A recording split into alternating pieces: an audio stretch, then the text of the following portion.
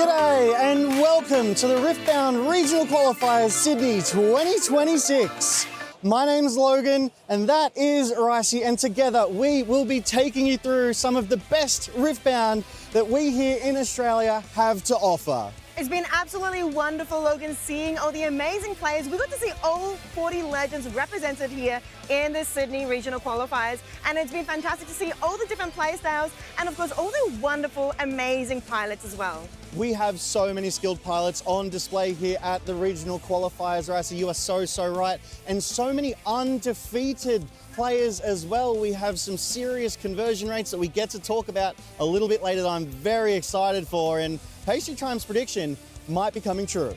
I mean, not just Pastry Times, I also have an undefeated legend as well. Don't count me out just yet, because I'm very excited to see what's going to happen in day two. This is, of course, Championship Sunday, and this is where things get real dicey. Yeah, really glad we got to see a lot of different legends there yesterday. But as you say, today is day two. Today is Championship Sunday, where we have 5 rounds of Swiss before that top cut to 8 in the single elimination.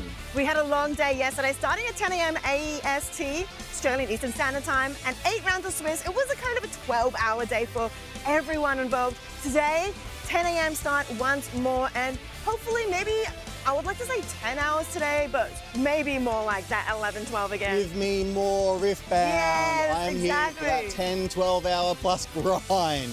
But everyone is here for a reason, Logan. Of course, it's the prizing. And if you make it to day 2, like so many of our players have, you have so much to work for. I'm really glad that the prizing has improved so significantly. Top 128, you are rewarded with that playmat. 64, the playmat.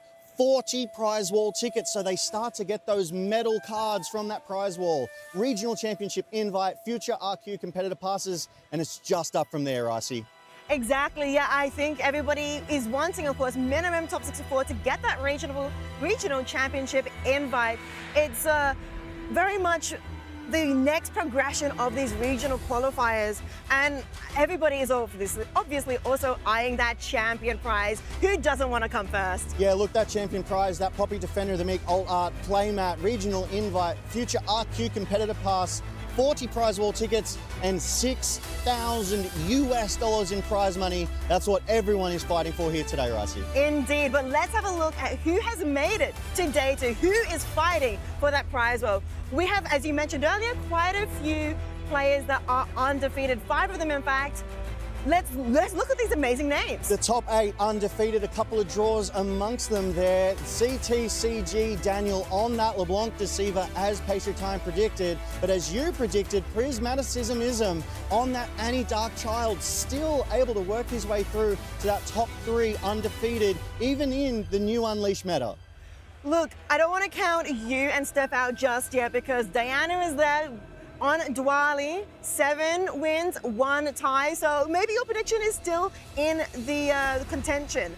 But let's also now look at the meta game breakdown. This is where, I mean, you mentioned at the opening, you're really excited to have a look at how the actual day is going to be progressing. Yeah, so many phenomenal players here. We can't go past all of them, obviously, because we do have these meta breakdowns. And as you can see at the tippity top, I'm sure knowers know, Master Yi has 24 legends, 24 players that have made it through to day 2, which is that sort of 12% share of the meta. But following closely behind is Aurelia.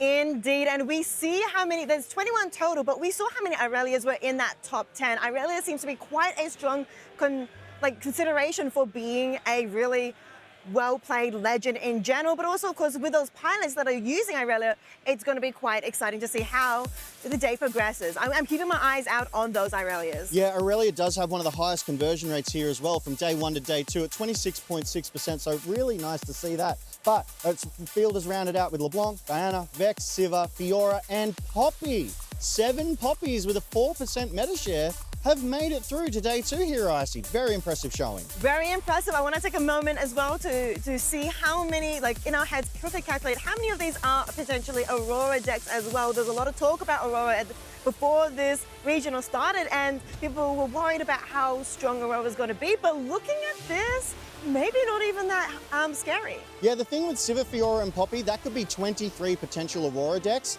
Master Yi with the 24 though, we don't know the mix of mid-range versus Aurora, so the Aurora representation could actually be a little bit higher than 23. However, the Auroras are overwhelmed by the rest of the legends. Well, Riftbound is an amazing, amazing place to be, an amazing game as well, and has amazing communities. You have it showing up here and seeing everybody talking, playing together, having fun. The smiles on their face has been absolutely fantastic. Yeah, and that's what we see. We're here amongst the crowd and every single one of these people is smiling, laughing, having a good time. The vibes feel good, the energy is high, we've all had a good night's rest and we're ready for this Championship Sunday of Riftbound here at the Regional Qualifier in Sydney, Rice here. Indeed, it's been wonderful here. It is wonderful here at the Championship Sunday. But if you guys also want to get involved, of course, you can get involved with your Nexus Nights and Summoner Skirmishes. I have a wonderful story to tell about my Nexus Nights, Logan. Tell me. So, one of my first times going, I think it was my second time ever playing Riftbound. I rocked up with no dice because I didn't have any dice, and I had to borrow dice from everyone around me. And I kind of got my hand handed to me. And after I lost quite spectacularly, I ended up, my opponent actually gave me a set of dice as well, and I was like, welcome to TCGs. The community of Riftbound is absolutely amazing, and everyone can experience this at your Nexus Nights and Summoner Skirmishes. Yeah, Summoner Skirmishes being that next level, higher OPL event. That's where you take your practice, your decks that you've been competing with, and you really put it up against the best of your local geographics there. Because once you win that Summoner Skirmish, you do get that bye, which you can then apply to your round one here at the Regional Qualifier, making your journey to that day two a little bit easier. But I love those Nexus Night stories. There are so many of them, Ricey, and it speaks to the quality of the community. Indeed. And I mean, going back to those round one buys, as you said, they're very important. We had a 12-hour day yesterday, but if you had that round one buy, that would have reduced it to 10.5 hours potentially. Yeah. Which would have been great. A little bit of a sleep in, or maybe just composing yourself is really important. Yeah, a lot of people are still working out their deck techs as well. Obviously the submission cut off at 11:59, but if you have that extra time, there's a little less stress, a little less pressure. So those buys that you can earn from your Summoner Skirmishes come in clutch, very, very valuable. But someone that didn't actually have a buy coming into this one, as we heard a little earlier, was Prismat on that Annie. He has gone 8-0 the hard way. No buy, he's won every single game so far. And I'm feeling pretty confident in my predictions, Logan. That Annie is the one that I personally predicted. I will admit the main reason I did predict that Annie is, of course, because of Prismat. I thought he would, coming from such a grand win previously in a previous regional qualifier, he's primed and ready to pilot Annie to victory. Yeah, but Pastry Time's predictions also proving very, very strong. That Hook LeBlanc piloted by CTCG Daniel there is proving its worth, 8-0 as well. Steph and I, we obviously predicted that Diana. We thought she'd be pretty strong, seeing pilots like Alan ZQ on that one. Currently though, 7-0-1 draw with Diwali, who we actually got to see on the featured matchups yesterday against that Leona. Yeah, it was really fun seeing that featured matchup, and I'm excited to see more featured matchups, of course, throughout a Championship Sunday. We've got so many games to go through. Another 8 rounds. We've got 5 rounds of Swiss, and then, of course, that top cut. I'm really looking forward to this top cut. That's the pointy end of the Championship Sunday, Ricey, where we get to see the best of the best. They've been grinding out for 1.5 days to get to this place. The mental exhaustion will be kicking in, but we have to get through 5 more rounds before we even get to that top cut of 8. No, I totally understand you, Logan, and we don't want to keep you waiting any longer. Let's hand it off to the casters for their prediction update as well.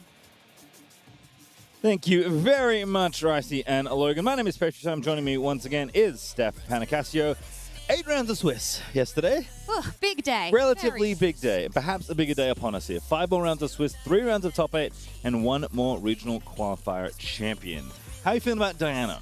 Look, I still feel reasonably confident. She's still in contention. She may not necessarily be right at the top of the list, but I see there is a lot of potential. Obviously, we did see quite a lot of LeBlanc yesterday, and you must be feeling pretty happy with yours.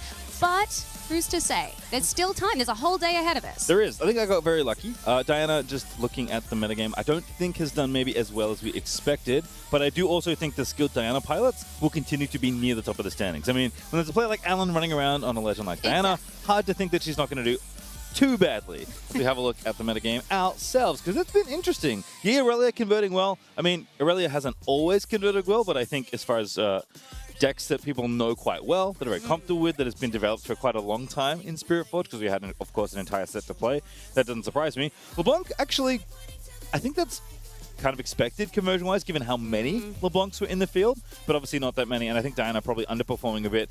What's really absent from this list, though, is Misfortune. Yes. Was, I think, the 5th or 6th most played deck. There was at least 50 copies going starting day 1, and she's not on this graphic, so there's 7 or less of them on day 2, and they're all Aurora decks. Look, there's still potentially plenty of Aurora representation here, whether that's with Siva or Poppy. Had a huge Aurora rep today. Master Yi maybe as well. I don't know how many of them would have necessarily converted to today, but there is still a potential. The other thing that I'm really, really stoked to see here is how well Vex has converted. Obviously, Vex Apathetic was one of the big cards of yesterday. We saw it quite a lot, and seeing that there are still 10 in contention, I think that's pretty exciting, actually. I think between the two kind of new Chaos Unleashed legends in Vex and Diana, very curious to think how well they'll do. I think everyone kind of expects Diana to do well because skilled players are playing her, and those players are generally saying they think the deck is quite good. Generally, when talented TCG players think something is good, they're often right, even though we are early into the lifespan of this set. Vex, definitely more of an unknown quantity, but certainly the presence of her champion unit was very heavy yesterday. So you have to feel like there's probably a Vex list out there that is going to be near the top tables, and perhaps even through to the top 8 once we're here, once we're done at the end of the day. But 10 of, I believe, also 50 copies coming through. It's actually a pretty nice conversion rate, given how wide the metagame is. I think realistically, if I was to make an educated guess there, as much as only 10 Vex leading it off, I reckon Vex Apathetic, countless. Yes. Oh, yeah. They're probably one of the most played units in the field. Might actually be one of the most played cards in the field. Like, if we think about cards we expect to see a lot of, we expect to see a lot of Dazzling Aurora. Don't know how many exact copies of that card are out there, but and we did have a look at some cards based on their card type, but Vex Apathetic is probably like, I mean, think about how many different Chaos decks there are. I think almost all of them. I mean, there's some decks we haven't even seen, like Prismatis isn't back on Annie. I don't know what the deck looks like updated for this metagame. I don't know if he changed any cards at all. He had a week. I don't know what the Aurelia decks are doing these days. I think we haven't seen that many Aurelia decks on stream yet, even though we've had a couple of them in our backup feature. Haven't seen that many Aurelia deck lists, and that's a legend that I think has a lot of different ways you can potentially build it, especially for a metagame we're expecting very big monsters to be one of the things you have to deal with. So lots of questions, but it does feel like Chaos is yet again the undercurrent of another regional qualifier. Absolutely. I do think as well, it's been interesting to see how many unusual brews there have been. There have been some builds that I definitely wouldn't have expected. Yesterday we saw that Vex build that had so much Aurelia presence as well. And also, as we said, Vex being present in everything has been really, really surprising. So it's been a little unconventional, I think. I think one of the knock-on effects is that Fury's kind of gotten a lot of splash damage with how much Vex Apathetic there is. Think about how good Rengar was in Spirit Forge for Prismaticism and Annie specifically. And that's a very good ambush unit. Unleashed has a ton more ambush units. We've seen a bunch of them in different decks. I've seen way more Vibe Peacekeeper than I expected in a bunch of different order decks because it's just a good, solid ambush unit with a nice ability. So I felt like Fury's big identity was getting all these cheaper ambush units, and when everyone is playing Vex Apathetic and they're kind of just slamming it on turn 2 in most games, yeah, your deck kind of feels not as good. Very, very quickly. So I'm curious to see kind of how the metagame shakes out at the end of it all, but I know we have players on stage getting ready. I don't know how close they are to getting ready, but I know the matchup should be a fun one. If you want to see an undefeated LeBlanc, that is what we're going to bring you in our first feature match. I'm very excited to see this one specifically. Obviously, the LeBlancs that we've seen, there have been a lot of different builds, but this one I feel like you're going to be particularly excited for. I certainly am. It is Beta Took LeBlanc, so spoiler alert, the Challenger Boys already showed the deck list on stream, so we'll have a quick squiz, shall we? As I look at some predictions, because like I said, we've done okay, I think, as far as predictions go. So in terms of MVPs, I still think that realistically, I'm not way off. I think you're very close, actually. I'm pretty close. I think Wei has been such a versatile unit, and honestly, when it comes to those Diana decks that are performing, you can really see how well that's being utilized, especially because it is so adaptable to the situation. I think other Mind decks probably want to use this unit as well. I think if it wasn't for Vex, we would be talking more about Hui Yes. as maybe the big new unit from this set. For me, obviously, Heedless Resurrection, more of a pet card, but I did expect more Chaos decks to want to play slower and get more value. Haven't seen this card too much in these decks, but Ash Focus definitely for the successful order list in this metagame specifically because it is so good against Aurora. I think the order lists that are succeeding have 2 or 3 copies of Ash Focus somewhere in their 48. Speaking of Aurora, we do obviously have Elder Dragon there as one of Logan's picks as well, which has seen a lot of play in the Aurora decks. It is such a dominating presence. I'm not surprised to see that this is one of the MVPs for our little crew here. Yep, and Ricey just nailing it basically. Yep, Yeah. the 2 good Chaos cards turns out in pretty much all of the decks that want to play these colors. Even the gonna be Aurora good. decks are playing these cards as well, I think in some of them. So pretty good, not bad. Not bad for a bunch of Aussies. Yeah. Guessing in the brand new meta that's been out for 9 days or whatever since... Yeah, so no big deal. Yeah, it's fine. We're doing all right. I will say, again, Aurora not doing all that hot. I am curious to see, of the Aurora decks that are going to be close or in top 8, what builds did they decide to go for? I said this yesterday. Aurora, to me, is a deck that benefits a lot from your deck building choices before an event. The game plan is somewhat linear when you draw well, and obviously when you play a deck like that, you want to draw well as often as possible. It's one of the great things of any TCG is even no matter how skilled you are as a player, you also do need to get a little bit lucky to have a good tournament typically. But you can make some choices to try and curb some of the potential variant, to try and keep games in a streamlined fashion. So is it Triple Elder, Single Baron, like we saw on stream? Is it something like, I don't know, a bunch of Dead Blooms and Mind Splitters like we've seen in days gone by? We're going to answer those questions at some point, perhaps later in the day, but we do have our feature match players just sitting down, and I do know on the right, of course, challenger at TCG's Daniel is over there playing the undefeated LeBlanc deck, the best performance for that archetype in the field so far. On the left, not too sure who his opponent is, but I do know what they're on. They're on Aurelia. Aurelia, we're seeing for, I think, one of the first times on the feature desk. But I'm very excited to see how this matchup does come down to it. Obviously, as you said, the LeBlanc deck is undefeated, and I think it's going to be interesting to see how it differs. A lot of the builds have really focused in hard on those Death Knell triggers. Obviously, with Baited Hook, there is a little bit more unconventional approach there as well. Yeah, one of the nice things about Baited Hook is that it does force you to kill the unit to get the effect of the hook. Yeah. So if your deck already cares about Death Knells, well, you can kind of get value on either side, right? If you get value when the unit you hook goes out, you get some value, then you get hook value when you find a unit off the top of your deck with hook. So it did naturally make sense, like as someone that's played a lot of different archetypes with this card and just generally enjoys the strategy at a macro level. When I saw LeBlanc, I was like, oh, this is probably going to be the best hook deck if the hook build of LeBlanc is even good.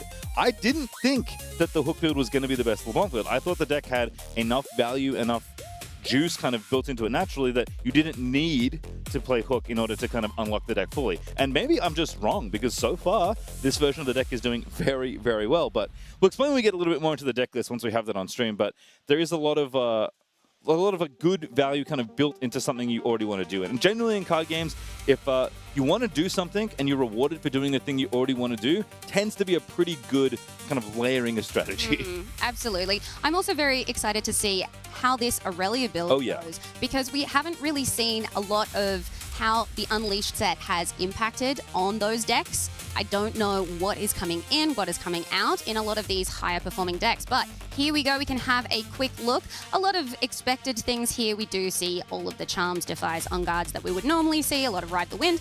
But is there anything here that really stands out to you? Yeah, the absence of something is standing out to me here for Killia's Aurelia list. There is a Vex in this deck. There is It a is Vex, not the Vex we but it is expected. Not Vex Apathetic. Vex Cheerless, which does make sense. I know a lot of Aurelias were experimenting with this, especially in their boards. It's exceptionally good in the mirror because you end up with having so many battles in showdowns at reaction speed or at action speed as you trade pumps back and forth, especially with counters. So Vex Cheerless is really good at making all your spells cheaper and making all your opponent's spells expensive in a showdown. So typically if it's a battle of cards and resources, which is kind of where you're going to be jostling once you do move in with something like Aurelia or a Stellarcorn, Vex Cheerless does make a lot of sense. So I think if you expect Aurelia to be a decent portion of the field, I think having one Vex Cheerless in your main feels pretty reasonable. Looks like we are going back to Sneaky Deckhand as kind of the card of choice. This was something we saw from pretty successful Aurelia builds in Atlanta, just saying that, you know what, I kind of just want to go back to Deckhand try and get 2 points early, and then use Aurelia to kind of win 2 points a turn for the rest of the game once I have enough resources built up. Yeah, I think... Either that or a Stellarcon, because you can make Stellarcon shockingly big, and the cards it gives you are so overwhelming that even if it's not as big as Aurelia, it tends to not matter because you have enough of an overwhelming advantage. Yeah, I think the only other thing that's worth noting here is we do have that Abandoned Hall as one of the battlefields. We did see quite a little bit of success for that one because it does choose Aurelia. Yes, this is an interaction that will certainly come up in this game. We'll explain it kind of when we have the battlefield on the field, but Aurelia basically cares about being chosen. When you choose her, she gets bigger, and Abandoned Hall, believe it or not, it's not just a when you play spell pump stuff trigger, you also have to choose a unit. So that one is real nice. Oh, yeah. So the players are on some die. Again, these should be 2 undefeated players. We didn't have too many overnight, but certainly continuing to see who is going to be undefeated at the end of it all as we have a look at Disdin's deck here from CTCG. That is, of course, Challenger TCG. 3 of them flew over from the States to play in this event, and all 3 of them are X1 or better. Daniel actually played his teammate Colin in the last round and stayed undefeated among the 3, but I know Billionaire, the other player that's here on Volibear Aurora, is still X and 1 in pursuit of yet another Volibear best of. And there are those 3 baited hooks that we were talking about earlier. Very, very good to see. You look so stoked at the fact that they are here. Obviously, we have a couple of other staples of that. We've got the Ruined Rex in there. We've got Thousand-Tailed Watcher is good to see as well, and Karthus, you know, all the standards. Yeah, we'll talk about hook chains kind of when we get there, but the weird thing about baited hook, I guess I'll read it actually, because I don't know how many people are familiar with the card. Might be familiar to other cards you've seen in perhaps other TCGs. This one is a 3 energy gear. You pay 1 energy, you pay an order power, and you kill a friendly unit. When you do that, look at the top 5 cards of your main deck. You may play a unit from among them that has might up to 1 more than the killed unit, ignoring its cost, and recycle the rest. So basically, you're doing a little bit of counting. If you hook a 2, you find a 3. If you hook a 3, you find a 4. Hook a 4, you find a 5, etc., etc. And the big one for this deck with all the Unleashed Jungle Monsters is when you hook a 6, you find a 7. And the 7s are nasty. Absolutely right. It really comes down to a kind of calculated risk assessment there because you are getting rid of some things. But with LeBlanc, it's slightly less of an issue. Yeah, with all the death knells, right, whether it's a reflection, because remember, this looks at might, it doesn't look at cost. So reflections are still token units with might, so you can hook them, keep your original unit, still get the death knell with it often attached to it, and move on from that. That's why cards like Watchful Sentry, this 2 energy, 1 might unit, are getting played, just because it says, when I die, draw a card. And if you have Karthus in play, which of course basically every LeBlanc deck is playing 3 Karthuses, you get even more value. As Starspring going to be the first battlefield here, as Disdin going to move on over for a point. Tide Turner, the first 2-drop. Not the best unit here for Aurelia, but Aurelia is not the fastest deck. Typically wanting to, again, deploy your champion unit and then build up from there with either that or a Stellarcon. So a slow start isn't too atypical for Aurelia, but basically every deck with a bunch of 2-drops is going to want to do this. And already, the value train is rolling. This is just the regular LeBlanc stuff, right? Yes, absolutely. And yeah, you're right. There is an expectation that there would be a couple of developmental turns for Aurelia so that she can establish that stronghold. But it is also interesting to see we have the Rockfall Path and Starspring up here today as well. Oh, my brain just figured out why they have Starspring. So Windswept Killing is actually a card we saw in LeBlanc that we did see yesterday. And that one was pretty good because when your ready reflection tokens move onto that battlefield, they get ganking. So they can move over and grab you another point. What happened here with Starspring is actually a very similar thing. The first time a player plays a non-token unit here each turn, they may move another unit they control here to its base. And what happened is Black Rose Dignitary reinforced that battlefield. The ready reflection token got moved back to base and then could move on over, kind of pseudo-ganking, if you will, over to the other battlefield to get 2 points. So we're going to use 2 units because Disciplined Tide Turner is rolling into the Starspring. But 2 points very swiftly and a bunch of Death Knell triggers. So you're going to channel a rune and draw a card after discarding a card to make a copy of something that you already want to die. Like, again, this is without baited hook. You can see the value trend that LeBlanc wants to be pushing turn after turn. Absolutely. The tempo that is established is so important in these types of decks where you can really just get the ball rolling early, make sure you're getting those early points, and really establishing for the late game as well. And I guess I should have figured it out earlier because Starspring is actually the most played battlefield at this event. It's 20% of the battlefields in this tournament on day 1. And I guess I should have figured that the most played deck was probably playing this, the most played battlefield. Yes, absolutely. All right, Lonely Poro. Little Aurelia activation. Because it is choosing. That's kind of a fun little interaction. Going to move on over and kind of do the same thing. This is something that Starspring, again, it is symmetrical. So your opponent can do tricks as well. And LeBlanc may have ready reflections, but if there's one legend that's good at readying units, my goodness, it has to be Aurelia. Absolutely right. All right, 2 more runes. Channeled up, draw a card. did lose the unit, but did get the card. It was a reflection of Watchful Sentry. So didn't manage to defend the battlefield. Wasn't going to be able to score anyway, as both players end up at 2 points. But Ruined Rex, nice little 6-drop channeled pretty early thanks to those extra runes from Black Rose Dignitary. Going to mean that pretty big unit here and a pretty good death knell as well to try and use. This is another 6 that this deck can hit from hook off of 5s, but also this is a 6 that has a good death knell. And again, the 7s are really where the money is for this particular baited hook build. And how early would you be expecting to get that baited hook out there? You would want to play it. You could have played it last turn potentially, depending on what your hand texture was.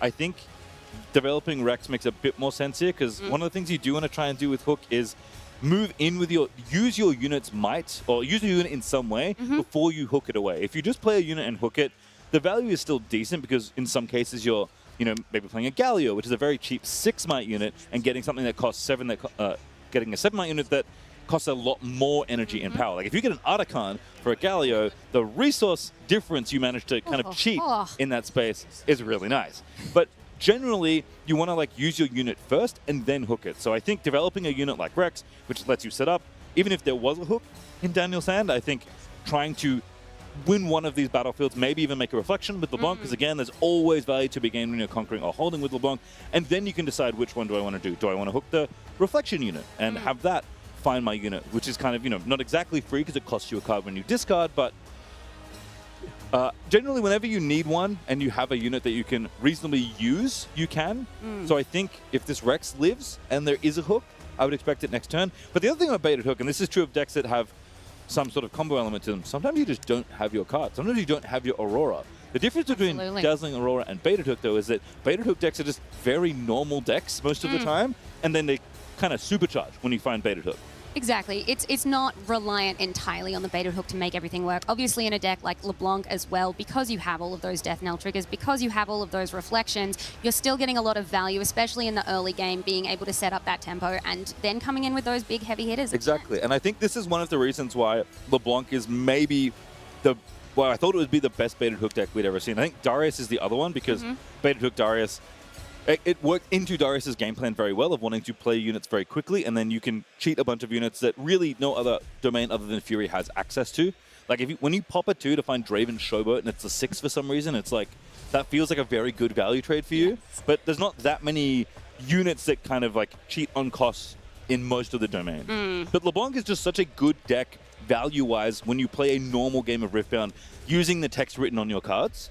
That baited hook just gives you another angle to go even bigger and try and go over the top of the other decks. I think it creates a state where you can really overpower your opponent, whereas we've seen some of the LeBlanc decks, they do a lot of really cool things, but they're kind of doing things at let's call a reasonable pace, right? Yeah. Unless you have Karthus. Sometimes this deck, with Karthus or not, especially with Karthus, you do completely unreasonable things. And I think that's one of the reasons why this version has seen a bit more success than maybe the other LeBlanc decks we've seen on stream. It's absolutely very scalable compared to some of the other builds. I think, if nothing else, what we are seeing here, and the fact that this has gone undefeated, it is just really spreading the good word of baited hook, which I'm sure you're very pleased by. I hope so. I'm very pleased by it. I mean, I already own some, so I guess I'm not too worried if everyone starts to take notice. I am curious because there is a judge call. Not sure exactly what the question is, but I believe the Aurelia player, is away from the table asking a judge a question. So probably has a question maybe about an interaction or a card in their hand. Obviously, you don't want to give information to your opponent when you're at the table, when the information isn't public. So just wanting to ask that question in private, absolutely something you're able to do. So again, if you're at a TCG event and you're not sure, call a judge, put your hand up. That's what they're there for. They do excellent work at our events here all across the world. Oh, and we're back. The other thing I was going to say is that I know Colin, who is playing Set, one of Daniel's teammates, did also do quite well at the pre-Q, but he was playing LeBlanc. Now I'm really curious which LeBlanc deck he was playing. Interesting. I don't actually know whether he was playing I don't know either, or not. But I wouldn't be surprised if he was playing the team's LeBlanc deck and just kind of, I don't know, giving it a go, seeing if maybe he wanted to switch away from Set for a tournament. Well, I do recall having a conversation late on the Friday where he was a little unsure as to where he was going to go with it, but landing on Set makes a lot of sense. He's seen a lot of success with it. Certainly has. There's 4 points now to Kyoya, our Aurelia player. Did manage to make pretty good use of that Star Spring and Aurelia's ability to reset some things up. There's also that Guardian Angel out there now as well. Looking good. Not usually the hero you want to protect, but sometimes the hero you have. Good old Lonely Porra. Ruined Rex, kind of an issue, assuming it dies, which will happen. It will. Most likely. Eventually. Because Sacrifice is an option, if Hook is an option. Even just a Reflection unit is kind of annoying. It's going to go away eventually. So I do like backing off here. Again, Aurelia is a deck that does often play off of the battlefields because she's so good at readying and moving. With things like Boots of Swiftness. But I feel like we're in for a big turn on the LeBlanc side. At least that's what I'd be hoping for if I was in that seat. Oh, absolutely. And oh, God. Oh, my goodness. Oh, no. That's usually the start of the end time. Well, when there you we see go. Karthus. Off to Star Spring we go, trying to get the points first. Again, you want to make use of your units before you hook them whenever you can, and Starcrossed going to prove to be the big answer here. But which do we bounce? Is going to be Ruined Rex. Keep that point off and keep that very scary Death Knell off the table. Absolutely. Sacrifice is a reaction, I will note. So if there's one here, it's going to be a pretty big blowout of the Starcross, but Hook is very slow. So if that was the plan for Disden, that one's not going to work out all that well. And I do see a Hook in the hand, but I don't see a Sacrifice, so back it goes. Not yet. It is good to see. Also, we were talking earlier about the Unleash cards that would be coming into an Aurelia deck. It's good to see Starcrossed in there and making good use of it as well. Yeah, it's interesting because I think it is not as good as Rebuke was at winning new combats. And Aurelia doesn't necessarily have that many units that she wants to be returning to hand. But I think especially the presence of cards like Elder Dragon, wanting to bounce that Very before understandable. the damage happens, I think is a reason why a lot of these decks have shifted away. Even Aurelia, not making necessarily the best use out of it, is more than happy to kind of lose a little bit to gain a lot in some of those matchups. As a Glass Mixologist, this is a mainstay of the baited hook list. I believe this list is on the full 3 of them, so no Spectral Matrons here, which is kind of the middling, or the more mid-range, the smaller Reanimator kind of unit. This one on Death Knell does get some units back as long as they're cheap enough, and there's plenty of cheap units in the bin, and of course, combining with Karthus means that you get a lot of value. I think this is something even the regular LeBlanc decks are looking to do as well. Absolutely. All right, Aurelia Fervent, kind of the terror of the seas, as it were, or the plains? I don't know. But wherever in Ionia she is. Aurelia hails from, she has been pretty much terrorizing people since Spirit Forged, and over she goes to the Star Spring, which, as we've noted, could be tricky. Lonely Porra going to do the work on the Rockfall Path instead, so 2 more points. That is up to 6, I believe, for Kyoya. So going to have to do something. That Starcross certainly put a stop to some of the plans here alongside that Karthus. Looks like we're going to hide a card. I think everyone knows that's a Tide Turner, given that unit was returned to hand from Starcross, but just because you know it's there doesn't make it any easier sometimes. Plus, with the way that the game moves, sometimes it is easy to forget. Not so much with higher level players that we are seeing today, but you never know, especially on decks that you are still only maybe a week, 2 weeks into. Yeah, it's interesting because obviously LeBlanc is a very new deck, right? An Unleashed Legend who's, I think players are still figuring out how to build them. I think even this deck isn't necessarily the best version of it, but there's a lot of different ways to approach a Death Knell heavy value engine that LeBlanc kind of presents to you. Aurelia obviously is adapted for the new meta, but is much more established. So I imagine LeBlanc has significantly more practice in general in this matchup than Aurelia would the other way. Although, if you are testing for this event, I think you probably did expect LeBlanc to be quite the presence. Maybe not this version in particular, but even though there's some fancy stuff happening, a lot of the core things that this LeBlanc deck is doing are what kind of all the LeBlanc decks want to be doing. So clearly Kyoya has a plan for this matchup, and generally you're just trying to put enough pressure on that the value train can't get out of control. Because if you ever really lose if you ever lose the plot, let's say, it gets bad very quickly. Yes, look, that tempo can scale out of control very, very, very quickly. So getting that interruption early can make a big difference, and having that Starcrossed definitely made some early changes to some strategy. Yeah, I feel like it kind of stopped momentum that was potentially building. Again, you see Karthus, you expect the sirens start blaring, but no Death Knell triggered. Sacrifice again would have been very good in that spot. So Glass Mixologist instead rolling up into the Star Spring. And you might think, why? Because Aurelia's chilling there. We know there's something else there. We do know it's a 2-Might Tide Turner, which is actually, I believe, revealed now. Did get popped over. So obviously 5-Might running into, I don't know, 7-ish before Aurelia has anything else to say about it. Doesn't feel all that good, but might just be fishing for the Mixologist triggers here, because there are at least 2 units you'd be relatively happy to get back, and trading with one of these might feel okay. Just try and pare down the board a little bit. Look, I mean, in a deck like LeBlanc where you do have those Death Knell triggers, sometimes the value is in just making those swaps there. Yeah, you did tell me like how you're getting those triggers, and sometimes you do it like au naturel. You just get it. Yeah, just throw them in there, make it happen. Ooh, Vi, Peacekeeper. This has been an absolute house for these decks. Ambush on attack, stun a unit, and good little Aurelia is going to get stunned. Does have to pay deflect, don't forget, because that is a choice you are making. You are targeting a unit with an ability, so the price must be paid, but a worthwhile one here as Aurelia is no longer going to deal damage in combat. Vi is going to contribute her 5 might to that, and all of a sudden, that's a very simple combat for this deck to win. We did see that Soaring Scout in hand as well.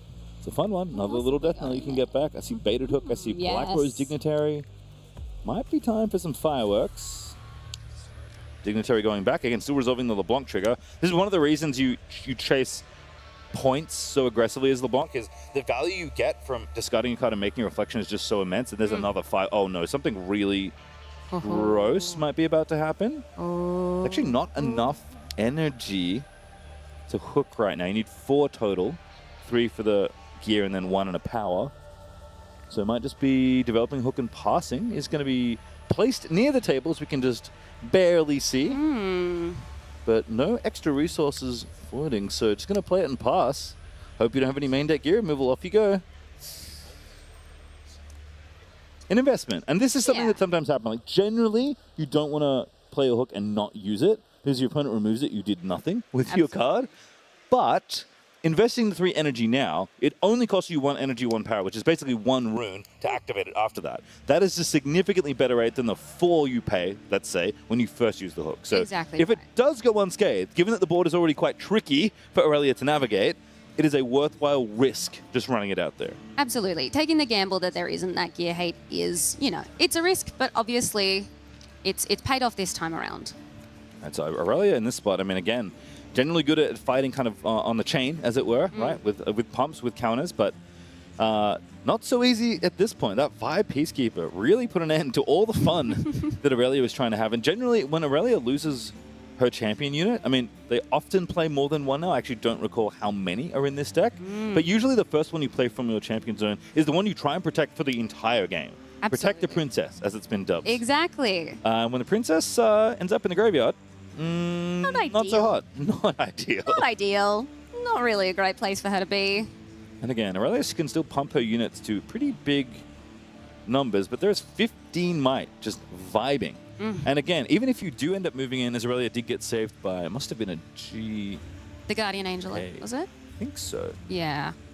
Yes, there was a GA. Do see another in hand there as well. I can't see the bin right now, but I imagine there's one on top of it. But still a lot of might, even for Aurelia to contend with. Again, she can get very large, but without Abandoned Hall, it might be tricky with cards in hand to get that big. That is a lot of units gunking up this hand. This is something that does happen to Aurelia sometimes as well. In the same way that sometimes the Aurora and the Hook decks don't draw their namesake gear, sometimes Aurelia draws not the right mix, right? You want enough units to do the thing you need to do with them, and then you want a lot of ways to make those units bigger. Yes. The units don't help you do that. Exactly. And I'm sure against some decks, it will probably not be quite so dramatic, but on Sunday, against a deck like this, you really want to be hoping for the best every single time you pick up a card. It's a pretty important turn as well. Just feels like again, Aurelia was at 6 points, was threatening to maybe double conquer and try and win. Obviously, this is why there's such a fortified battlefield on one side of the map, just to make sure that nothing bad happens. Because I think if LeBlanc is able to reawaken and have a kind of a turn after not too much happens on the other side, I think you're gonna see the things this deck can really do, because everything is kind of in place. You have Baited Hook, you have a Karthus, you have a bunch of different units with Death Knells you can utilize, and some very silly things might happen on the next turn. And it's Aurelia's job to try and figure out, can I stop that by just ending the game and winning? Because that is usually one of the best ways to stop your opponent from doing things they want to do, is just taking the game away from them. In League of Legends, we say death is the hardest form of CC. It doesn't quite work the same way in Riftbound, but you can infer how that might play out in a TCG. Selicorn Herder. Guardian Angel. Aurelia is going to have to run in and I think just chop things down to size, but I don't think there's a lot for Aurelia to do right now. I believe that Lonely Poirot did score a point for holding, so if there is a way to crack through on this other battlefield, which is very immense, that will be enough to win this game. But you're going to have to get to 15 with just an Aurelia. Yeah, look, at this point, it's going to be very, very difficult to rack up those numbers that much. You get calculated risk here from Dizin, just saying, I don't think you really have anything. I don't think you can get through this. Mixologist can also replay units to the same battlefield, so fun stuff happens every now and then. So Cartlet's going to trigger twice. Mixologist does go away. It was a temporary reflection. And we have 2 units we get back because Death Knell is going to happen more than once. And it is going to be 2 Black Rose Dignitaries. These can be played. That means 2 battlefields sometimes. And one is going to go over to the Star Spring. That's going to trigger Star Spring as well. And all of a sudden, you can see why maybe this battlefield is something that is quite potent in this metagame. Absolutely. This is happening in the beginning phase, by the way, if anyone thought Riftbound wasn't complicated enough already. And the other one's going to get reinforced there as well. You did say this could potentially be a very big, interesting turn. Reflection going to happen as well. One of the nice things about LeBlanc is you get to put units you potentially want to revive with cards like Mixologist into your bin when you make reflections. And I believe that's another Mixologist. Certainly it is. That 5 representing the might value. It does feel like one of the most cyclical recursion decks at the moment. Yeah, it's just, yeah, the amount of times you see the same 3 energy unit from time to time is silly. Yeah. I mean, very, very evocative of LeBlanc, right? Makes a bunch of very deceptive, makes a bunch of mirror images of herself. Exactly right. Oh, I see a Harness Dragon. That's a fun one. Usually one you want to get off of Baited Hook. But sometimes you just play it for 8 and kill a unit, and often that's good enough, as Lonely Poro think going to meet a very untimely demise. Not a fair fight, as Vi Peacekeeper rumbles in for a stun and a punch. Poro at least going to draw a card. But things should be okay, and from memory serves, I think it's now 6 points to 7 after those 2 points get gained by Daniel. So can we deal with Aurelia? Is the other question. Does have a GA, so you have to do it twice, if you do it at all. Plus there's that deflect cost as well. It feels a little bad sometimes to have to pay the price, but every now and then you just got to do it. I think at least threatening Aurelia by taking off the GA makes some sense here. So Baited Hook. There we go. Ooh, Vi Peacekeeper going to be the one to bite the dust. Looking for a 6. There's a Harness Dragon. That's a pretty good hit. Oh, there's 2 actually. Ugh.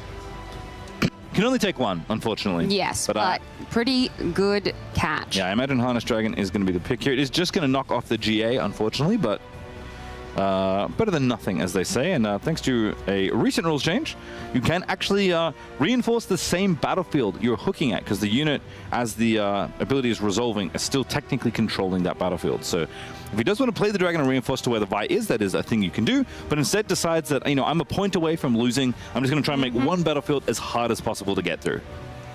It's very reasonable, and that battlefield is looking absolutely stacked at this point. Yeah, 7 points on Aurelia's side, but it looks like only 5 right now for Disden, but actually going to take out the Stellarcorn, deciding that if the GA is on the Aurelia, not really interested in trying to pick a fight with it. Just, again, I don't think Aurelia can get this big. I mean, if it didn't happen last turn, you have to think it's probably not happening this turn. Probably not. And with Stellarcorn unavailable to draw you a bunch of extra cards, your opponent's kind of capped at what you saw them use last turn. And again, they weren't able to crack, 15 might, so now 20 plus feels like a challenge they likely cannot overcome. So I think a good read there in general from LeBlanc, just saying that the situation we're in means that I just don't want to give you extra cards. That's probably the way I lose this game. Is Ruined Rex going to reinforce once more as Karthus just vibes in the back line. That Star Spring. Making all these Death Knells better. Yeah, Star Spring's been a house. Absolutely, and it is looking very, very full over there as well. Crowded little spot. It's been very fun to see the Baited Hook in action. I will give you that. It's good to see something with such value coming in. It's not even its full power. As the card gets hidden, we know that's a Hidden Blade. And perhaps Kyoya suspects it is that as well. There's not that many different hidden cards in these domains. They're going to draw a card. And again, had a bunch of units last time we looked. There's a Charm, I believe I saw, and a Defiant Dance I also spotted. That is usually the thing that gets the deck rolling, but Aurelia is going to take a card draw from a point, and if Aurelia can find a way to capture the other very stacked battlefield, that will be a win here for Kyoya. Pluto Swiftness, good start. Yes. No way to get over to the Star Spring without them, so gonna have to try Don't know how likely it is to succeed, but you can kind of do the math face up in a way. You have to accommodate for some of the death knells, because again, mixologists can have units replayed to the same battlefield. And there's a couple units in there. They're pretty small. Only, I think, 2 that mixologists can possibly get. And there are 2 mixologists, so there won't be that many units reinforcing. They'll be quite small, because they're only 1 might units. It's the kind of early 2 energy units that we saw in the early part of the game. But even just running the numbers alone, that is what? 12 plus 4 is 16 plus 10 is 26 in a hidden card? Oof. Yeah, look. Doesn't feel easy. It doesn't feel easy at all. I mean, I guess I can do the Aurelia math while we're waiting, because it's 4-5 right now for Aurelia. 6-7 for the boots with the +2. Don't look at me like that. Aurelia would be chosen once. That would be 8. Would ready from her legend ability for 9.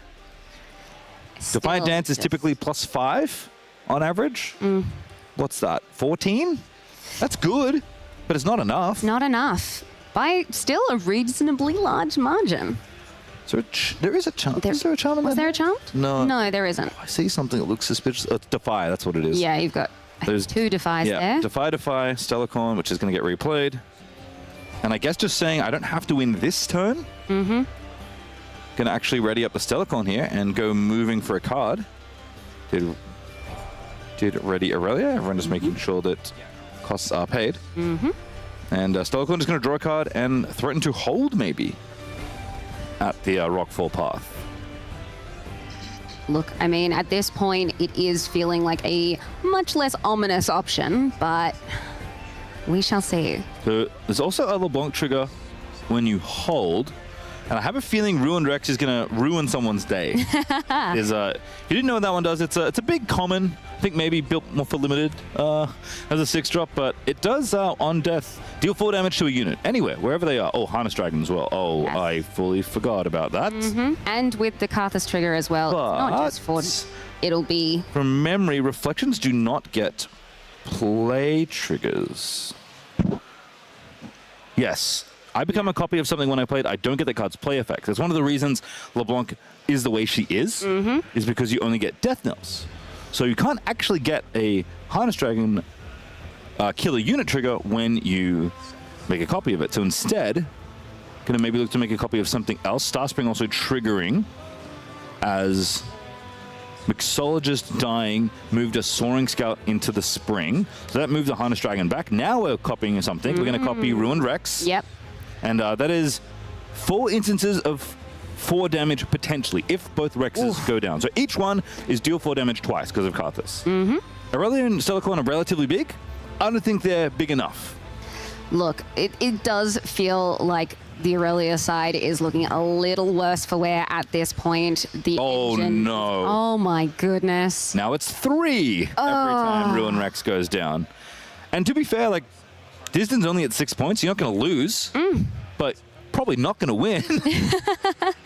Yeah, look, I think the cool thing about this is, regardless of the fact that the baited hook is there, I think even if it wasn't at this point, there is still such value in what LeBlanc is just doing anyway. Yeah.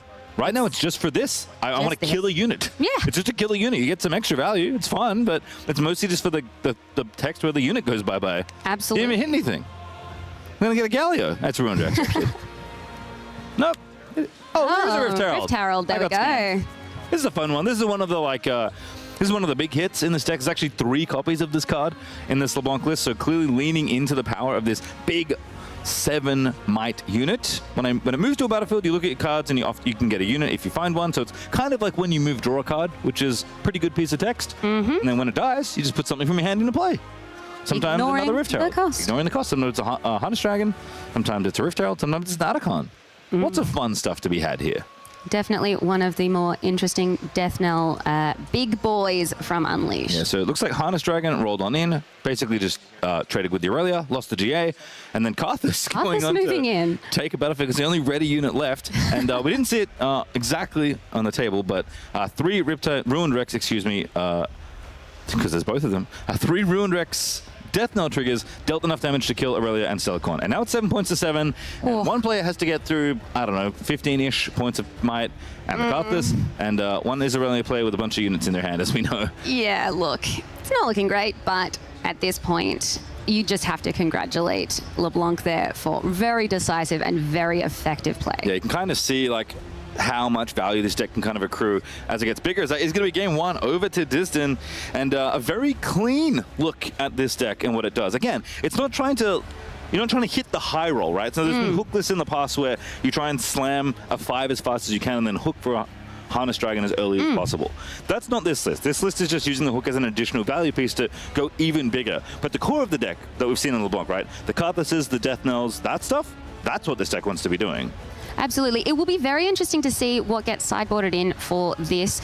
As you said earlier, it's very different to your Dazzling Auroras because there is still strategy around whether you don't get the baited hook or not. It doesn't pin everything on that. So how would you approach trying to work around a hook, given that you are the resident hook fan? I'm trying to think. It's funny because we obviously don't show the players' sideboards on stream. Just kind of as a general thing, especially in the Swiss when deck lists are not known. Obviously, the Challenger boys wanted to advertise their creation. So if you want, this list is on their Twitter. That's confidence. In the glory, and that is confidence to know that everyone's going to know at this point what you're on, and you just said, you know what, fine. You can find out. Have a squeeze.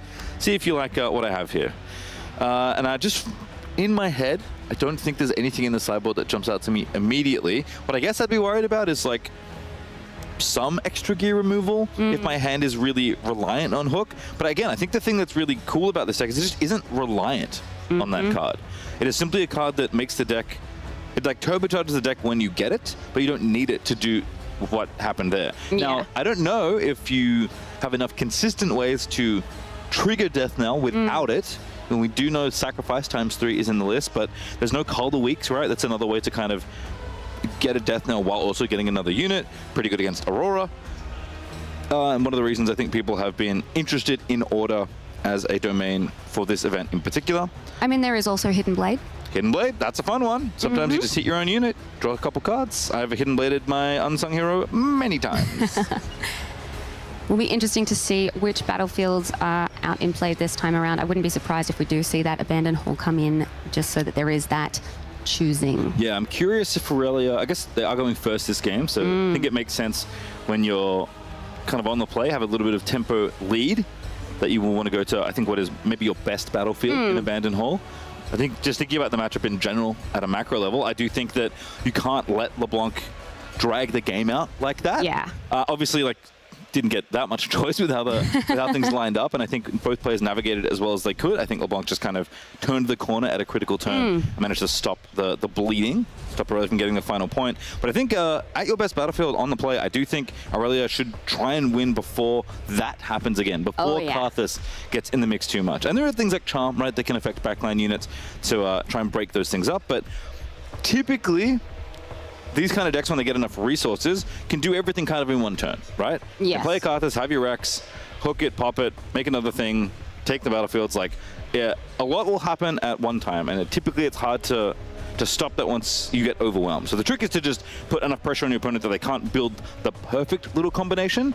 And the more you can deny point scoring from LeBlanc, because her legend ability does trigger on Conquer or Hold, the better off you're going to feel. So I think I expect Aurelia to be very aggressive with trying to keep control of these battlefields, because if LeBlanc can't get the first score, it's very hard to actually utilize your value train.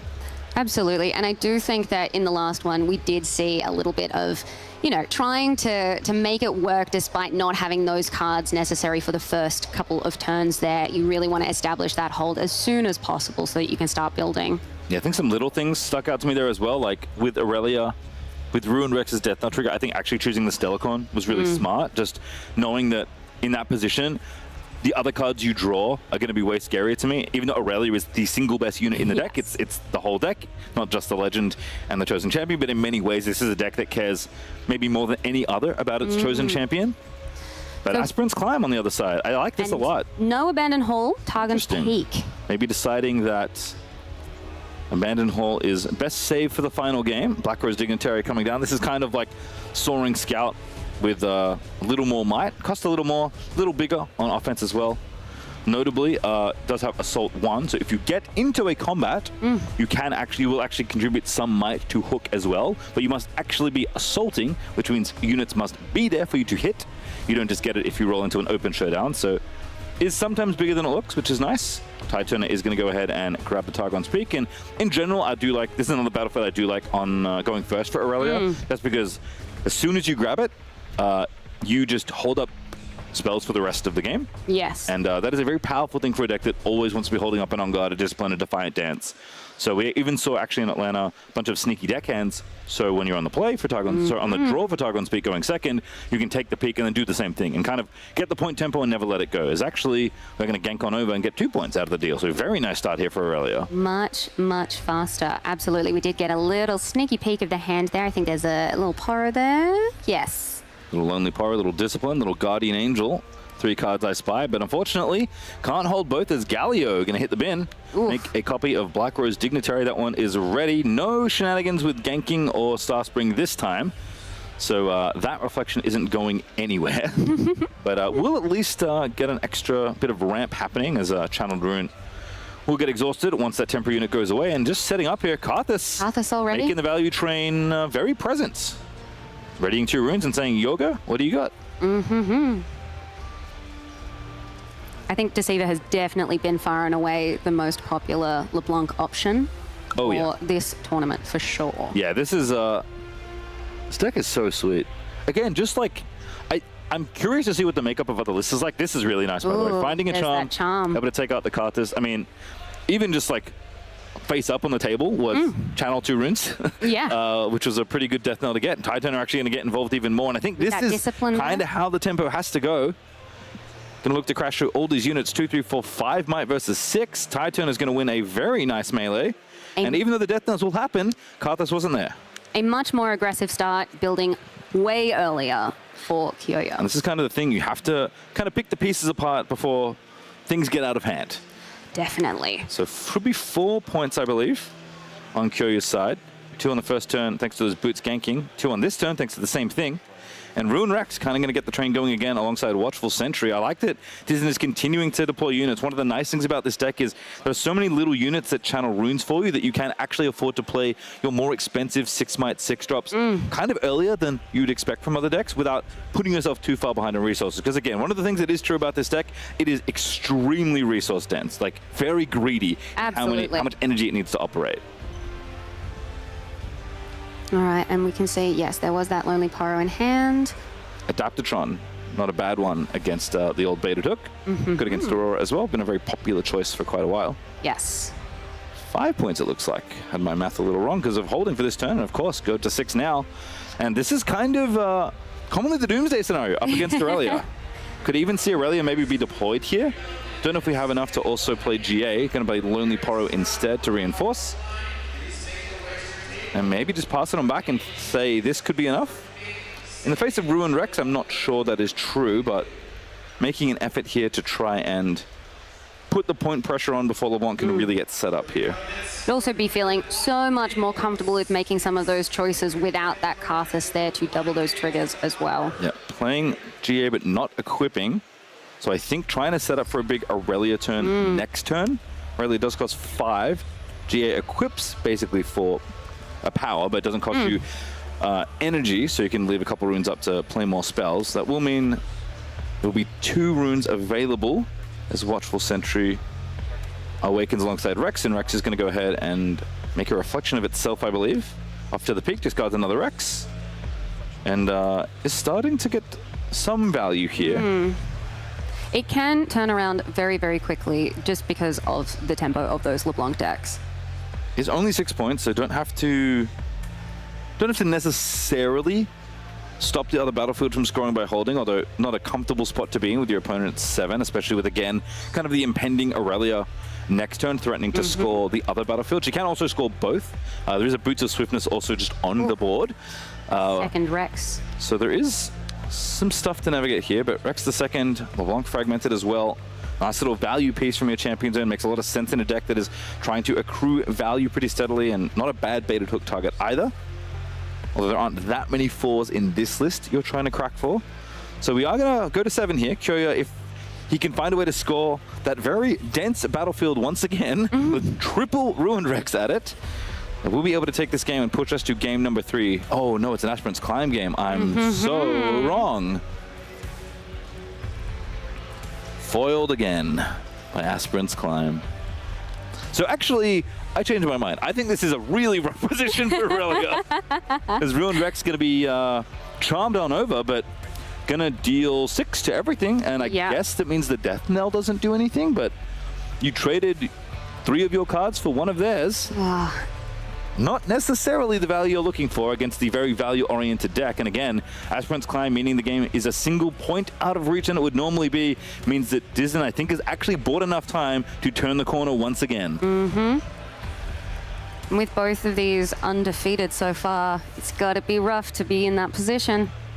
This LeBlanc deck just looks so good. Again, even without the hooks, just I haven't seen the rest of the LeBlanc list, so I don't know how many, like, 2-drops these decks are playing. But that seems pretty important as far as, like, the early turns going. I don't know how many Black Rose Dignitaries people are playing, but that card, despite seeming a little silly as a 3 energy unit and kind of like a, you know, slightly upgraded version of Soaring Scout, I think that feels like a very important card in this deck.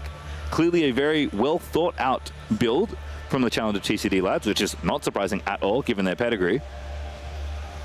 And now 2 points to 7, but we're climbing, and Aurelia is just starting to fall woefully behind in card advantage, which is kind of the thing that LeBlanc does. Yeah. And even Silicon. Silicon is not going to live on this board ever. It is a very precarious position here.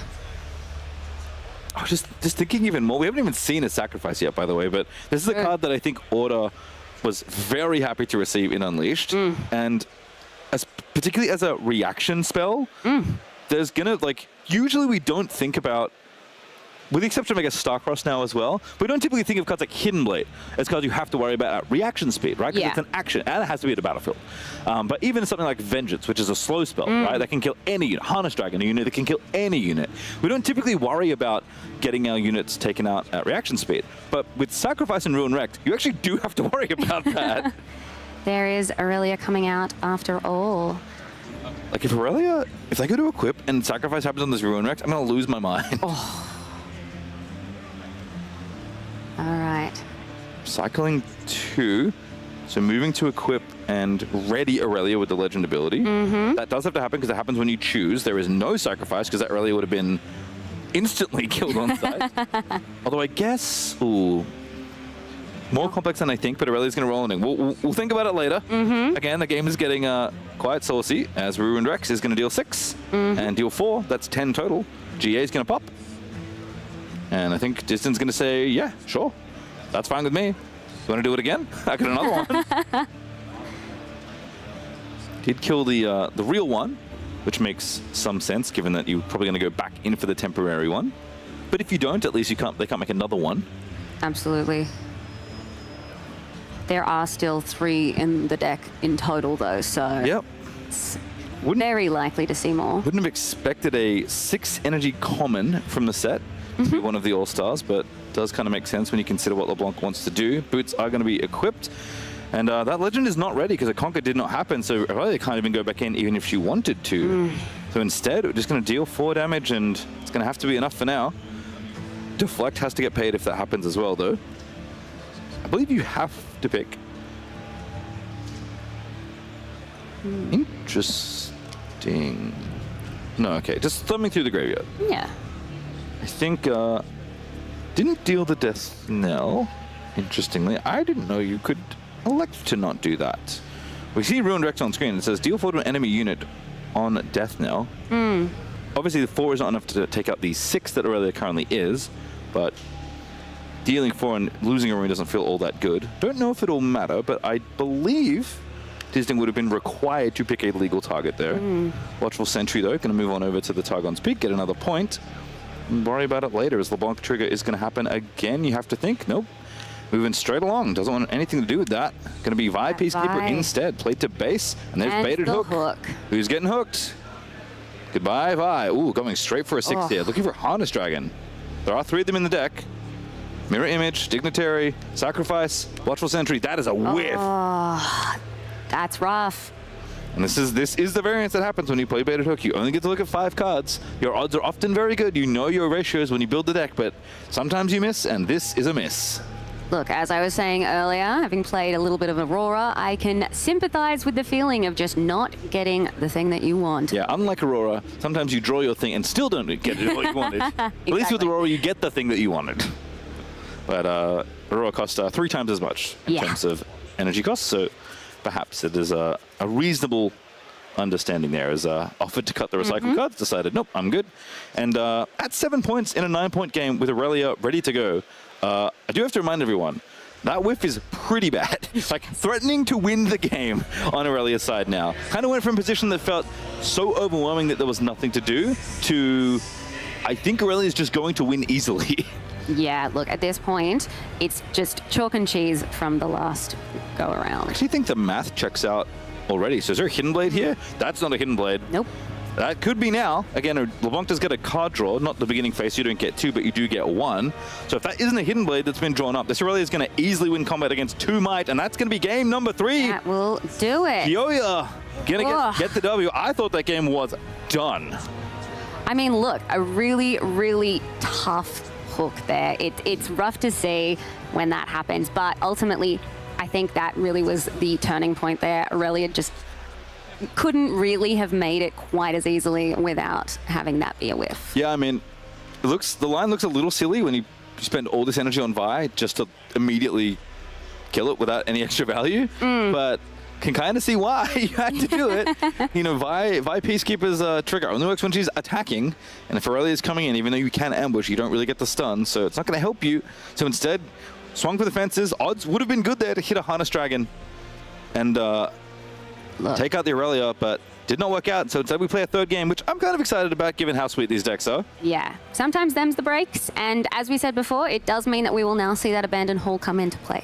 Yes, I think Aspirant's Climb was in a really good spot there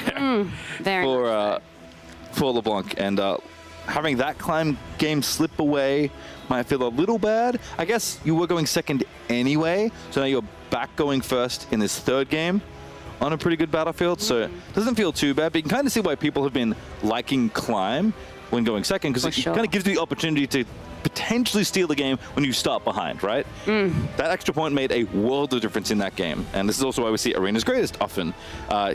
Sometimes to just counter the extra point that Aspirant's Climb is making the game go to. Yeah, it was interesting seeing the meta breakdown from yesterday with those two both making a reasonably decent showing. I think it was about 18-19%. Yeah, it was the 2nd and 3rd battlefields after Starspring. So haven't seen too much of them, but you can kind of see that when they're deployed in their spots, they're quite good. In fact, Aurelia would have loved to have it in that game, but don't think it's in the list here for Kyoya. Still, players are counting up their decks, shuffling up for game number 3, and deep breath again.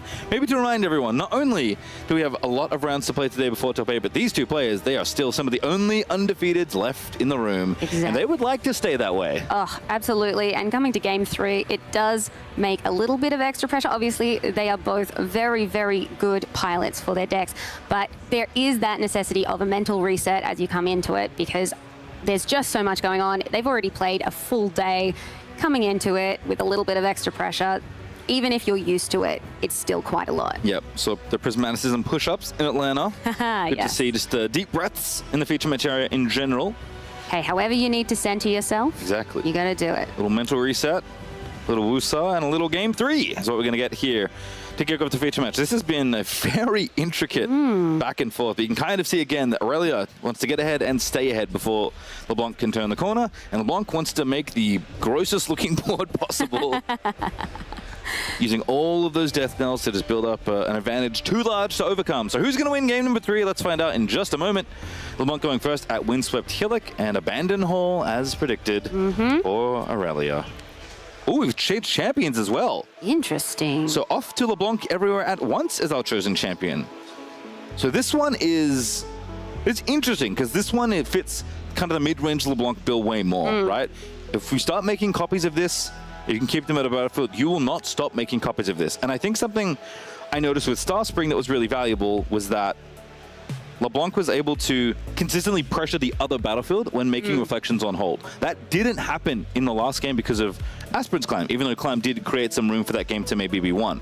Windswept Hillock does basically the same thing for LeBlanc. In fact, it's arguably more efficient than Starsman because you don't need another unit. So all of a sudden, Aurelia goes from kind of saying, I can pretty easily get to one battlefield and maybe hold the other one, to like, oh, I'm in danger every single time you make a reflection now.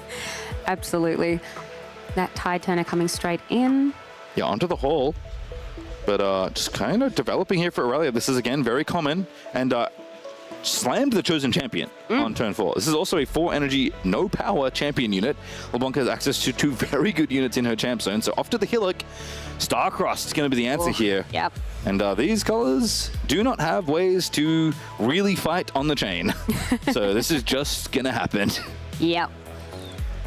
You can see why. Would have made a reflection, ganked over to the hole, and taken out the Tide Turner, so Starcross protects all that from happening, hugely slows down the momentum, and even stops the point from being scored as well. Very understandable as to why it has been one of the most commonly used spells over the course of the weekend so far. One of the most interesting ones from Unleashed to be in so many decks. Karthus, yep. Pretty good follow-up here on 6. Karthus recycling 1, playing Black Rose Dignitary, so setting up again. Kind of the MO of LeBlanc is to find a way to get a point so you can get some reflection value and then have something else to do with it. And Karthus usually means all the things you want to do just get enhanced. If you're going to do it twice. Why not? Yeah, exactly. You already want to do it, might as well do it again. The reason Karthus has gotten so much more attention ever since LeBlanc was spoiled. Little Origins card, kind of a seed for future sets, and clearly I think this is one of the payoffs that the devs had intended, but a Stellarchon with Guardian Angel starting to move on a battlefield that has ganking should be warning bells for everyone that's ever played against Aurelia. And there's the charm as well. Very nicely timed, already knows what's happening, just, yep, this is the one, right? You don't want this other one? No, don't want it? It's fine. No. Guess not. It's one of the things that I love about being here on the Sunday is that there are very decisive plays and everybody is very, very good at reading what is going on. They are all so familiar with their decks. As we said, these are both undefeated decks. So being able to read what's happening and go, yeah, you're going to do this, aren't you? Yep. Okay, cool. Let's go. I think playing appropriately quickly as well, because not that much time left in the round. 11 minutes left. Plenty of time to finish game number 3, but have to think that Disden maybe didn't expect to have to play one, as Vi going to come in and keep the peace once again. Stellarchon Herd are going to lose that beautiful Guardian Angel, but is going to live to fight another day. LeBlanc value, though, is going to continue to accrue, and again, with that ganking granted by Windswept Hillock, there is just so much value to be gained. This is kind of how LeBlanc gets to break the points in a way that's in her favor, because you always want to take one battlefield, right, because you get value from a reflection. This lets you pretty freely ensure that you get both. And there's a very big difference to getting 2 points a turn than getting 1. Absolutely. Having both Conquer and Hold be the trigger for it is really, really effective. Yeah, it could have been either, and LeBlanc, I think, would have been pretty good. So clearly a legend that got a lot of love in development, maybe we can say. As just considering the discard here, tend to want to get something you can get back with Mixologist or something that is a little too clunky to cast. LeBlanc, everywhere at once, going to fulfill kind of more of the latter condition than the former, making a copy of... Is that Black Rose or Vi? Is going to be a copy of Vi. So one's the biggest unit, actually. Interesting. Just establishing a very large presence more than anything else. Bit more on the value side of things this go around, just trying to present the most might possible. And one more to come. It's Soaring Scout reinforcing. And maybe he doesn't want to grab the other point. Yeah, just wants to keep the Stellarchon at bay. So stacking might on the bottom battlefield instead. 13 presented with that reflection. I mean, we did see in game 1 that it does add up very, very quickly once you've been able to get all of them on there. It makes a dominant presence that even Aurelia at her best would struggle with. Yeah, so gonna let Stellarchon kind of have the other battlefield for free in essence, but which is a little dangerous because Stellarchon is... when mobile is very dangerous.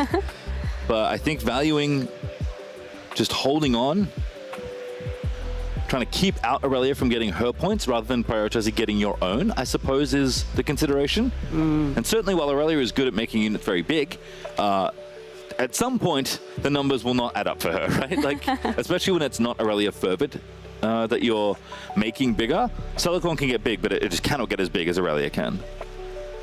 It also doesn't get the advantage that Aurelia does from Abandoned Hall. Right, exactly. You do get a little bit, but you get not nearly the double dip that Aurelia gets, which is sad because we might not get to talk about it. Yeah.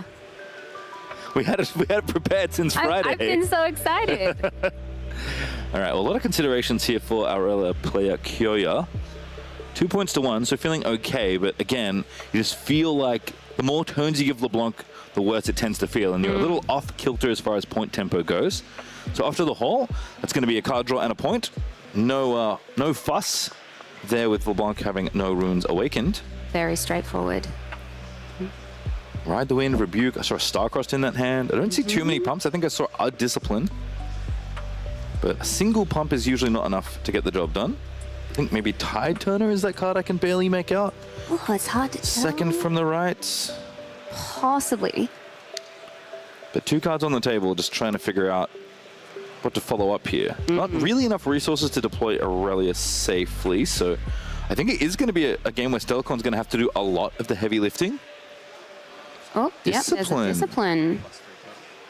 Okay, so making a play to maybe just move again, draws a card, gets bigger thanks to Abandoned Hall. Is that Defy there? There is. Did see the it's Star Defiant Dance. Oh, Defiant Dance.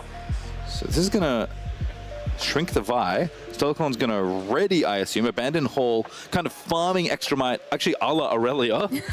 So now that's a 9 might Stellacon herder, all of a sudden. Not bad. 5 Peacekeepers a little smaller, so it's 11 might, I believe, on the bottom battlefield. Is Tide Turner going to swap them in? Aurelia still needs to be used here. Stellacon herder is not ready, I might remind you all. But that recycle is going to be enough as Aurelia does use Tide Turner's Choose to ready the Stellacon. Move is going to draw a card. Ready is going to happen, and we're going to move back in. Very nice. No. Huge amount of cards and a massive amount of damage dealt to this battlefield. Oh.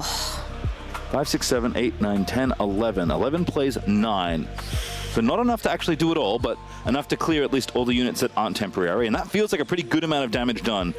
Sometimes feels bad to sacrifice your Stellacon given how good that unit is, but I think that is actually a very good use of all those resources. Absolutely, especially because if you are building up to eventually having Aurelia as your main focus rather than building up Stellacon for the big event, like, it makes a lot of sense to try and negate the fact that they were building up that battlefield once more like they did in Game 1. So the other thing to consider, I mean, Tide Turner is still around scoring points, so that actually is kind of nice, but recycling a bunch of runes there, which is something Aurelia has to do to have her kind of biggest turns, and that was a relatively, you know, mid-plus size turn, is going to mean that redeploying Aurelia, or deploying Aurelia Fervent at all, is going to be kind of hard. I mean, the rune disadvantage is pretty massive. Yeah. If you look at the pile of runes over on one side versus the 3 on Kyoya's side. And that does make me worry only because that's more time being given over to the LeBlanc, which is a deck that does want time in this matchup. Whereas Aurelia, again, tends to want to kind of get that tempo and keep it. Is Thousand Tail Watcher going to make an appearance? This is another one you can hook every now and then. That is enough runes for acceleration. And that Tide Turner is going to very badly lose this combat. Ooh. Ah, LeBlanc. Yeah. Never forget, it's never just 1 point. Yep. That'd do it. Make a reflection, discard a unit you might get back later, like LeBlanc Looks like Fragmented. yes, LeBlanc there as well. Make a ready unit, and that ready unit has ganking thanks to being at the Hillock, so off we go. Goodbye, Tide Turner, and all of a sudden the points are even. A very, very decisive move there. Being able to get both really turns the tide. I think at some point, Curry just felt like I have to deal with all these units at this battlefield. I have to stop LeBlanc from triggering, right? It does trigger on hold, which temporary units cannot do. So used a lot to kind of bring the game back to even, and all of a sudden it feels like one Watcher kind of has meant enough of a tempo loss that I'm a little concerned for Aurelia's ability to catch back up in this game, because the game plan has been get ahead and stay ahead, and now I'm behind, I have to get back ahead. As oh my goodness. Oh, wow. Sacrifice finally showing its power here. Before the temporary trigger does mean the unit goes away. Just sacrifice it instead for a rune and 2 cards. Why not? Ugh. Do you like drawing 2 cards for 1 energy? Oh, I wouldn't say no. I certainly do. Yeah. Baited Hook Love as to well in that hand. Glass Mixologist Carter. Something bad is about to happen. Yeah, suddenly that rune disparity really, really feeling very oppressive. Okay. There is a Star Cross, which can break up some reflection combos, but Carter's going to get discarded here, make another Thousand Tail Watcher. This is mostly just for the points, I have to imagine. Going to go over point number 5. Makes sense. Still 7 might sitting at that battlefield as well. Not bad as far as presence at a site goes. And there's Baited Hook. Baited Hook. There's no 8s, but maybe just for fun, we'll do it. Goodbye, 7. Hello, Harness Dragon? I see a Rex. I see a Rift Herald. Ooh, Banger. Banger alert. that'll do. Oh, ruined Rex. Ah. Always taking the good cards instead of the fun cards. I mean, look, at this point, Oh, it's no, fair to no, say, no, no, no, oh he's my got another one. goodness. I was just about to say a fun card would be to rock another hook, and here we are with it out here. Yeah, Oh so my hook happens first, and there's just no runes available for Aurelia to do anything. Aurelia usually pretty good at making her one bigger release, which is all you need to dodge the death knell. But 4 damage is done, and that's going to be game. Oh my goodness. Distin goes to 9-0 with baited hook LeBlanc, and he hit the Atacama for the flex. What an incredible game. I am so impressed by how this baited hook did come into play at the end there. Having the 2 to finish off really showcases how the card really can change everything.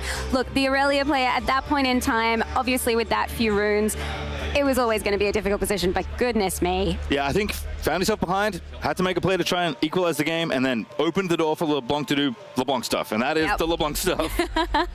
Yikes. Oh, look, it's easy to see why that deck has been performing very well so far this weekend. I think very prescient of you to be like, oh, like, how do you kill your Death Knell units? And we actually just had like the most boring mode of baited hook at the end of that game, which is pay 4 energy and a power to sacrifice a unit.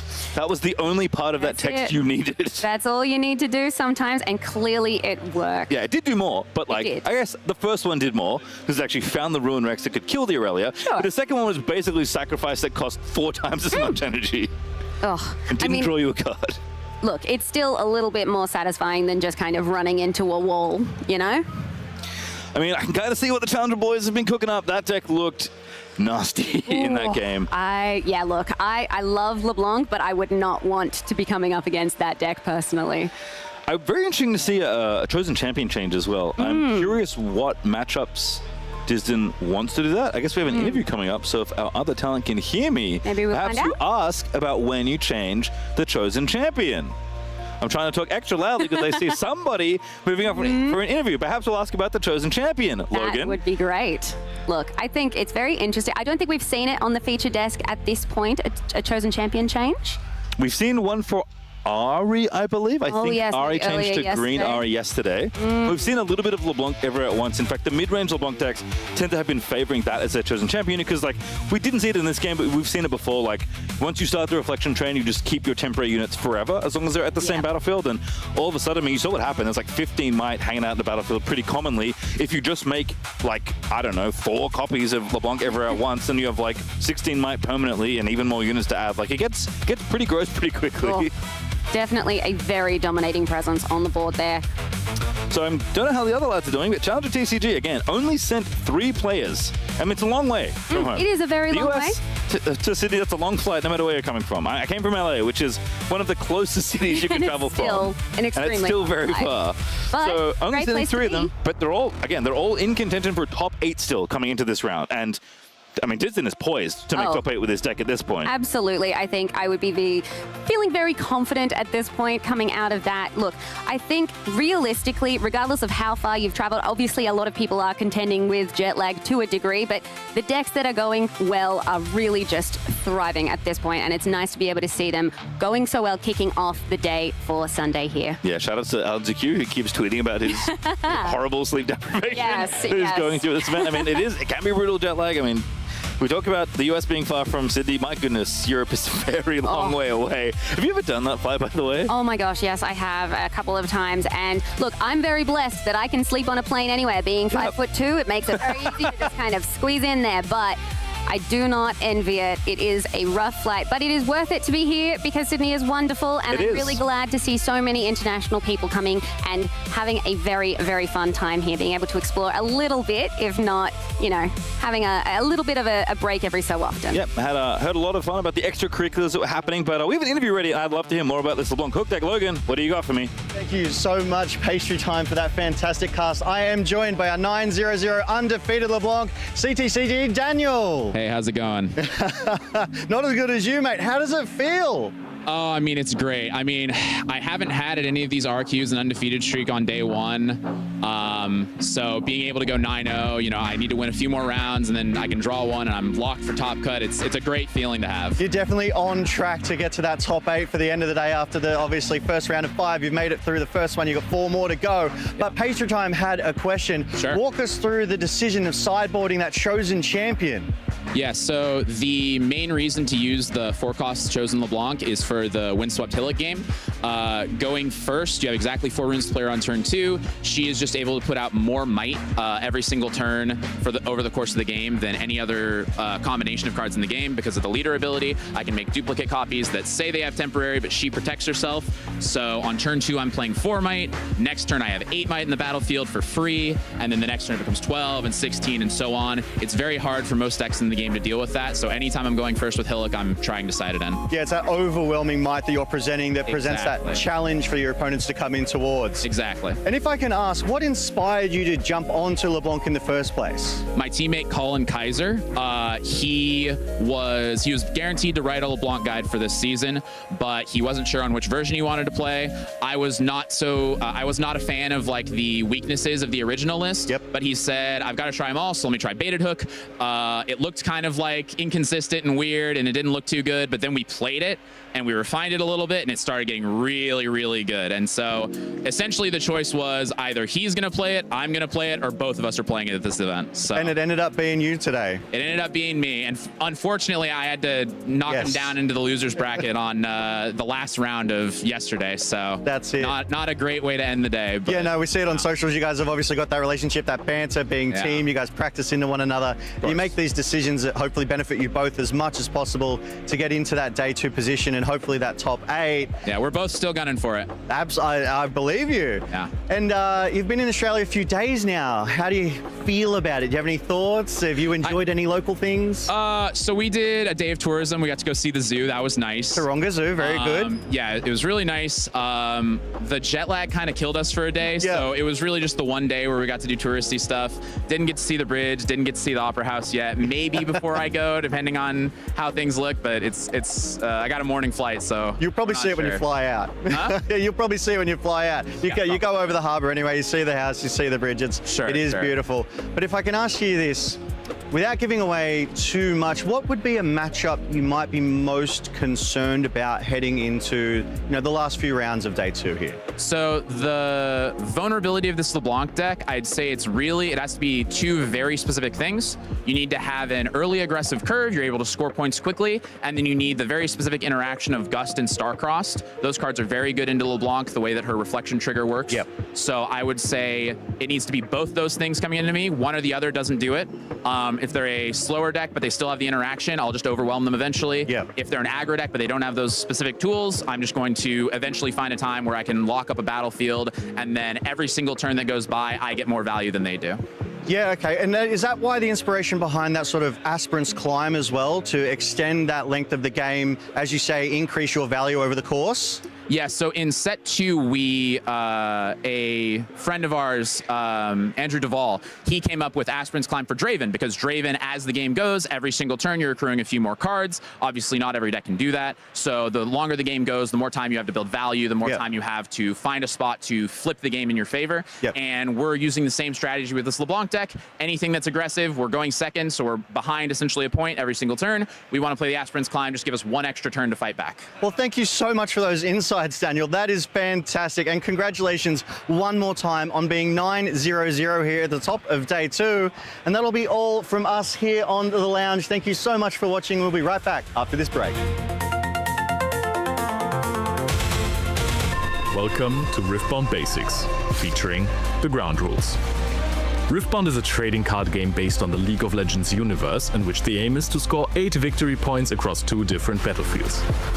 Points are scored by moving your own units onto one of the battlefields and conquering it, or by holding it for more than 1 turn. The different card types in Riftbound are units, gears, and spells. To play these, you must pay an energy cost, which is shown in the top left corner of the card, as well as a power cost. Energy is obtained by exhausting runes. These come from the 12-card rune deck, from which the top 2 cards are played for free at the beginning of each turn. If you exhaust your runes to pay energy, you must also pay a power cost for some cards. To do this, you simply place one of your runes bearing the symbol shown on the card under your rune deck. You can also use runes that are already exhausted for this. The domains of the runes and the cards you play in your main and side deck are determined by your legend. Units that you play enter the board exhausted. This means they cannot move until they are readied at the start of the next turn, just like all other exhausted cards on your side. You initially play your units and gears into your base. There they are protected from combat. Gears can't get into combat. If you already control a battlefield, you also have the option to play your units directly from your hand onto it. This is where your units' might comes into play. This is the number shown on the top right-hand corner of the units. Might represents both the attack power and the defensive stat of your units. If a player moves units into an already occupied battlefield, combat starts. Here, spells with action and reaction speed can be activated to deal damage or modify might. When combat occurs and no player wishes to activate any more spells or abilities, the total might of all units is added together and distributed amongst the opposing units. Players may decide for themselves which opposing unit they wish to damage. Once combat is over, any damage is healed by units that were involved and did not die. The game ends when a player reaches 8 victory points, though this is not quite so easy to achieve. Whilst every other point simply requires conquering a battlefield to earn the 8th point, you must either have held a battlefield for 1 round, or you score 2 points in the same round. Now you've got all the information you need to know to start enjoying a game of Riftbound.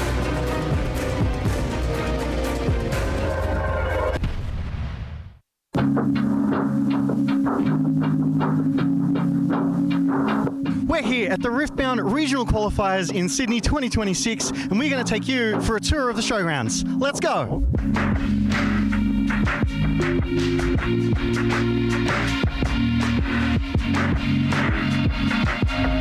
So the first step on our journey to the Sydney Showgrounds is here. This is the Badge Collection, where you will start your Riftbound journey in Sydney 2026. Make sure you get all of your promo cards and your playmats. And after you've got your badges, don't forget to get your merch. Here we have a full merch wall, as well as statues, playmats, and more for your Riftbound enjoyment. So you've got your badge, you've found your way past the merch wall, and you are inside the showgrounds now. Don't forget to come to registration, where the friendly and helpful staff will make sure you are signed up for all of the events that you want to play. So now that you've registered, you'll be wanting to earn tickets for the prize wall. Don't forget, there are some unique prizes you can earn here, which include the metal prize wall tickets, but we also have some oversized battlefields, as well as the Riftbound Regional Qualifier Sydney pin.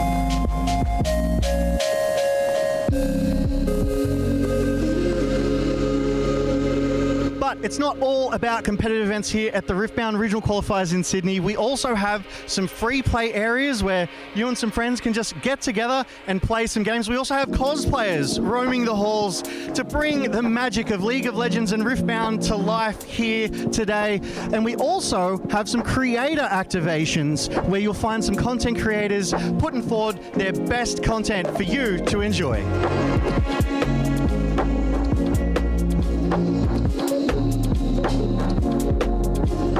Your competitive viewing pleasure, if you're knocked out early or side events were your jam, we also have a schedule where you can come and enjoy the competitive scene here with the big screen and the chairs behind me as well. It's a viewing platform for everyone to enjoy. And if you've forgotten any cards you need for your decks at the regional Riftbound qualifiers in Sydney, the vendors have you sorted. With more than 6 different vendors, they'll have you covered, including signed over numbers. A new addition at the Riftbound Regional Qualifier Sydney is the Signature Wall. Don't forget to get down here and check it out and maybe sign it, just like I have. At the Riftbound Regional Qualifier Sydney 2026, you'll also find side events. We have a little something for everyone, from 2v2s, trios, sealed, and pre-constructed fights. You'll find it all here in the side event area. Here at the Riftbound Regional Qualifiers in Sydney, we even have the featured tables. This is where we will see the best of the best Riftbound players in the world come together to fight it out for the regional championship and on to Worlds. And here we find ourselves at the main event. This is where all of the action happens. These players will be fighting for best of cards. They'll be vying for the second day gameplay and to hit those featured tables. But more importantly, they've come here to win it all. And for all of you hungry gamers, do not forget, we also have 3 food trucks parked out the back, including some of our personal favorites, the pizza. Make sure you check that out on your breaks between games. So that's the Riftbound Regional Qualifiers for Sydney 2026. You've seen it all, you've got the tour. If you're not here, then where the bloody hell are you?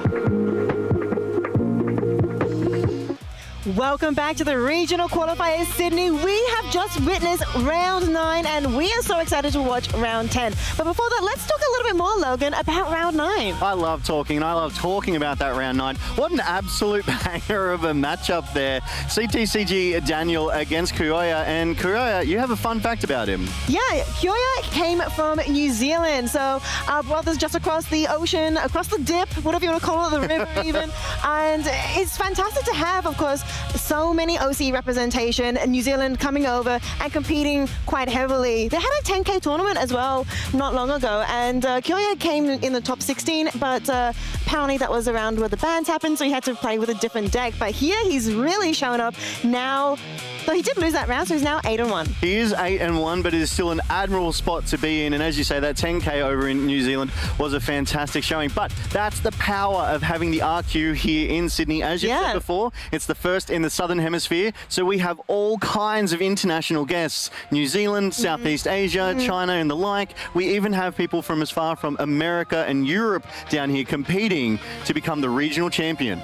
Yes, so many different coaches, so many different nationalities are coming here in Sydney. It really shows how, I guess, worldwide and how beloved Riftbound is for everyone in the world. We all love Riftbound and we all enjoy it. And when we come together to enjoy our hobby or enjoy our sport as well, we all come very excited to share our craft and our skills. Excitement is the name of the game, and that is what we are seeing out here in the crowds. As we've said before, it's great to sort of be amongst it. We get these breaks where we actually go walk in the main event and we see everyone playing, and the energy and the spirits are just in good vibes, especially with that now improved prizing. There's even more to compete for, more to fight for here, Naomi. And that 9-0 LeBlanc, I expect we'll see that one again. 100%, yeah, that 9-0 LeBlanc. I think we'll be seeing more LeBlancs in general. Just how many of them, of course, entered the entire tournament in the first place, and how many have made day 2. I did walk around during the previous game, having a look at the players in the on their tables playing away, and it's been fantastic to see. Not only just like my own local game store friends, just like having a little sneaky peek. How are you going? How are things? I mean, not talking to them, obviously. Yeah. But being able to see how they're going and cheering them on, because it's great. A great community, and as you said, LeBlanc's are quite common, but also I'm checking out all the other legends that are still in the game. Yeah, the Yees, the Aurelias, the Dianas, such strong showings from these legends. A couple from the new set, Unleash here as well. But as you say, it's so fantastic to be able to walk around and see people that you recognize, that that you know yourself personally, and with so many familiar faces, there's something here for everyone with our side events, our main events, the on-demand events even. If you drop out at any time, you can just jump into another game. It's constant Riftbound here. Yeah, you can never have too much Riftbound, and that's what we have here at the Regional Qualifier Sydney. Unfortunately, it's only like 3 days, of course, with day 0 on Friday. But as you said, even if you unfortunately don't make day 2 of the main event, so much more Riftbound to be had in those side events, and of course, those prize tickets. Everybody loves those prize tickets, because you can turn in those prize tickets for those metal cards. Yeah, the medals, and you've got to remember, Unleashed is the last chance at getting those Origin medals before they are phased out, never to be available again here, which is why they're flying off the walls. That Ari, that MF, they were some of the first to go. Yeah. They're Origins legends. Which of those metal cards from Origins would you be most interested in getting? I'm eyeing kind of Lux. I feel like Lux is so pretty, but then I kind of like Teemo as well. Yeah, look, I'm a big fan of Leona. I play Leona a lot in League of Legends, so for me, obviously I can't compete and get the tickets, but my wife is out there right now scuffling in the 2v2s. She's at 26 tickets, another 14, and she's going to lock in either Sivir for herself or that Leona for me.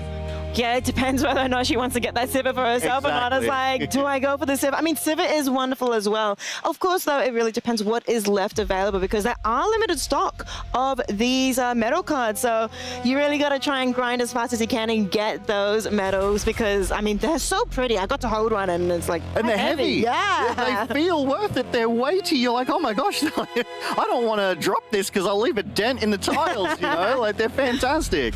Yeah, I love the prizes as well in general. Like, you can also turn in your tickets for many other things as well. Yeah, booster boxes. You can get individual boosters. I'm fairly certain you can convert your tickets into the statues as well. Yep. They brought a full plethora of those statues. So there's always something worth fighting for, which is why those changes to that top 64 prizing matters so importantly. Now they're going to be rewarded with those 40 prize wall tickets as well, and they'll be able to pick up a medal for themselves from what's left over. From what's left over. Yeah, I mean, that is the truth. We got to talk realistically here. You have to be realistic. But yes, those 40 prize tickets will be able to get them that one of those medal cards. Yep, the coveted medals. Yes, but here we are, round 10 of this regional qualifier, Sydney. We can see our featured match here. Oh, I'm really excited for this one, Logan. Who is it? Prismat. Yeah. And do you know who my prediction is for coming first? Annie. Annie, which in brackets, Annie brackets Prismat. So he's going to be versing Min Ju here. One of the Master Yis, we were talking about Master Yi slightly earlier. There's quite a few Master Yis in this event, and it's exciting to see more Master Yis. I was a Master Yi player back in Origin, so this is kind of like, how do I become better? Yeah, well, Yi is the second most converted legend here from day one over to day two, so a very strong showing. And we take a quick look at the deck tech on offer here. Love to see that Ruin Runner still highly represented. This is the mid-range build. There is no Aurora happening here. So Vilemore, obviously that new Unleashed tech, able to sort of minimize those combats that you'll have to fight out. And on the defense, that will be a 10 might unit. So when you swing into it, if your might is less than it, you can't deal that combat damage. That Rengar Trophy Hunter with that double-sided ambush here too. Sneaky piece of tech. You do love to see it, but I'm a big fan of the White Flame Protector. It's back. It is back. I mean, there was a unit that got released with Unleashed, somewhat similar, but the White Flame Protector kind of does the job a bit better. On play, you can give 8 might to another unit this turn, which means you can protect, with the White Flame Protector, your units that are already in play. The Punch First as well, I think, is super duper strong. It only costs one energy. It does cost 2 power, but that 1 energy means if you only have 1 rune up, you can still play it, providing you have those 2 body runes. It will force Prismat to play around 1 energy up. You are absolutely correct. Yeah. Not so fast, a fantastic counter. Running that triple Defy, that triple Charm, which is so standard in these Calm decks, as well as one of your favorites, that triple Discipline there, right? Yes. But for protection, Zhonya's Hourglass is in this deck, and we take a look at those battlefields. The arena's greatest for that fast-paced game. Valmore's Lair, so units can't move off of that one, and Star Spring, a new favorite rising.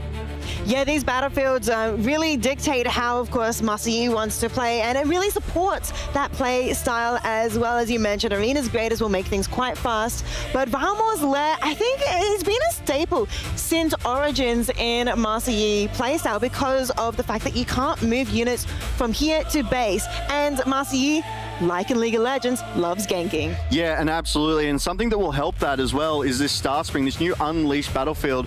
The first time a player plays a non-token unit here each turn, they may move another unit they control here to its base. And because that move effect is replaced, it's going to enter that base ready, and you'll be able to move on to the other battlefield, creating a kind of unexpected combat showdown you may not be ready for here.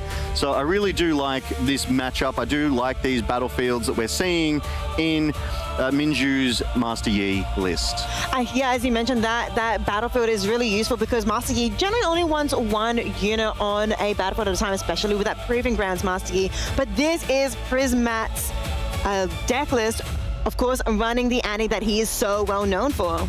Yeah, Annie, he's decided that Annie is still very, very strong and it's worth running here in RQ Sydney up against the new challengers, LeBlanc, up against Diana, and we take a quick look and see if there's many unleashed changes. That Vex Apathetic coming through. Abandoned Starcrossed. I really love Starcrossed. I think you called that as one of the meta sort of changing cards here. Grim Apothecary, a welcome surprise. Yeah, I mean, of course, if you remember the cards we submitted to be the most meta-defining, I did think Starcrossed and Vex were some of the most meta-defining cards, and it really shows how strong Chaos is. And we can also see, though, of course, Annie is not just Chaos. It is also Fury, which is why that Grim Apothecary is a really interesting pick. Yeah, also taking a quick squiz at those battlefields here. We can't forget those. Seat of Power. When you conquer here, draw one for each other battlefield you or allies control. We saw this yesterday as well, Ricey. They wanted to conquer that Ornsforge before going in on that Seat of Power to get maximum card draw. We all love it. We all know it. The arena's greatest, giving that extra victory point over at the beginning of each player's turn one. And we've seen it before. Zorn Warrens. It's going to be able to discard one and draw one whenever you conquer here. Very plays into that Chaos playstyle where you want to try and curate your hand as much as possible and make your hand be as I was kind of saying the same thing, but as strong as you can, and make sure you get the right cards to verse the particular opponent you are versing. Yeah, but it's definitely not without its combat tricks. That cleave, that longsword, it reacts speed, equip as well. And we've got the ambushing Rengar there, I believe, too. That superstar from Spirit Forge that actually got Prismat over the line with this Annie into that Draven. And that Grim Apothecary, as you highlighted. Also, having that ambush mechanic, and when you play me, you may return a friendly unit at a battlefield to its owner's hand. So it's another way to save your units if you think that that showdown will not go your way. Yeah, and having that on playability once more with so many these other ambush units as well, it'll mean you can return it and then ambush again. So you could do that with, of course, Rengar, with Inferna, and maybe with another Grim Apothecary. Yeah, but we are in for a real treat here. For those of you who don't know, Prismat has been on a hell of a run, just climbing every single regional qualifier that he's appeared in until he actually won the most recent regional qualifier in Atlanta on that Annie, which has clearly inspired the choice of, you know, predicting Annie to take this one. And there's a lot of really great adaptations here. Kai'Sa Survivor, though, still such a fantastic staple in these Fury domained decks here, Ricey, but Ferris Forerunner not to be left behind. So much value in that body. It just goes from 6 might to 2/3 mights for still a total of 6. Yeah, these are, I would say, I want to say the staple, but such strong cards of Fury. Kai'Sa Survivor, we've seen her so many times since Origins. Of course, when Kai'Sa conquers, she gets to draw one and can come in accelerated as well. Such an aggressive card. Yeah, but you have to play it at the right time. Yes, it's good for card draw, but there's no use sacrificing Kai'Sa Survivor for absolutely no net gain. You want to be conquering, you want to be drawing, and hopefully be able to repeat that. You'll be able to pull that off with that Grim Apothecary. You'll be able to pull that off with that Starcrossed as well, saving Kai'Sa Survivor. I dare say Kai'Sa in set 1 only wanted to run 1. Kai'Sa's found more value in Fury decks that aren't Kai'Sa than its own legend here. Yeah, I find that kind of funny, but it really is an impressive display of how, I want to say, versatile Riftbound is. Like, it shows how many different options there are for each legend. And even if you're playing in a particular domain, it doesn't mean you have to play all the most strongest cards of that domain. It really is about more your playstyle, how your legend wants to play as well. Yeah, they definitely don't synergize with each other just because they have the same name. And that's one of those things that we're talking about in Riftbound, the diversity of champions and legends that we get to see, the different builds, which are just so interesting. I was having a chat a little bit earlier. Just because 2 decks are in the same domain, it does not mean we're going to get the same builds. More often than not, they're still 50, 60, 75% different across those 2 decks. I mean, one really good example is Master Yi. He has 2 extremely different but still viable playstyles, a mid-range Yi and the Aurora Yi. Looking at the deck though, this is of course a mid-range Yi that we are watching. So even within Legends, who are of course the same domain and even the same Legend ability, we have so much variety. And I do love that you mentioned Yi as well, being the first Legend to actually have 2 unique Legend cards in Riftbound, having those 2 unique signature spells as well. Now, Yi can still only have a maximum of 3 signature spells, so can distribute that between the first and that new Alpha Strike here, but the game's afoot here, Icy. It is. We're here in Game 1 of Round 10. We're watching Prismat, the previous winner of Atlanta Regional Qualifiers, versus Minju, Master Yi representative. Yeah, Master Yi finding themselves at 8-1 into Prismat on that 8-1 as well. So a bit of a slog ahead of them. However, Prismat has decided to start on that seat of power. When you conquer here, draw 1 for each other battlefield you control as well. And Star Spring there for Minju on that Master Yi, as we do see those legends. And surely, is that the best of? And I can't quite tell from here. It's still not as flexy, though, I want to say, as that 9.5 graded that we saw yesterday, Razi. That 9.5 graded was a pretty big flex, but I remember seeing, I think Prismat had 2 best ofs on display before. So, I mean, we don't see 3 here, but, you know, maybe he'll have 4 after, if he could potentially go for the 4th one today, right? That's it. Prismat on the play, though. Inferno dropped into that base, and I did see a flash in his hand, so he already has options available. Ooh, that flash is very strong, of course. And it's one of the cards that we're giving out as a promo now for Riftbound. So lots of flashes to go around. One of the most used spells and abilities in League of Legends as well. So it's good to see here in Riftbound. Now, next turn, we have, of course, Prismat thinking what to do. There is flash. Move up to 2 friendly units to base. A bit of a spell that you can use to save your units. Yeah, reaction speed and only 2 energy, absolutely massive. Lonely Poro played there by Minju. Turn of play back over to Prismat as he considers his options here. Does have that Kai'Sa Survivor in hand, but he's toying with Inferno. He is, in fact, thinking about maybe taking it to Star Spring, try and get that first conquer point on the board, but lots of options. It is Chaos, of course, where you have so many abilities to use, and very curious to see whether or not he is going to go for that Star Spring, and maybe he's going to bring something else out first. Nope, it will be Star Spring. Yeah, going in for that Star Spring, the first time a player plays a non-token unit here each turn, they may move another unit they control here towards base. So this speaks to why you want to move to it first while you have all of your runes up, so you have the option to play that unit to return Inferno back to base. And that's what's going to happen, getting Vex Apathetic onto that battlefield now, I see. Yeah, and as you mentioned, the first time you play a non-token, they may move it. And so, well, Inferno is back in base, back and safe.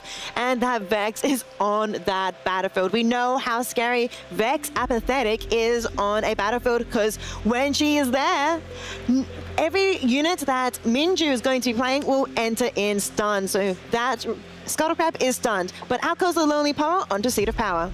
Yeah, it's good to get on the board here. It looks like that might resolve unless there's a gust in Prismat's hand and he decides to go for it. That Stalwart Poro coming down, and it's happened. Lonely Poro will conquer that second battlefield there, that Seat of Power, so they will be on 1 victory point apiece here.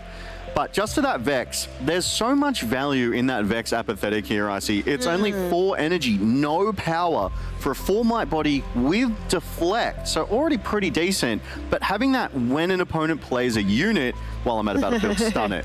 Well, I mean, we just saw this happen once more, where Vex, who was ready, can get pulled back because of the Kai'Sa, goes in now onto Seat of Power to contest, will actually get that conquer point as well, but will have to sacrifice the Vex in return. Yeah, Vex Apathetic taken out there. That Lonely Poro of 2 with that Yi passive of that +2 on the defense. So it was a 4 might trade into one another. What would usually not work here in Yi, a powerful 2 might unit becomes that 4. So a great trade there, and arguably Vex Apathetic, the #1 priority target here. #1 priority, but right now maybe it's also potentially Kai'Sa as well, who is quite strong and has a few abilities of themselves. But of course, Master Yi loves to be on a battlefield and defending with that +2 when he's defending alone. He has to try and consider what he wants to do here. He's going to bring out the Ruin Runner, a really strong unit because it cannot be targeted by abilities. Yeah, we also got to see a sneak peek at his hand. He has 3 Ruin Runners, a full play set, 6 energy, 5 might. I can't be chosen by enemy spells and abilities, so that is going to protect it from things like that Star-Crossed, unfortunately, obviously being too big for that gust, but even if it could, it would not be able to target it. Yep. So that's a great amount of protection there that Ruin Runner presents and shuts down a couple of options that Prismat is going to try. However, that Kaiser Survivor is sitting on that Star Spring on the northern battlefield, and Prismat in control, already up to 5 points. Yeah, being able to control both battlefields means now that he's holding, gains an extra 2, now sitting on 5, looks pretty strong. And with that Kaiser there as well, I mean, Kaiser likes to conquer a lot to get that extra draw. It's kind of sitting and holding. Maybe Prismat wants to try and conquer and get those benefits back. Yeah, we do see, though, Prismat's list is very heavily leaning into the ambush mechanic. He does have another Noxus Hopeful there. As that Traveling Merchant, it does go down onto that Seat of Power, and he will take that Inferno back after moving the Noxus Hopeful forward onto the Star Spring. He's just shoring up these battlefields right now, Ricey. He knows that this Master Yi, he's a competent player. He's got to have some responses to clear Prismat off. I mean, Minju is 8-1, so he has to be competent, definitely, to be in this round 10 at such a wonderful score as well. But out comes another Scuttle Crab, and 3 units on the board for Minju, just trying to build up, develop his base to go in quite strong. Having a look at his units again, he's got quite a few, as you mentioned, those Ruin Runners, but what else does he want to play here? I would almost think a great play here would be to send in that readied Scuttle Crab into one of those battlefields just to get the information on Prismat's hand so he knows what he has to play into. We see that Winju has some answers. He's got a Not So Fast, he's got a Defy, so he could know the timing of when he needs to play those if he gets that free information.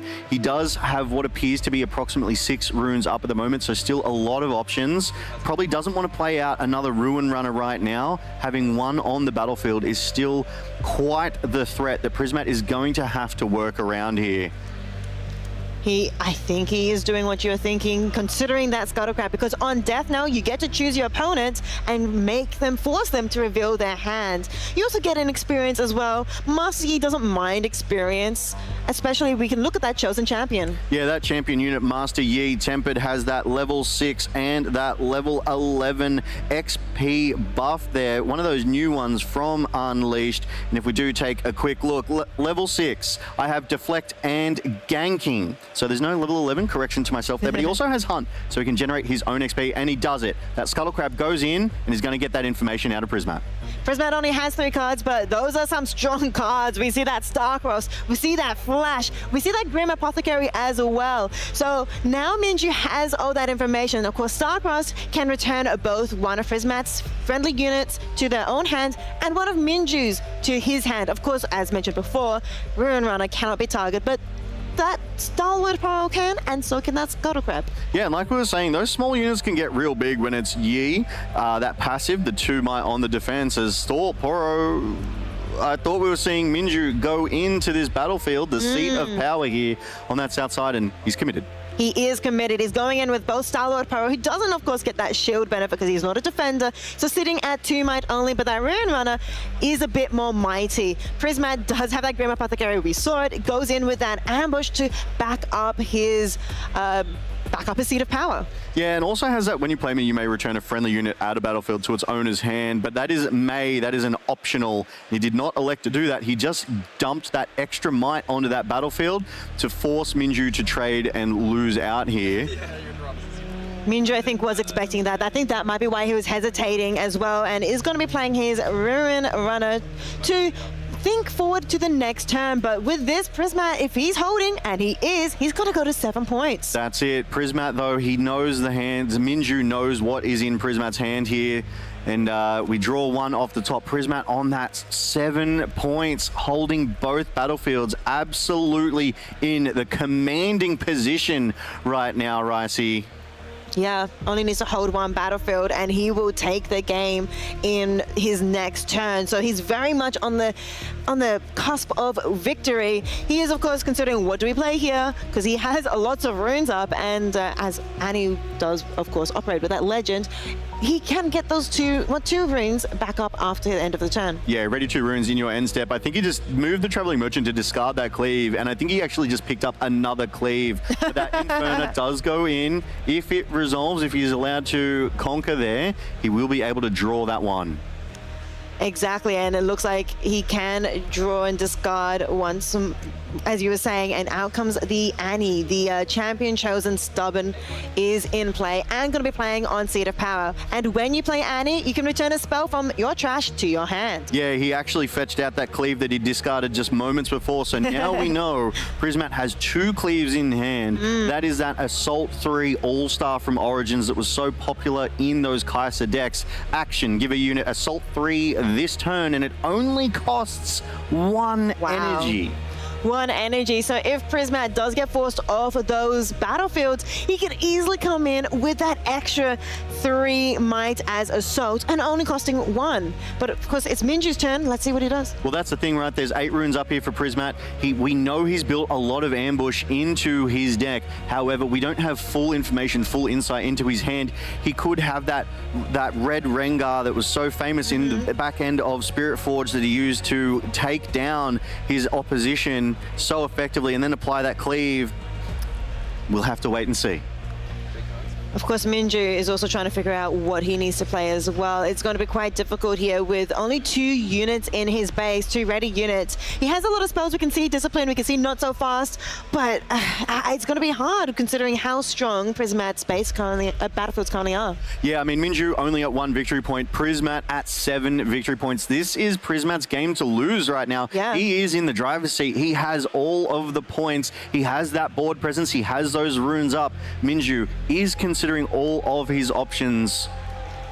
He's going in with both the Scuttle Crab, going in with both the Scuttle Crab and the Rune Runner. Just one, just both of them. He's still thinking about it. I'm not sure either what the best play is. You could, as you said earlier, put the Scuttle Crab in, have a look at Prismat's hand. He's going for it. He is going in with just the Ruin Runner onto Star Spring. Yeah, holds the focus, casts that Discipline, +2 might on to Ruin Runner, gets that card draw here as well, digging for some answers, some extra options into the face of Prismat. Does get the draw as well. Prismat is not going to be, I mean, he doesn't have Defy, but defying anything. What was it? I didn't see it. It was a Rengar Trophy Hunter. That's going to be big. Minju has a lot of runes up. He could bring that out with that ambush as well. Rengar Trophy Hunter has ambush as well and can be played to a battlefield with their enemy units. He's pretty strong, and out it comes. Immediately slams that down onto that Star Spring in the top side, forcing Prismat to answer. With Starcrossed, and we know Starcrossed, what it does, of course, it returns both a friendly unit of Prismat's into hand and one of Minju's. It obviously cannot target that Ruin Runner because it cannot be targeted by abilities or spells, but that Rengar may have to go back to hand again. We do know, though, Minju has options, has the runes up, has the Defy, has that Not So Fast here as well. True. This could be the make or break moment for Minju to be able to push Prismat off here, force him to commit a lot of resources and slow that tempo down of this fast and aggressive Prismat Annie build, however, still holding that Seat of Power here too.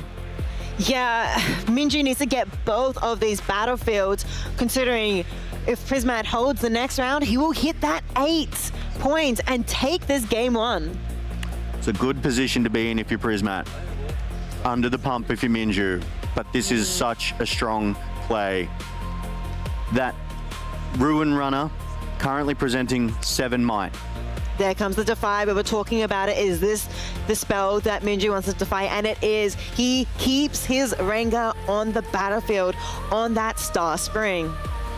Stopping the Starcrossed, in my opinion, is the right play here, absolutely. Rengar with the 6 might, Ruin Runner with the 7 for a total combined 13 might from the side of Minju into that Noxus Hopeful on 4, that Kai'Sa on 4.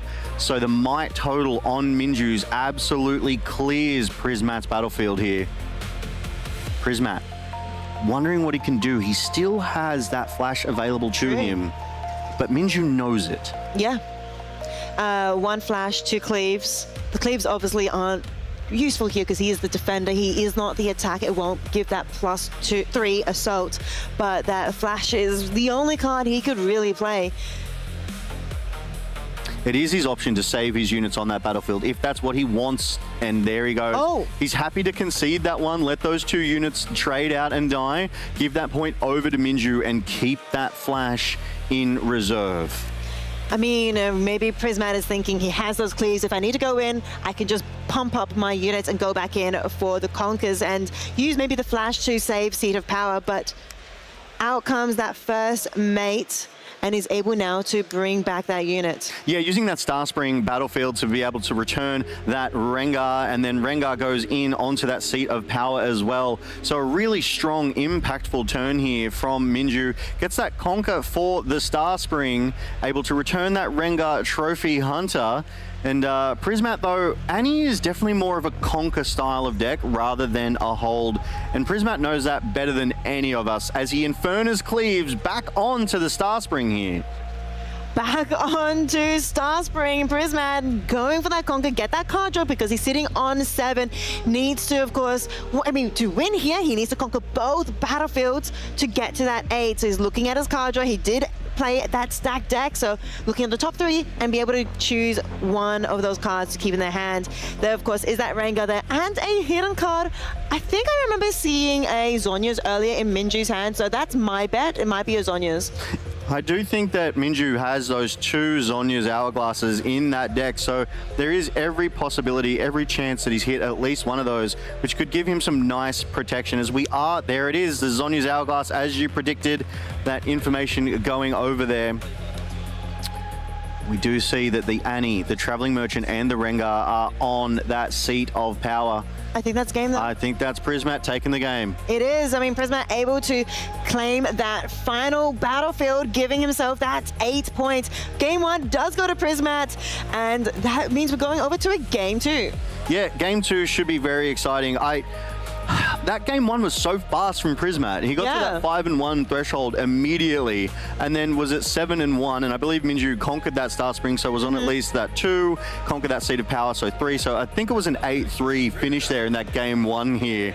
But I don't think Minju got to showcase the best of what this mid-range year has to offer here. I think he needs to be able to build a little bit more board presence as we do get a sneak peek at some of those notes. These notes you are allowed to bring with you to the table. They are your sideboard information. These notes must be pre-prepared, and that is the only information you're allowed to bring on those written notes as well. Feels like an exam. Yeah, it does, right? But it's an open book exam with what you've pre-prepared for those sideboards. So he'll doubtlessly be checking those references, going, what can I sideboard to win better, to win harder here for this game 2 of this best of 3 match between Prismat and Minju. I also want to maybe put myself in Prismat's shoes a bit as well. He'd also have to be considering what Minju is also going to be sideboarding as well. It's a bit of a meta game situation because, of course, Minju also has access to his sideboard. And maybe Minju here is going to be choosing to go first. I mean, Master Yi loves being a defender, loves being on those battlefields, and going first, especially if that 2-drop unit, will be able to get yourself as quickly as you can onto that board. One thing that I really do like here, though, Ricey, is the potential for both of these players to run an Arena's Greatest here in Game 2. If they both opt for that, that could be one of the fastest games of Riftbound we've had the pleasure of seeing. However, Prismat does still have that other battlefield here as well. We do take a look, and it has the Zorn Warrens for that. When you conquer here, discard 1, draw 1. So it'll be interesting to see which way they decide to go after they do their sideboarding, tech against their opponent, and what battlefield they opt for here. I mean, battlefields are really important. They have a few battlefields. Of course, they have 2 choices now that they've used their Star Spring, and Arena's Greatest was one of the options that could go. They used Star Spring earlier, so potentially looking for, of course, the best battlefields here for Game 2. Yeah, so definitely the battlefield selection here will be very important. If they do run into a double Arena's Greatest, which could be possible, that's going to heavily favor that Annie deck there. It's such a fast-paced, high aggro deck. But it will be interesting to see, like we've said, what sideboard tech they're going to produce. They're obviously considering their options here. Master Yi, I think he needs to build something a little bit faster to be able to respond to what Prismat wants to present. That's kind of what I was thinking as well. Maybe he wants to make sure he has enough 2-drop units in hand to ensure he has that turn 1 play to try and get on that board as fast as he can, because Annie plays also very aggro, wants to be on board quickly too, but Master Yi wants to get on board quicker for that defending bonus. Yes, definitely. Master Yi wants to get on those boards, defend with those 2 might from that passive legend ability here. But I really do like that championed adaptation here, that Master Yi tempered as well. Getting that level 6, because he has that hold 2, he's also able to build his own XP. That's that new card from Unleashed, right? Hunt 2, when I conquer a hold, gain 2 XP. Level 6, I have deflect and ganking. So he becomes a 4 might deflect ganking unit here. So very versatile, very mobile champion unit to be able to play alongside. And when it defends alone, it also goes up to 6 might. Yeah, exactly. This pretty cheap card, only costing 4 energy, is essentially a 6 might unit. And when it level 6, it has so many extra abilities. It feels like a little bit of a powerful unit to play, and it can, if it's in your champion unit, you can play it really anytime. Yeah, if you think about it too, Vex Apathetic obviously being 4 energy, 4 might, deflect with the stun mechanic there. Yeah. And we look at this, 4 energy, 4 might, hunt 2, level 6, deflect and ganking. So off the rip, it's not as powerful, but as it levels up, it overwhelms, you know, unit to unit. However, Vex has more of an impact on the game state, whereas Master Yi is definitely much more of an individual powerful unit. So we will see, I believe, these 2 contest, because Vex Apathetic is in Prismat's deck here too. Yep. And they're just having a good time. They're all laughs, they're all smiles. I definitely think it's like, oh, I wish I had this unit. It could have helped me a bit more. Yeah. Hitting triple Ruin Runners there, probably not what you wanted to see that early in the game there as well, because that takes up other card slots, if that makes sense, right? It does. You'd probably rather have like another Defy or another Not So Fast to be able to answer the spell slinging that Prismat wants to do. However, we saw how heavily Prismat has overloaded into that ambush mechanic, and you cannot counter a unit. No, you cannot counter a unit. I mean, the Not So Fast is not bad at countering maybe Elder Dragon's ability when they're played, but not something like Ambush. Is not the same. Yeah, definitely not so fast countering those sort of spells and abilities. It is a good answer into the Elder Dragon, not a good answer into units, because here in Riftbound, you can't actually counter a unit, right? Those units, they will enter, they will get to do their play mechanic. Unless you've got Starcrossed, I guess they play it and then you can immediately return it back to hand. But that, of course, is not Master Yi's hand. That is Annie. Annie running 2 Starcrossed in their main deck. I don't know if he's got any in his sideboard, but that is still something that, of course, this Master Yi has to consider. Yeah, look, I know you said that the Starcrossed and the Vex Apathetic are sort of meta changes, and I know I put Elder Dragon and Vex Apathetic, but I absolutely agree with that Starcrossed. It's a favorite of mine. It's in my personal Diana deck as well. I know, right? Shout out Starcrossed. Like I said, Master Yi was my first, my first legend, so I'm just looking like, I don't like that Starcrossed. I don't like that Vex. But here we are, game 2.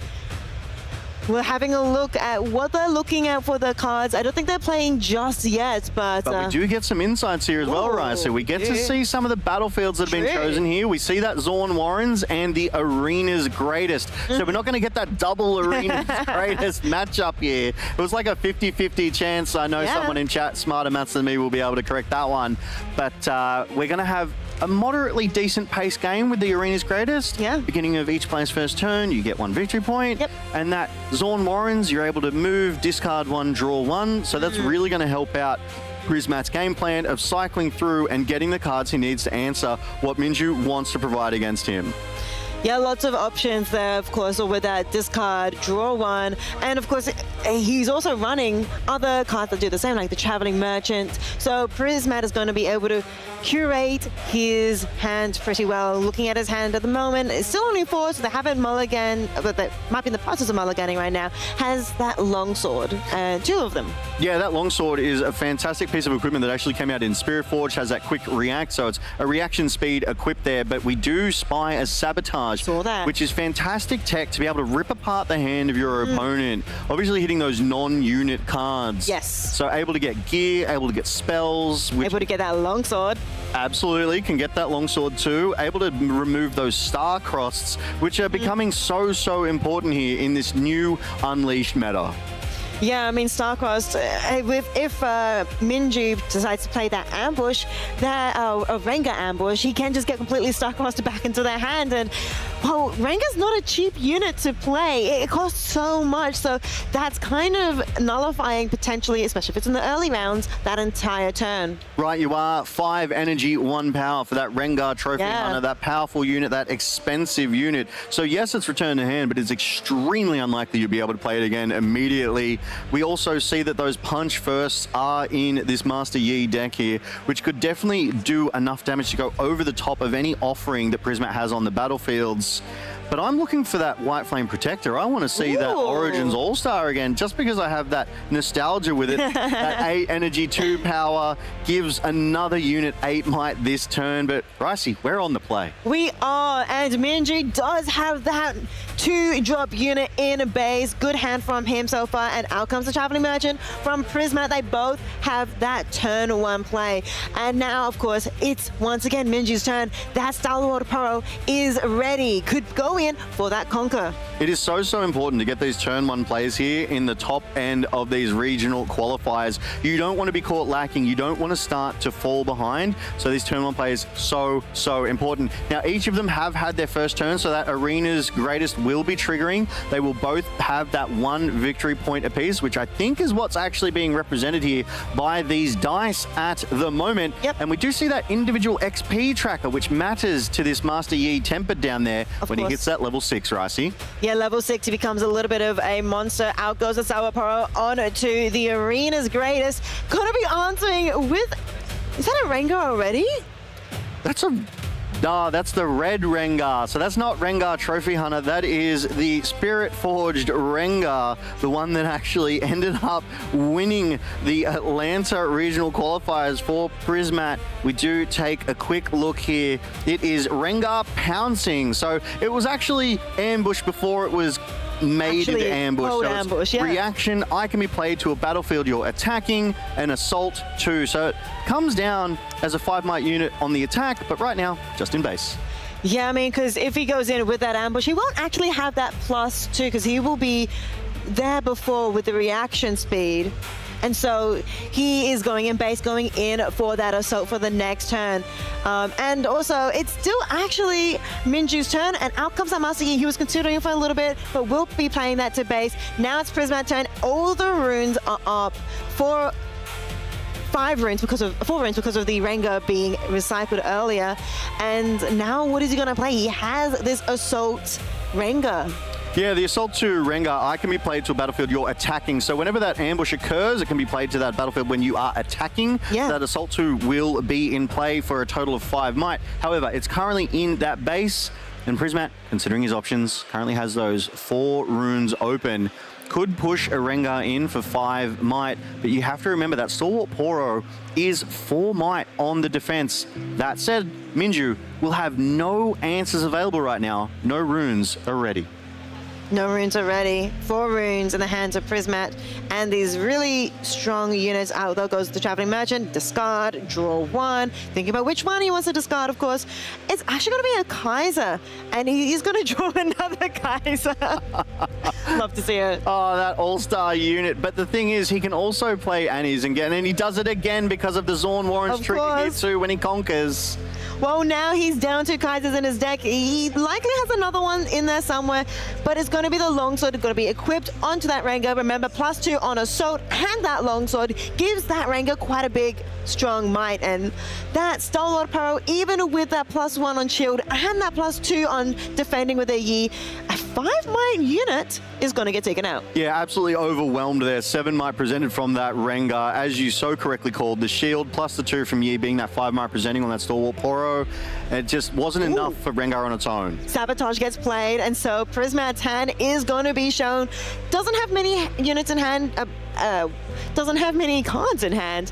And in fact, I think that both units, so Sabotage can't actually force a discard. Yep, that is so you call that like a moderate sabotage, right? You get that information from your opponents, but you don't actually get to rip any spells out of hand here because there was no non-unit cards in Prismat's hands, no gear, no spells, so minimal value. I see a charm in the hand of Minju if he wants to use that. I also see that Rengar. There's a lot of options here for Minju to try and take these battlefields back. He has, of course, Master Yi in his base, ready to go in. Yeah, Master Yi ready on base is always a good thing. We're just taking a look at that Inferno, making sure we understand the rules around that one. That is a new card here with Unleashed. Has that sort of ambush. We'll just take a quick look as the players consider their options. Inferno, Ambush, Assault 2. So it's a 2 energy with 1 might that can be played at reaction speed and become a 3 might on the attack here. So it can be quite the surprising little jab in the side. That little extra boost of might to take you over the top here.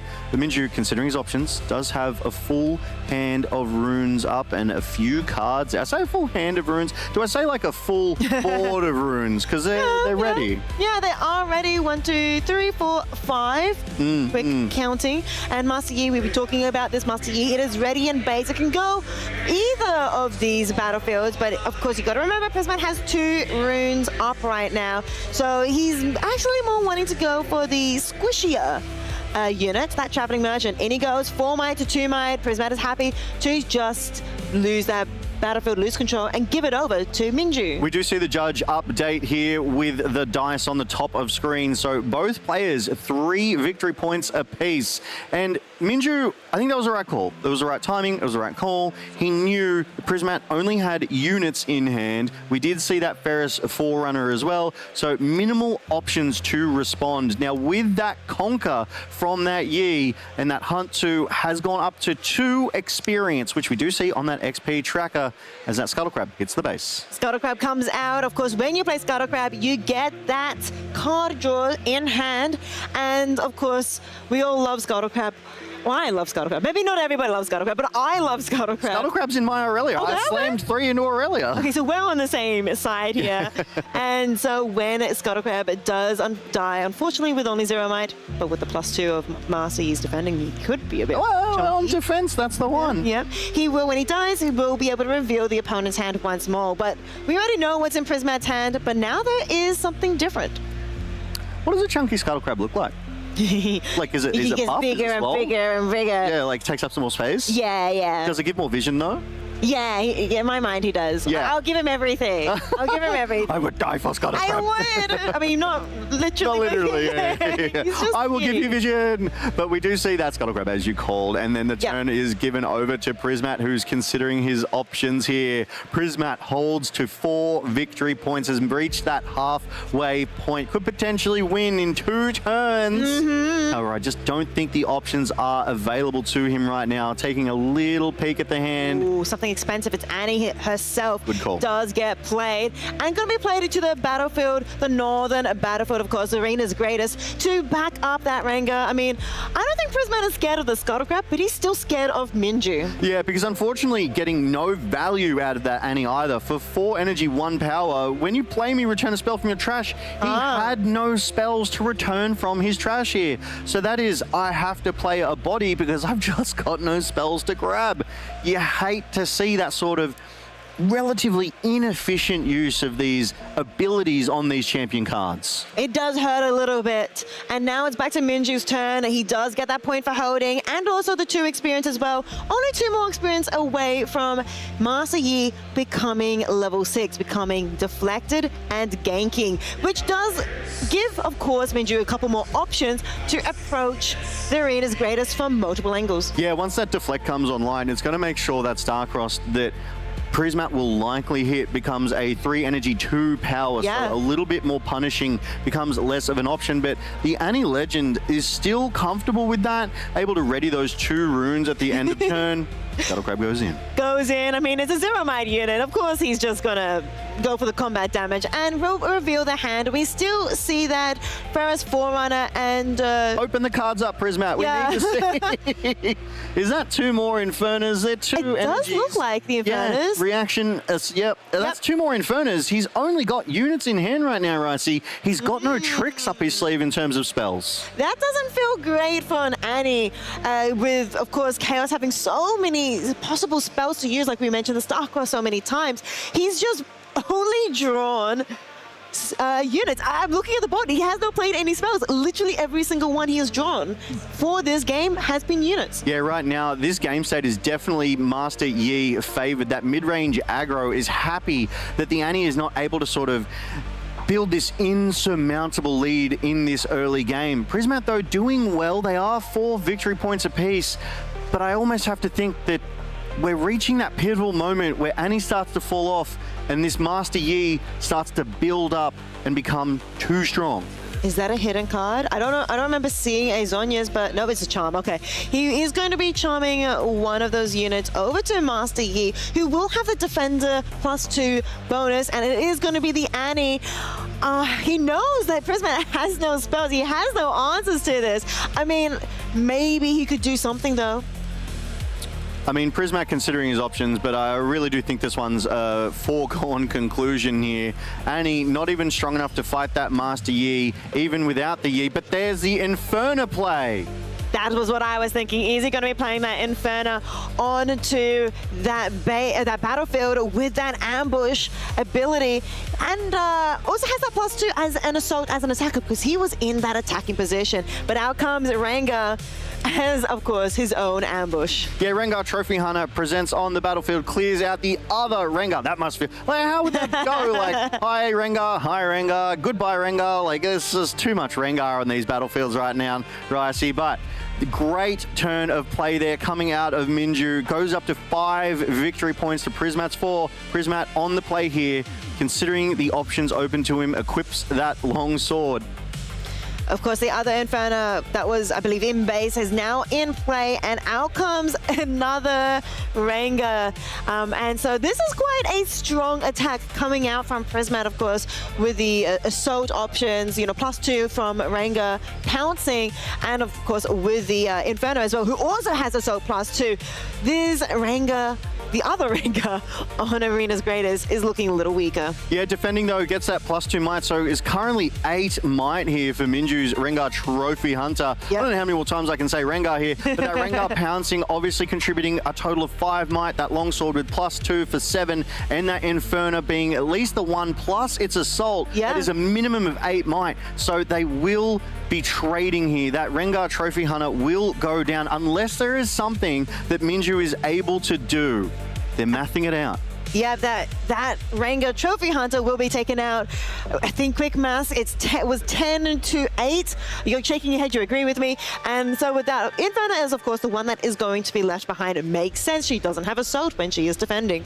That's the one. Inferno is right there, ready to be taken out. However, Minju... Oh, another Rengar Trophy Hunter, Ricey. Another one. I mean, why not? Why wouldn't you? You have the runes up, you have the ability to, and you had one in hand. And of course, that Inferno who is now defending has can have nothing to really defend against. We knew Prismat didn't have any spells. This is not a spell, it's a Ferris Forerunner. We've seen this one before in his hand, and he's going to play it immediately. Yeah, Ferris Forerunner, an all-star from Spirit Forge. It's that mech, that all-troublesome mech. 6 energy, 1 power for 6 might, and Death Knell. Play 2 3 might mech unit tokens to your base. Yeah. So it's effectively 12 might across the cost of that 6 energy, 1 power. An extremely high value unit here that Prismat has played to his base right now. Yeah, when that unit goes in, if he is quite mighty, you know, in and of himself, 6 might, and of course a Rengar Trophy Hunter with the +2 from Master Yi is a little bit stronger, so he won't be able to get that Death Knell just from this situation alone, but we don't know what Prismat's final card in hand is. Yeah, absolutely. That longsword, though, with that +2 might, he could definitely trade into that Rengar Trophy Hunter, clearing him off that battlefield, but he has to do something. Prismat currently at 5 victory points. Minju currently at 7. So Minju, he's happy with the state of the game right now because Prismat is just not finding these spells. He needs to be able to play more effectively into Minju's mid-range Yi here. I don't know how Prismat is feeling, but I'm watching this and having no spells in hand, it just feels like your hands are really tied. So judging though by the chances of how many units have already been played and already been in the trash, I am betting that one card that we don't know is a spell. Yeah, he has to start hitting these spells soon, absolutely. You can see his trash there. That is all units. The more units you see in trash, that means the more spells there are to be pulled from that deck. As the players, they are considering their options here. Yeah, I mean, taking a look at his hand, a lot of defies. He's on 7 points right now, according to the green dice up the top, which means if he conquers Zorn Warrens, am I mathing this right? Well, for now, we need to make sure we know whose turn it is. Very true. We did see Prismat play that Ferris Forerunner, right? We do see that Minju currently looking at his cards, considering his options. Yeah, that Rengar was played though on Prismat's turn, so I think with all the runes up, he's considering, what do I do here? How do I get that other battlefield? Yeah, look like them. I'm thinking about it. Prismat taking a look at that one card in hand. It could be anything. We don't even know what that is. Yeah, he's not giving us any information, Prismat. Yeah, Of course not giving any information to Minju either. I know. I mean, let's talk about it. We've seen a couple of Kaisers discarded, yes. So there's less chance of that. We've seen a lot of Infernas. They're gone. All gone. All gone. Could be a Vex Apathetic. Could be. We've only seen, I think, one Pharaoh's Forerunner, so there could be 2 more if he didn't sideboard it. That's it. That's it. But this is something that Prismat was doing as well in Atlanta, right? He's okay to slow down and take his time and consider his options in front of him. Yeah. He likes to think these things through, see the lines before him, see his options, see his outs. Can he discard and draw? Can he send a Ferris Forerunner in? Obviously not this turn, it is exhausted, but he has to do something now because Minju, on those 7 victory points, very, very close to taking this game. Very close indeed. I mean, Prismat did win that first game. This is a best of 3. If Minju does win this, it's going to be even 1-0. And so we could get a game 3 right now, but of course, Prismat wants to win here, and now he's trying to think about how he's going to be able to do this, and Minju wants to stay in this series. Absolutely. Minju needs to win to take it to that game 3 to give himself a chance. Prismat already having that game 1. If he wins here, it's a 2-0 clean sweep. I love this dual cam. I like see it too. both their points of views, how they're thinking, how in the zone they are. I want to say how stressed they are, but they don't quite look stressed or anything like that. They're just in the zone. These definitely aren't stress faces. These are, I'm a professional TCG player faces, and I am thinking about every single possible option here. You've got to think about it like chess. You've got to think 20, 30 moves ahead. Not that I think these games have that many moves, but you get the point. You've got to have a lot of foresight, a lot of forethought. If I do this, what then? It's almost like a program, right? If this, then that. Yep. And so that's the options in front of us as we do take a moment to appreciate the board game, right? Obviously, this Master Yi has been able to play a bit, and the Ruin Runner goes in. Brings back that Rengar as well, and so Rengar is going to be ready to go in as well, but that Ruin Runner is on the arena's greatest. And remember, we assume that there is a spell in Prismat's hand because judging by how many units he's played, there is likely a spell in there, and Ruin Runner can't be targeted. Yeah, so while we were deliberating, that was Minju's turn. So he was actually considering all of his options. As we've said, he's played that Ruin Runner onto the arena's greatest and has withdrawn that Rengar Trophy Hunter. So now the play is over to Prismat. So Minju, 7 victory points, Ruin Runner holding, Rengar Trophy Hunter able to conquer if needs be. Prismat on the 5. One of them he drew was a Kaiser, was another unit. Of course, Kaiser does manage to conquer, and we'll get that card draw as well. And we see a stacked deck. Is that what he's... That's Zorn Warren's trigger first. Of course. Discarded is another unit. But out comes the equip going in. First Forerunner with that longsword has +2, but don't forget Punch First exists, is going to buff up that Ruin Runner. He's digging quite a lot. He is digging with that stacked There it deck. is. And I believe, yes, you said that is game. It is 1-0. Yep, they wrap it up one apiece here. A great sort of marathon, if you will, from Minju, taking this game with 8 victory points over Prismat. Currently 1 game apiece in Yeah. this round 10 best of 3 matchup here at the Riftbound Regional Qualifiers, Sydney 2026, Ricey. It's getting tense. It's real exciting. These are 2 of the best players we have in this building right now. 8-1 each. The Master Yi versus the Annie, and now they are 1-0 here in the series. Whoever wins this, of course, will be 9-1. Whoever loses will be 8-2. So I'm very excited to see what happens now in this final game. Of course, Battlefields, they've only got one choice left. Yeah, absolutely. Those battlefields are Valmore's Lair and the Arena's Greatest. So we are ready for another quick one because they're each going to get a victory point at the top of their first turn. And that Valmore's Lair units cannot move off of this battlefield. So you do love to see it. There's going to be that control here as we do see the players starting to shuffle up. Valmore's Lair reads, units can't move from here to base. And Annie loves her flashes, which is move up to 2 friendly units to base. But with Valmore, you can't do that. It will be very, very prohibitive. Valmore's is always a good choice against more mobile decks. Yeah. And we do know that those will be both of those battlefields as both players considering their options, consulting their sideboard tech guides. You just have to think, Prismat didn't hit any spells until the end there. He hit that stack deck. He And got... even when he looked at the stack deck, he couldn't find what he needed. It just felt like Prismat had very little options. Yeah, he just had no answers into what Minju's Master Yi wanted to do. I mean, if he was able to find, for example, that abandon right then, right there, Yeah. he could have forced Minju to have to recast that, sacrificing another 2 runes, like recycling those for that power cost. So that could have definitely been the game winner, but unfortunately, he went digging. He was unable to find it. And again, Minju takes game 2. Yeah. So we are on even footing. It's match point here between both of these 8-1 players. And our previous regional qualifying winner from Atlanta here, Prismat. It is very exciting. I did expect Prismat to be here in the upper, I want to say upper bracket, the upper levels of this regional qualifier. But that game was so tense, as we would keep saying, he had no options to play. And this game 3, of course, with Prismat losing, he gets to choose whether or not he wants to go first or second. He gets to choose, of course, relook at that sideboard, consider what options he has and how he wants to verse this Master Yi. Yeah, look, Master Yi mid-range is such a powerful and popular choice here. Has fantastic representation at the regional qualifiers. And it's being piloted so effectively by so many people too, which you love to see, right? Because we all have our favorite legends. We do. Master Yi, fantastic jungler. He is. Unleashed, all about junglers. It is. Representing, even if it is the old Master Yi legend. We ignoring the names at the moment. We are getting our overlays back shortly, but right now we are, of course, with that Arena's Greatest, with that Valmore's Lair, and out comes that first turn. We see a Kaiser in hand, but it is going to be that Inferno that is played, of course, using a 2.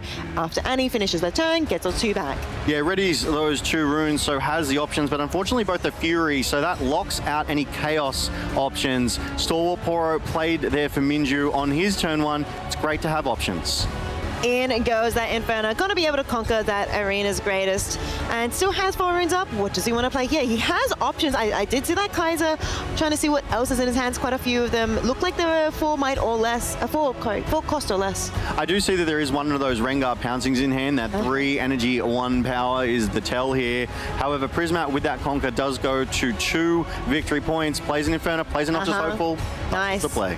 Amazing play coming through. Being able to bring out quite a heavy, mighty units coming out. Of course, Noxus Hopeful is only 2 when playing the second card on that turn. So that's a 4-might unit for just 2. Out comes the Stalwart Poro, gonna be able to conquer Valmore's Lair, and that little 2 cost unit is now presenting as a defender in a defending position as Firemite. Yeah, the little Poro that could here, I see. Exactly. You do love to see it. It's a staple in these Yi decks. And as you said, that Noxus Opal, a 2 energy for 4 might is so much value because of that Legion mechanic. Yep. You get the effect if you played another card this turn, which Prismat had done with that Inferno. Ooh. Sabo committed. Sabotage early once more, gets to see the entire hand. Maybe this time Prismat will have something that's not a unit. There's only one. It is going to be the longsword gets recycled. We know, though, of course, there's a Pharaoh's, a Forerunner, and a Kaiser in his hand. 2 units to consider for potentially the next turns. Yeah, that Ferris and that Kaiser are both very strong units, though, so that's good information to have for Minju. Having that intel on what Prismat will be able to play. Critically, though, he has no ambush units, so now there will be no surprises coming out of Prismat. Minju will be able to play comfortably, knowing that Ferris, Forerunner, and Kaiser are the only options available to Prismat at the moment. I mean, considering, though, we have to consider maybe there's something else with top deck, but yeah, currently looking like he could go and try and contest that Hopeful and that Inferno in the next couple of turns, as right now he's considering playing Master Yi Tempered. Yep, Master Yi Tempered, the brand new Unleashed Yi champion unit. That level 6 with Hunt 2 gets Deflect and Ganking is played. It is in fact played, and of course it is exhausted in base. It won't be able to contest that Arena's Greatest just yet, but let's see if Prismat was able to top deck something really exciting. Out comes 6 runes and an exhausted.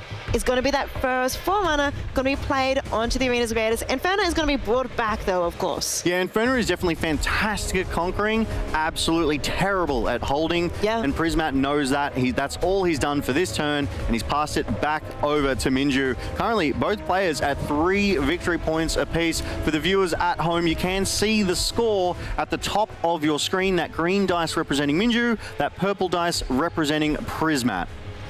Building that base up, we see Lonely Paro and Solar Paro now in the base being played. But of course, we've got to keep our eye out on that Master Yi Tempered. He is ready. He could go in to start a showdown on that Arena's Greatest. Of course, you have to consider the abilities, also the spells. It looks like Stack Deck was going to be played, but is defied. That's like a high value defy here, right? Because he knows Prismat doesn't have any spells, or at least very, very few, and does not want to let Prismat dig to try and find any possible answers. So now it's about Minju controlling Prismat's game plan. He knows he had the Ferris has been played. He knows he has the Kaiser, so there's only one other option available to Prismat. He cannot let him get any more spells here to play the game that he wants.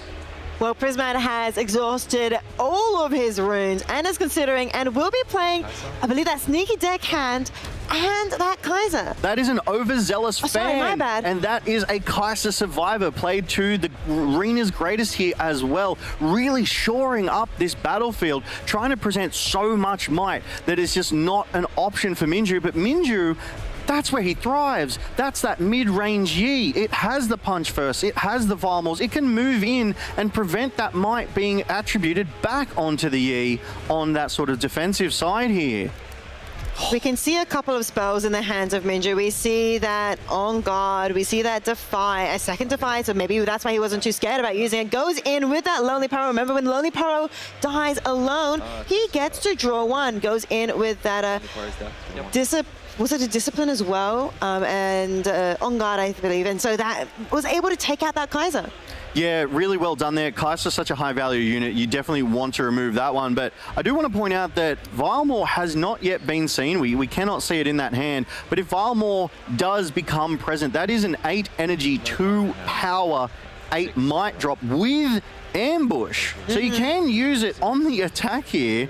Enemy units here with less might than me don't deal combat damage, so could absolutely shut down any sort of defense that Prismat might want to put up when he decides to go in. Yeah, Vilemore is definitely a good unit to close out with, one of the strong units to end with. But as you said, not in the hand right now. In the base right now is, of course, that Master Yi Tempered, is that Star Wars Paro. He does have Vilemore's lair conquered and occupied right now, but he is kind of behind in Temple, counting on for points right now from this hold. So if he wants to try and win this game, he has to go for that Arena's greatest arenas at some point. That's this isn't working. This isn't the right name. We're saying Conquer and Arena's greatest so many times. I know. We had Arena's greatest last game. But look at how shiny these stalwart Poros are. Not only are they superstar units in this deck, but they're looking squeaky clean. They're looking Mickey Mouse. I love the Scuttlecrab Poros. Oh, the Poros. I just love every single one of them. I don't know anyone who doesn't like Poros, but the Master Yi wants to maybe potentially back up his Stalwart Poro. But Valmor's Lair. You can't bring Poro back. No. So Valmor's Lair, units can't move from here to base.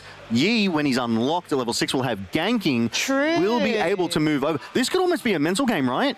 Because he's going to start holding, he's going to start getting XP if the game goes long enough. And then if you forget about it, he's going to be able to gank across to that battlefield. And Prismat may be caught unawares. Wait, I think Prismat just played another stack deck. And out comes another Defy from Minju.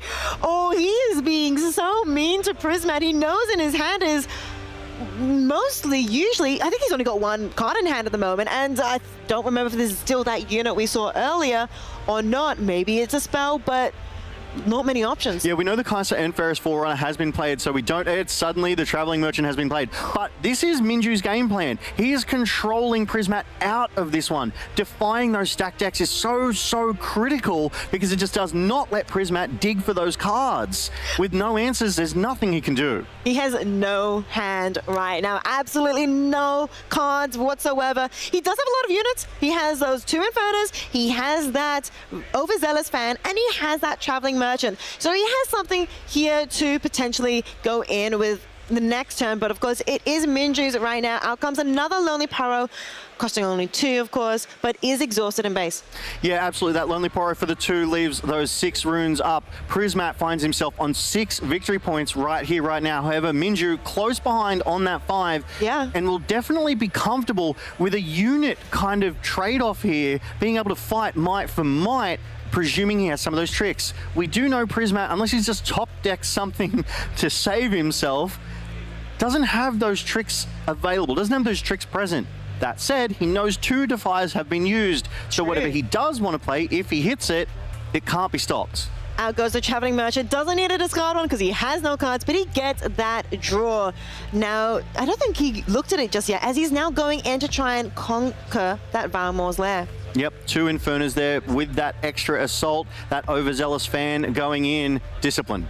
Discipline comes out, of course. It's going to be able to give more might to, I think he's choosing Master Yi. No, we don't know yet. Maybe Poro. It's going to be Poro.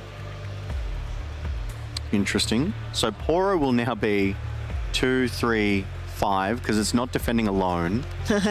Out comes the Starcross. He did top deck something pretty useful. Of course, it's going to be that Starcross. Not sure who he's going to Starcross just yet. He is going to be Starcrossing the Poro, it looks like, because that Poro, with that +1 as a defender, is actually sitting at 5 might. That's the one. More might than the Yi. So bounces that.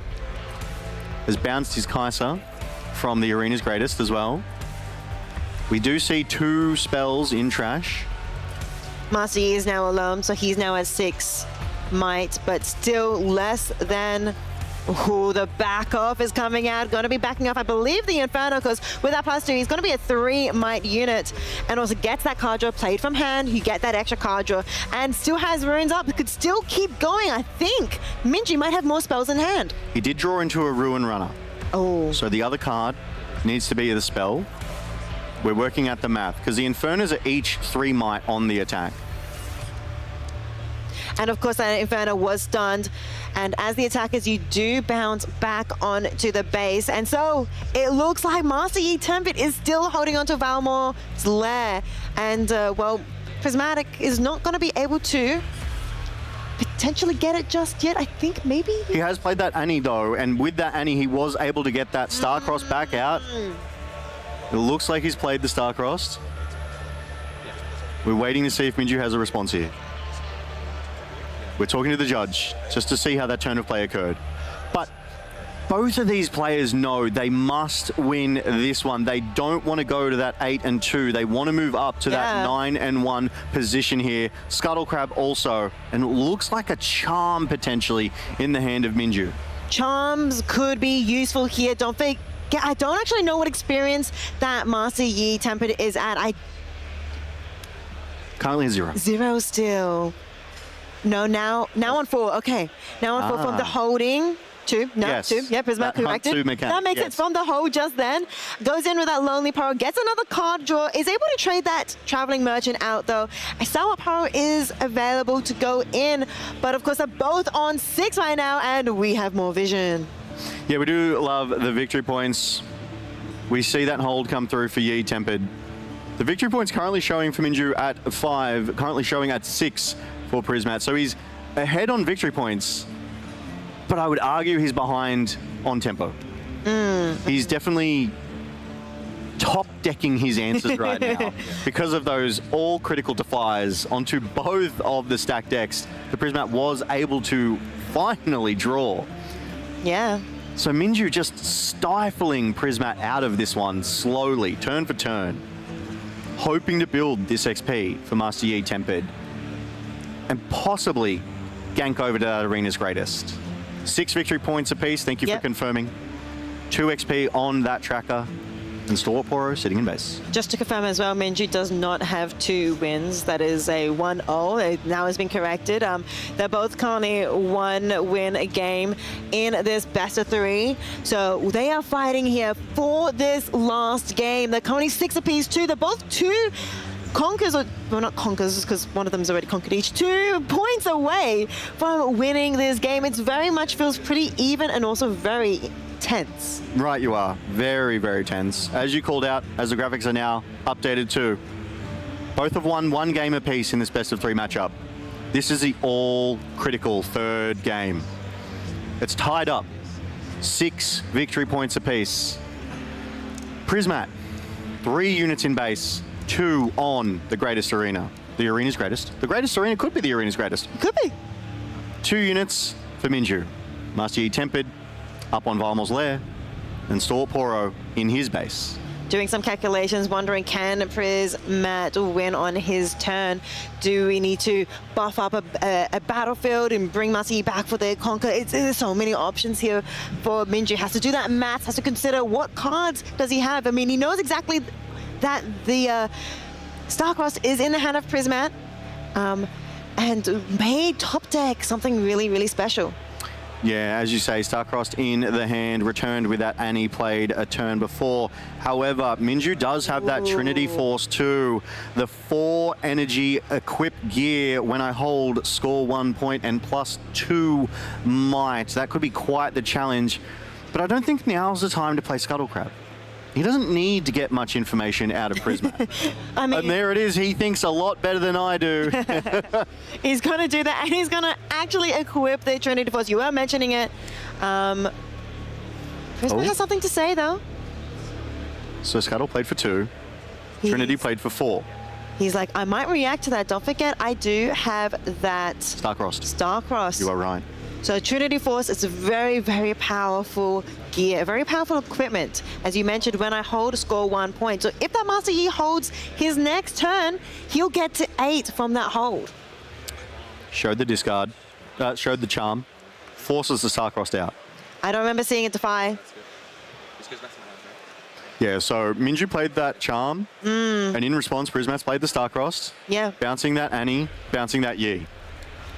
And with that, Yi is not on Valmor's Lair anymore, but Trinity Force is in a base. It can be equipped again. Stalwart Power is going to go on there, and he is going to choose to equip that Trinity Force. He is going for that win. He's going for that hold, that Stalwart Poro hold. Has there ever been a mightier Stalwart Poro, as that Valmor's Lair will be shored up with that first mate as well? First mate, when he gets played, he can ready another unit. So he could ready that Scuttlecrab if he wanted to. Turn of play is already back with Prismat. Okay. Prismat has readied all of his runes, has Inferna, Traveling Merchant, Ferris Forerunner, Noxus Hopeful to play with. It'll be difficult to see how he's getting that Ferris Forerunner and Noxus Hopeful off of that battlefield. I think he wants to leave them there, defend on that one. He has that Annie in hand. Goes in with that Inferno. Remember, +2 assault when they're attackers, so that's a 3-mite unit. And now Prismat is on turn 0. Goes in as well. That was a 9-mite versus a 5-mite. We don't know what Prismat top decked there. It does look like that's a stack deck, as well as that Annie Dark Child, as they do trade the Inferno into the first mate. There's that Starcrossed. And that is game. GG's, there it is. Prismat takes the game. Game 3 in this best of 3 matchup. Prismaticism wins 2-1 here at the regional qualifiers Sydney, Ricey. He does take that game. He gets onto that 7 from holding and manages to conquer Varmor's lair as well. That little stalwart horror was not able to hold the defenses down, even with that Trinity Force, even with that. He wasn't +2 because of Master Yi, but all the other benefits he had with that first mate there too. It is going to be Prismat's game with, of course, that powerful Starcrossed. Yeah, you do love to see it. Obviously, people think Annie is a very fast, very early game deck, but Prismat able to pilot it so well, so effectively. I dare say it's almost a mid-range aggro with those assault, the ambushing units that he has put into this one, with those combat tricks, with those cleaves and those long swords, able to trade more effectively into Yi.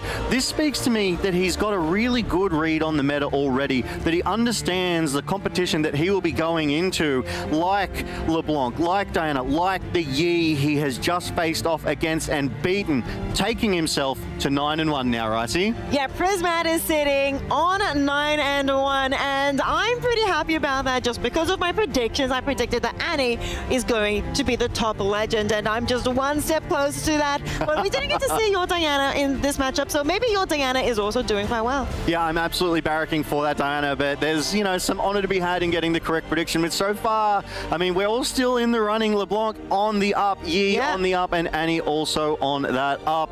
Yet to see the Diana today. However, that was a phenomenal 3 games out of Minju and Prismat here, competing to make it to that top cut of 8 at the end of these 5 rounds here on day 2. 9-1 is a good score to go for that top cut, top 8. Of course, generally you don't want to drop more than 1 or 2 games, and 9-1 still pretty good. Of course, there are so many more rounds to go in this Swiss stage. Yeah, but fear not, XN2 does not knock you out of the running for that top cut of 8 here. So Minju still in with a chance and has to be proud of how he played there for sure. Absolutely cleaned up in that game 2. Obviously, Prismat taking that first win, Minju getting that second, so it was very back and forth. We did get to see what that mid-range Master Yi deck wants to do here, and it's what's so representative of the Yis here in the regionals in Sydney. Yeah, so many Yis are present, as well as the Blancs, as well as Irelias, and there's so many Irelias currently in that top of the leaderboard right now. But let's hear what Prismat has to say. We have an interview ready. Let's take it away. Oh my goodness, what an incredible game. How are you feeling now that you've taken a beat to settle in? That was very tense. How are you at? Yeah, I'm starting the day with a loss, round 9.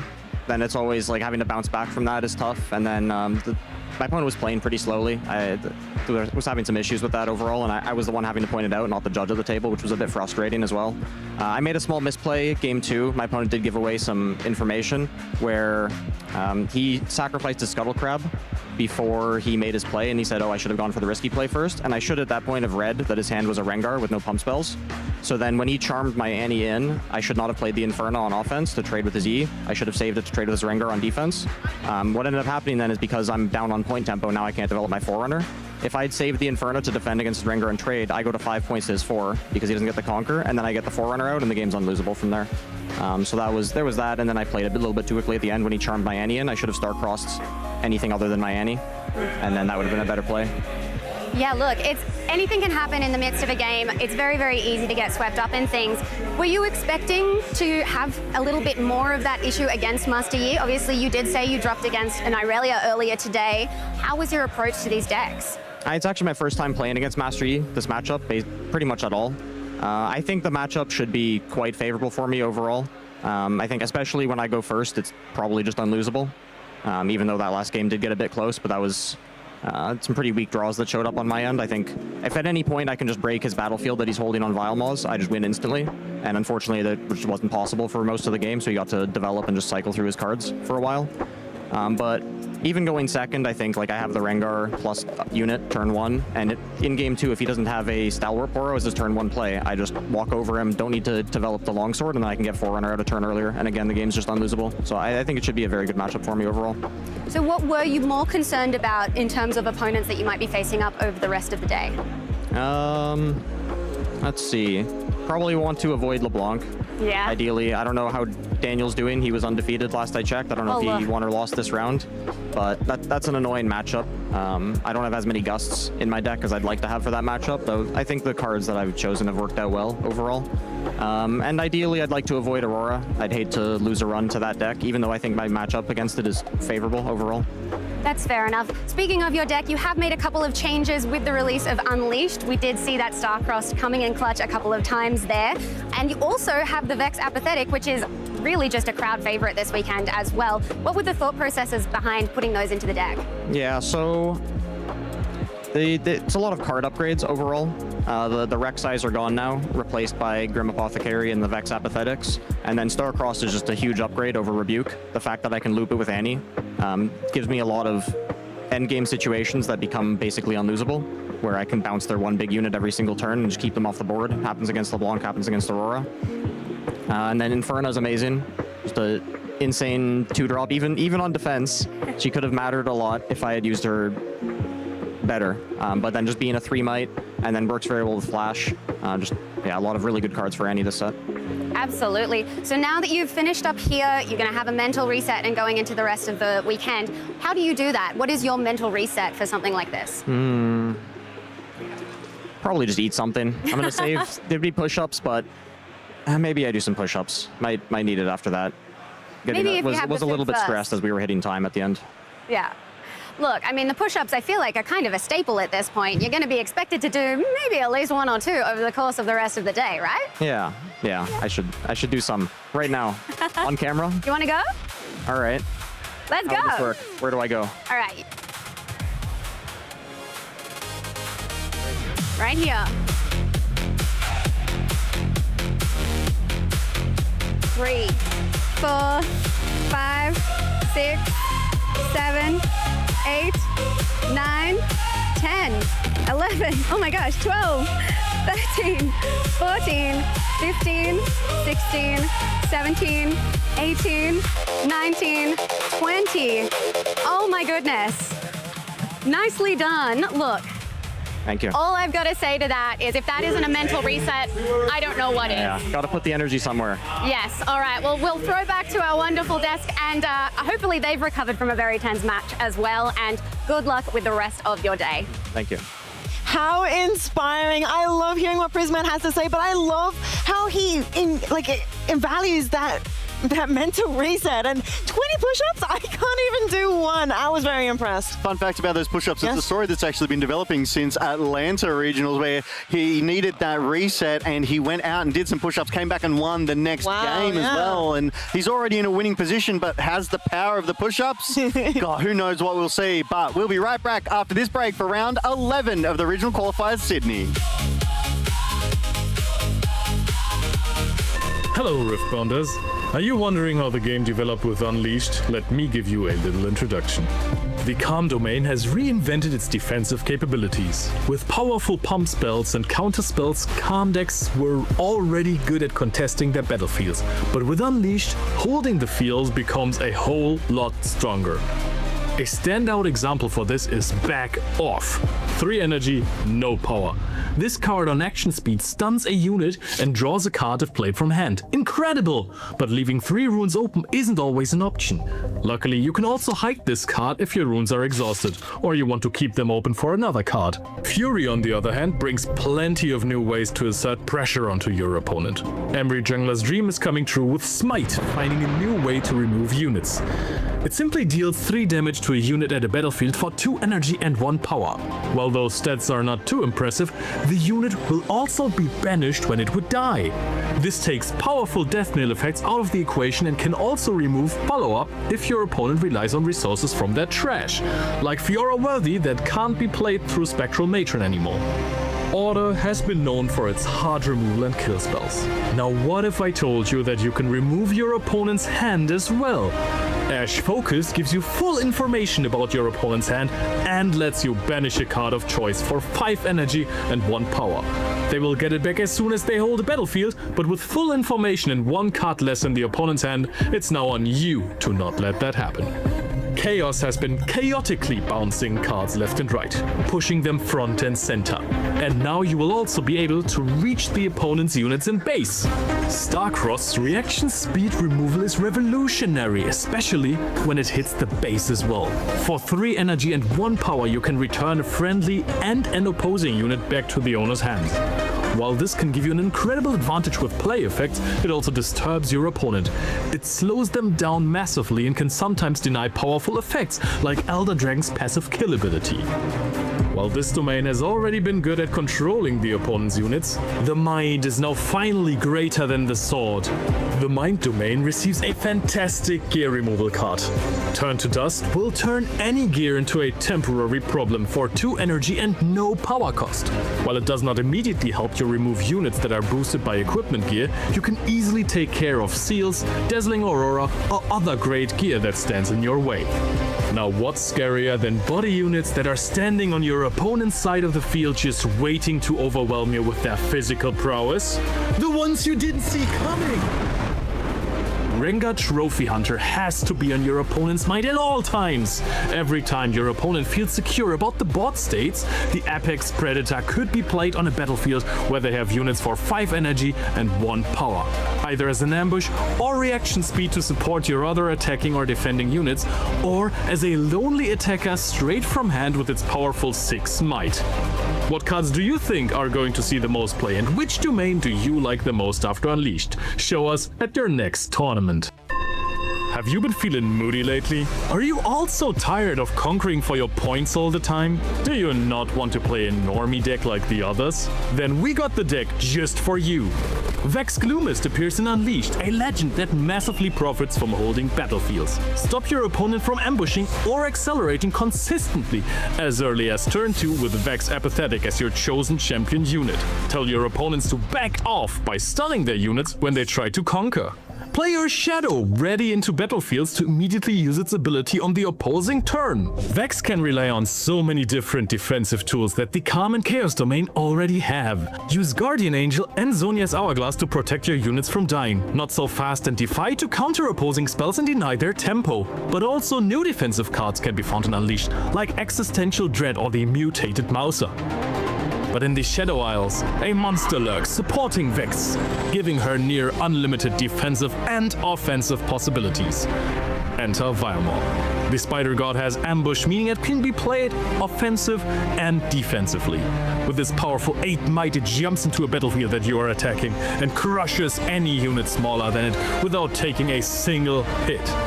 If your opponent doesn't manage to push it out of a battlefield, an additional draw for holding is a free bonus. With these cards in your deck, you're going to be able to keep all the others away from your battlefields. Keep holding, Riftbounders. We are here at the Riftbound Regional Qualifiers in Sydney. I'm here with Matt and Nick. How are you feeling about the weekend so far? Oh, amazing. Are you actually? I honestly lost a little bit of hope today playing a bit of LeBlanc, but then I think going into a couple of side events playing Vex, I feel a lot more confident. So I think tomorrow we'll be running probably the Vex going into it. Interesting. And what about you? Who are you running? I'm running Ari. Interesting. Have you got much experience playing Ari? Yes. He loves Ari. Always back home, it's nothing but Ari, so I can vouch for him. He's very good. So all the other Ari players out there, watch out. We might have our best of for the weekend. Interesting. Those are confident words. Are you feeling as confident as he's making you out to be? Yeah, well, I named my deck the best of already, so if I don't get best of, my deck list would be inaccurate, so... We shall see. We'll see how it unfolds in the next couple of days, and good luck. We are here at the Riftbound Regional Qualifiers in Sydney. I am joined by Courtney. How is your weekend looking ahead? Very busy, but I'm super excited. I'm actually hosting trivia on all 3 days of the week, and I've got a bunch of packs and prizes to give out. I'm very excited to see the community and hope they can answer all of my really tricky questions. Ooh, how tricky are we talking? Like 10 out of 10 tricky? 10 out of 10. All right, picture this. I've zoomed in on a picture of Kha'Zix, who is a bug. Could you tell me that it is Kha'Zix? I feel like I could probably do it. I feel reasonably confident. I don't believe you. I'll see you at trivia. Okay. I will try. I will be there and I will do my best. We are here down at the Riftbound Regional Qualifiers in Sydney. I am joined by Morgan. How is your weekend looking so far? Wonderful so far. I'm amazed by the turnout. And we just found out that there's 1,600 plus players for main event tomorrow. Are you competing? Are you excited? I'm indeed. I'm going for best of Vex, but we'll see how we go. And you're feeling confident? As confident as I can be. Well, that's something. And have you been practicing? Have you been running it a lot in the lead up? A lot of online practice, but then flipping and flopping on my list the last couple of days, practicing with these two. I feel like you're not alone with that. A lot of people kind of analyzing, oh, what should I be running? What should I do? Especially because of the release of Unleashed so recently. So many variables around. And have you changed things because of any Unleashed cards? A couple of changes, but funnily enough, most of the changes are pulling in Origins cards. Interesting. So we'll see how that goes for you over the coming days. Fingers crossed and good luck. Thank you so much. Yeah. We are midway through Sunday here at the Sydney Regional Qualifiers. It has been such an exciting day, packed with really, really thrilling features.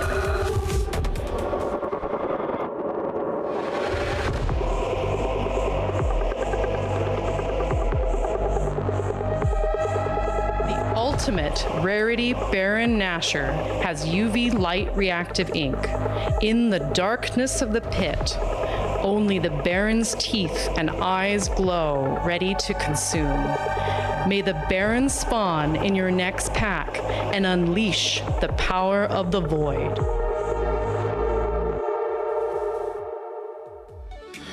Hello and welcome back to coverage of Regional Qualifier Sydney. We are starting to get to the pointy end of the Swiss round, Steph. Oh, absolutely. Look, I have just had to deal with watching the push-ups and that reveal. Oh my goodness. Yeah, that's a very nice looking card. It's stunning. The UV, very, very cool. Very nice. Yeah, I didn't even know that was a thing. Yeah. Also, weirdly, I feel like not as rare as it seems because that's all I ever see on social media that people have opened. That may be some confirmation bias at work. Must be nice. I certainly haven't seen one. Yep, that's how I'm at. But thankfully, I do get to see a lot of other great Riftbound cards here on the coverage. Round 10, if I recall correctly. Yep, 8, yep, that's where we are. 5 rounds of Swiss today, after the 8 we had yesterday, and then, of course, top 8. So 8 rounds just like yesterday with a couple changes, and we are 3 rounds away from figuring out who is in our top 8. And I have to suspect some of the players are getting awfully close to drawing in. I think so. Look, at this point in the day, it kind of does make sense that that would be the case, but I'm very intrigued to see, because we've seen a couple of players get a little bit more tense over the past couple of rounds. It is a very, very grueling weekend, and you have to have that endurance. So whether or not you're able to manage, who's to say? Yeah, certainly the two things I think players are generally thinking about is one, just don't lose. That's a pretty easy way to win a tournament. If you never lose, yeah, it's pretty good. Other than that, looking towards top 8, X and 1, probably the record you feel very comfortable on. X and 2, X1 and 1. That's where things get a little interesting, and that depends on things that I genuinely cannot do math for, and that gets sorted out by some giant robot later down the track when top 8 actually rolls around. Well, I've been relying on you for all of my mathematics, so that's bad. This is it's putting me in a position of strife here, but I'll trust that the people who need to know, they know. Yeah, certainly the standings robot and the judging stuff will be able to figure that all out, but certainly, again, the philosophy should just be just win, although I will say there is more than just top 8 to play for. Obviously, making top 64 gets a lot of different stuff. Get a playmat, get some prize world cards, get a qualification to the regional championship. As a reminder, this is a regional qualifier. This is a tournament that qualifies for something else. It's kind of hard to remember because it feels like this is the peak right now of Riftbound, which it will not be once regional championships do roll around. So at least want to get top 64. That's kind of the big goal for everyone here. But also the best of plan. I don't know exactly where some of them are up to, but I I'm pretty confident there's at least a couple players that rocked up today as the only person on their legend, so they can have a great day just free rolling the rest of the tournament. Other than that, though, there's a lot to play for still with winning some of those legends, because there are only so many. There's in fact only one of each for this event, and I imagine there's a few copies squeezed in today too, where you're going to be fighting it out literally to the last round. Even if you can't make top 8, you want to have the best record. Well, I mean, there was a representation of pretty much every single champion over the course of the weekend, and that is wild. Yeah, that is crazy. Every legend, every champion. Oh, yeah. I know there was more than one Leona that made day 2. So went from a deck that had made day 2 once to now multiple players are fighting on day 2 to win that best of. And as a reminder, this season is the last time you can get best of legend prizing for Origins and Proving Grounds. There's going to be 16 legends rotated out of the pool. So all the Garen enjoyers don't have very many events left. Yeah, look, I think there are a few Ari hopefuls there as well. Oh, yes. Ari definitely been a hot one.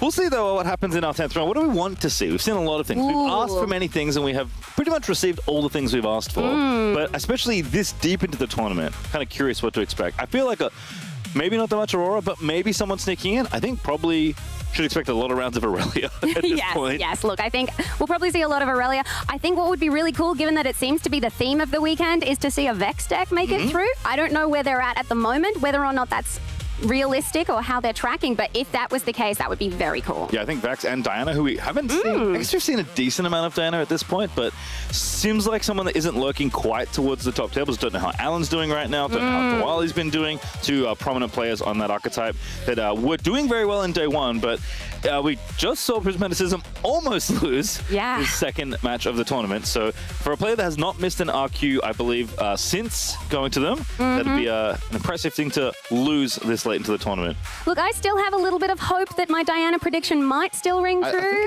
it's doing all right. It's possible. It is possible. Although your position as a LeBlanc predictor, I think that's probably a little bit more realistic at the moment, just based on how we've seen those decks play out. But it is still very possible that I might be right. Yeah, it turns out predicting the most played deck in the field means that sometimes you just get lucky, which I think is what happened, to be perfectly honest. As soon as we have a round for you, though, we'll queue it up, because I'm very excited to see what our round 10 brings us here. 2 more rounds after that, and then top 8 will begin after round 12. Usually gets interesting. So there's a couple of things to maybe think about. We talked about best of. Some rounds you may get that are actually just fights for best of, right? If there's a player that, you know, especially if there's a mirror for one, which the records might not be good enough to make top 8, but there's some prizing on the line that might be a little bit more fun than, say, just the top 8 that is at stake. So we're going to have a look at our standings. This is where we are right now at the end of round 10. There are only 2 undefeated players left. That is Ghost to Driver. If that name is familiar to you, that is the top 4 Victor from Bologna. Not playing Victor this time around, winning on Aurelia. And of course, we saw them on stream already. Challenges TCG's Daniel is on LeBlanc Deceiver, but not just any LeBlanc, it is Baited Hook LeBlanc. Look, before I put my prediction in, there was a tiny little part of me that was like, maybe this is Aurelia's time. Maybe this is the time that we see it come up on top. And now seeing that there are more than a couple there, maybe I was wrong. Maybe I should have gone with my gut. Well, I mean, the other thing you maybe want to look at is that there is an X1 Diana player that's not named Alan ZQ. Yeah. There are more than 1 X1 Vexes in this field. Love to see that. There's even an Azir, still a deck that seems to be pretty potent. And the Aurelia we actually saw on stream lose to LeBlanc in the feature, still winning. Only that 1 round kind of as a blemish on the record. Not to mention that Ezreal there as well. So I have a funny feel. Well, actually, I'm curious where we want to go, because you could just say, you know what, let's just take the 2 undefeated players. There's only 2 left at this point. See who's going to stay undefeated. Because if you go, they are going to get paired, obviously, at this point. Because you do get paired in Swiss based on record. And when there's only 2 of you, it's very easy for the system to figure out that you should be paired against each other. Even I can figure that out. So have a look at the most played decks here on day 2. So remember, we started with many players, registering many different decks on day 1, and the field has shrunk as expected, with Master Yi, Aurelia, and LeBlanc being our top 3 decks. So still our top 3 decks from day 1, but the conversions have been different. LeBlanc being the most represented deck and converting the worst of those 3. Yeah, look, seeing that top list there, it is very interesting to see Aurelia be one of the more dominating names that we have up there. LeBlanc being up the top, I mean, look, with 16 people here, but I imagine probably only 1 or 2 maybe running Baited Hook. Yeah, I mean, there was, what, 80 LeBlancs, I think, to start day one. It was the most played deck by far, I think 79, if I recall correctly. So, obviously not converting all that well because tends to happen to the most represented deck is often lots of, let's say, a wide range of players like to pick up the deck, and sometimes generally the more skilled players do move on, but still plenty of representation. I will say, just looking at the standings that we just saw, thinking about this day 2 conversion rate, I don't know how many Yees are going to be in striking distance of the top 8. It seems like that deck, while a very good deck for the field generally and quite a popular deck for lots of different reasons, maybe not a deck that's thriving that much in this exact metagame.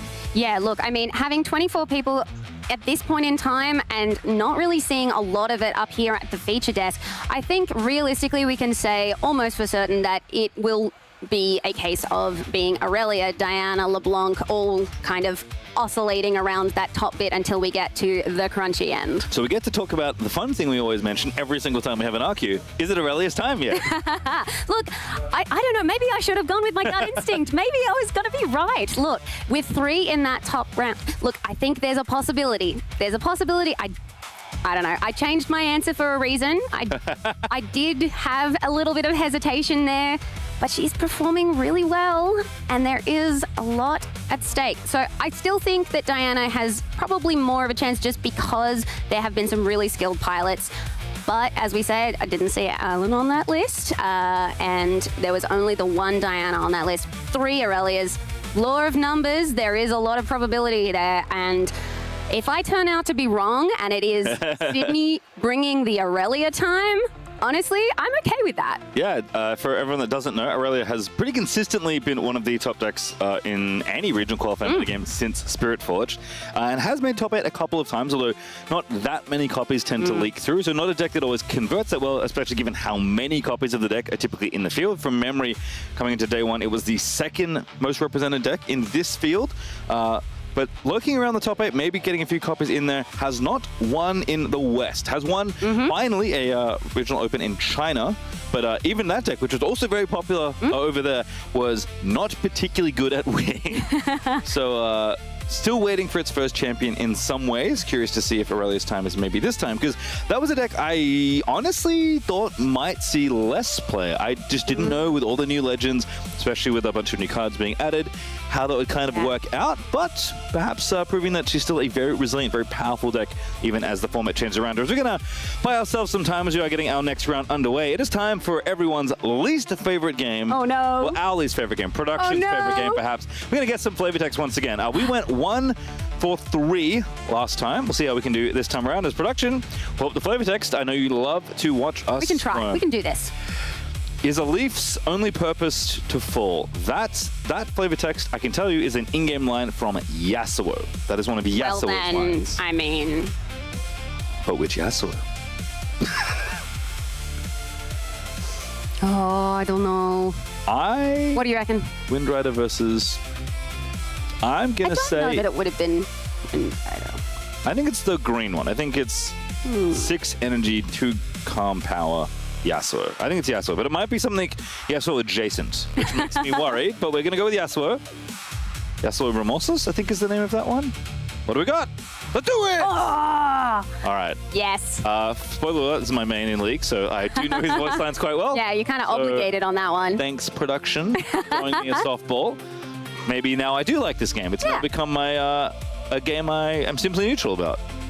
All right, they called my crew Scurvy Dogs, and I took that personally. Well, that's going to be a pike, right? Isn't it? I think. No. Wait. Which pirate has a crew? Yeah, but which... Oh. Spoiler alert, one of them isn't in the game. Yeah. So Gangplank, kind of the pirate everyone thinks about, not in the game. Not in the game. There's no champion for Gangplank anywhere. There is another pirate that is pretty good at those Aurora decks. But I have a feeling that this is what it is, because I'm pretty sure this is one of her lines. Is it? Misfortune. Is it Misfortune? I think this is Misfortune. Now, which Misfortune? I don't think... Oh, it was not the one I run. Oh, who do you think? You think it's Pike? Well, now I don't. Oh, I'm less confident now. Look. Brazen Buccaneer. There you go. We're both wrong. The guy with the oranges. Oh, tells why it was all the oranges. So that gets scurvy. Scurvy. Should should have been able to figure that out. Scurvy is one of my irrational fears. Have I ever told you that? No. Yeah. Now the world knows. It's just, I don't know. If it ever happens to me, it's going to be the worst day. All right, well, we didn't get Brazen Buccaneer. One person's treasure is another one's trash. I'm pretty sure that's treasure trove. Surely. Is that treasure trove? Is that too obvious? Is that the Casanova special? Is it too obvious? Is it? Could be. Are you giving us extra time because we're It's wrong? not cemetery attendant. Oh. Boo. Makes sense. That is actually much more sensible. Yeah. We didn't think about it. We didn't think like, what is the card trying to convey? What is the message? Yeah. I just lined up the word treasure with the other card that has treasure in it and sent Yeah, it. the trash really should have given us a hint there. They could have told us it was like a playable card that people are running a lot of. That would have helped me. Boo. I actually have no idea. Ooh. Ooh, where are the ghosts? I mean, are we talking sprites? Not really. Oh, it could be a sprite. I don't think it's Bewitching Sprite. Is it like... Is it could be like Vex Sprite inclined? Sprite. It could be Vex. It Because is a Vex little is Vex-coded. a few words. It's spooky. I know that one of the Vex cards is just ew, which I love. Is it Shadow? Maybe. Is it... Could be sprites, though. Could be. I guess... I'm with you that I think it... I'm here on Vex. I'm yeah, ready to I bet think on it might be Vex. Which Vex? Well, I don't think it's apathetic. It could be Cheerless. Cheerless, maybe. Let's go with cheerless. Oh, this card's banned. Oh, no.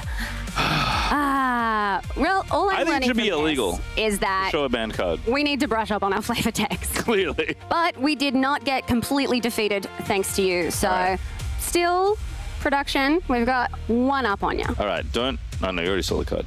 I was going to do another one. Oh, you were going to do another one? Yeah, Oh, but... no. Yeah. Send it. Yeah. I'm ready. You're just trying to... Okay, look. What else are we going to do? We're chilling. We're waiting for the round of pit. This is a classic of card game tournaments, by the way. Yeah. Every now and then. I mean, look, I don't know if you've ever moved like a few thousand people in a hall to the exact right table they need to be at to play their opponent in the card game tournament, but...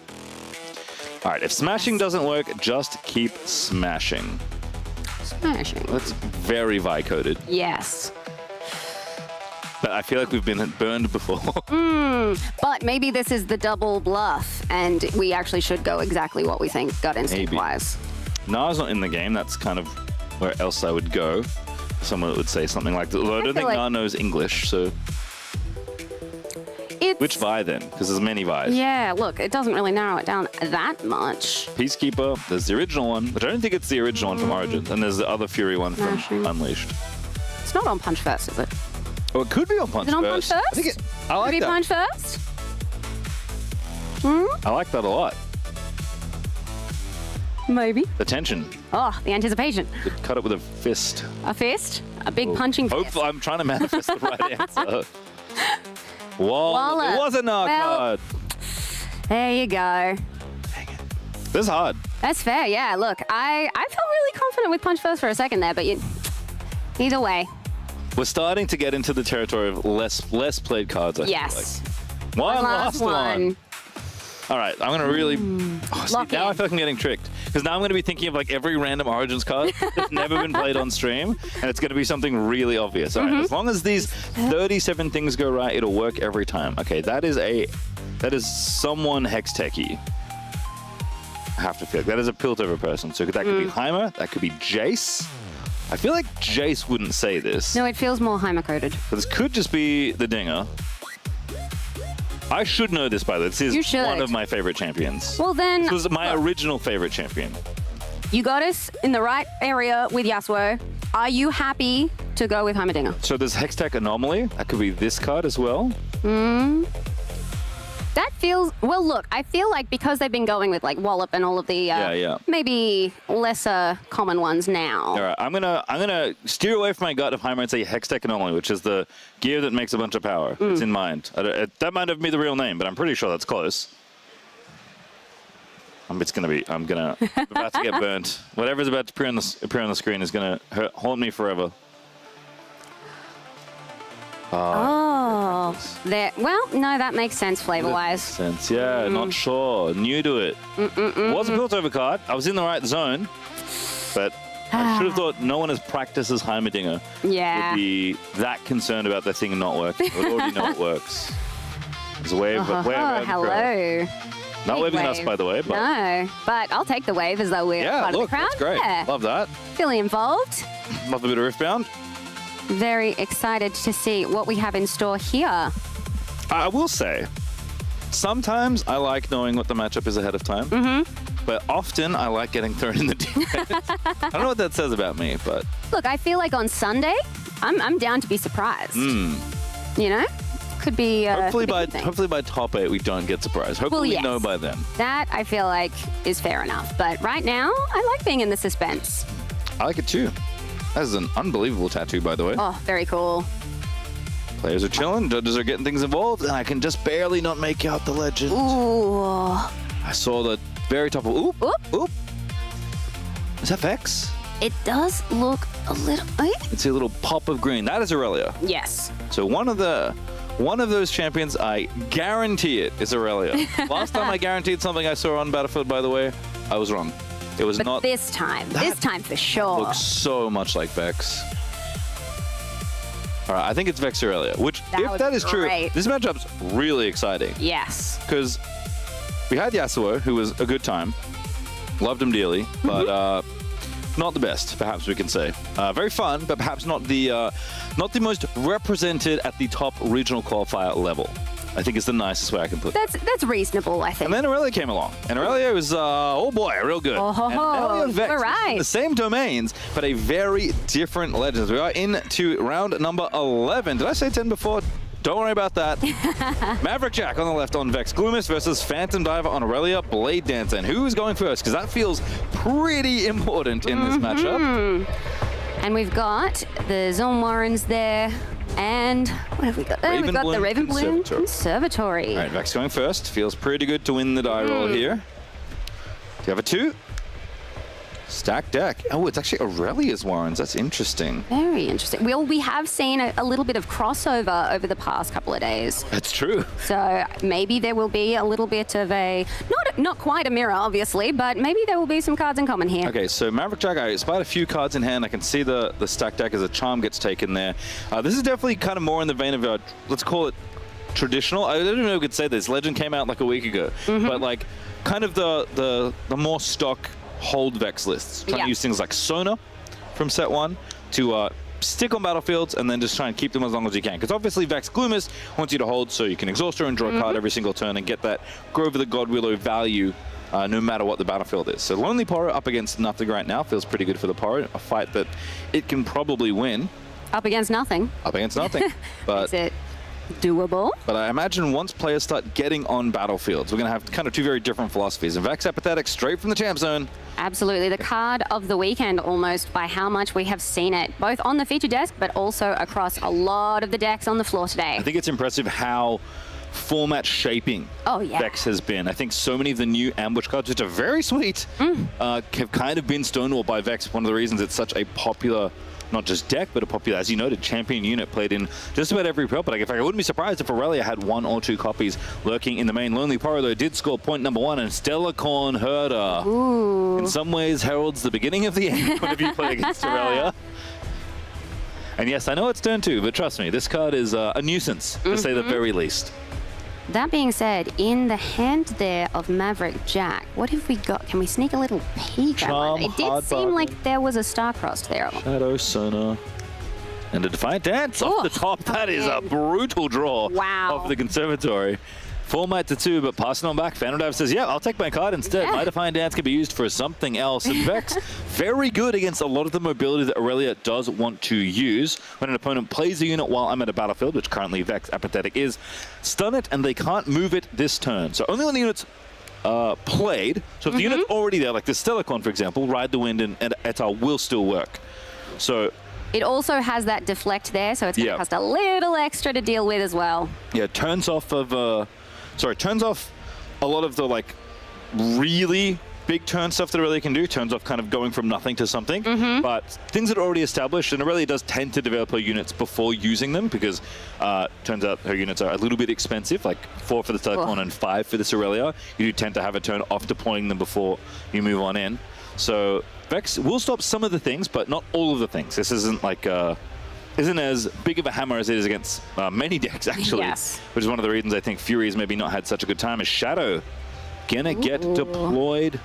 I think that might be the first time we've seen Shadow at the desk. We did not see Shadow earlier on the Future Terra, so we can give that one a read as well. This one is a weird one when you read it for the first time. This is a signature unit. This is Vex's signature unit.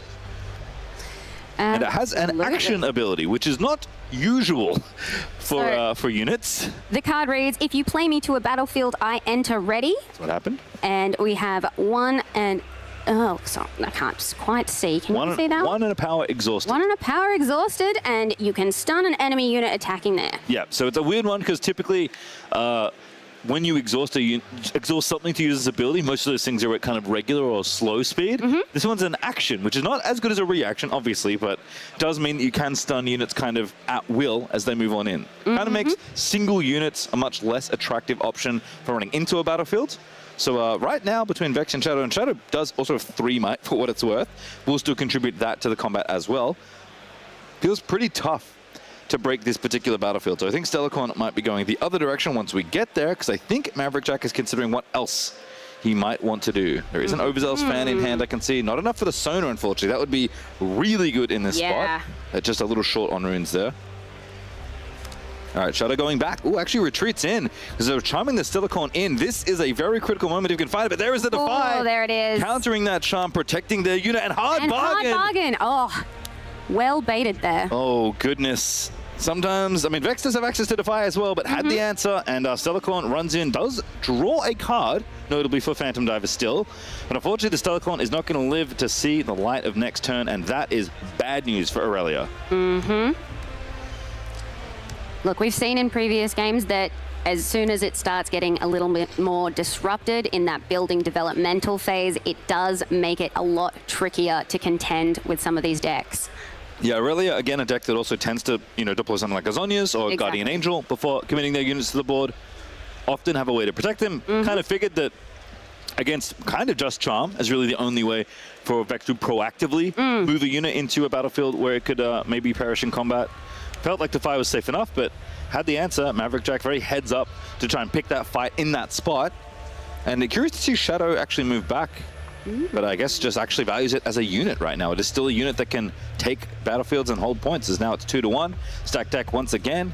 He's going to have a look at the top 3 cards, and Maverick Jack's going to take a peek. I do spy a flash in hand, though, for Phantom Diver, so the Stellacorn should be significantly more protected from any future charms.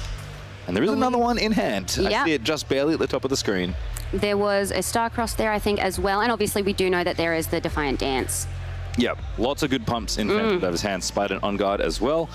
These decks do, obviously, they're in the same domains. They do share some DNA in terms of key cards they play. Both kind of play a mix of things like Hard Bargain and Defy. I think most of the Vex lists have at least Discipline, but not usually On Guard.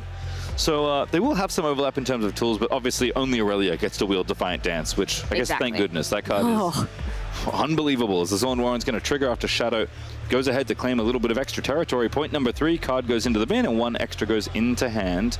And it did spy another charm, so I think we're going to get a redux of the last thing we just saw. Also, of note, Ravenbloom Conservatory will trigger when this charm moves into Vex Apathetic. So Stellacorn moves on back in. Don't forget your trigger. Draws a card thanks to Stellacorn. Trigger Ravenbloom Conservatory because you are technically defending even though you forced your opponent into combat. Finds a Defy, and I think that is bad news for Phantom Diver. Looking at all these spells that could potentially save the Stellacorn, and none of them are going to work. Not so much there. The only thing they could have is On Guard plus Defy. And going to commit the On Guard, so it probably has the Defy because you know the other Defy is face up. And it looks like just kind of have to commit it. You're priced in. Yeah. Make him have it. There it is. There's one. Ooh, Defiant Dance. Oh, that is the other option, actually. Nice little bait. Using the bigger spell, using the smaller spell to bait out the bigger one. There you go. Remember you just mentioned Defiant Dance, but Ride the Wind. Interesting. I think thought something else was going to happen there, but Ride the Wind instead. Going to save the Vex. So Stellacorn will get to take the battlefield. Oh, Shadow moving in! That's so sick! Now it stuns the Stellacorn. Add 3 might to the battlefield, and that is slick. I love that so much. This is why I have been so excited to see Vex this weekend. Oh my goodness. Cycled a boatload of runes to get there, but still doing it all against Stellacorn Herder. Stellacorn was a 5, Vex was a 2 versus the 5 on the other side, but it didn't deal damage. That Stellacorn is absolutely dead. Did not have enough might to live through the combat. Goodness me, and all of a sudden, not expecting that. yeah, I thought I spied a 2 energy Chaos Spell, and I thought it might be another hard bargain, but that was even better. But even with the Ride the Wind, my gut instinct there was that they were going to move the Vex down. This is why I let them Very play the good games, play. not me. Yes. Checks the hidden card. Usually a back off as Aurelia Fervent gets committed, but the point race is starting to get a little bit dicey. 4 points to 1 right now, as Aurelia pretty far behind on tempo, but can catch up. It's possible. With enough, We've seen it. yeah, and again, with all those runes being recycled, definitely an advantage for Aurelia going into the next fight, which is very good news for Fervent. And I have to assume it's running out of charms at this point. Also kind of in play one, because didn't actually flip over a Calm rune. Ooh, are we gonna... a little sneaky peek, perhaps? Oh, is that Evelyn? I think that's Evelyn.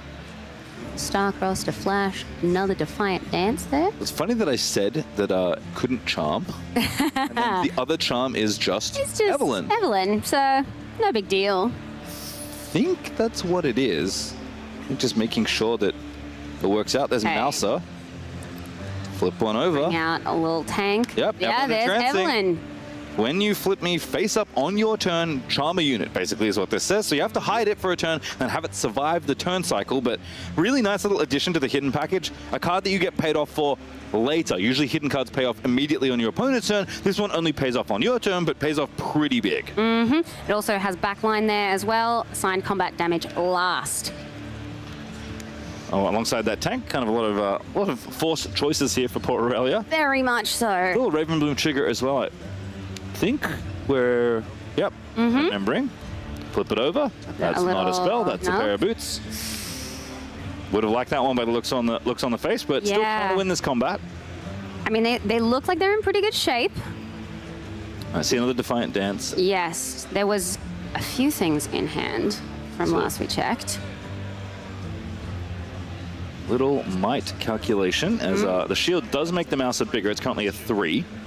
So 1 base, shield 2, and tank is good for 3 might total. So 3, 6, 10, 12 might versus Aurelia's 4 currently.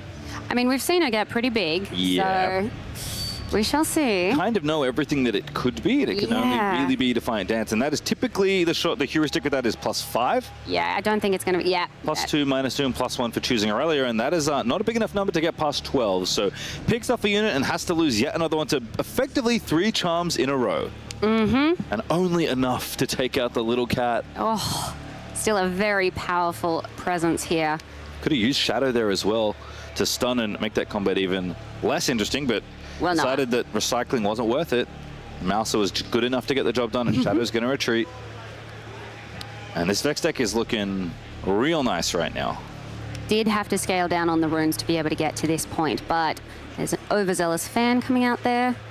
And just a base, could have reinforced for Vex, but decides that safe enough. And I think one of the things that's good about keeping the board clear as a Vex player is that when Vex Apathetic is on a battlefield, you are just not scared of what your opponent can do. Because no matter what, the unit they play, even with Aurelia, who's very good at readying units and charging them into battlefields, doesn't do anything, because the unit's stunned and can't move.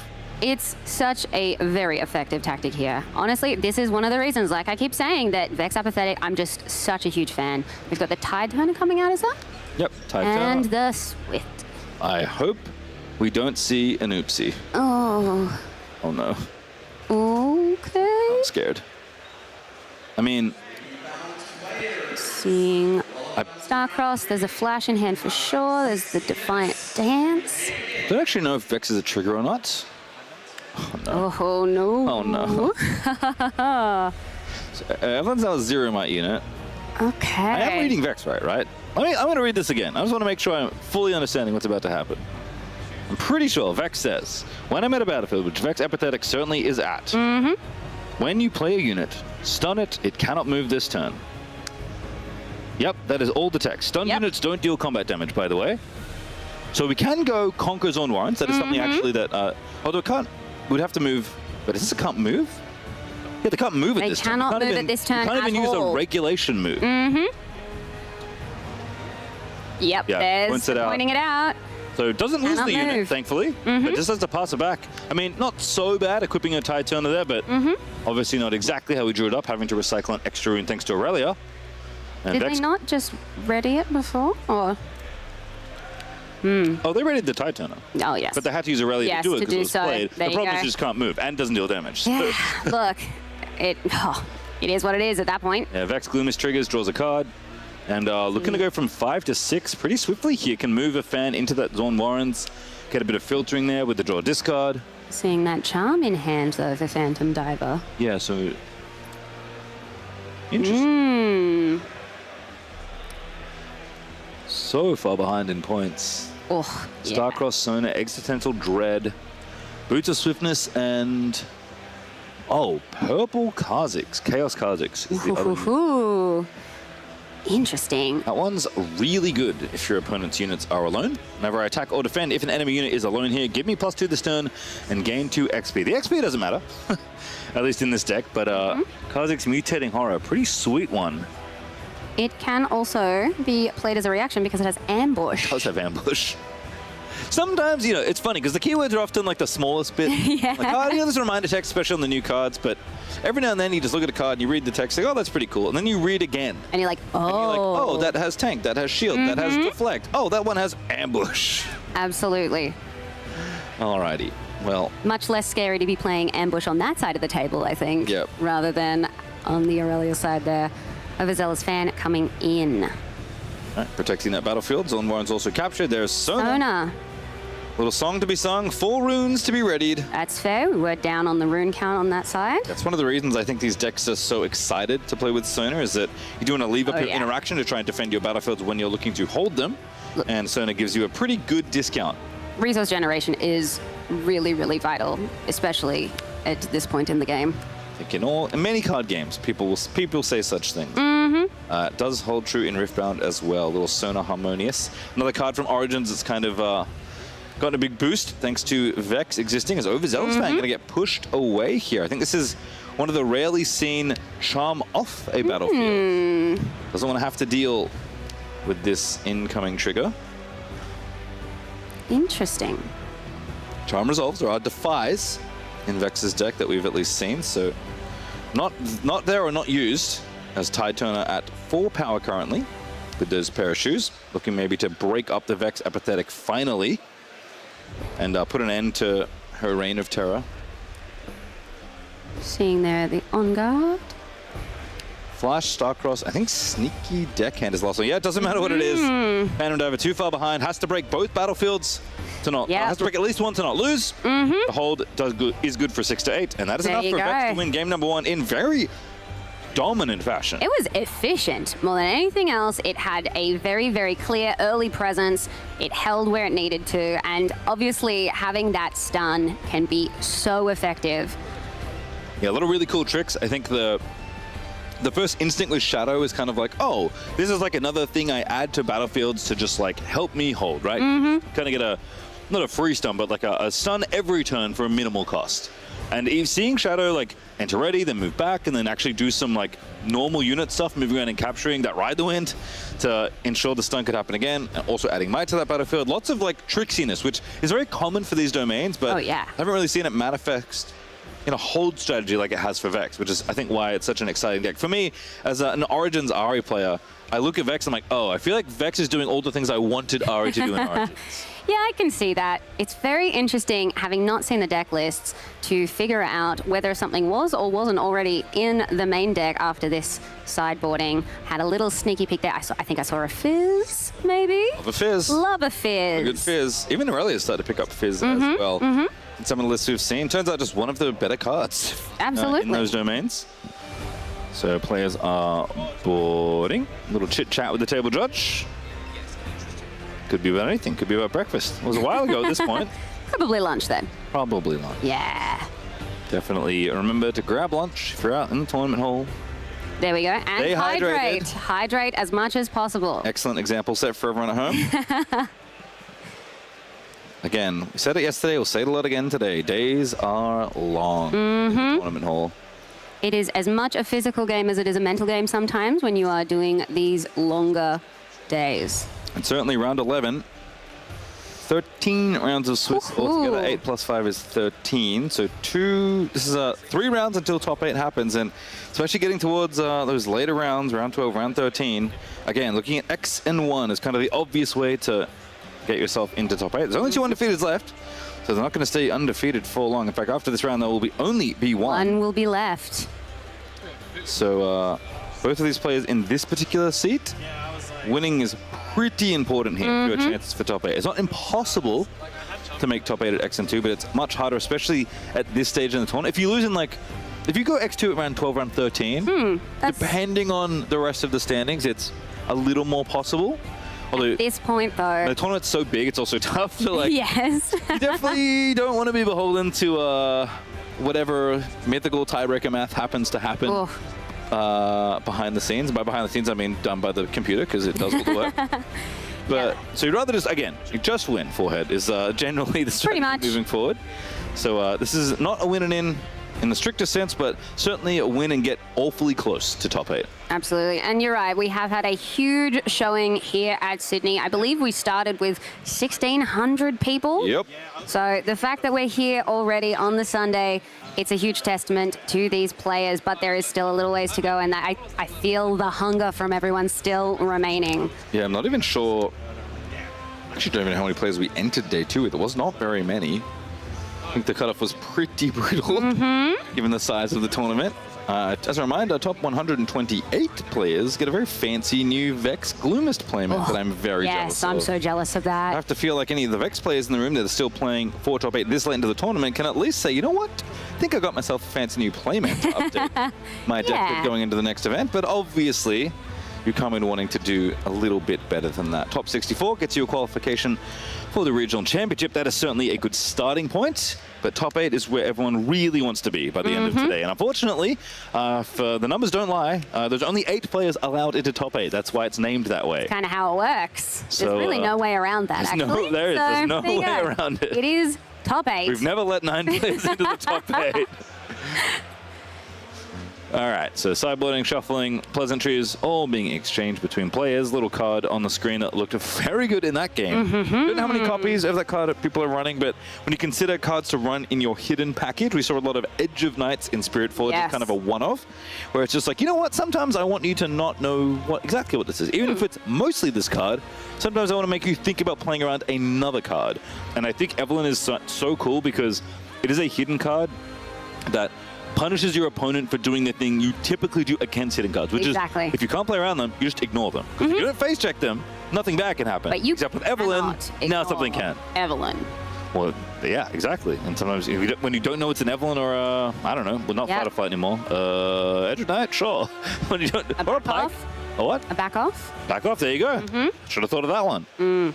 Very different cards. Very, very different energies there. Very different energies. One art is significantly stronger than the other on those two, even though both of the pictures are beautiful, and I am, of course, referring to Back Off, one of the best pieces of art in the set. It's so great.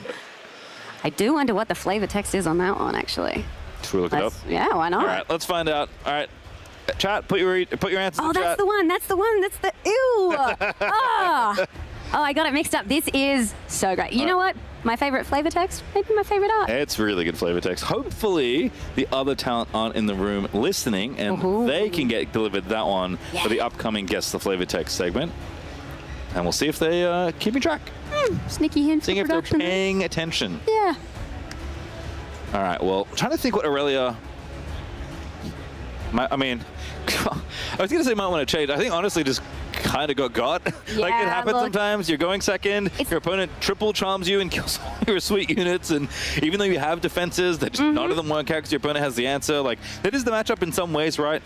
Those aggressive charms are really the only way for Vex to like proactively remove units. Again, very defensive deck that wants to sit on battlefields and hold them. So typically units in the backline are somewhat safe, which is good for Aurelia because she wants to protect them and then use them later when she's got all her resources at her disposal. So I think you can feel relatively confident that's not going to happen that way again. Well, look, I mean, it is one of those things where you can be doing everything right and still your opponents will have the answer every single time. Whether that can happen 2 times in a row in this rapid succession, look, it would be very cool. It would be very interesting to see that happen, but I also really want this Aurelia player to be able to flex and see a little bit more of the deck. I'm keen to see what's sideboarded in. A lot of the Aurelia decks, I imagine, probably have some, a little bit of Vex action a little bit as well. Yeah, I think so. We've seen Vex tier list be pretty good. It's actually really quite good in this matchup. The Spirit Forge Vex that Alan ZQ pretty famously performed with in Bologna in his Ezreal deck. I said earlier that that's a card that a lot of Aurelia started playing for the mirror, and this isn't exactly a mirror, but there's kind of some of that same energy where you're, as you saw, clearly doing a lot of fighting on the chain in Showdown as you trade action windows back and forth. So if that's in there, I could see that being good. I think in general, just like finding a way to deal with Vex Apathetic feels pretty important for Aurelia. Like, it doesn't stymie all of your game plans like it might against decks that are more heavier on ambush, let's say, whereas Vex really shines. But you can even tell in that game, like, trying to play catch-up when you can't actually use your Legend's ability to ready a unit and run in, like, means that once you fall behind, if you can't dislodge Vex Apathetic from a battlefield, you just kind of stay behind the whole game. So given that you know what's going to happen basically on turn 2 every single game, I think there should be a plan for dealing with that particular unit, whether that's a charm of your own, whether that's some other bounce spell like a Rebuke or a Starcrossed. I think thinking, what do I do on that turn when Vex Apathetic comes down? How do I set up around that is probably something that everyone needs to think about pretty heavily, because you kind of just don't get to play a portion of your deck. Also worth noting that Shadow is in there as well, so there is another stun effect there. It is a little bit more costly, obviously, but it is very, very possible that you're going to have to contend with multiple things there. Even if you are able to manage the Vex Apathetic, there is still a lot of tech in there that can make things tricky. Yeah, Shadow feels kind of especially brutal in this matchup because a lot of Aurelia's thing is making one big unit, right? One big Stellacore and one big Aurelia Fervent is the kind of the marquee one. And a single targeted stun, really good at beating exactly one unit in combat. As we are back in game number 2, it is Targon's Peak for Aurelia, and it is Abandon Hole. Abandon Hole. Maverick Jack, something that is Aurelia is very good at using. Yes. So a battlefield that certainly makes sense, but one that is a little dangerous in this matchup. And going second especially, I'm surprised. So clearly Maverick Jack believes that Hole is a battlefield that Vex is also very good in, because I don't think you would do this otherwise. As Overzealous Fan going to be the first play of the turn. No 2-drop for Phantom Diver. Did spot a sneaky deckhand earlier, and I have a feeling that it's going to find itself on Targon's Peak in just a moment. For those of you who have not seen up close, Abandon Hole reads, when a player plays a spell, they may give a unit they control here +1 might this turn. So I can understand why you'd want to build up some of those units there as well. And look, it is a bit of a risk coming into an Aurelia matchup here and playing that, but if that's what you need to do to build up your hold, it might be worth the risk. I mean, in general, a lot of the plan is like create battlefields that are very challenging to impossible for your opponent to actually do anything about. So if Aurelia's getting stunned, it doesn't really matter how big she is. She's not going to deal damage in combat anyway. So I can kind of see where you feel like you can maybe mitigate the power it can give Aurelia. As noted though, Sneaky Deckhand did do the thing and gain a point straight to the Targon's Peak, which of course is an open battlefield. You may play Sneaky Deckhand to open battlefields. The reason Aurelia's love to do this, especially when they have Peak, is that you just get to protect a unit and start getting points as early as possible, even going second, although obviously Phantom Nova went first this game. Just being able to immediately re-ready 2 runes and kind of start the game earlier than your opponents might expect. Again, lots of 4s and lots of 5 that Aurelia deploys in the earlier stages before kind of looking to score points at battlefields. This one kind of gets it done early, and honestly, Sona kind of does the same thing. Yeah, that resource generation, once again, making sure that you're up on your runes. Fun, very minor thing that could have happened. Oh, actually, there's no Shadow. Never mind. If there was a stack deck over there, Maverick Jack could have actually played that as well. Actually, didn't quite get the full value out of Sona there, only readying 3 runes at the end of turn instead of 4. But nothing worth playing, which I don't think it's going to be too upset about, as Guardian Angel going to find its way down here. I see a Stellacorn or 2 in hand, and I see a very beautiful Lonely Poro, as Stellacorn is going to get equipped and passed. No answer this time. No ready either. Didn't want to move it for a card draw. Wants to save it for later, but does value the protection that Guardian Angel grants that unit. Getting that Vex trigger there. Oh, it feels so good to draw an extra card every turn. It does. Oh, love a little card draw. I love card draw so much. Alrighty, what's next? Using those runes makes sense. Sona's going to give you a rebate at the end of this turn anyway. 2 points apiece. What are we going to use them on is the question. Oh, no. I lied. Vex Apathetic does cost 4. Not to sound like a broken record here on the caster desk, but is a unit we've seen a lot of this weekend. And I'm thrilled for it, honestly. It's real good. It does feel a little incongruous to say I'm thrilled for Apathetic, but I am, and I'll accept it. Just having a peek right now. Is that a factory recall? Ooh. If that is what that card is, then I am concerned for how much Riftbound I have watched. But I see a hard bargain, I see a hidden card. Didn't spot what it was, but Vex Apathetic is actually going to base this time around. And then some more considerations here. So Maverick Jack just puzzles it out. There is already that presence at the Abandoned Hall with the Overzealous Fan and Sona there, so... Yeah, it's a tough one to break. Yeah. Curious to see Vex kind of playing defense, playing at home, but I think valuing Vex's actual might value in this instance as a potential challenger for the bottom battlefield instead of its effect on this upcoming turn. So card drawn here, Gust in hand. That is a very good answer for Overzealous Fan. Yes, very much so. Got to be careful. Sometimes it doesn't work out the way you want it to. If the unit gets a little bit bigger than you may expect, say, I don't know, maybe with a Discipline. Pretty common card played in Calm. There is that Defiant Dance in hand as well. Just got a little glimpse. Are we challenging? Or are we scared? Because Telecorn wants to draw cards, right? So moving to a battlefield we've already scored, not the best, but not the worst, because the cards are very valuable. That is true. Obviously, if you can do some damage, maybe claim the hole for yourself, start digging in and protecting there, that's going to feel a bit better. There is a hidden card you have to run into. And they are going to go for it. 4, draw a card. There's another charm actually in hand. Little shake of the head. Don't know if you caught that from Phantom Diver. Perhaps not the trick they were looking for. And 5 currently playing 6 might. There's an Overzealous Fan trigger being considered now by Maverick Jack. You do have to use it as it defends. It's always interesting seeing those kind of little tells. I have no poker face, so I'm terrible at bluffing. You can absolutely tell if I've drawn something good every single time. Are you inscrutable or are you, you know, a little see-through? I think it depends. Sometimes, I would say like 60% of the time, pretty good. 40% fall to pieces immediately. Defiant Dance gonna try and win this fight, make it very unfair. We assume they have passed on Overzealous Fan. The Fan is staying for the fight. There's still that hidden card to contend with, though. Yeah, could have been played as a reaction with a Fan trigger on the chain as well, but deciding that's not what we wanted to do. So much. But they There's have Defy. the Defy there. All right, so Defiant Dance gonna be turned off as Gust gonna get committed here. Looks like it, yeah. Gust your Fan.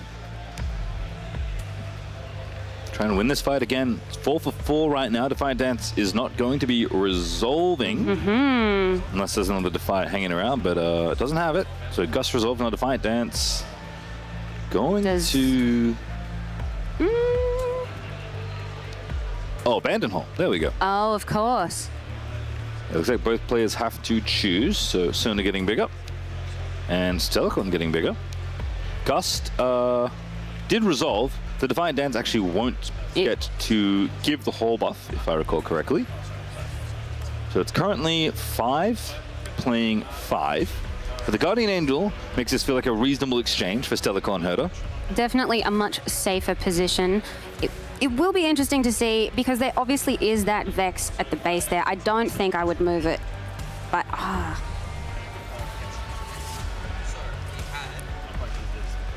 not necessarily thrilled to have to trade and still have the Guardian Angel, you know, do its thing.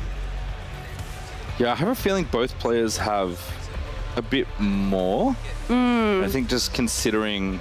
Something in the tank. What factory is recall. That? Oh. I don't know, folks. I don't know what to tell you.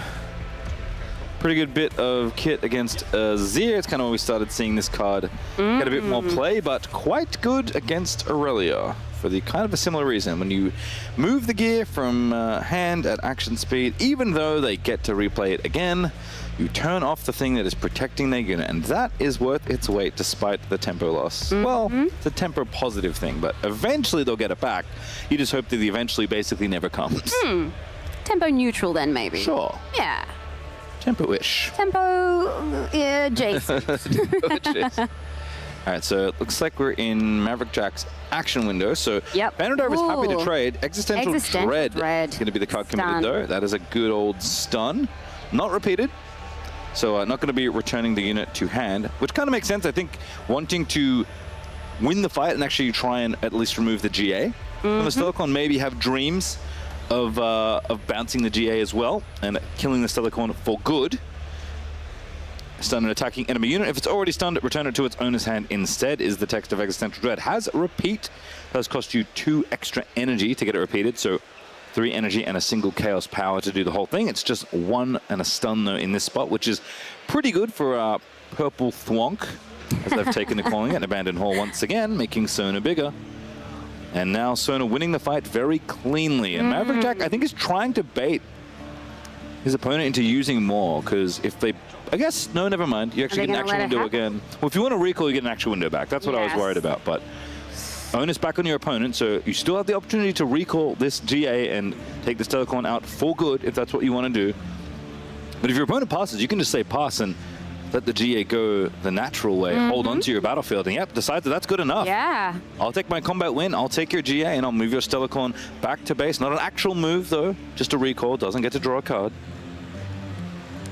I think actually, yes, Exhaust Me and Recall Me is the text on Guardian Angel. As a charm is going to happen here. I think trying to charm Sona off the battlefield to take out the hidden card? Maybe. Doesn't happen that often, but it's fun when it does. Can't move your own unit, have to move an enemy unit with charm. Is Evelyn. Evelyn again. Evelyn, of course, does not work when it's not your turn. So hold on to the battlefield. We'll get the point. We'll hopefully get the card draw off of Vex Gloomist. But I could see the vision there from Maverick Jack, but cannot hold on to it. Art on the Lonely Porro there. That is, it's very pretty. It's so pretty. It makes me concerned for my wallet. As Vex Gloom is going to draw a card. 3 points to 3, I believe. Should be the score. As Maverick Jack awakens and considers their options. Yeah, looking at that Lonely Porro, it is definitely threatening ye old bank account. I love how happy all the other Poros in the foreground are. Oh, his little sad face. If I died alone, draw 1. All right. Couple cards in hand. Spied most of them at a glance, but Maverick Jack pulls them back.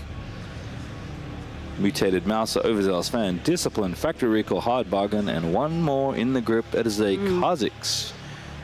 Mutated Horror? We learnt this one just a game ago. We absolutely did. Sona going to go from base to the peak. It's peak. It's peak. As Vex. 4 points to 3 should be the score. And what to do with the rest of the runes. Sona is going to give you a refund on 4 of those, so probably want to spend a couple.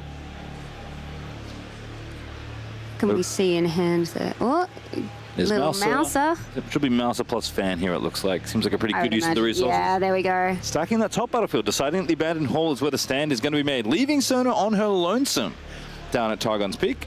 Look, again, I'm not surprised that that is the case, given that Abandoned Hall does have a lot of that benefit for Aurelia as well. You might as well make a stand somewhere that is more advantageous to have them not be on. And I kind of like this pacing from Maverick Jack in terms of when do I move Vex to a battlefield? I think kind of step 1 is like when it feels a bit safer. Yes. But also when it feels a bit more relevant, right? I think Aurelia Fervent has kind of been the unit literally looming over this game from the champ zone. And 7 runes is a lot. That is something where Aurelia can do a lot more work. Absolutely. And it is interesting to have not seen her land just yet. But there's been a lot to have to contend with. Exactly. Been a lot of units, a lot of stuff going on. So Aurelia not going to be able to be readied or moved. Well, can ready it, doesn't do very much. Not going to be able to deal damage or be moved this turn if she gets played. So kind of have to contend with the units you brought to the party to begin with. And one of them is a Stellacorn Herder. That's usually good for Pretty solid. quite a Can few still things. establish quite a lot. There's that charm. Charming something off the battlefield. Looks like he pointed to mutated Mouser. Well, it does have the tank. It makes sense that you'd want to be able to make some more decisions. Yep, Mouser goes back. Yep. Might be running in the Lonely Porro here to try and basically force the fan. One way or another, it's going to go down. Indeed, Lonely Porro charges on in to its demise, but to an end that is potentially worthwhile for Aurelia. Look, I'll do a lot of things to draw a card. And if it means sending in that Lonely Porro for its inevitable demise, sometimes you just got to do it. Yep, even if it's that beautiful, sometimes it must go. Little decision here from Maverick Jack, whether or not to use the fan or not. Basically, do I care about my opponent having this unit later versus them having the card now? Decides that the unit later is a worthwhile thing, so does pop the... Oh, never mind, actually trades. I got debated by that little exchange. Interesting. But as expected, the Lonely Porro runs in and takes out the fan. Yep. And of course, the fan deals the only damage it can. Well, the rest of the units deal the damage they can, and the Lonely Porro does perish. Boots of Swiftness now committed. We are equipping. Yep. Stellacorn getting bigger, stronger, faster, better. All of the above as Deckhand rolls on in with the Stellacorn. Aurora card, thank you. And arguably more stylish with some fancy boots. Very stylish. Sona also in danger, I will say. That ganking and that Aurelia legend 6 ability. to 7 there in that looming. showdown. Ooh, a classic, as they say. Draws a card from the Stellacorns are not so fast as a factory recall. That is targeting something that you own. Trying to bounce those boots. Yep. Turn off the 2 power, 2 might that's being given over. There's not so fast. Not so fast. There's hard and bargain, a hard bargain once as again. well. Oh. There we go. Yep. Just to make sure we didn't have to repeat it, I think. But all's well that ends well. Once again, another attempt at protecting units being foiled by these pesky counter spells that these domains wield. Vex Apathetic going to get bigger as well. And of course, with the not so fast not resolving, thanks to that hard bargain, it is 2 different Abandoned Hall triggers. Going to make Vex Apathetic even bigger. Would not be mad at that. So now 5 plays 8. Not a fight that Stellacorn Herder and Deckhand are going to win. Yeah, look, losing out that Stellacorn would not be GG. ideal. There we go. Wow, Phantom Divers sees the writing on the wall, gives it over to the Vex, just too much of a stronghold on that battlefield. You can kind of see how problematic Vex Apathetic is for this Aurelia deck. Truly, it is a standout card this weekend for a reason. It has really, really well matched up to a lot of different champions at this point. Aurelia just not enough to come up this time around. But it'll be interesting to see if we see some Vexes in the other Aurelia decks. That's such an interesting matchup because I never thought really much about how this matchup would play out. But seeing it on camera, at least in those 2 games, it looks kind of miserable for Aurelia at times. Aurelia is very, very good at breaking battlefields, but when Vex digs her heels into a battlefield, she does not let go.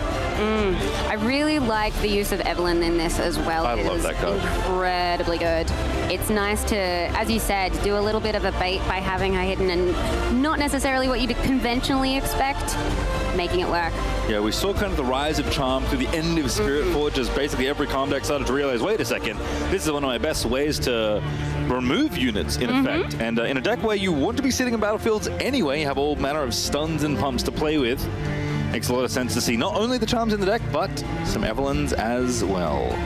It is so great to be seeing a Vex with such a smooth engine. Yeah, in striking distance of top 8. Very possible. 10-1 with 2 rounds to play of the Swiss. That is maybe 1 win away from drawing in. Solid attempt. You'd be feeling pretty confident. Obviously, the next couple of rounds, they're going to be a little bit more tense for you. The pressure can definitely escalate and you want to go in with a good headspace, but it does look like they have a pretty good mindset right now. Who wouldn't after a win like that? They got some mates in the crowd. Yeah, did win. Yeah, it's all good. Things are going great. Well, they gave a wave at the start of the match, so now you can celebrate and we will hopefully hear a little bit from them soon as well. But I am very, very excited to have seen this matchup.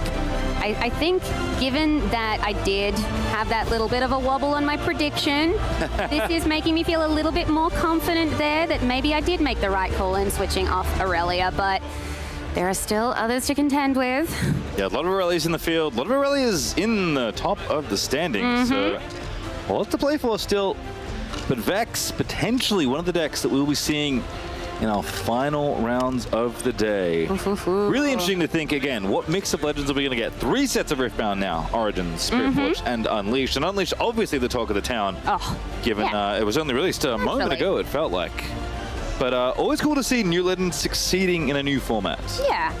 I mean, look, the fact that we have seen such success from LeBlanc as well, it will be interesting to see a Vex versus LeBlanc if there is a baited hook involved. I don't know if they would have come up against that kind of build before, but you never know what it'll be at the tail end of the day. So it was interesting, actually.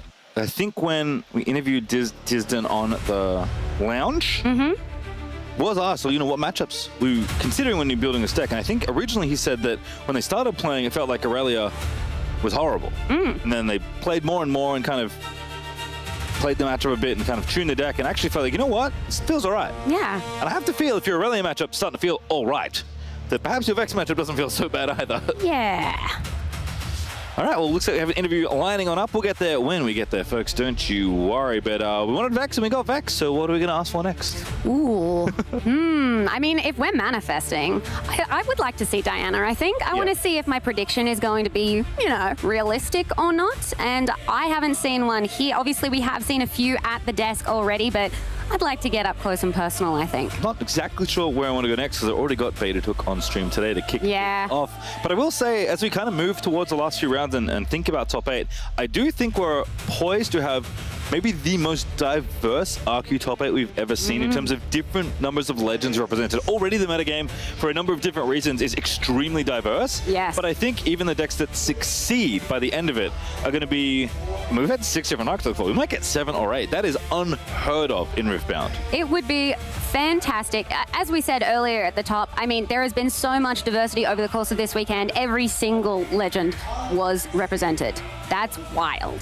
And of course, the race for the best of still very much in the hunt for a number of players. Obviously, if you win the event, you also win the best of. Congratulations, you did the thing. But if you're just a single copy at the end of the day, whether it's top 8 or very near the end of the Swiss, that's also good enough. So I'm very curious what the race is like. But for now, we'll hold those thoughts because we are going down to Profound Rise for an interview with our winner. Thank you so much, Pastry. I am here with the winner, of course, Maverick Jack, but also including his son as well. Would you like to introduce your son? Yeah, this is Noah. Nice to meet you. So I hear you both play Riftbound, and tell me about the legends you've been playing so far in Riftbound. I've been playing a lot of Vex, LeBlanc, and Pike for the set 3. What decks have you been playing? Teemo, Vex, and LeBlanc, mostly. Yeah, and how are you finding Vex? Obviously, Vex is one of the new Unleashed legends in Riftbound, and you both play Vex, and we just saw Vex kind of dominate against us Aurelia. Well, it's a funny story. So my son borrowed the Vex deck, I think Thursday, off a local player. He did very well. And then my son was playing. I was like, damn, that Vex deck looks pretty good. Like, it was like, I was watching his game, performing well. And then last night, on Friday, my Pike deck didn't go very well, and I was like, I don't know what to play. I said to my son, are you playing LeBlanc or Vex? Because he played a lot of LeBlanc. And he's like, I'm going to go with LeBlanc. I'm like, all right, I'm going to use your Vex deck. Because a friend went 5-0 in the pre-tournament on Friday, and we just changed to Heath's deck. Heath, shout out to Heath. So his list, he helped and gave me some kind of notes, kind of what he'd been playing Vex hardcore. So he kind of knew and gave me the gist, and I just been on the fly with it. Because yeah, I haven't played Vex before this week, and this is my first tournament with Vex, so. Yeah, so I have a question then for Noah. How do you feel now that your dad has taken your Vex deck and now is currently sitting at, was it 9-1? 10-1. 10-1 now. So how do you feel about that? At least he won and not someone else. Did you enter the competition as well in the main event? How did you go? For day 1, yes, but not for day 2, sadly. Well, you've got your dad here now to keep cheering on. And I want to also ask you, so you're from Queensland, but I also was chatting to you earlier. What happened recently in Queensland for yourself? Oh yeah, we just relocated there. My son just started high school, so it's been really good. We're a part of helping out a card shop, so we opened that last month, so that's been a bit of chaos, but it's I'm enjoying it. Though the hard part is it makes it very hard to travel because we need more staff so we can stay open while we go play. Do you want to shout out the card shop or? Yeah, it's Card Den, so yeah, we rep that. Nice. I need some merch. I need to get organized and get some merch. I mean, you are representing your card shop very well currently in the regional qualifier Sydney here. I also have another question for the both of you. I love having both of you up here. I think it's a fantastic show of how Riftbound is for all ages and, of course, is really fun to play. Do you guys play by yourselves at home, practice and build and plan things together? Do you guys do? Yeah, we do that. Just learning how to play and designing new decks. See how it feels and that. Well, that sounds wonderful. Being able to play games with your family and, of course, with your friends, I think is such a fantastic thing to do. And in Riftbound, it's very much possible, you know, opening packs together, getting excited over the game and everything like that. I also want to talk about some of the plays you made in that game. I think one of the most standout plays, I gasped from the backstage, and I think the casters also gasped as well. The Ride the Wind and Shadow combo was so fun to watch. We loved it. Chat loved it. Everyone loved it. Yeah, I kind of... So that was my first time actually versing Aurelia with the deck. So, but thankfully I played a lot of Aurelia in set 2, so I kind of knew the gist of it. Yeah, I was excited. That's why we run 2 Ride the Winds. It also combos well with Fizz. Yep. I think one thing that was really cool, I don't know if anyone really knows, but game 3, I didn't factory recall his GA. I saved it, and then that closed out the game 2, waiting for that Boots of Swiftness because of the swing with the, yeah.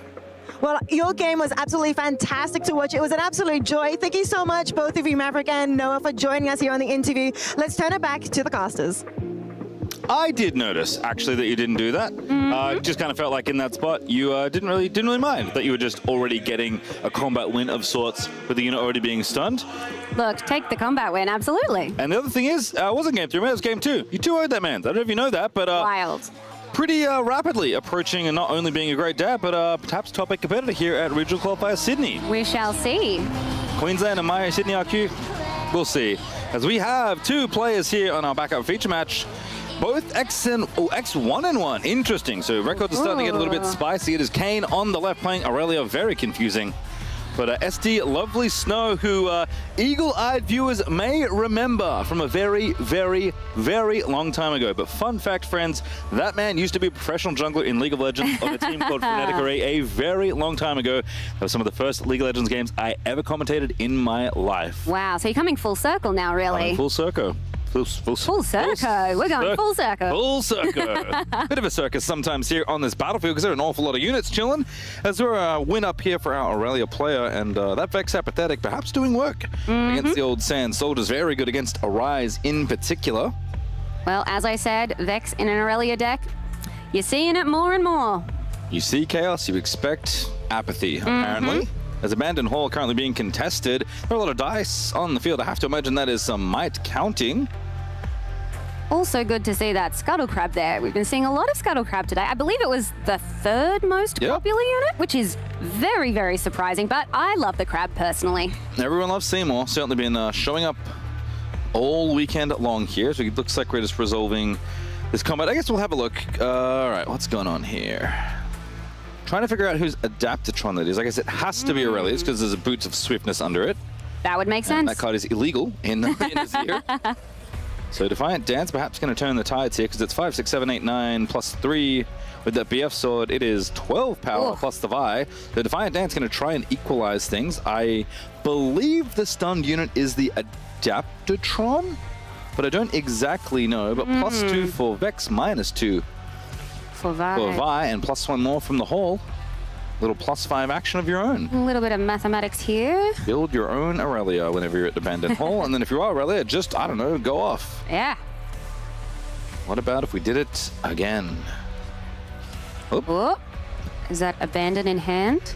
Yep, Abandoned, but that one is not going to be relevant. Not going to be relevant, but the Defiant Dance there. Yep, dancing very again. Very much so. And then a little shake of the head there from Lovely Snow. on Team Kane there with a smile. Team Stack Deck, I believe. That's what the SD represents. Pretty sweet sweatshirt as well. Caught it in the hall as I was walking around. But Glide over there. look, it's part of my job, I suppose, is to read things at a rapid pace. 7 might for Vi. And I think Vi must be the unit that isn't stunned, because looks like Vi is doing all the work in this combat with Adaptatron kind of pushed up to the side. Chooses, goes again. Vex. That is Vex. Adaptatron goes bye-bye. And Vex is going to win the rest of the combat, it looks like. Because Vex is too big to be taken out after all that dancing. All of the dancing. I can't imagine Vex doing much of a dance. Just a very reluctant one, maybe. Yes. Every now and then, for those familiar with League of Legends, launches herself about a screen and a half away. Yeah. So, you know, she got that going for her. But in this instance, I think just defiantly sitting on the battlefield and getting more points. 5-5 now between these two, as Vex Apathetic is problematic. Again, generally when Azir is in spots where they're behind, you're looking to play Arise, get a bunch of Sand Soldiers, ready them, and move them in. And that does not work when Vex Apathetic is on a battlefield. Absolutely, and it does look like they only have the sword as well, equipment-wise. Yeah, good enough to make it a 5, which would be enough to beat Vex perhaps, but the ganking happens. Point number 6 now, and it's 6 might at the battlefield. Here's chilling at the seat of power, grabbing a card. Oh my goodness, Defiant Dance the third. If the head shook for the first two, I can't imagine what's going to happen for the last one. 1, 2, 3, 4. Aurelia coming out. And just one card, one rune left available. What could it possibly be? What could that be? What could it possibly be? We're ready. We're channeling. We are getting got, it seems like, on the Azir side. Appreciate the yaps per minute, but unfortunately that does not score points in games of Riftbound. Genuinely struggling to think of possible outs here. Threatening to hold 2 for the win here from 6 to 8. There's no Aspirant's Climb to trick me this time. Yeah, it does not look friendly there for SD Lovely Snow. I guess, in theory, a BF Sorted Sand Soldier could win a combat against Aurelia and prevent you from losing next turn. But... doesn't really deal with the problem. Vex is the problem. Vex is definitely the problem there. If obviously, we might get to talk about Abandoned Hall Aurelia finally, if it happens. That would Let me be tell good. you, if you're used to doing regular Aurelia math at home, folks, it gets very irregular with Abandoned Hall. I mean, you're only thinking about 2 cards here. Well, you're thinking about 3 things. On Guard, Defiant Dance, or nothing. Yep. Those are the 3 options. Oh, goodness, it just there shows it the dance! is! And Lovely Snow extends the fist bump, and Kane going to go to 9-1 and 1. In touching distance for top 8. Don't know how draws are going to shake out at the end of it all, but 3 Defiant Dances effectively in a row. Goodness me. Oh, I mean, look, it's a very, very decisive way to end this matchup. And once again, we see the power of Vex, Apathetic, and yet another game. Didn't even have Vex as the legend this time around. Didn't need it, as Kane takes a... Don't know how game 1 went, but that second game looked rough by the end of it. Yeah. Look, you're right, though. We get to hear a little bit more about that Aurelia Abandoned Hall interaction, potentially. And you know what? We're here. Let's just explain it. So Abandoned Hall. When you play a spell, choose a unit here, give it +1. That is effectively the text of the card. Now, you might all remember, actually, that sounds a lot like a card called Ravenbloom Student. You're right, that is very similar text. The difference is that Ravenbloom Student, all that text is attached to the unit itself. So Ravenbloom Student just looks at your spells and says, hey, you played a spell, I'm going to get a little bit bigger this turn. Abandoned Hall gives you a choice. What unit would you like to pick to get the buff? And who loves getting chosen more than anybody else? It's Aurelia. That's Aurelia. Aurelia Fervent loves to be chosen, because when you choose Aurelia Fervent, when you ready her, we'll give her a +1 might this turn. And wouldn't you know it, if you play, I don't know, a simple On Guard perhaps with Aurelia alone at a battlefield, that's usually +2 on its own. And then when you choose Aurelia with the On Guard, well, that's +1 more, so that's +3. That seems pretty good. Well, when a Abandon Hold triggers, it gives +1. That's what it does. It's like Ravenbloom Student. But if you choose Aurelia, which you did do... You already did, adding extra. So that's 5. Oh, suddenly getting very, very dominant there. Well, again, if we see Aurelia, it's going to come up at some point in this top 8. But we'll see what happens in our next round, because we're getting awfully close to crowning some people in our last 8 players. Don't go too far away. After the break, we'll have more Riftbound. A key component of playing League of Legends is gathering XP and leveling up. Now you can do that in Riftbound 2 with the newest additions in Unleashed. Every XP you get will add to your level as a player and will benefit you in different forms. So far, 3 legends have been released that directly benefit from XP gain. Kha'Zix's Void Reaver, Poppy, Keeper of the Hammer, and Master Yi Wujum Master. Notice that all of these have the body domain in common. Master Yi uses XP passively. With higher level, he finds stronger passive effects. At level 6, your units are permanently boosted, and at level 11, your units always enter ready. Of course, in the main deck, most Master Yis will rely on the champion unit, Master Yi Unstoppable, as a win condition. This one gets cheaper the more XP you have, and at level 16, it even becomes untargetable. Combined with Master Yi Wujum Master's ability to enter ready, he can really swing games. Kha'Zix and Poppy have the unique ability to gain XP through their own legend abilities and otherwise use it like a resource. While Poppy generates card advantage by spending XP, Kha'Zix gains utility by either buffing his units or moving exhausted units away from their battlefields back to base. Since all of these 3 legends have the body domain in common, there's a huge variety of body cards that can get you the XP you need through the Hunt keyword, for example. Hunt cards grant you an XP whenever you conquer or hold, so winning combats for those decks is of utmost importance. Cards like Gemhand Hunter, Voracious Gromp, and Master Yi Tempered can be found in all 3 decks. But XP can also be splashed into other decks. Grim Resolve, for example, is a strong combat trick that gives the unit 3 might on action speed. If the unit wins a combat, it grants you 2 XP. This card might find its way into other decks as well. Fiora players have already played around with the Shepherd's Heirloom, which works like a Doran's Blade but does not equip for power cost but for XP. There are plenty of ways to integrate some XP gain into your decks, so get those level in and scale into the late game Riftbounders.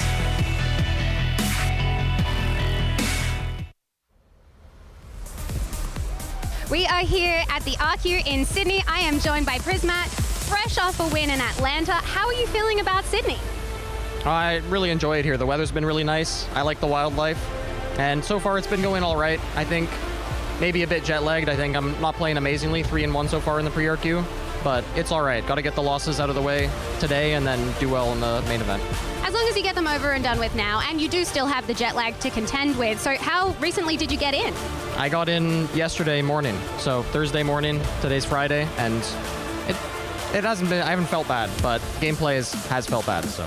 Well, there's a whole weekend ahead, and there's plenty to see how it's going. How are you feeling with everybody here? Oh, it's nice, yeah. Everyone traveling out from different parts of the world. Alan coming from Europe.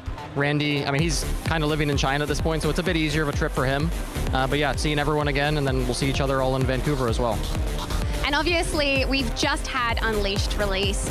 How does that change how you're approaching Sydney compared to how your decks have been in the past? Honestly, it feels, for me, similar to Lille, where I settled on Annie. I feel like the deck is good. I know that I'm not going to have any really bad matchups, so I can always play my way out of any match to be able to win.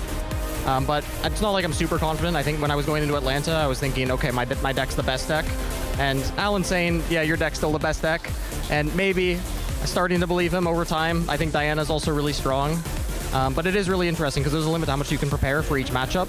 Like you can say, okay, we expect these decks to be the top percentage, top meta decks coming in, like Aurora's a big one. I think today there's a lot of Master Yi and Aurelia, which is a bit surprising because they don't have very good Aurora matchups.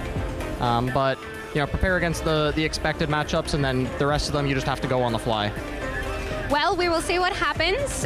We'll see whether it comes down to Annie and Diana. Who knows? Maybe. We'll see how it goes. We've got a whole weekend ahead of us. Thank you so much, and good luck. I'm here at the Sydney Riftbound Regional Qualifier. Right before the weekend kicks off, I have the one and only Alan TQ. Alan, how are you doing in the pre-queue? wonderful. Lack of sleep doesn't stop me from just winning back-to-back so far the runs, and hopefully it follows up until tomorrow. So how are you feeling about your deck? You have changed Legends but not Domains, and we kind of knew this was coming. How's Diana treating you? Very good. Deck is so good. I think it's like the second best deck in the format right now. What's the best deck then? Ani. I know an Annie player on your team maybe that we'll be seeing around. Most certainly you will. He will swap eventually to the same domains in different champion, but for this event there was a bit short of time for the practice because we just finished Atlanta and then we had to travel, and we had literally 1 week to practice, and we just stick to what we know. But for the next events we'll definitely be mixing up. How have you been feeling about Unleashed then? Obviously set very close to release kind of with this event. How have you been feeling about the shifts as Set 3 joins Riftbound? Oh, it's amazing. There is such a widespread meta. You get to play around so many things, against so many things, and like it's just so many different playstyles. It makes hard with the current sideboard side to make a deck that's gonna be all around decent into everything. You have to sacrifice some matchups because how like low on the cards you have in just the sideboard slots. Of course, expecting a pretty diverse metagame over the weekend. There are 40 Legends now, and obviously you're chasing Diana. You went pretty well on the Ezreal hunt. How's Diana going to go in this season? I like the deck to the extent where I think I could go for 4 out of 4 on Diana. We'll see how it goes on the event. I might get humbled and the deck might actually fall apart and like it might run out of just the value in general, maybe too much tempo. We'll see. But Ezreal is solid this set as well, so worst case, it's a fallback. Best of luck. Have a great tournament. Thank you so much.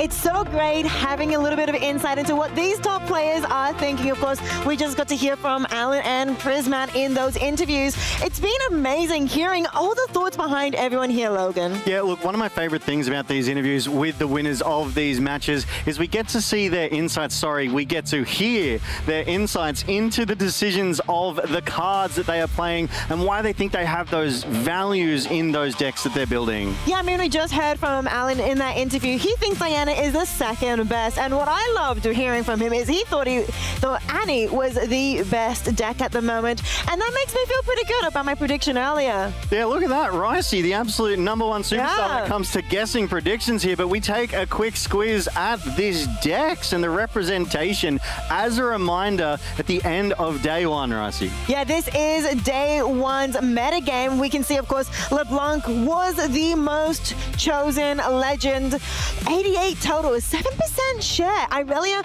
following somewhat close behind, 6%. And Master Yi, we've been seeing so many Master Yis throughout both days. Yeah, one thing that's really, really apparent right now is that Irelia is still strong.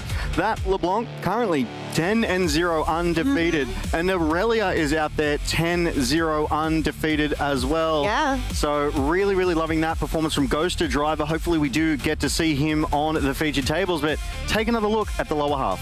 This is now day 2's meta game, and interestingly, Master Yi is now the top. It wasn't a top in day 1, but the conversion rate on Master Yi is really strong. 24 total, now a 12% share, up from, quick remembering, it was 6% from day 1. Day 1, yeah, definitely a much better showing. And as you said, that conversion rate really, really high for this Master Yi. A lot of the Master Yi decks that we are seeing is that mid-range, not that Aurora. So Aurora players, you know, they're out there, the Sivir, potential Fiora, potential Poppy. However, you'll love to see the Unleashed legends making an appearance in this top 8 in day 2.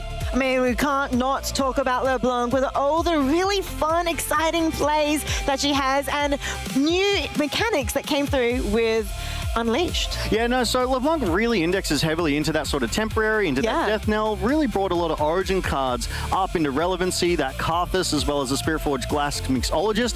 So one of my favorite things about that LeBlanc deck is all 3 sets so far are extremely relevant in her. Yeah, I love the way that the copies, the reflection token units are played as well. And you can have so many copies of really, really strong units and make your deck do whatever you want. Yeah, with 4 of the top 8 being Unleashed Legends, it just really spreads that meta share. It proves the diversity of this game. With 40 legends here in Riftbound, Ricey, with the release of Unleashed, there is a legend for everyone that matches and suits your playstyles. And you can see people are jumping on board these new legends as well and showing the world just what they can do. I think also one key thing we need to remember with these legends, there is of course that prize roll and the best of, and with Unleashed now, Origins, some of those are going to be disappearing. Yeah, when Vendetta releases the next set after Unleashed, if we're going to look ahead, you will no longer be able to get those Origins or Proving Grounds medal cards. So right now is your best chance if you're trying to get the medal cards, the best ofs, to get out there, get to your Summoner Skirmishes, get those buys, and get to a regional qualifier for your chance to get the Origins and Proving Grounds medals. Exactly. It is really exciting times at the moment because everybody is vying for those best ofs. And going back to those legends, you said there's a legend for everyone. I want to maybe ask you, what kind of legend in the future? You know, we both play League of Legends. Who are you maybe interested in playing down the track? Look, I'm a support main, so I would love to play Nautilus, but I'm also really enjoying the aggressive style of decks that I'm finding, right? The 3 decks that I currently have right now, Kai'Sa, Aurelia, and Diana. So I love that sort of mid-range aggression, that targeted removal from Kai'Sa. So the one I'm actually really looking forward to is Akali coming with Vendetta. Oh, that would be pretty exciting. I think Akali would be quite aggressive and be able to suit that sort of playstyle. I personally am also a support main, so my champions I love playing in League of Legends is Soraka, Morgana. I also like my Leona, but I chose not to play Leona in Riftbound, but now I'm kind of regretting it a little bit, watching all these amazing Leonas out there. Yeah, we did get to see Elle yesterday on that Leona into Diwali with that Zenith Blade, that hook tech that we do love to see here in Riftbound. And I love that we're both support mains, which explains how we're able to support each other here. We are, yes.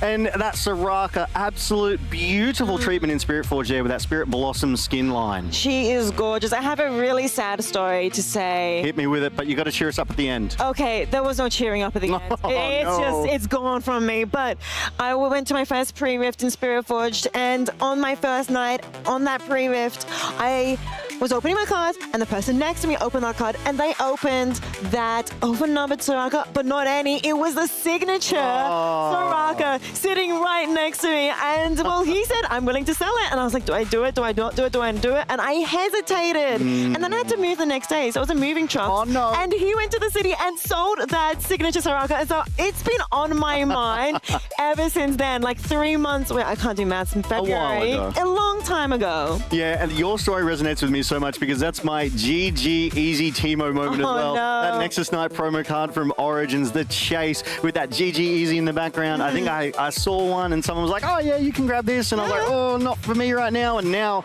it's almost out of reach. But these are beautiful cards that we do see here in Riftbound. And there are so many amazing chase cards. And speaking of cards, maybe we can guess the flavor text on some of these cards. Let's do it. Yeah. Production, if you're ready, let's do some and guess the flavor. We got to do it earlier yesterday, and it was really fun.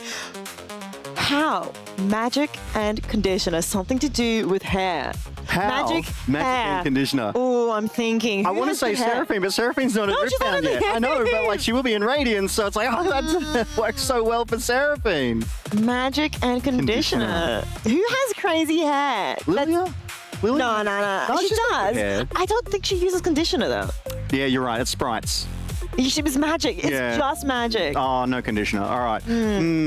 That's not Caitlyn. Caitlyn, you know, very human, obviously, who could be more prone to those sorts of... One thought I had was maybe Siva's hair's kind of crazy, but she's not magic that Siva Mercenary doesn't have that flavor text. No. There's also so there's a purple and orange here. I don't think either of those. You know what? Full send. How? Magic and conditioner. I know it's not Jinx. I know it's not Siva. It might be just a normal unit. It could be a common. It could be an uncommon. Something a little bit lesser known. You know what? I know it's not right, but I'm going to go with Inferno just for the funsies. It's Inferno. Lock it in, Eddie. All right, I'm locking it in with you. It's definitely someone with hair. That's my lock-in. Unlike me. Yeah, Evelina. Oh, it's a soft Poro! I love them. I didn't even know Poros could speak. Magic So and cute. conditioner. You love to see it. That's why it's so soft. It wasn't hair conditioner. It was like the softening conditioner that you kind of use for like. I mean, it could be like dog conditioner or whatever, Poro conditioner. Exactly, exactly. We do have the next one up though. I feel like I've done. Oh, Echo.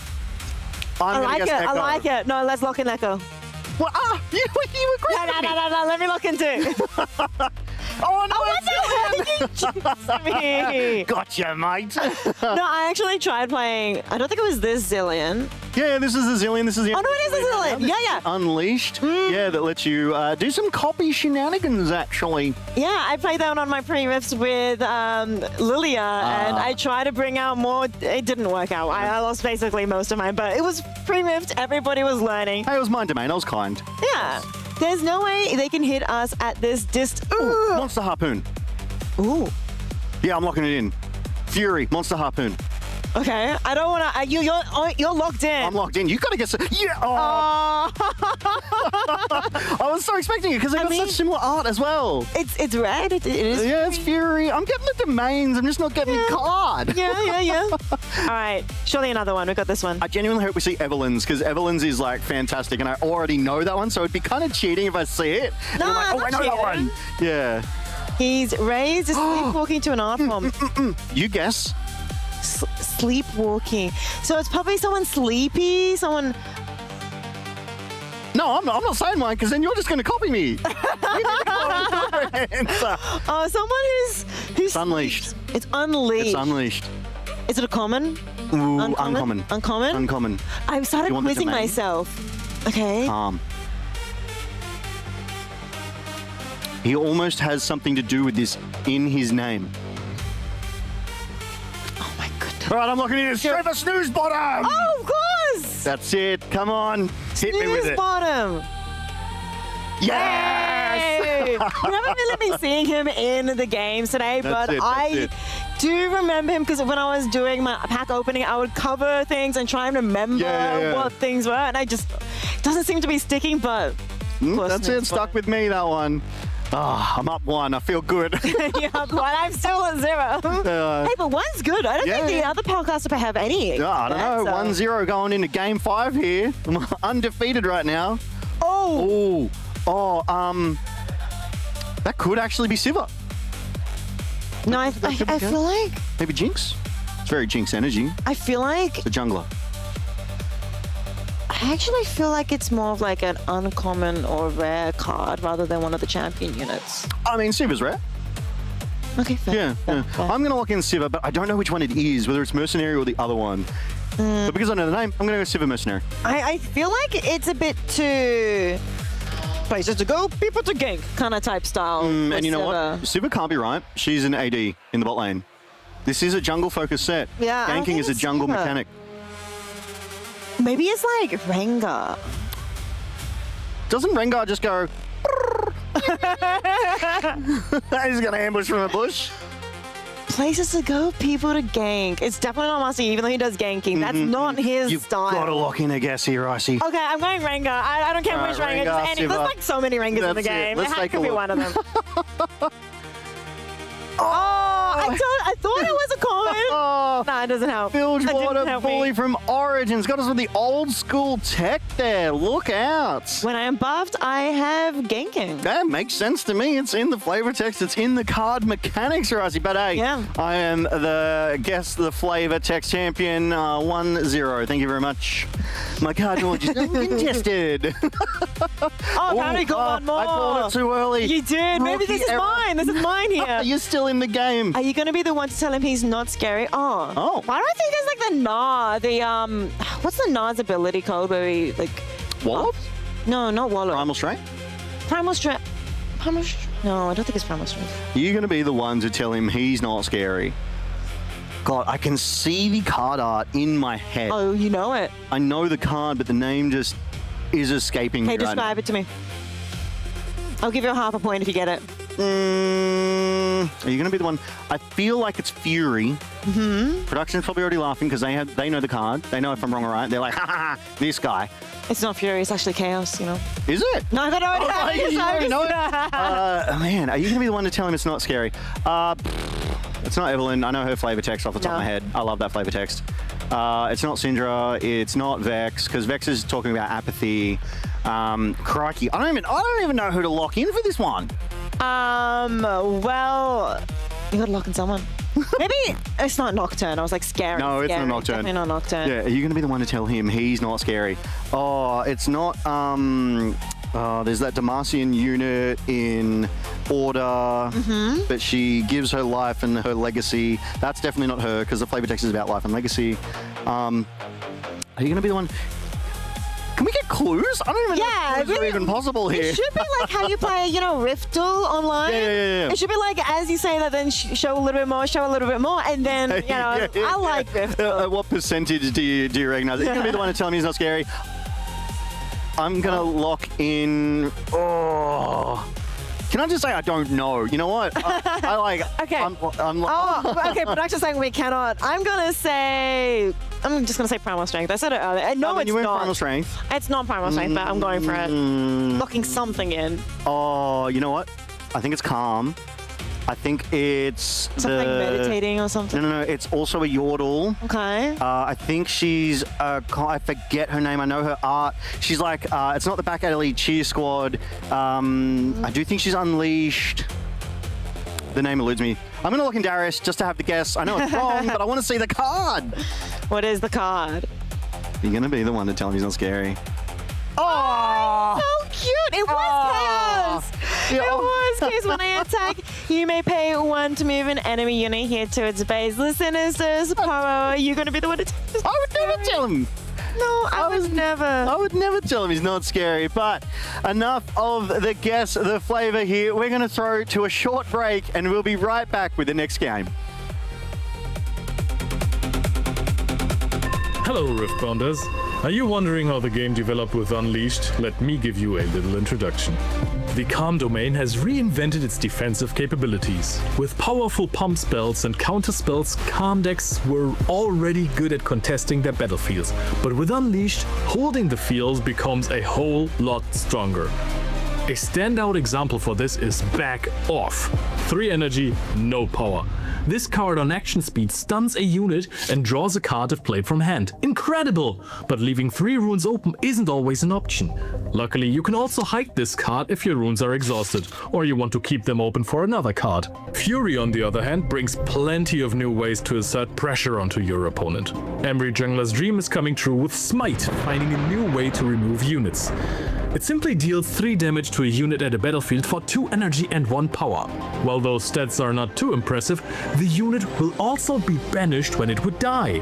This takes powerful death knell effects out of the equation and can also remove follow-up if your opponent relies on resources from their trash, like Fiora Worthy that can't be played through Spectral Matron anymore. Order has been known for its hard removal and kill spells.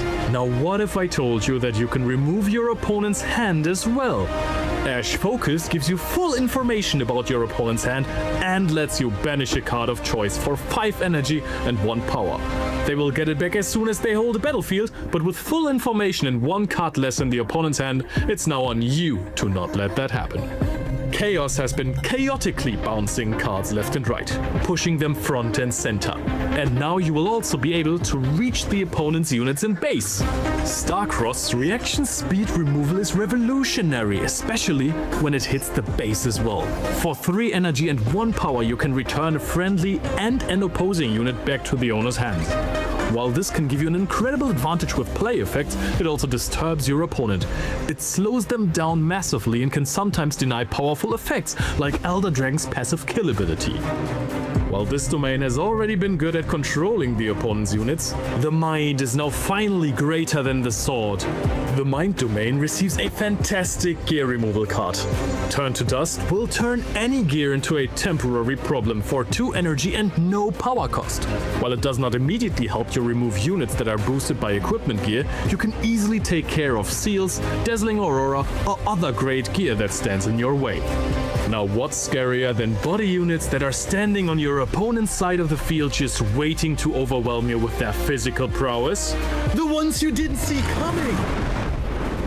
Rengar Trophy Hunter has to be on your opponent's mind at all times. Every time your opponent feels secure about the board states, the Apex Predator could be played on a battlefield where they have units for 5 energy and 1 power, either as an ambush or reaction speed to support your other attacking or defending units, or as a lonely attacker straight from hand with its powerful 6 might. What cards do you think are going to see the most play, and which domain do you like the most after Unleashed? Show us at your next tournament. We are down here at the Sydney RQ. I am joined by the incomparable Dave Guskin. How has it been being in Sydney so far? Good. I arrived yesterday morning. It was very long flights, and then I had to work all day, but it's been really great. All the people are really friendly. Got to go to a game store last night. It was really fun. Awesome. And how has the reception been like in Sydney? Obviously, this is a huge event. So many people here. Yeah, I heard there's maybe 1,600-ish people in the main event. Very exciting. Yeah, everyone seems really excited. A lot of high energy around Riftbound and around Unleashed, so really cool to see. Yeah, absolutely. And are you going to do a little bit of exploring around Sydney while you are here? I don't know if I have time this trip. It's kind of a quick turnaround, and I'm here at the event most of the time, but I want to come back, so hopefully we'll do more events in the future here, and I'll be able to come back, so yeah. And obviously, we are so close to just having Unleashed release. How has that changed the game for you guys at the moment? Yeah, so Unleashed has been really, really good reception. I think set over set, there's like more players, there's more people buying product. It's really great. I think Unleashed is a little bit of a shake-up. You know, there's a lot of new mechanics. We'll see if it kind of like disrupts the metagame in significant ways.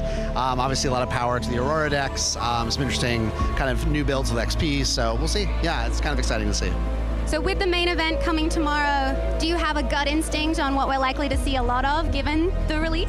I would guess the most prevalent deck are Dazzling Aurora decks. You know, Elder Dragon's really, really strong. I think that there's a lot of interesting kind of like purple X builds. I think a lot of interesting LeBlanc builds. So I'd probably expect those to be lots of people playing them. What will win, I don't know, but that's kind of what I think the field's going to look like. Awesome. Well, at this point, it is still anyone's game. We'll see how it goes. But thank you so much, and we'll see what happens.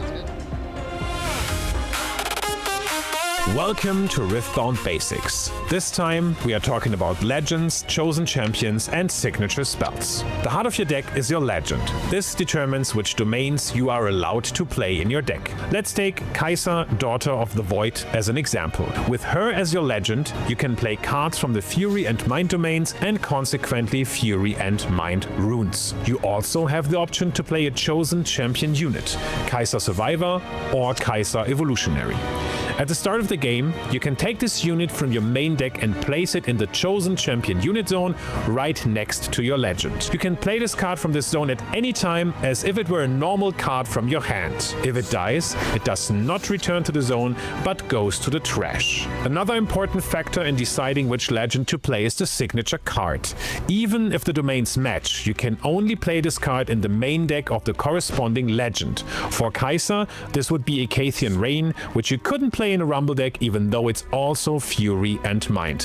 Which legend do you like best, and is there one you only play because their signature spell is so good? Let us know in the comments. We are back here, about to enter into round 12 of the regional qualifier Sydney. We've had so many games today so far, and of course yesterday as well, Logan, where we have been seeing the best of the best, not just in Australia, but all around the world, who players have been traveling here to Sydney to compete. Yeah, like you said earlier, Kuya from New Zealand. We've got several from China here, even the esports team EDG. We've got several Europeans, we've got several Americans, but most of all, we've got Aussies to boot, Rossi. We do. Lots and lots of Australians flying in from Queensland, Melbourne, locals here in Sydney as well. Even some from Perth are here as well to compete. Yeah, they've definitely made the journey. They've gone the distance for Riftbound's first Southern Hemisphere regional qualifier here in Sydney for 2026, Rossi. And so far, the games, the quality level, it's up there. It's contesting with the best. We are doing so well here, and it's great to see all these international giants coming down and playing with I would like to say our Giants of Australia as well. You look pretty excited. Let's see what this matchup is going to be. Yeah, so this is going to be an Aurelia there for Ghoster Driver on the right. But unfortunately, I don't know what GT86 is currently using as his legend. This is an undefeated Aurelia. Actually got out onto the floor and was able to have a quick chat to him, but he also top forward on Victor in Bologna. So this guy is a quality player, and it looks like Diana, Scorn of the Moon, is the opposing legend.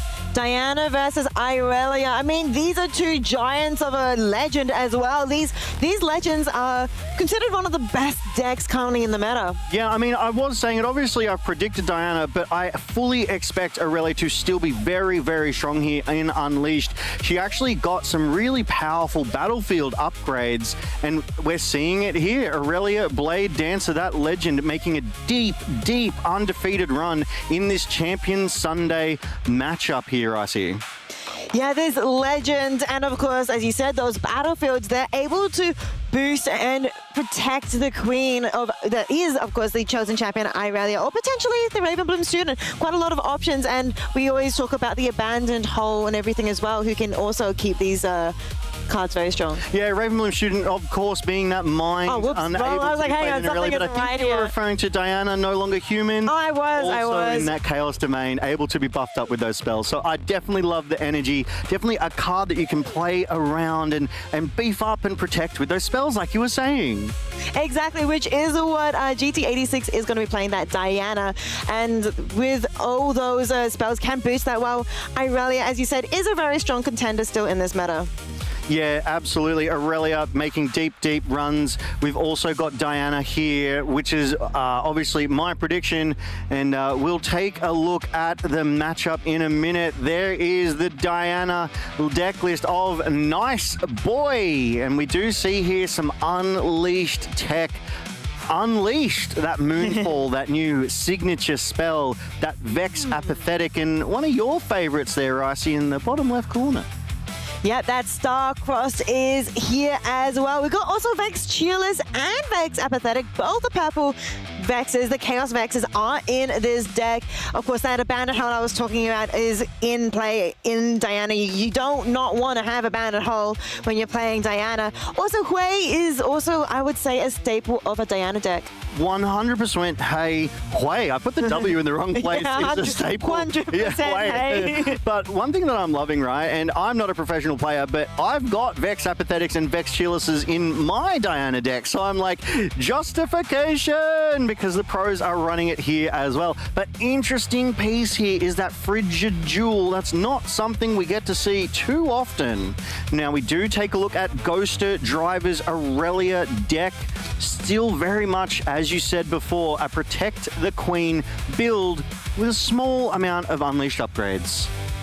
Yes, exactly. With Irelia, that is the queen. When you get to choose already, give it +1, and also with that Abandoned Hole, it can trigger multiple times, buffing and increasing the might of Irelia to enormous amounts. Yeah, that Abandoned Hole, obviously, when you play a spell, you may pick a unit here and give it +1 might. Obviously, that Aurelia Fervent is the one that's going to be sitting there. Yeah. When you choose her, she gets the 1 might. Yeah. When you actually buff her, she gets that might as well. Yeah. Choose already Aurelia. She's just a monster. We all know her. We all love her. We saw plenty of her in Spirit Forge. But Ricey, we're on the play. We're here in game 1 of the best of 3 matchup of round 12. 11-0 each. Nice Boy, Ghoster Driver. We have the best in the building. Currently, according to the scoreline, fighting off against each other. The Diana versus Irelia as well. Kind of the queens of the current set as well. It's quite exciting to see. First turn, of course, is going to be played by Nice Boy. Going first, going to be using both of those runes to play that Ravenbloom student. I will be interested to see, though, if they play them like the League of Legends champions. Diana,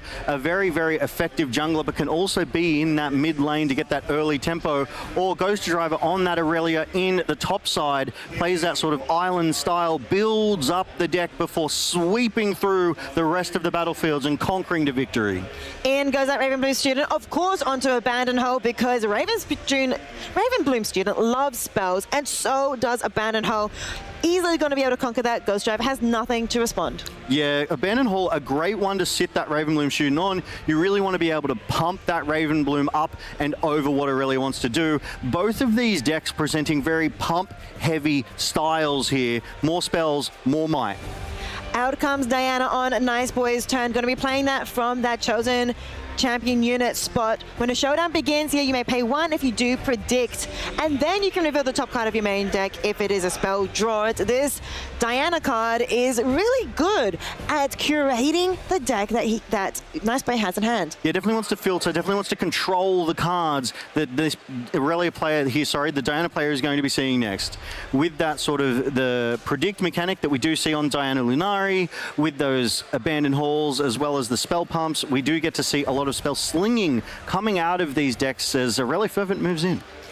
We did have Ghoster Driver bringing in that Tide Turner onto Sunken Temple, getting themselves that conquer point, and now Aurelia Fervent is going to be seated on that temple. And of course, Aurelia gets really buff if you let her get buff. Also going to be hiding a card there at that temple as well. There's a lot of options, of course, in an Aurelia's deck, but it could be another Tide Turner, could be something else. Something you said there, though. Yeah. Aurelia Fervent. Yeah. She's on a throne. She is the queen. She is the queen. That's it. You said she sat on her throne, and up top that throne she shall remain for now as Nice Boy on the play moves in with Diana Lunari.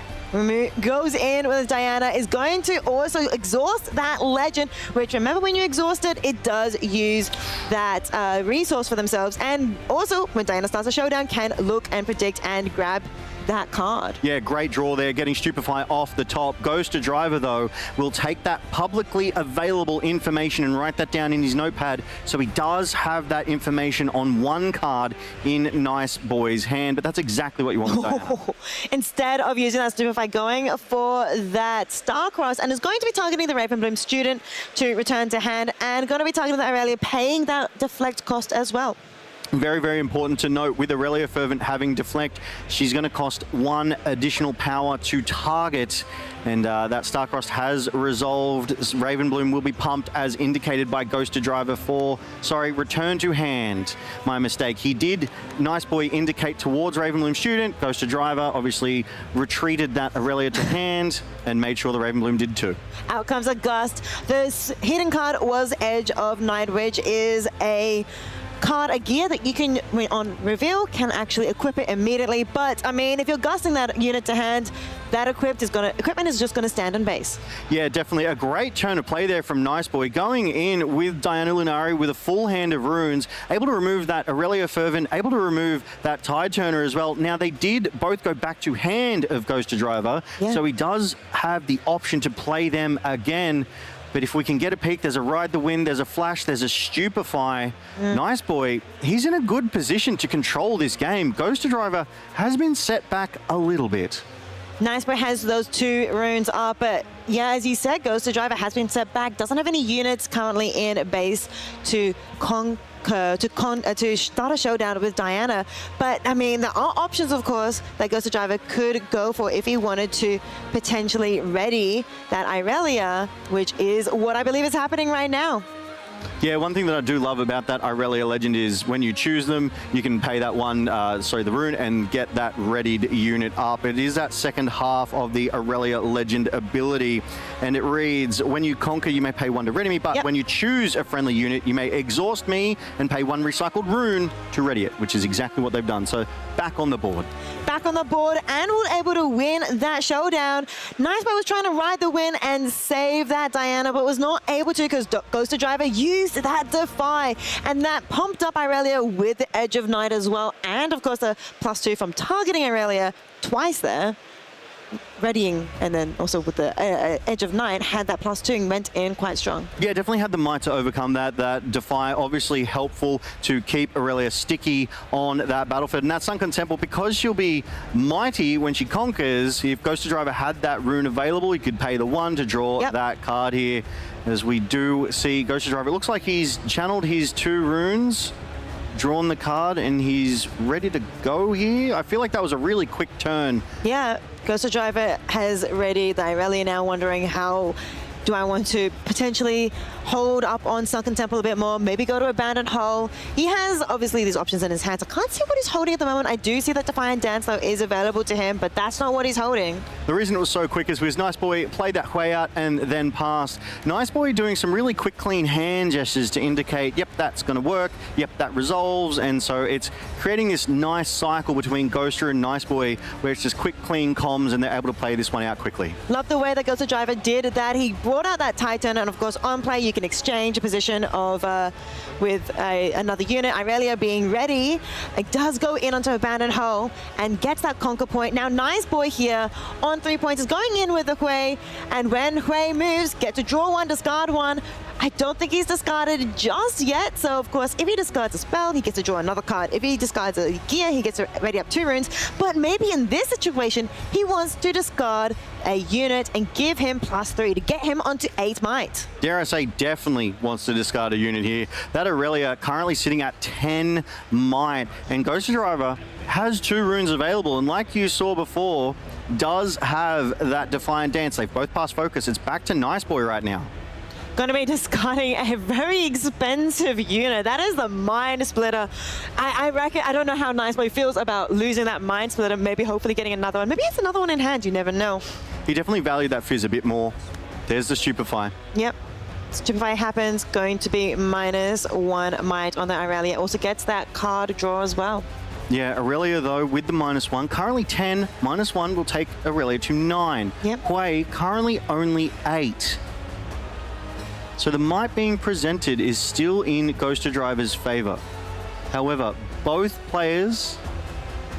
No, only Ghoster has runes available. There's the Defiant Dance. Yeah, we did see that Defiant Dance was in the hand of Ghost Driver, and as you said, has those runes available, and will be able to Defiant Dance, give Irelia even more might, and of course, reduce the might of that Hui. Yeah, not only reducing it by 2 on the Hui side, but this is where that Abandoned Hall tech comes in so strong. When you choose the Aurelia, she actually gets that +3 might, but because of the Abandoned Hall, you give that might to Aurelia. It's a 6 might swing, 4 in the favor of Aurelia, -2 to the detriment of that Hui. Just overwhelming with that might differential there. Nothing Nice Boy can do, had no runes there to respond. However, Nice Boy now on the play does have a full swathe of runes down there. I think that is 5. We're looking at 3 in Chaos, 2 in Mind, and considering his options. We do see that he has that Fizz in hand, so he will be able to recur from the trash. Currently, possibly not going for that option. Oh, there it is. There's the Fizz. It is the Fizz. You were calling it, and going to be looking through that trash, trying to find a good card. And I mean, Ride the Wind. It's a Triad, it's a Trude. It's a really good card to use, of course, to bring a unit up wherever you want it. Really, you get to, of course, move a unit and ready it. Yeah, move a friendly unit and ready it, so it cannot target that Aurelia, which is a critical piece of information here for this one. That Fizz on the board, the Ride the Wind was what was picked up here by that Fizz, which is just so powerful. You're able to start to loop those spells. You may play a spell from your trash with energy cost no more than 3, ignoring its energy cost.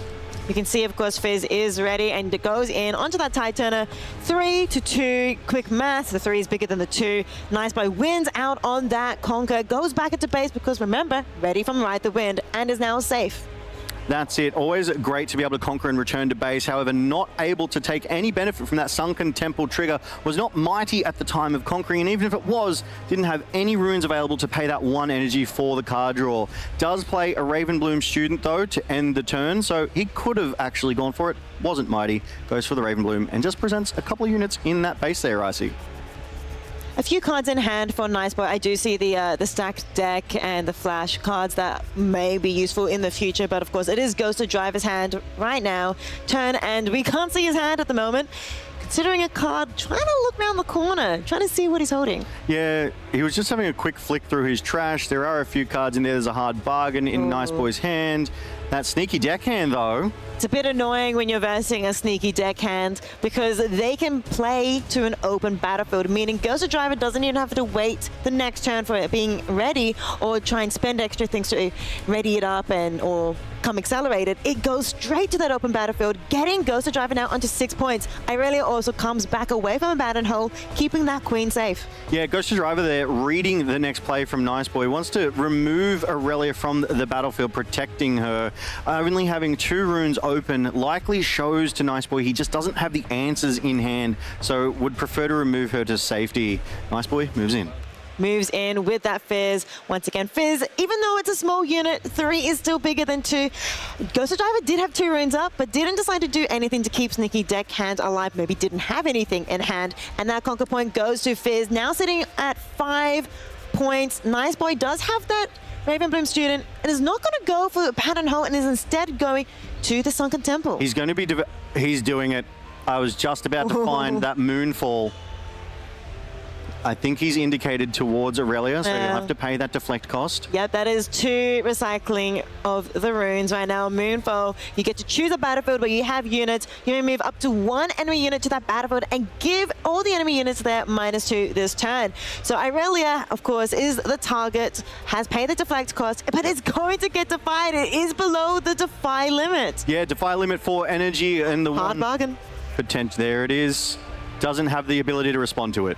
So Irelia does go up into that battlefield, is going to be -2, and of course Ravenbloom student is quite happy with the spells being used. Has been pumped. We do see Irelia with that -2, a total of 4 might presenting, whereas Ravenbloom on its own is 4, Fizz with that 3 as well. So will win that trade. I think Ghost Driver here though decides to allocate to that Fizz going into the trash here.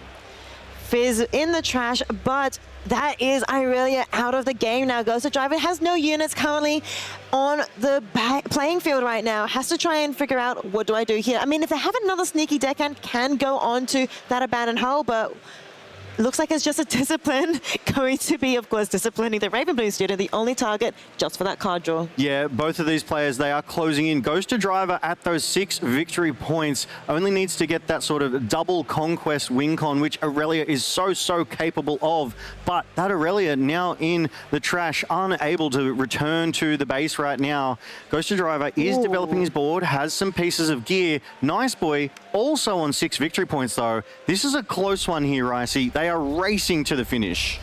Stacked deck happened. I believe he picked up a Ride the Wind there as well. Has, I think, 2 flashes of Ride the Wind.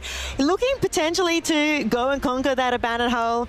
Actually, before that, bringing out another Ravenbloom student, going for the double conquer potentially next turn. That's what they have to build for. That's what they have to develop for here. Nice Boy positioned well. Yes, there's some flashes and Ride the Winds, but it's minimal aggression. All he could do at best is pump over the top, and it looks like they've conceded. Ghost Driver hands this one to Nice Boy, taking game 1 of our first here in our best of 3 match. 11-0, both of these 2 players are, but Nice Boy with that Diana is going to take game 1 here with, of course, that abandoned hole battlefield.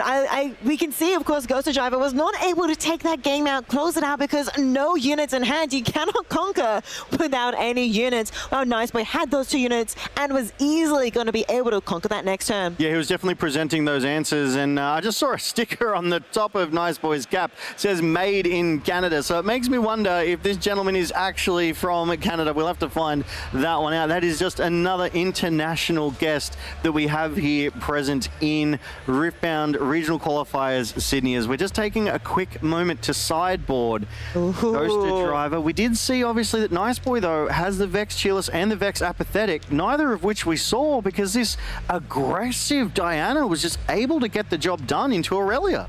I like what Nice Boy is showing us. We get to see his sideboard as well. This is the whole deck. That is the whole deck we're now seeing as well. I mean, we get to see Ghost Driver as well. I think we saw an unchecked power in a sideboard, some turn to dust. Obviously, you put a few gear removals in your sideboard to deal with a lot of decks that do like their gear. Yeah, and traditionally Irelia's always loved those Swiftness boots. They love those Guardian Angels. So gear removal is not remiss here. It could find some value. Typically that gear removal is indexed very heavily into the Azirs, into Lucians, Jaxes, and Auroras, as we do get that nice little graphic. Nice Boy did take that game 1, but I don't know if he values gear removal that much when he can literally just outfight Irelia. Yeah, no, I mean, Diana's able to presents a lot of might in these combats. Maybe doesn't want to get that gear removal, but it does exist. So does a few other things as well. Looking at that was the unchecked power I was seeing. What else do you think you'd want to put into from the sideboard? Yeah, look, unchecked power being 7 energy, 2 power could absolutely blow out an Aurelia board. You don't have to pay that deflect cost either because it's not targeting her. It's actually just a sweeper that catches everything. However, I don't think that's a good pick. Aurelia is very traditionally only a one very tall unit, not a wide multi-unit style of deck here. As the battlefields have been placed, it looks like they are getting ready here for game 2 of our best of 3 matchup in round 12 at the Riftbound Regional Qualifier Sydney. I think I'm saying that quite a bit. Yeah, I mean, we're pretty excited to have this regional qualifier here down in Sydney. It's fantastic to see all these amazing players. And we have had one abandoned hull in the hands of the Diana. We haven't had the other abandoned hull from Aurelia yet. Yeah, the abandoned hull was on both their main board techs here. We do see there's also the option of the Ravenbloom Conservatory and Targon's Peak for Diana. Now, being up on that game 1, and we do know Targon's Peak, when you conquer here, ready 2 runes at the end of the turn. So that will leave that Diana in a very advantageous position, able to sort of respond to anything this Aurelia player might want to bring, obviously having those sort of hard bargains, able to counter those options as well. It's also interesting because both of these players do have Targon's Peak in their deck, so we could have a mirror match of the Targon's Peak battlefield. I mean, could also have that, one of the other options you said, the Ravenbloom Conservatory, or of course the Abandoned Hull. But these two decks, they have very similar battlefields because they both love these spells. Yeah, they both love pumping units up and over their opposing enemies, right? And so it's almost like who can have more pump spells. I think Aurelia is going to pump harder and faster just because of that native. And there it is, the double Targon's Peak matchup. Pretty exciting, Targon's Peak. I mean, we all need to be very aware of what this battlefield does because no matter where you're going, it's going to be triggering what Targon's Peak ability is. You mentioned it slightly earlier. We can refresh ourselves again, though, because Targon's Peak, as you said, when you conquer here, ready 2 runes at the end of this turn. So if you conquer both, you'll be able to ready 4 runes at the end of the turn. Nice. It's the Annie Legend effect multiplied here. Multiplied by 2. That's it. Lots of spells I'm seeing in Nice Boy's hand at the moment, but first play, of course, is actually going to be Diana. I mean, on his, he does go second, of course, so he is able to use that quite quickly. And Discipline is going to be used from Ghost Driver. It seems like he doesn't have any units in hand. He's not able to play now on his second turn. Yeah, but getting a Guardian Angel out first turn is still good for these Aurelia decks. However, I think he was maybe hoping to top deck a play here, forced to use that Discipline early for that card draw. Still not getting those answers, as you said here, Icy. Diana Lunari does go in, kicks off a non-combat showdown, does tap that Scorn of the Moon to get that energy to pay for the Predict on Diana Lunari, and hits the Stupefy again. He did it in game 1, Ricey. I'm wondering whether or not he's going to be using Stupefy yet. No, he's going to not use all his runes up, and he's going to keep everything up, of course. No, I like. Out comes the Vex. Going to be quite expensive, of course, paying that power cost, but it's going to keep the 2 up because we know that when you conquer on Target's Peak at the end of your turn, you may ready up 2 runes. So he has those 2 runes up. Vex Cheerless, for those of you who don't know, this is the one from Spirit Forged. We did get to see this one in the hands of some Ezreal pilots back then. Vex Cheerless, 5 energy, 1 power, 5 might unit. While I'm in combat, friendly spells cost 1 energy and 1 recycled rune less to a minimum of 1 energy, and enemy spells cost 1 energy and 1 power more. So building quite the advantageous position here, Nice Boy is. I have a feeling as we were saying, this really pump spell heavy decks between the 2 of them. This Vex Cheerless might do quite a lot of work for Nice Boy. Now going on to Ghost Driver's turn, he is going to be playing Irelia Fervent from that champion unit spot, of course, paying that 5 energy.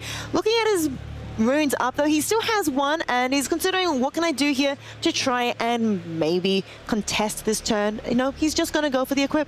He has equipped that Guardian Angel, immediately protecting Aurelia Fervent. It will save her that sort of first round of fighting that they have upon them. With only one rune up, though, for Ghost Driver, potentially a Defy, potentially a Defiant Dance, but I'm sure it's not something you want to blow this fast, this early, and Nice Boy, he's going to force Ghost Driver into him, retreats from that Targon's Peak. He does retreat, but he's not over just yet. He has now used Turn to Dust to get rid of that Guardian Angel. Fantastic use. I mean, it is only temporary for now. So if Ghost Driver goes into a fight in this turn, on Nice Boy's turn, it will still trigger, but on Ghost Driver's beginning phase, it's going to turn to dust. There is that Frigid Jewel as well. That's that tech we were just pointing out as we transitioned to Energy Gear. When you draw your second card each turn, give a friendly unit +2 might this turn. So he's heavily indexing into this pumping that he wants to do. He wants to out-might this Aurelia, and it's not a strategy we see too often, but he's definitely built up quite the board for it. That Vex Cheerless, he's going to punish Ghost Driver for when he goes to pump, and he's going to be rewarded Nice Boy when he goes to with much, much cheaper spells. Ghost Driver goes in to conquer Targon's Peak, and also going to be playing Discipline here, potentially also for that card draw. Maybe wanting to do a showdown, but for now, going in +4, getting that card draw. Yeah, no showdown will occur there. It's just that non-combat showdown, correction. And we do get that card draw. He conquers that point. He's on the board. 1 victory point to Ghost Driver, 2 victory points to Nice Boy right now. We do see Ghost Driver does have 5 runes available, all of them in Chaos. Only 2 Calm runes exhausted. And it looks like Nice Boy might be considering his options here. That's 3 Ride the Winds and 2 Stupefies. He has movement for days, Ricey. He definitely has movement for days. He could do quite a lot with that. And on the other hand, Ghost Driver, we're trying to see what he wants to play to. He's considering a card of his own. That's only I can tell. I can tell it's a card. That's what I do when I play at my Nexus Nights too. I consider my cards. That's what I was wondering. Is he going to use that charm? He could still force that showdown. I know he has charms available in his deck, also being a calm deck. Out comes that Vex Cheerless. He's choosing to do Vex Cheerless. He has to be very careful because remember, when Vex is in a combat, everything is more cheaper for Nice Boy, everything is more expensive for Ghost Driver. Out comes that Ride the Wind, which is only 1 energy. Yeah, because of that serious cost reduction. So Ghost Driver gonna let that one go. Doesn't want to have to pay the increased costs to contest with that. That Aurelia Fervent sitting on that bottom Targon's Peak. 8 might right now, but a great save from Nice Boy. Having 3 Ride the Winds, he was able to play that easily. Well, Ride the Wind exists in Ghost Driver's hand as well, and is going to target Aurelia, move Aurelia over. Of course, that target does buff up that Aurelia, making it even more mighty. 10 might versus 5. Yeah, not only the target, but also the ready. That's how she went from an 8 might to that 10 might. Out comes a Rebuke. That was what was in the hands of Nice Boy. And Rebuke is such a strong card. I mean, of course, people do love Starcraft a little bit more nowadays, but Rebuke, you cannot forget about Rebuke. Yeah, and normally that would be so punishing, but because of Vex Cheerless, the Rebuke is just fine. It costs a little less energy and the same amount of power, so Nice Boy has to be happy with that turn of play there. Aurelia back in the hand of Ghost Driver, who is forced to redevelop his board while Nice Boy has protected his quite well. And of course, from that hold, now going on to 4 points, and it's Nice Boy's turn, and well, it's unfortunate for Ghost Driver trying to do something, trying to make things work, but the Rebuke, I mean, at least it's still in the hand of Ghost Driver. He will be able to play it again another time. It's not in the trash, just not completely out of the game. Yeah, but it's not something you want to be doing this late in the game as well, with 5 energy to get that Aurelia back on the base. There's not much that Ghost Driver will be able to do once it's played. Dynalari goes in, triggers that showdown. And of course, that showdown trigger does mean Nice Boy gets to look at the first card, choose whether or not he wants to reveal it. And of course, we got to see, I believe it was a Ride the Wind. Out comes a Stupefier getting another card draw. And don't forget, when you do that card draw, there is that Frigid Jewel as well. So doing another Stupefy. Frigid Jewel, when you draw your second card each game, give a friendly unit +2. And we can see Diana having that +2. Yeah, that's right. Each turn when you draw that second, that +2 might. So Diana Lunari being pumped there with that additional might. And Nice Boy, he's in control. He's at 5 victory points to Ghost to Driver's 1. Ghost to Driver, it feels like he's a bit behind the play here, having to keep playing out this Aurelia Fervent again and again. And this tactic from Nice Boy, it's working so well. He's just not letting Aurelia stick to the board. He's not letting Aurelia fight the ones she wants to pick. Only thing that Ghost Driver can do on this turn is just replay that Aurelia. As you said, it's not what you want to do this late into the game. Nice Boy now sitting at 6 points. All he needs to do is hold and win, or maybe choose to conquer in the next turn. That was a double hold, and it was just a small little delay in the update there. Oh, my bad, 7. To 7 victory points here. Nice Boy only needs 1 more to go 12-0. Ghost Driver up against the wall. If he loses this one, that will be his first loss here at the regional qualifiers in Sydney. Look at all of those runes. Look at how healthy that hand is from Nice Boy, and he begins his turn. Stupefying, getting that card draw, and now that Titan at -1 once more. But still so many options. We see, of course, the Ride the Winds. What else do we see in there? Double rides. Moonfall. Yep, Moonfall again. The new signature spell of Diana, Scorn of the Moon, can force that Aurelia into that combat. If no units are left, there's nothing Ghost Driver will be able to do. Frigid Jewel does give the +2, and choosing it on the Vex right now. It looks like Nice Boy wants to maybe bring... There it is. Yeah, that Moonfall, force one of these units into that Vex. He's going to be choosing Aurelia into that Vex, and don't forget, that Vex is currently +2, 7 might minimum. He might have a Divine Hand. What can Ghost Driver do here? If he's not able to stop this, it's actually going to be that Defiant Dance, as you were saying, which gives Aurelia a lot of might. +3, and of course, it's going to be Defiant Dancing the Vex as well. Yeah, importantly, he is... Oh, another one! That's a lot of might coming out now too. Now Vex is -2, and Aurelia is a +6, and of course, that Moonfall still goes through, +4. Yeah, importantly here, Ghost Driver was actually able to play that before it was dragged onto the battlefield and into combat with Vex. So he was able to pump for the 1 and the 1 here, not punished by that Vex cheerless. Ride the Wind saves the Vex. Ride the Wind does save the Vex, and Ghost Driver will get that conquer as well, now on to 2 points. It's kind of fun when you conquer on your enemy opponent's turn. I don't know, it's just like, oh, you thought you had something? Well, I still get this conquer point now. That's it, those off-tempo conquers, giving that second victory point to Ghost Driver. Not out of this one yet, but he does have a tall mountain to climb here. Ready's up that Aurelia. Going to maybe at Targon's Peak he has to climb.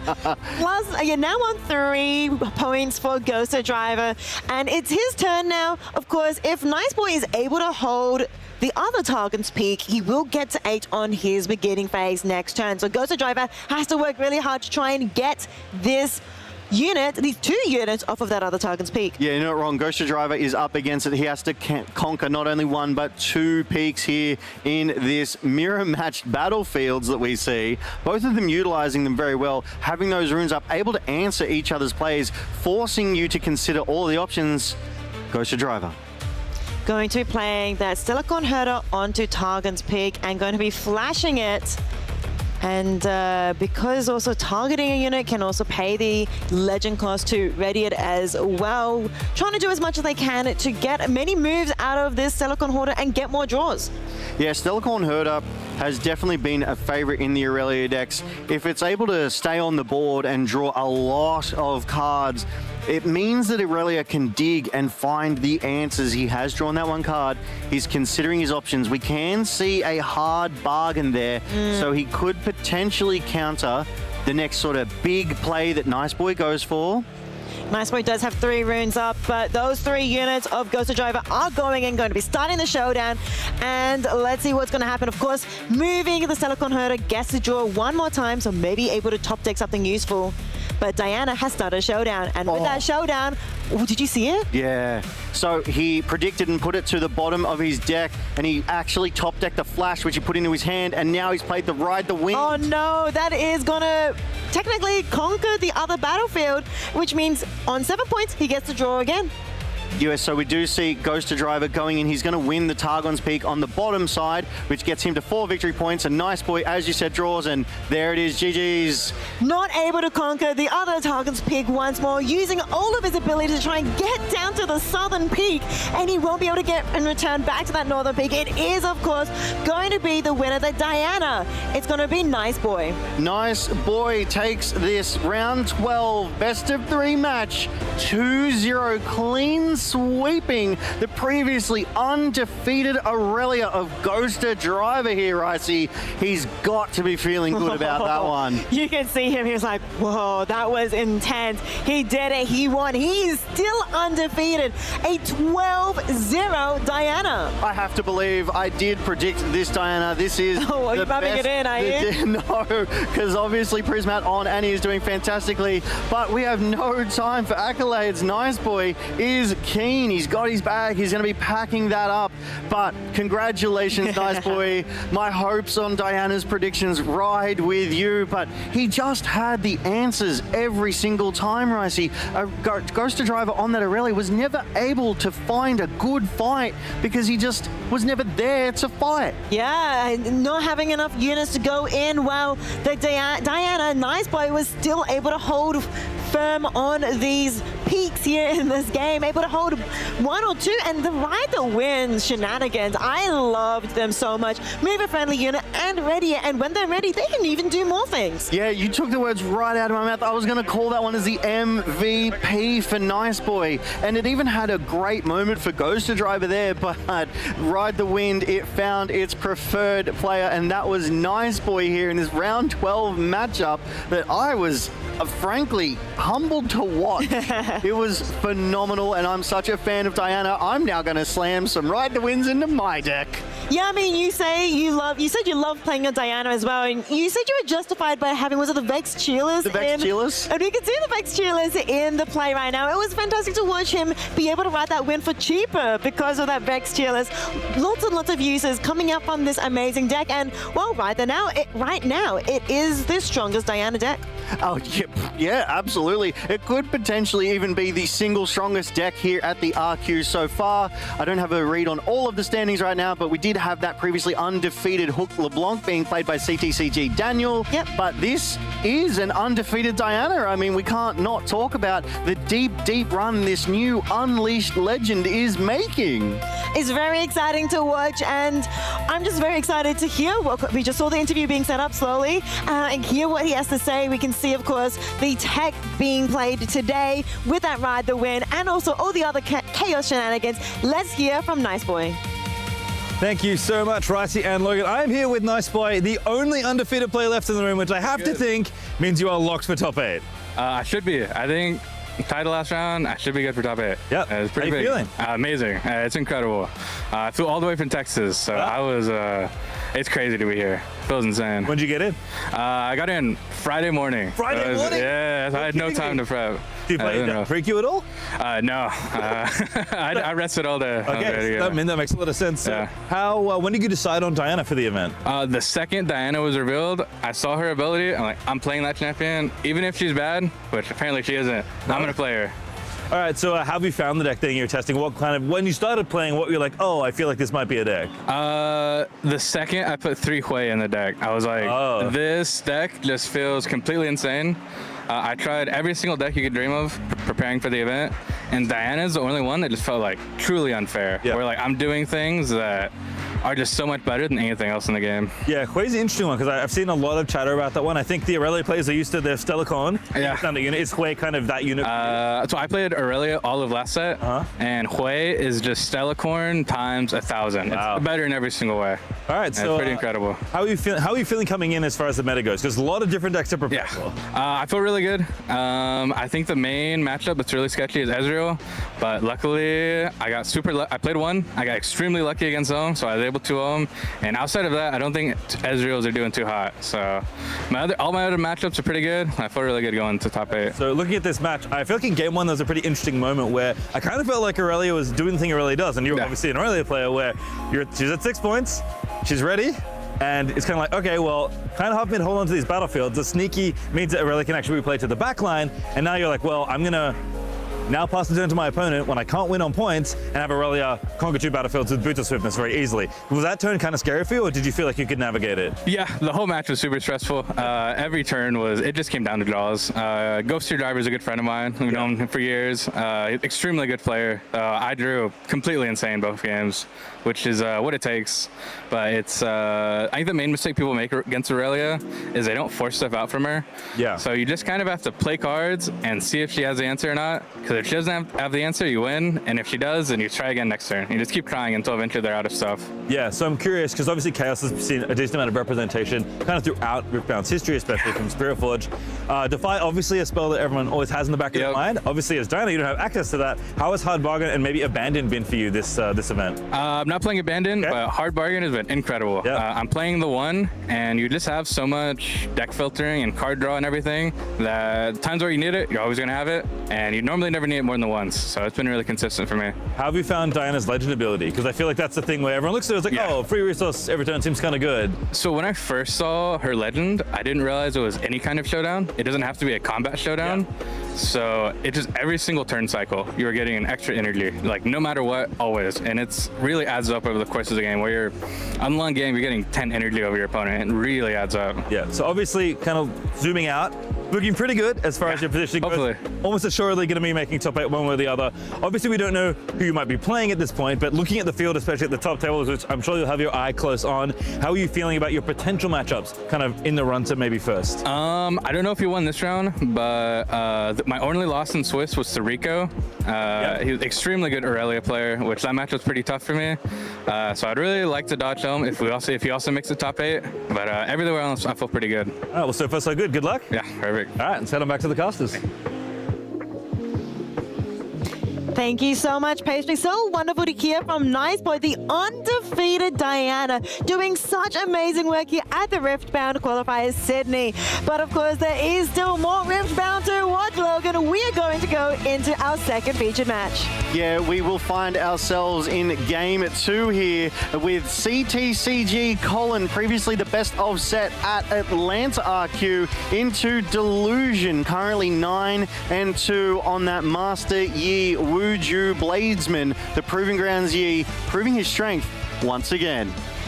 Proving his strength, currently on 6 points versus Colin K's 5. We know Colin as, of course, the set.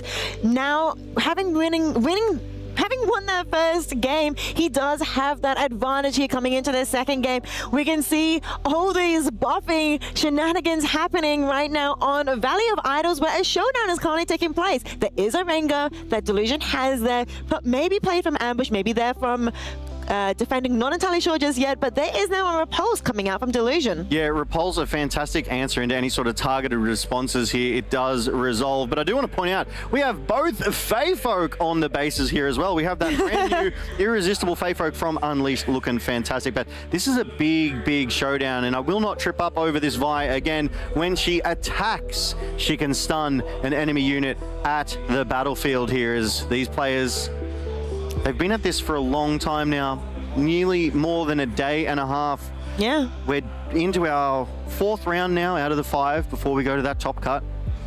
You know, the mental fatigue settling in, but they're pros. They've been here before. They know what to do. Valley of Idols for Set, the boss. Amateur Recital for Delusion there.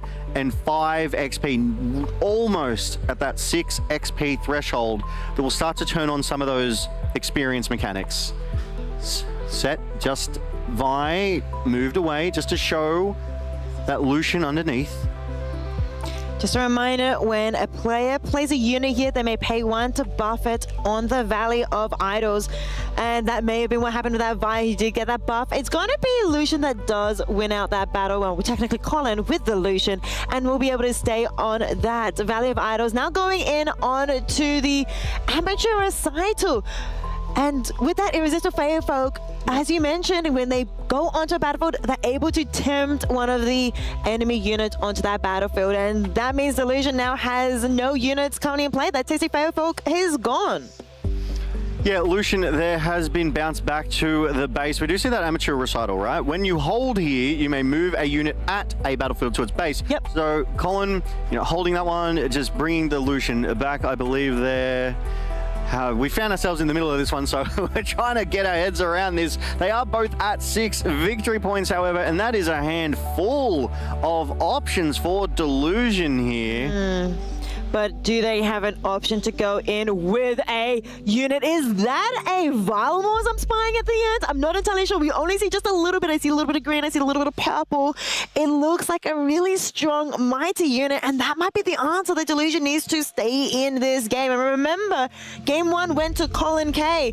He's thinking about it. It does still look like a Valmors to me. That is the 8 energy 2 power that you were spying in the top left of that card. That is Vilmore, that new card from Unleashed, and it could turn the tides, right? Because if you are a unit with lesser might here, then you don't deal combat damage, and it has, oh, he's played it anyway. I was going to say it has ambush. It has ambush, which you can play as a reaction to a battlefield where you have units. The issue is there are no units of Delusion on the board. He cannot ambush, but he is going to play first mate to ready, and in Valmor goes onto Valley of Idols, meaning Delusion is now on 7 points. He's going to pass the turnover and hope this Valmor is strong enough, is mighty enough to stop anything Colin throws here on this potential last turn. Colin now on 7 points as well.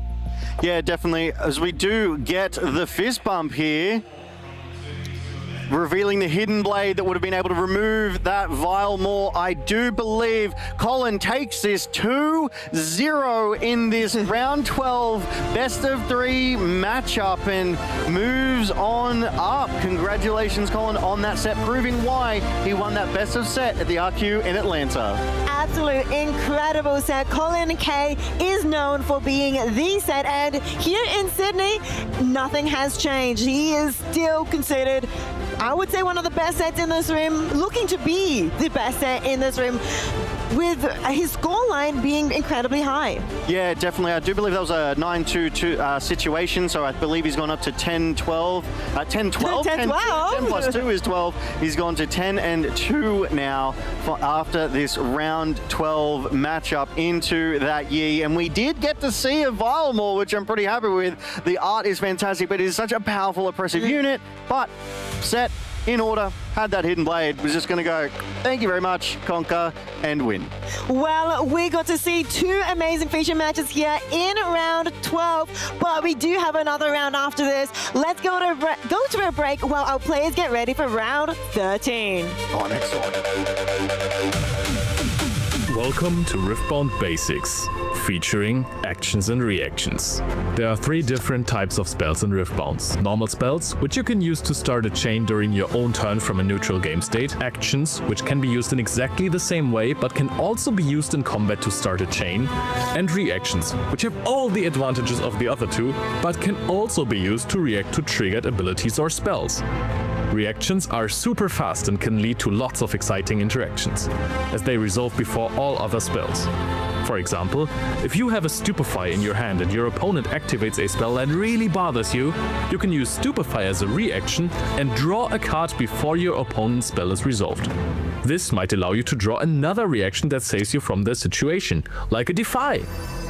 Another exciting example is dealing damage to a unit with a spell before combat. If you go into combat with a unit that's already damaged, you should make sure you win the fight, otherwise the units will heal after the combat. Let's say you have dealt 6 damage to your opponent's Mind Splitter with Falling Star, and you go into combat against it with your Watchful Sentry. Your opponent might want to activate an action in response, such as Grim Resolve to generate extra might and win the combat. You can still respond to that with a Stupefy. You reduce the Mind Splitter's might to 6, and because it still has 6 damage counters on it, it will die before the Grim Resolve can save it. Which one is your favorite reaction card in Riftbound? Let us know.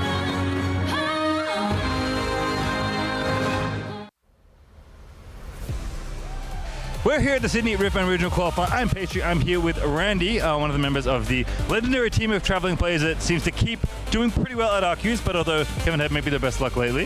Hey, it's okay. My friend won last week, 3 weeks ago, so that's pretty good already. Happy about that. So when did you get in? Got in yesterday morning. Flew in from Shanghai, so not too jet lagged, that's a good thing. So you're not playing the pre-queue, but you already have a buy, you've been farming tickets with your friends. How are you feeling about tomorrow? I'm feeling pretty good, pretty solid. Bring a spicy deck for tomorrow, so we'll see.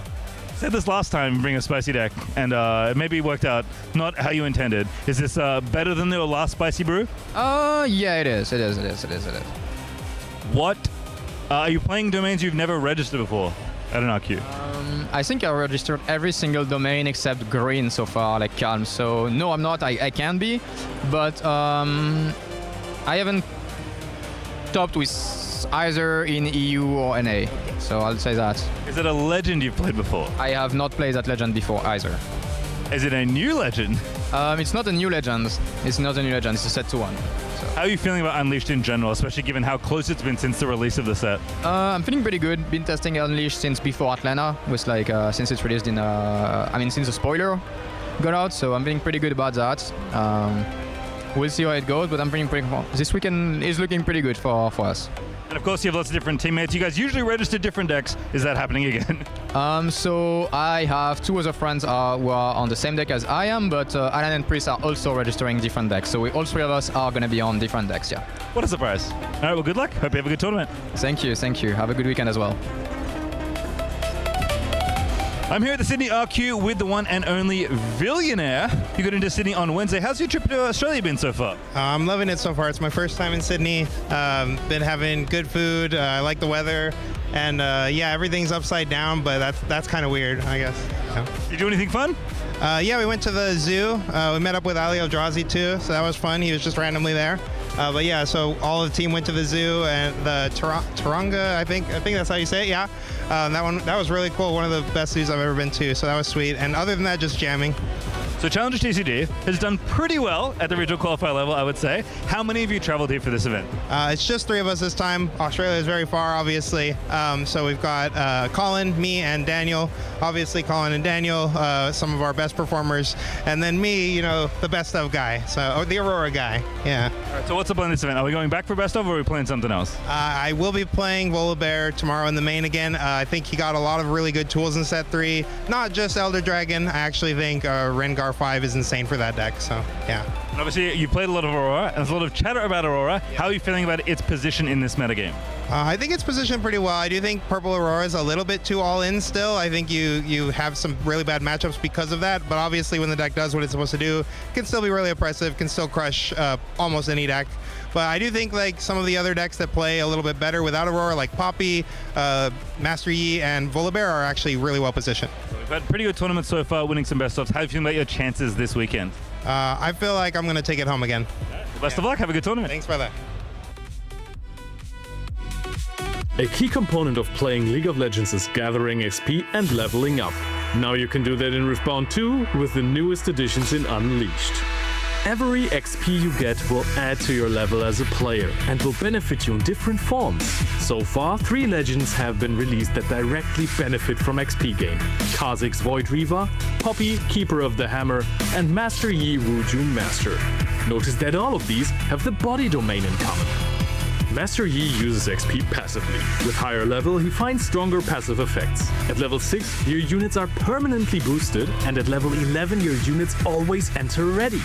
Of course, in the main deck, most Master Yis will rely on the champion unit, Master Yi Unstoppable, as a win condition. This one gets cheaper the more XP you have, and at level 16, it even becomes untargetable. Combined with Master Yi Wujun Master's ability to enter ready, he can really swing games. Kha'Zix and Poppy have the unique ability to gain XP through their own legend abilities and otherwise use it like a resource. While Poppy generates card advantage by spending XP, Kha'Zix gains utility by either buffing his units or moving exhausted units away from their battlefields back to base. Since all of these three legends have the body domain in common, there's a huge variety of body cards that can get you the XP you need through the Hunt keyword, for example.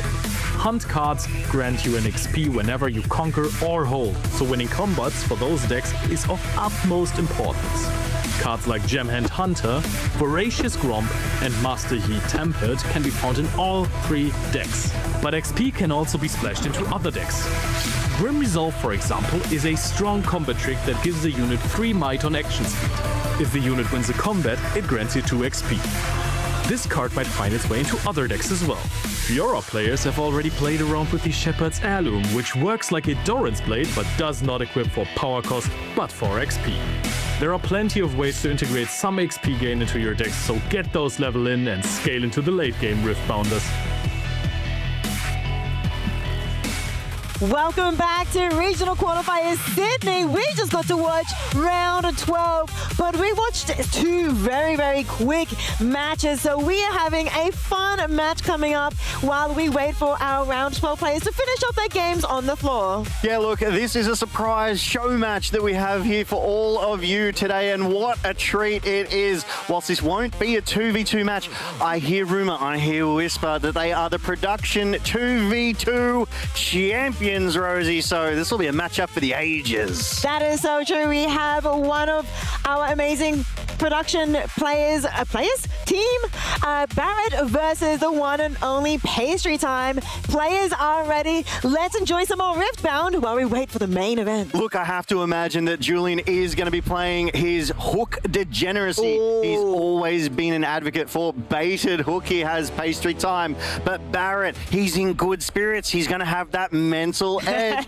He's already losing it over the possibilities of stomping. Oh! And there it is, the baited hook. That's why he was laughing so happy. We got to see the baited hook here on basically first turn. We are seeing a Poppy versus a Jin matchup.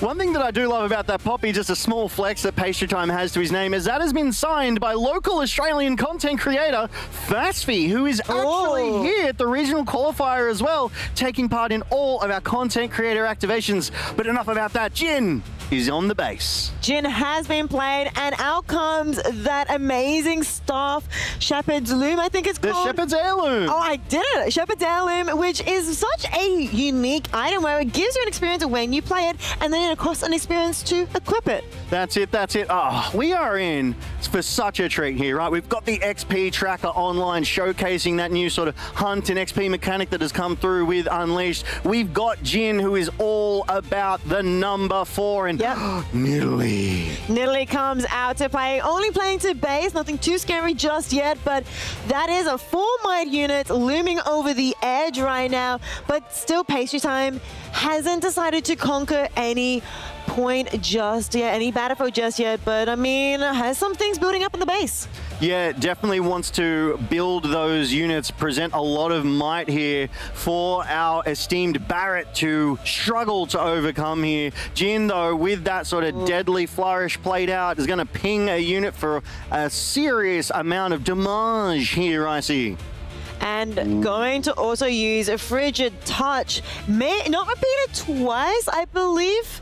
And so that's pretty exciting. Lots of damage being dealt, and a gold comes out. And I hear we have an exclusive access to player comms, Rosie. This could be spicy. Let's listen in. What's new?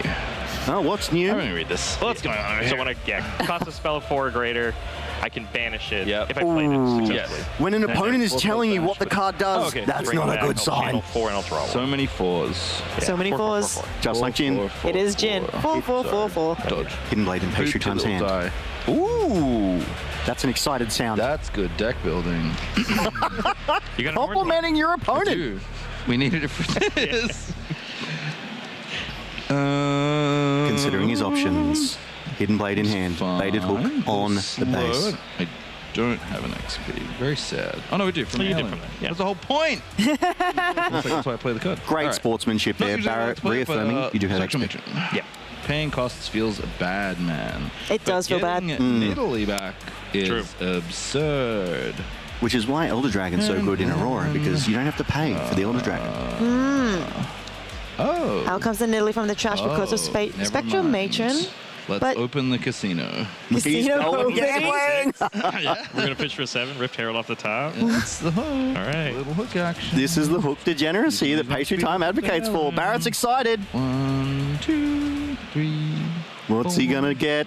Oh, there's another baited hook. Only Neela. All right. Ah. Can't accelerate her. I'm trying to think if it's worth it. It was good to see, though. We saw 2 Seal of Unities there. We saw the Neela. Jin's also a 4. You already equipped it now. Oh, yeah, I did. I love the show match. Oh, this is We're getting some dead. excellent camera shots here. This moves and gets XP. It's not the same. And they're talking us through the plays here, I see. Yikes. It's almost like Pastry Time casts Riftbound. Still be worth it. Honestly, I think so. Barrett, Let's accelerate. deep in the tank, thinking. Yeah, we'll go here. What options? Out comes the Get acceleration. one, get an XP for moving. All right. Goes in Nyla with 1 experience. So now Pastry Time's on 2. And then I'll channel. Yep, conquers.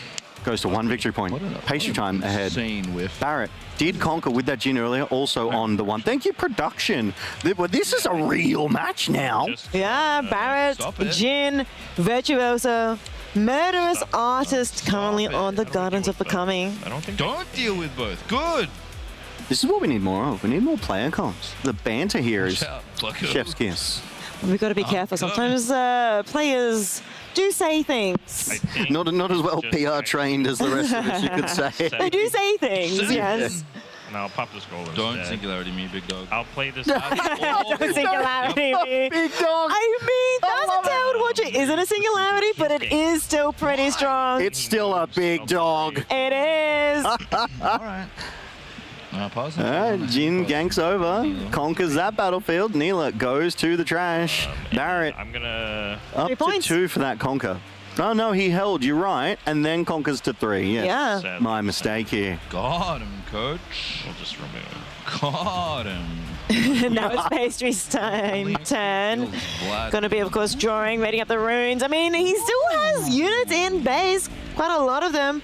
I love the baited hook gear, of course. That is something really fun. He has to kill a friendly unit to do so, and he gets to look at the top 5 cards of his main deck. We've heard Pastry Time talk about baited hook time and time again. He is an advocate. We took a selfie earlier this weekend as well. He had that baited hook slapped on his forehead in the background. He loves them so much. If I were to get Pastry Time to sign a card at this point, I think it might be that baited hook. I think it'd have to be baited hook at this stage. Oh, Nidalee goes in, does conquer the Forgotten Library. Actually, no, doesn't conquer. Looks like it was a trade instead. But that does get Barrett's card off the board, but Thousand Tailed Watcher is still in the base for next turn. But baited hook, the mechanic comes through. Atacon gets played here and gets played Worst unit I've for, has to be up to 1 might more than the killed unit, so... Just when you attack with them, right? Yeah, 7 might. But it has to Yeah. be Yep. a unit there.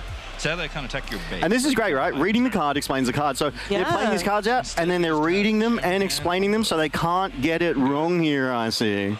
Exactly. So out comes that Atacon. It's such an expensive card. 10 energy, and he gets to play it. He still has to pay for the energy cost, though. The power cost, sorry. Yeah, 10 energy, 3 power there for Atacon, but such a strong unit here. So I will. Thousand Tail moves in. Pay 2.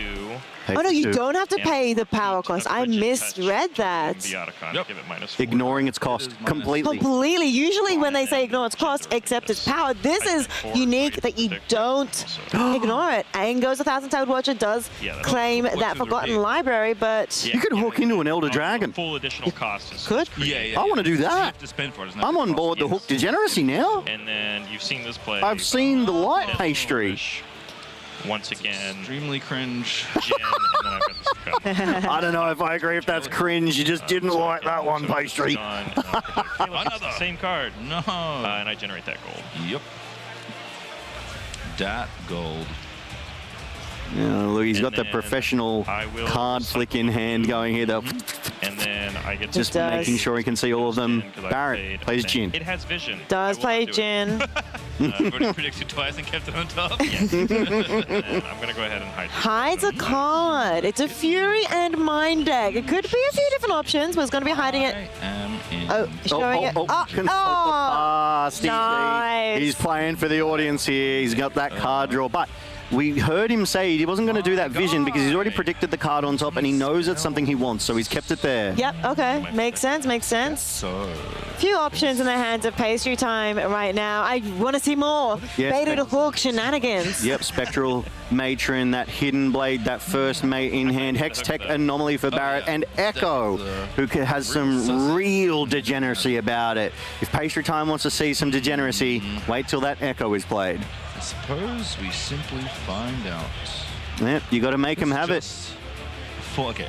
All the Just like Nice Boy said, you got to play into him, you got to force them to have it. But it was If they don't, great. If they do, you play again next turn. Dislike it, I will say.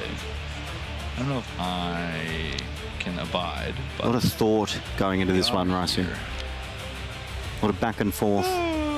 Lots of back and forth.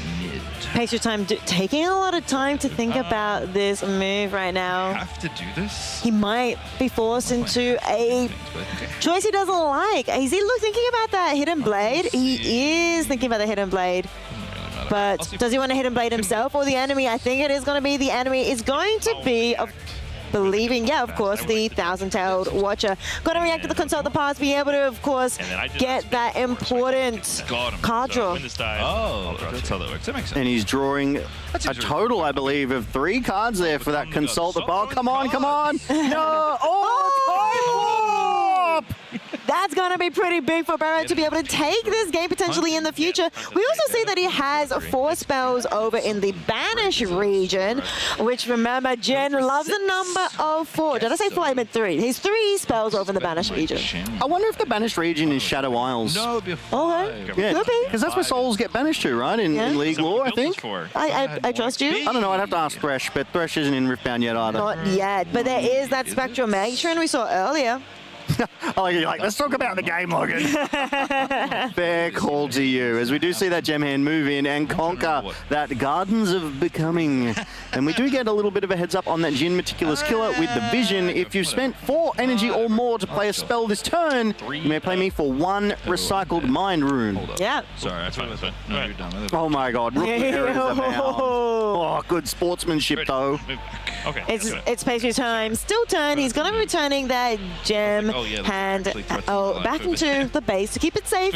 And now out comes Barrett's turn. Lots of runes available. And of course, Jin loves doing those large spells. Goes in to take that top battlefield. Is going to be able to get that conquer point as well. I'm coming for you. I'm loving how Barrett's playing for the camera here. He's got Jin's signature spell, Curtain Call in hand. He's got Time Warp. He's got Hextech Anomaly, Echo. A fair few powerhouse cards.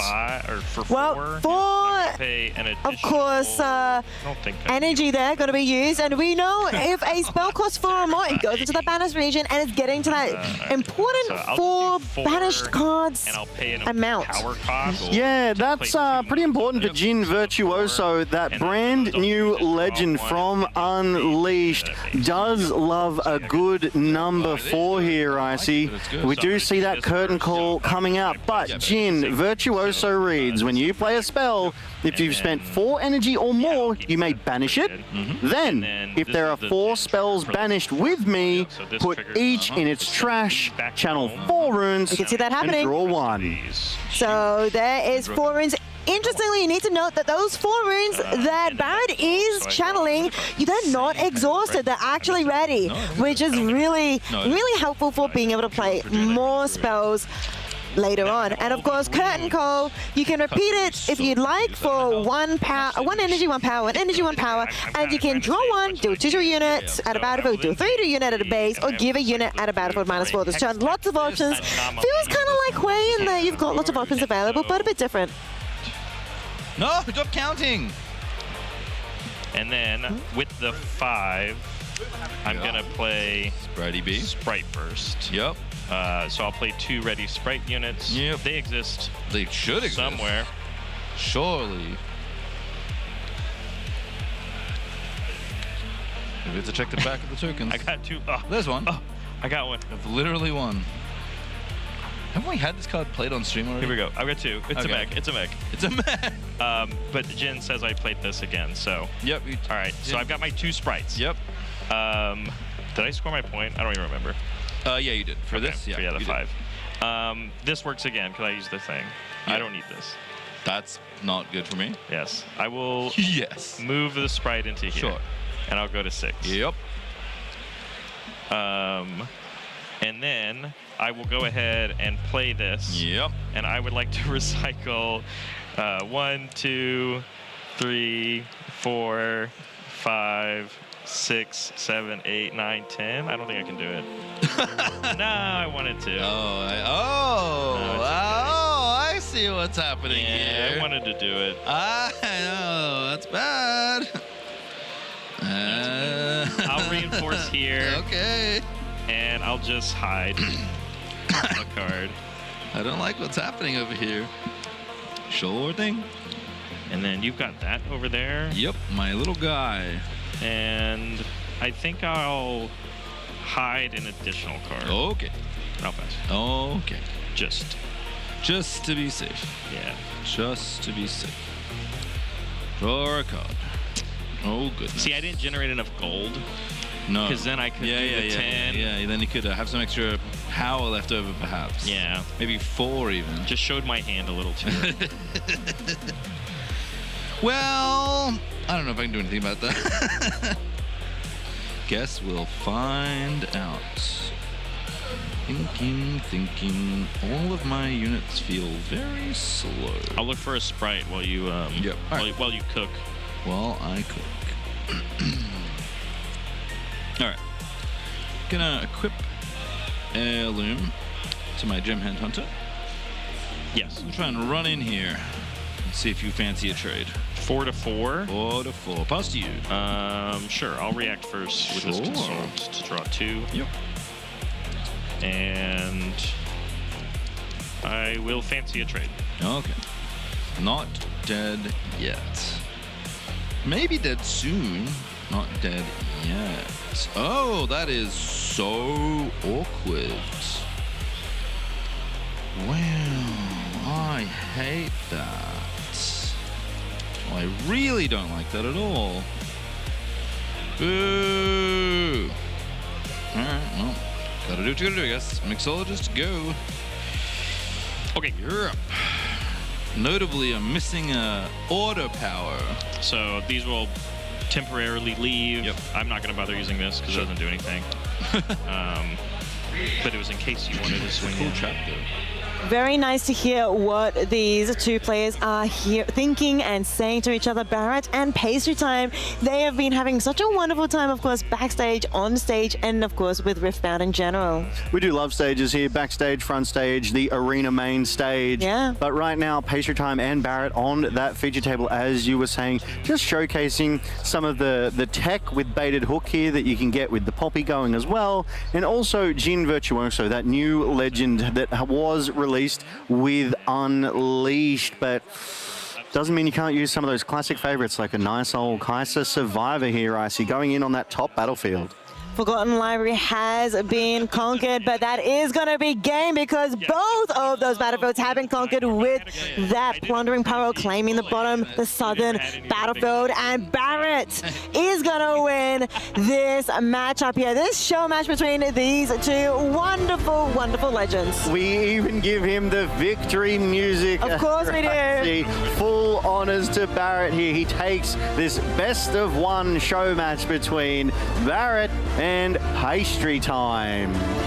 We did get to see a little bit of the mechanics coming through with the Pastry Time's Baited Hook, that gear in a base, being able to use that to possibly bring out bigger fish in the ocean. We do love big fish. We do love one of those fish called Atakan, which is such a powerful order unit. But speaking of Baited Hook, that LeBlanc Baited Hook tech that CTCG Daniel is running is proving its worth, and it's only making Pastry Time's argument for that hook that much stronger. No, I totally agree. I mean, that LeBlanc baited hook is something I'm looking forward to seeing more of because of, as we know, Dan is doing pretty well so far. He's in contention to making that top 8. Yeah, absolutely. LeBlanc, always so strong. And I'm saying always, but over the past 2 days, not, for the history of Riftbound, because she's an unleashed legend, that's for sure. But that's enough from us here at the caster desk. We are going to go to a break, and we'll be right back with round 13.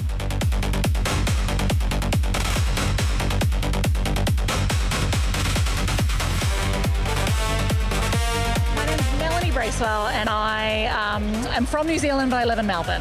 I'm a very competitive person, and I love sport. My fiance played Yu-Gi-Oh, and I said I would never play that game because I hate being bad at things. And then when Riftbound came out, everyone was bad at it because it was new to everyone, and that's how he got me in. The element about Riftbound I like the most is I'm a League of Legends player as well, and so I like that a lot of the cards match their champions in the game. Like, it makes sense. The deck I'm running is Lilia. I think she's fun. I have ADHD, and so I like doing things. I like being busy, and an aggro deck suits me because you're always doing things. You're not just waiting to ramp, you're playing the game. I run Lilia because it suits me, because I can just swing in things and they die, and that's fine. My last decks, I would always leave 2 drops on the battlefield, and my boyfriend was like, that's kind of bad. And I was like, well, what if they just die anyway, and that's good. I don't have a ton of experience in any other TCGs. This is my first TCG for the reasons I specified, which is just I don't like being bad. And games that have been around for a long time, I couldn't stand the idea of playing the game and everyone's like, that's not how you do it, and everyone knows that you're wrong. I think this is nice that everyone's kind of learning together. I've gone 3-1-1, so 3 wins, 1 loss, 1 draw. So kind of fine. I can still make it to day 2 maybe. I think I'll be going good. I've been loving this Riftbound regional qualifier. It's been awesome. I've never been to anything like it before. I think the closest I could think is like going to PAX in Melbourne, which is more of like a convention, and there's a competitive element, but the competition isn't the main thing. The main thing is just hanging out with people. I quite like that this is all competitive, and you go see your friends and you're like, how are you doing? And some of them are happy and some of them are depressed. It swings and balances, I will absolutely be at the next Riftbound event for sure. I'd love to shout out Rengar Bot. He's a friend of ours, and he was on the exhibition match before playing the most diabolical Rengar that anyone has ever seen, and I think people should watch that game if they get the chance. Welcome to Riftbound Basics featuring runes. In the Riftbound TCG, your energy to play cards comes automatically. Each player brings their own rune deck consisting of 12 cards. This consists of runes in the domains of your legend. A Draven deck, for example, can play Chaos and Fury runes. At the start of your turn, immediately after you have readied all your cards and received points for holding a battlefield, you may play the top 2 cards from your rune deck. You need runes to pay the energy and power costs on your cards. For example, for Victor Leader, you must pay 4 energy, which means exhausting 4 runes of any color and then pay a power cost. You do this by placing a rune of the color shown under the energy cost at the bottom of your rune deck. This process is also called recycling. Some cards, such as Seal of Insight, have no energy cost but do have a power cost. However, to ensure your energy isn't lost, you may float the energy. That is, exhaust your runes, place them under your rune deck, and later use the energy gained to play another card. Consequently, power costs have no effect on the current turn in which you play the cards, but can have a significant impact on subsequent turns as you are constantly playing with fewer runes. How do you like your runes best in Riftbound? Do you prefer them furious and chaotic, or rather calm and orderly?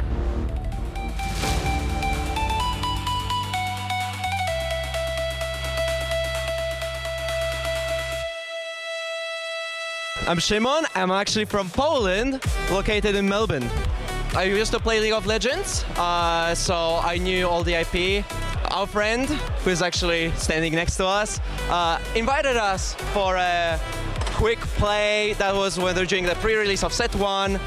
We were very new to the card games. I haven't played any card game before, so I gave it a shot, and it sucked me in, and I enjoyed, had a blast playing every day of it, and now I'm here. I just love the strategy. I used to play a lot of strategy games. Is it either teamfight tactics or other strategy like Civilization? And because of that, there's this element of I have to plan forward, prepare for everything, no matter what the opponent is. I'm just addicted, what can I say? My champion deck is Zed, the boss. I would say he's one of the greatest picks you can have for set 3. He's very, I would say, underrated by others. And I played him since set 1, and I'll keep playing him until he rotates out. I'm currently placed 5-2. All of the games were very close and enjoyed every single one of them. The last game that I had was so close. It was like swinging between both of us. Every round I went to 3 rounds. But I'm looking forward to playing the last game of today. People here are lovely. I enjoyed talking to them during and outside of the event. Glad to be a part of it, and hopefully I'll come to the next regional. It's not, I would say, if you're not experienced in Riftbound, you haven't heard of it, or you just heard vaguely, don't have that much knowledge, it's still worth checking it, giving it a shot. It's insane how much thought all the players have to put through. It's exciting, no matter, again, if you're experienced or not within the game. First of all, I'd love to shout out my Melbourne crew, all my friends, close friends. We've been practicing together, had amazing time. I would like to say thank you to my girlfriend, who is also playing in this event. And otherwise, anyone who I faced, it was an honor playing with you, no matter if I won or lost. Welcome back to coverage of Regional Qualifier Sydney. What a heartwarming story from one of our competitors here in Sydney. But we're getting to the point where it's the business end. Round 13 of Swiss is upon us, Steph. Right at the end. And we did get to see a little bit of you playing just now. Not necessarily the, let's say, caliber of some of the other people that have been here, perhaps. I'm mad. I'm mad about it. Yeah, just a little? It's fine. My deck just wants to, you know. Just a little. Look, it's called... A little mad about it. The fact that you baited hook is just, you know. Look, it's called Big Casino Poppy for a reason. Got a high roll, did not high roll, and got rolled by Jin of all legends, which feels extra bad. Yeah, and you should. At least we got Jin on stream, right? That was the goal, really, at the end of the day. Absolutely. Look, I mean, it was nice to be able to see the way that you mentally reset, given that we did get to see the push-ups before from Prismat. I don't know. I feel like maybe I can sit somewhere in between, maybe later. I don't think I'll be doing either push-ups or baited hook. Yeah. So, yeah, we'll figure that out. We'll see what our competitors are doing, because we don't have too many games left for some of our players. We're going to have the last round here in just a moment, and I don't know where the standings are, because it turns out there was actually no undefeateds left after last round. As it happens, it turns out now everybody is pretty much just hoping for the best here. And again, I'm not an expert at how tiebreaker math works out, so for some players, perhaps they'll be able to draw if they're near the top of the standings, depending on how late they lost. You have to think the players that were doing well late into the round, Ghost Driver in particular, despite picking up a loss, probably looking pretty good as far as breakers go, moving into top 8, but potentially quite a few players will just have to play or not know and just play anyway, because you don't want to be the one that draws and then misses top 8 because you didn't calculate properly. Oh my gosh, after such a long weekend as well, you would not want to get right to the end here and then just on a clerical error be like, nah, it's fine. So the good news is players are much better at figuring this out than I am. So they typically, looking through the standings, figuring out their breakers, and they're generally pretty good at doing the math on figuring out how they get into top 8. So we're in round 13, and honestly, usually when we go to pair the rounds, you have lots of different things you have to think about. Which legends do we want to see? Which players do we want to highlight? All those things that kind of go into picking feature matches. And this round, I'll have to tell you, very easy for the last round of Swiss. Yes. The person that's picking feature goes to the top table, figures out which 2 matches are actually going to play in this round, and then puts them in the feature match area. It's very straightforward. The easiest pick of the day, potentially, yes. And then it gets, yeah, it is definitely the easiest pick of the day. You kind of just auto-pick until you get to the players that are deciding they do want to bash it out. Whether or not they should be, again, not up to me. I don't do the math. I simply commentate the game. So whatever we see on stream, probably going to be a lot of stakes in this matchup. Yes, very much so. Again, the pressure really does ramp up. And, well, before we maybe had a little bit of opportunity to manifest what we wanted, we are entirely down to what happens at those tables now. Yep, those last two. Certainly our flying blind. Very curious to see how the Legend mix all shakes out. But again, could come down to a lot of different things because many X1s hanging out in this event. And perhaps with no undefeated players being left, maybe some X2s might bash, see if they win and can maybe sneak in as well. Again, not up to me to figure it out. That's somebody else's job. I'm just here for the fun. Well, speaking of, how are you feeling about your predictions then? I feel good. Yeah. I feel like Challenger TCG's LeBlanc deck is very good, and I do think it will be making top 8. So then it could still win. All it has to do is make top 8. In fact, I think all of us will still have our predictions live. I think there'll be one of each at least. I think I'm feeling pretty confident, actually, that the Diana pick was the right call to make in the end. We'll see how it unfolds, but I'm feeling good. Certainly we'll have to see. Prismaticism, presumably floating around those top tables again, has not missed a regional qualifier top 8, I think, ever. But it's a wild stat for a player.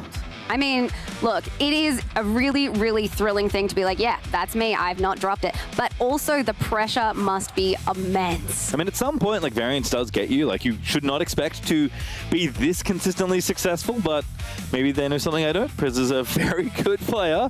So when we have our round aligned, don't worry, we'll get you there as soon as possible. We're not doing anything other than waiting.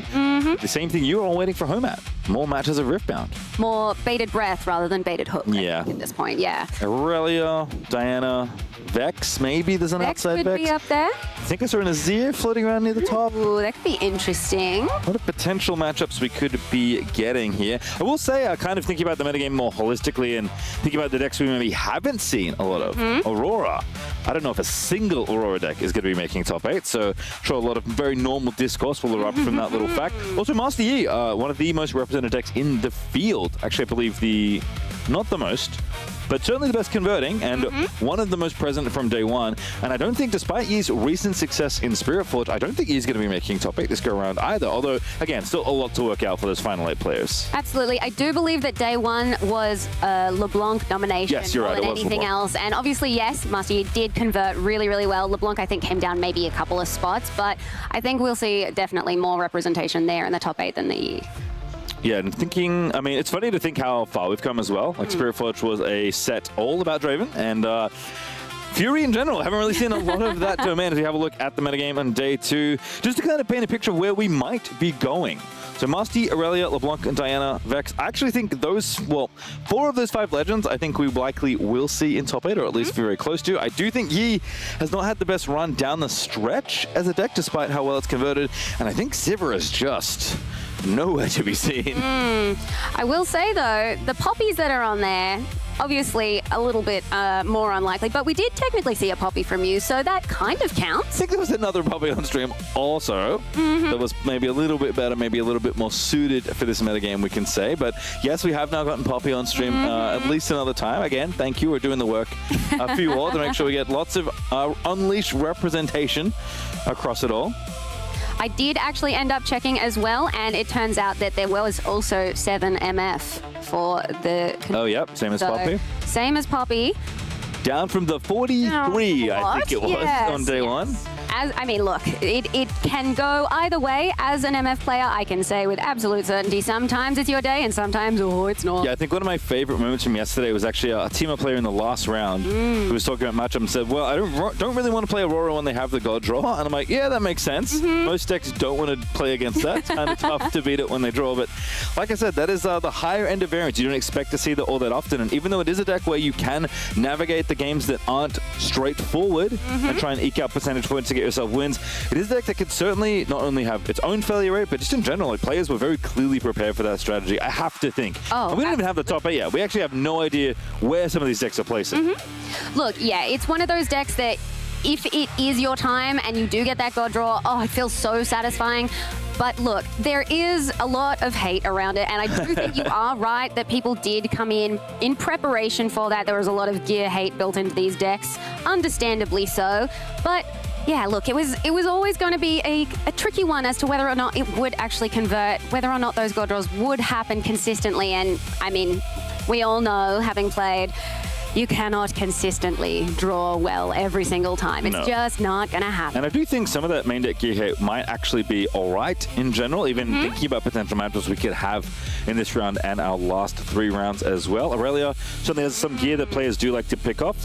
If the LeBlanc deck we've been seeing running around is there, certainly players will be happy to have main deck gear removal for baited hook. Not something the hook players typically have to contend with. And I'm trying to think, Diana, I don't think plays many gear, but Vex maybe. Like, there are some decks where you might still want to get one every now and then. In fact, Azir was really the deck where people are like, oh, I kind of just want a little bit of gear hate just to slow you down and take that BF sword out, make combat math a bit easier. Yeah, for sure. I think realistically, you're right. The Aurelia decks is where we're going to see the most impact with that gear hate, just because it's going to make getting in there a lot easier, getting around some of those more tricky defense pieces. All right, let's go have a look. Oh, at the roadmap. Thanks so much. So where we started is all the way back in 2025 in December, which is very early on in the game's lifespan and not too far away.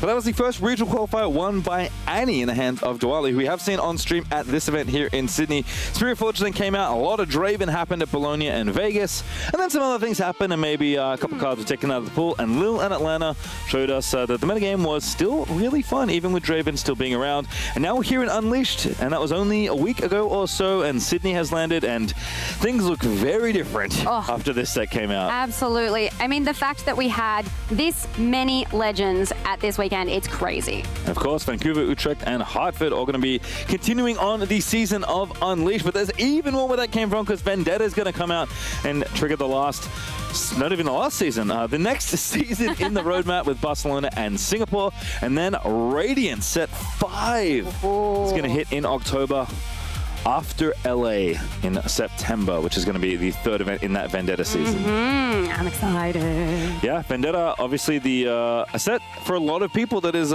pretty exciting, not only because it is the bringing together of releases for both China and English, as far as languages go. Simultaneous release for sets, given that the game was started only as a project for China, is wild to think that's been done in 4 sets, given that physically product has to be moved around the world in boxes to be able to get in the hands of players. But also, there's been some very minor spoilers for Vendetta, and we're going to get some opposite colored domain combinations for the first time ever.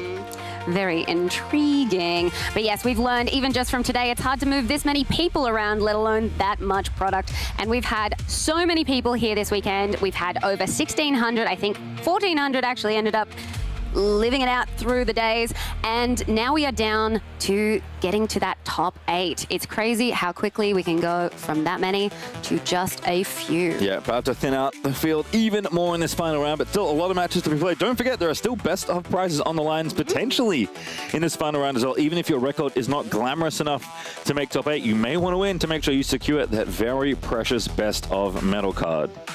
Well, now then, if you were hypothetically to be going for a best of, which one are you thinking? Leona.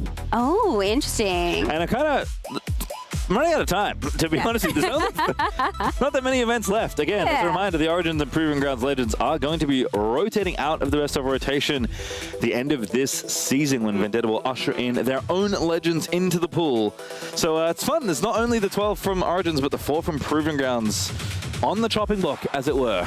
Absolutely. I think, although I am typically an MF player, I think if I was going to go after this weekend, it has to be Vex. Vex is sweet. Vex is so sweet. I actually went out and got myself one after talking about it and yapping about it for so long. I've managed to go get myself a little Vex apathetic. Very nice. Yeah. Well, you'll use it, because that deck, a lot of decks, as we've noticed, do want to utilize that card. Curious to see how the metagame evolves the next few events. Vancouver, by the way, not too far away from this event.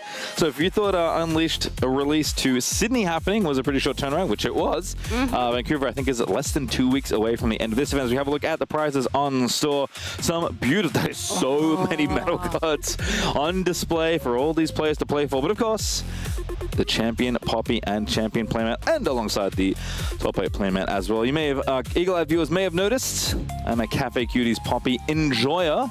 You caught my little exhibition against Barrett on stream. And you're still very chill about it, right? You've calmed down? Yeah, totally. Feeling good. Good. It's so fine that you were defeated, actually. All right, well, here are the standings for round 12. As a reminder, the last round of Swiss is round 13. So we have 1, 2, 3, 4, 5, 6, 7 X and 1 players. Oh my goodness, the Teemo's in contention. Goodness me. I would not have seen that coming, but I'm really excited to be able to see that. So just looking at these 8 players, right? If we cut to top 8 right now and just use these 8 players, which I don't, again, we have a round to play. That is not what's going to happen. But if we just cut these 8 right now in the standings, we would have 7 different legends. Aurelia would be the only repeat from this list. And we'd have Vex and Teemo. Whoop, it would be 2 Vex. Oh, that is a lot more Vex than I expected. Absolutely. It's wild that we've had 2 different Vex players on stream, both looking very good, both winning their feature match, and there is a 3rd Vex player that is higher in the standings than both of them.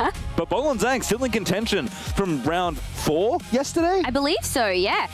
And they had a very interesting build for their deck, which featured Aurelia quite heavily. You can see the challenger TCD down Nils LeBlanc did take a loss in the last round, so maybe has to bash for their last one there. They did not get the draw, and they did not let that baited hook go. I don't know. It, like you said, sometimes it works, sometimes it doesn't. We shall see. Oh, interesting. 2 of the players have a draw, so it's getting okay. Again, I do not do tiebreaker math. It is getting interesting, but it seems like Ghost Driver and Nicebo, who we saw in our last feature, feeling pretty good about their chances. Looks like we may have 1 Aurora player sneak through as well, unless Orange October is also on an Aurora build and Fiora sneaks in. I'm pretty confident that Sold Out is on a Sivir Aurora list, so that would make sense. May be the one that sneaks through again. Based on the standings right now, which again, there's going to be some shifting around that happens. Yeah, just a little bit. And again, I imagine the players are doing the math very carefully at this point. Yes. Very, very much so. Although you did say we hadn't seen much Sivir, so now maybe... Now's the time. Maybe now's the time. Maybe we'll see it. Maybe we'll see a little bit of Aurora, see if they can get those draws. Who's to say? I guess I would expect the X2s to probably just play in C. I don't know what the players with the draw do. The 10 ones I feel like can feel relatively comfy, and there was 5 of them, which may means one of them will have to play. But I don't know. Yeah, I don't know if you necessarily want 2 draws. Look, I think I'd like to see... Actually, what would you like to see? Ideal world. Oh, if I get to pick from the matchups I just saw there. Ooh, goodness. Well, I want to see LeBlanc in top 8. Yeah. So I guess if they have to play, maybe that. Otherwise, I'm down for some Vex again. That's a sweet deck. And I do feel like Sivir and the Aurora crowd have maybe gotten the fairest shake of the stick, as it were. So I'm okay to get some Sivir on stream. Look, as I've always said, I am an Aurora enjoyer and defender. I would be very down to see a little bit. I think, honestly, just based on the texture of our top 10 that we just saw, I feel like all our potential matchups are very, very good. Oh, yeah. I feel like at this point, on Sunday, we know that the skill level is going to be so well and so high, and the piloting is going to be really, really efficient. So either way, I think we're going to be in for a very good time over the rest of the day. I'm really excited to be able to really just dive in as soon as we are able. Obviously, we are still figuring out who's going to be the lucky ones to make it into that top 8. Certainly do, because again, players, even though I'm guessing the round has started, players may be having a chat, figuring out where am I, what are my tiebreakers like, can I draw, do I have to play, what do I want to do, am I hungry? I feel like probably a few of them would be a little bit snacky, right? So I think so. Yeah, it's been a long day. Certainly has, and not even, no, I don't want to say not even close to it. We're more than halfway through the rounds we have on the docket for today, but we are getting awfully close to the final 3. All right, I have 2. I see Bolon Zhang. You can see the hat from a mile away. Certainly can. This is very exciting then. I am keen to see that Vex. Bolon Zhang, obviously a very successful player in China. Made a few open qualifier top 8s there, and I believe actually won one as well on Annie. I believe so. If I recall correctly. And I'm guessing that's sold out because I'm seeing Aurora cards. This will be interesting. So it's an X101 versus an X... This might be two X101s, actually. Yeah, Bolin Zhang went undefeated in the pre-regional on Friday, so came in with a very good kind of sense of momentum coming into the weekend here. But yes, won in Nanjing during Spirit Forged. I know he was playing Annie in that event as well, so... A lot of good stuff between these two players. This should be quite the matchup. And again, I am not the person to tell you whether or not this is a win and in, but all I can tell you is that if you don't win, your chances are worse. So if you win, all I can say is if you win, your chances to make top 8 go up. Oh, well, yeah. Trust me, the players would not be playing if that wasn't true. That is very, very fair to say. Look, I'm very keen to see how Vex will match up to this Sivir. It's definitely Aurora. I've seen enough cards, trust me. Very convenient shuffling angle there as Bolin Zhang. We'll pull it up again because we haven't seen this Vex list for quite a while. I think close to 10 rounds have elapsed since we last saw this man on stream. And now his Vex deck is back in the spotlight. There we have those 3 Aurelia Fervents that we were talking about earlier. Also 3 Evelyns. We've seen some really cool Evelyn plays from people across the course of the weekend. And then you've got all of your staples, really. Charms, Defies, On Guards, Disciplines, you know, all of the regular stuff. The Edge of Night as well, 3 of those. A couple of switcheroos, and the Shovel, of course. So again, assuming the matchup, no Aurora hate in sight for game 1. So want to be getting on the battlefields early and often and trying to race until before Aurora comes down. Notably though, there are some ways to potentially combat the big units, although Elder Dragon can be a bit tricky. Switcheroo, very good. Gonna potentially come in clutch there a little bit, I think. And this has been kind of Bolin's build. Lots of hidden units of different kinds. 3 Switcheroos, 3 Edge of Knights, 3 Evelyns, 1 Teemo. Lots of different options to hide onto a battlefield and kind of just present a problem to your opponent. Vex wants to hold, so Vex is going to dig on into a battlefield and say, come here. This is it. What do you think it is? Me. Exactly. Look, I think depending on what we see in this Aurora deck, it could be a very, very interesting matchup here. I'm going to say I saw Blade Flurry, so I'm pretty confident. Yes, it is Elder Dragon Aurora, but no Barons in sight, just 3 Elders and 1 Mind Splitter was the choice. Interesting. Look, I think it's fair to see that we've got all of the staples here. Again, a lot of the Mobilize, Flurry of Blades, definitely going to be very useful when those Elder Dragons come out to play. So, yeah, look, I think realistically, not a hugely surprising. What do you think? I think Disposal Order is the most interesting card I've seen in a main deck all weekend. This one is a 2 energy reaction from Body. I believe it's a new card, if memory serves correctly. Choose 1, draw a card. Oh, yeah, sure, that seems all right. Or choose up to 3 cards from opponent's trashes and then recycle them. So trying to fight against some of the things like Fizz. True. You can also maybe... No, not really. I was going to say you could mess up your opponent's Aurora, but not really. But yeah, it's a weird bit of like trash hate, basically. Yeah. Another card we see a lot of, and I mean, it's not a bad thing to run one of. This deck can see a decent amount of cards with things like Stack Deck and, of course, Pack of Wonders and Treasure Trove, because again, this is just trying to dig for mostly 1 card at the end of the day. So the fact that you can kind of cycle this card by playing it and drawing a card, if nothing else, but interesting. I wonder what problem they were trying to solve when putting that card in their deck. Like, what card do they keep running into? They're like, I don't want to do this anymore. I do wonder if maybe they had a run-in with a LeBlanc at some point, maybe, because there's a little bit more recursion there. Could be that. Could be just taking Starcrushed away from Fizz and Annie. Yes, very, very likely as well. Alrighty, game number 1. Bolin, our Vex player on the left. Sold Out on the right. We have an Abandoned Hall, and we have Sigil of the Storm to kick us off here. Again, Aurora just playing battlefields that kind of suck to go to, because Aurora does not want you to go to battlefields. And I did spy not only this Mobilize that has been played on turn number 1, but there is an Aurora in Sold Out's opening hand. Oh, the dream. All right, sneaky deckhand going to kick things off, though. Pretty nice way to break serve on the draw, if you will. Going to the hall and getting that point nice and early.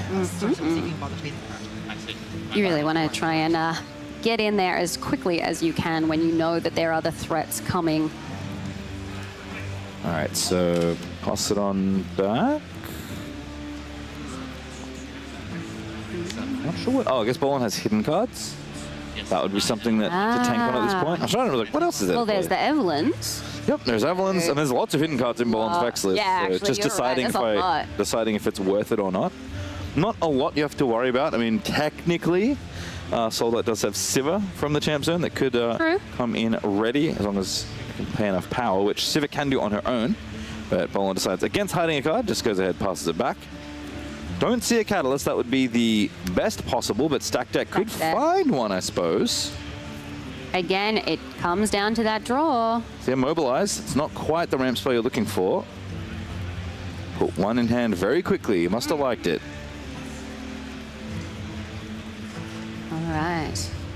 Looks suspiciously like another Mobilize. Yes, but it is good to see that Aurora there, as we said. So we shall see. Another Mobilize.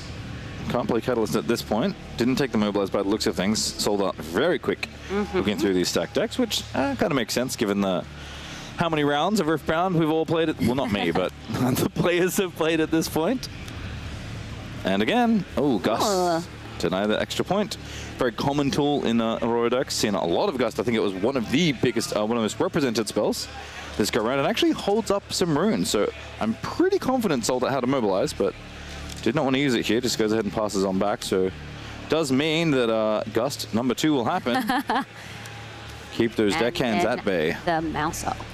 Mutated Mouser. So this is not 9 runes. This is only 7. But deciding that the pushing your opponent off some points is more worthwhile than mobilizing when it doesn't really hit the threshold you're looking for. So Pack of Wonders hits the table. This one's very good with Treasure Trove and sometimes good with others. But Sold Out going to pass on back. Boland going to awaken. Don't forget to wake the cat up. There we go. There we go.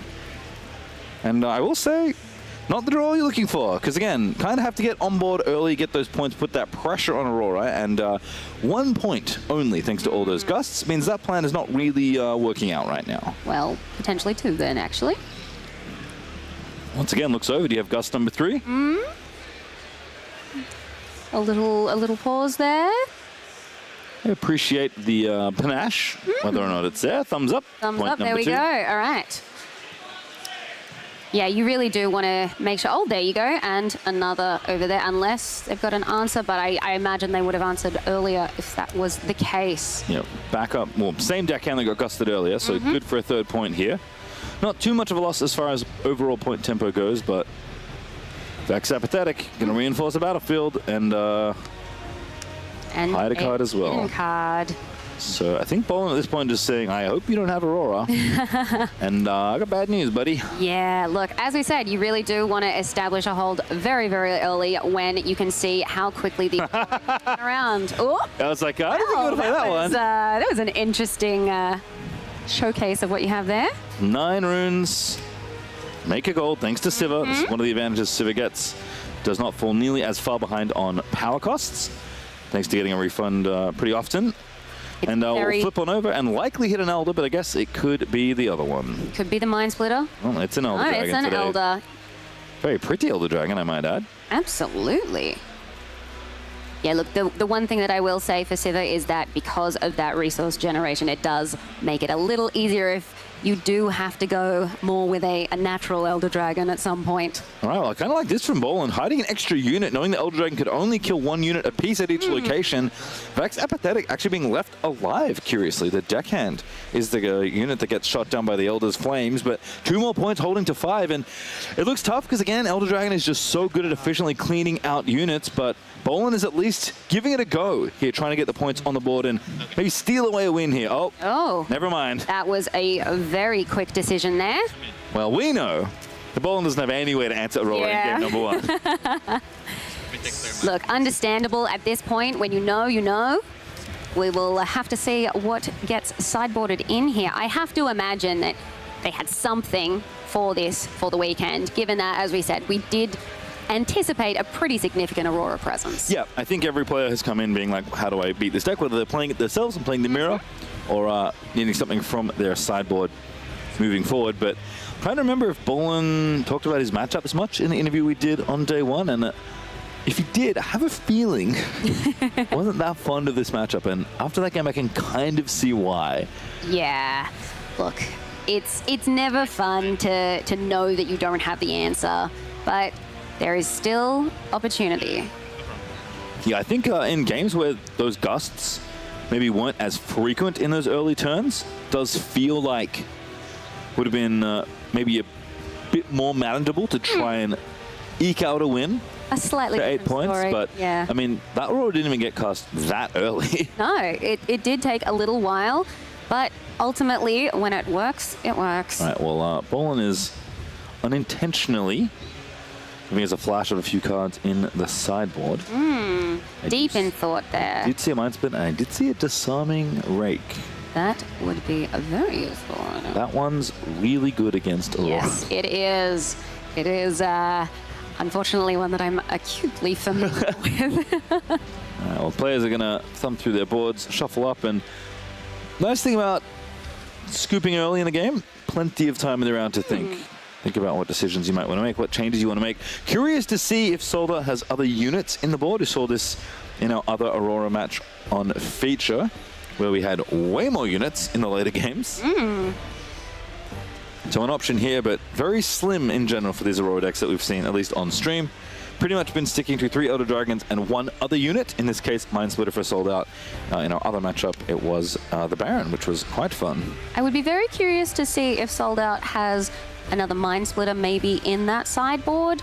I would be surprised if they had a Baron in there. I feel like it is becoming less of a common choice now for Aurora decks, even though it does still have that potential to really change the board state, giving that extra battlefield there. I guess I didn't actually do a mental check of how many Starcrossed Bolin has either. That is another way to answer Elder Dragon. In fact, that's one of the ways that Chaos tends to deal with that unit. And with the Aurora decks going pretty far in on Elder as their big payoff unit. And understandably so, I say. And I guess a key difference to highlight here. So one of the big differences to play Civ versus MF, because you kind of saw the MF version earlier yesterday, and that looked very good at ganking across with gigantic units and just accruing points at a rapid rate. Civ's advantage is that whenever you pay your power costs, and you do pay a decent number of them over the course of the game, obviously you have to pay to play Aurora. You get a little rebate. You get a little gold back for recycling once per turn. Actually, I guess you have to exhaust Siva, you get one, and then you can sometimes get it back, but I don't know if this deck is going to be doing a whole lot of that. You have to conquer, I believe, in order to get that done. In fact, let's read Siva's legend text while we're here, shall we? A bit of time. When you recycle a rune, you may exhaust me to play a gold gear token exhausted. When one of my enemy units die, ready me. Actually, that happens quite frequently. Yes, it does. Thanks to Elder Dragon. So, this really means that you kind of get like an investment back on your power costs when you pay them. And obviously, Aurora costs a lot of power. Elder Dragon, if you ever have to play, costs a lot of power. It is not a fun one to play naturally. And this is one of the advantages that Siva Aurora has over MF Aurora, is you don't get the ganking, and your champion unit, I would argue, is a little bit worse. I think MF is, although they can both ready themselves, they both have Accelerate, I think MF is has a little bit more flexibility as far as how you move it.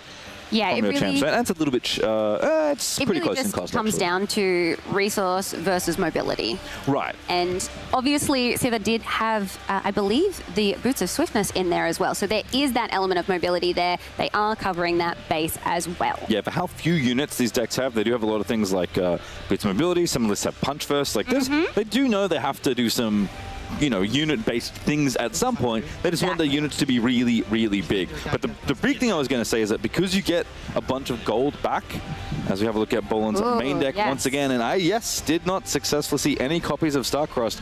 Because one of the things is when you get your Elder Dragon Starcrossed, obviously the damage gets dealt, but it's not lethal damage anymore because Elder's not there. And usually the big problem is Aurora struggles to replay that unit fairly, right, to get all those runes and actually pay for it because the power cost is so steep.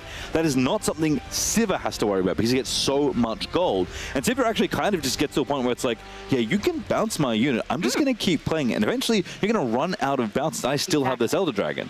So that is kind of one of the reasons to play Siva over MF as we have a look at Sold Out's deck again. Again, this is the main deck. Oh, they not featuring the sideboards. The boots. It was Bolin who had the Boots of Swiftness there. So not as much mobility here after all.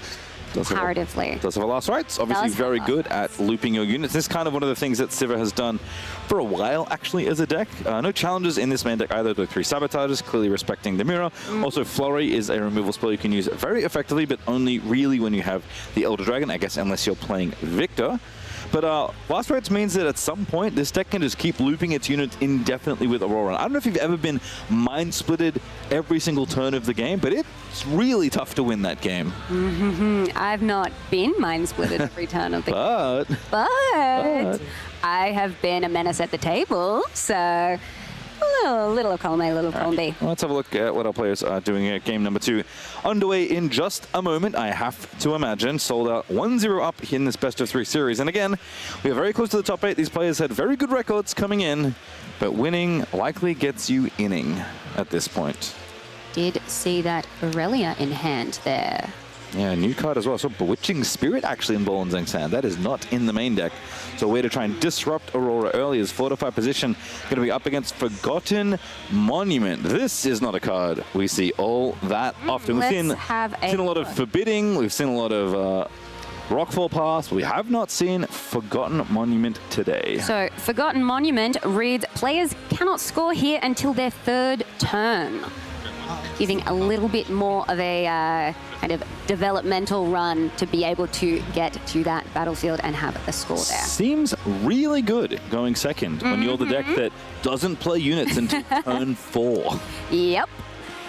And very good. So if Boland's plan was to try and get on battlefields early, get some early points and rush away, well, that has been significantly slowed down thanks to Forgotten Monument. And I know the last battlefield in Sold Out's list is Aspirant's Clan, which does a similar thing. Exactly. Of trying to extend the game so Aurora can get online. Forgotten Monument feels like a very, very smart choice in his battlefield lineup.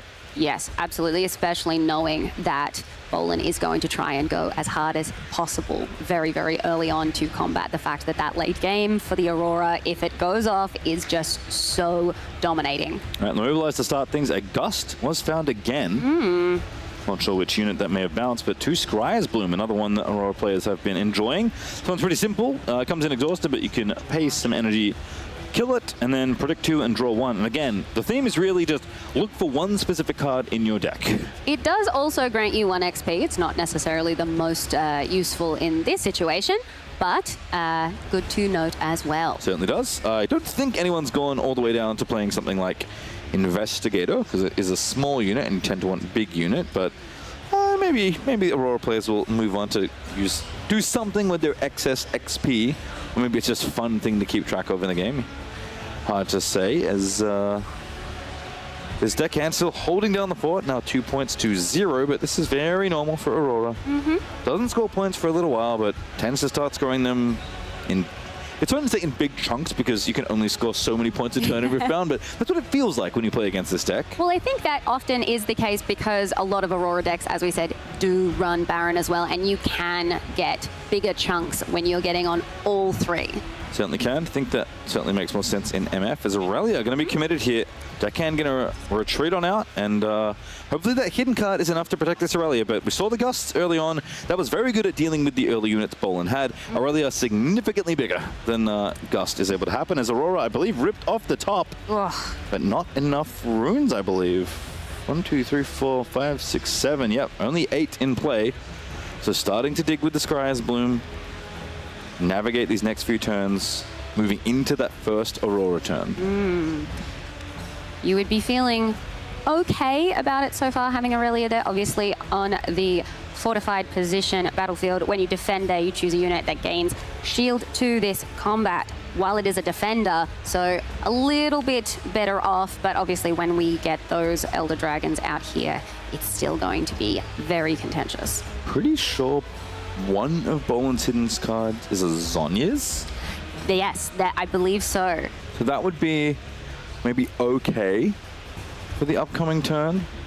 Again, I'm thinking ahead, right? Because I know what's in Sold Out. I think Bolan also at some point has to be like, well, when they get to 9 runes, I expect Aurora to happen. Ooh, it doesn't always happen. Sabotage there.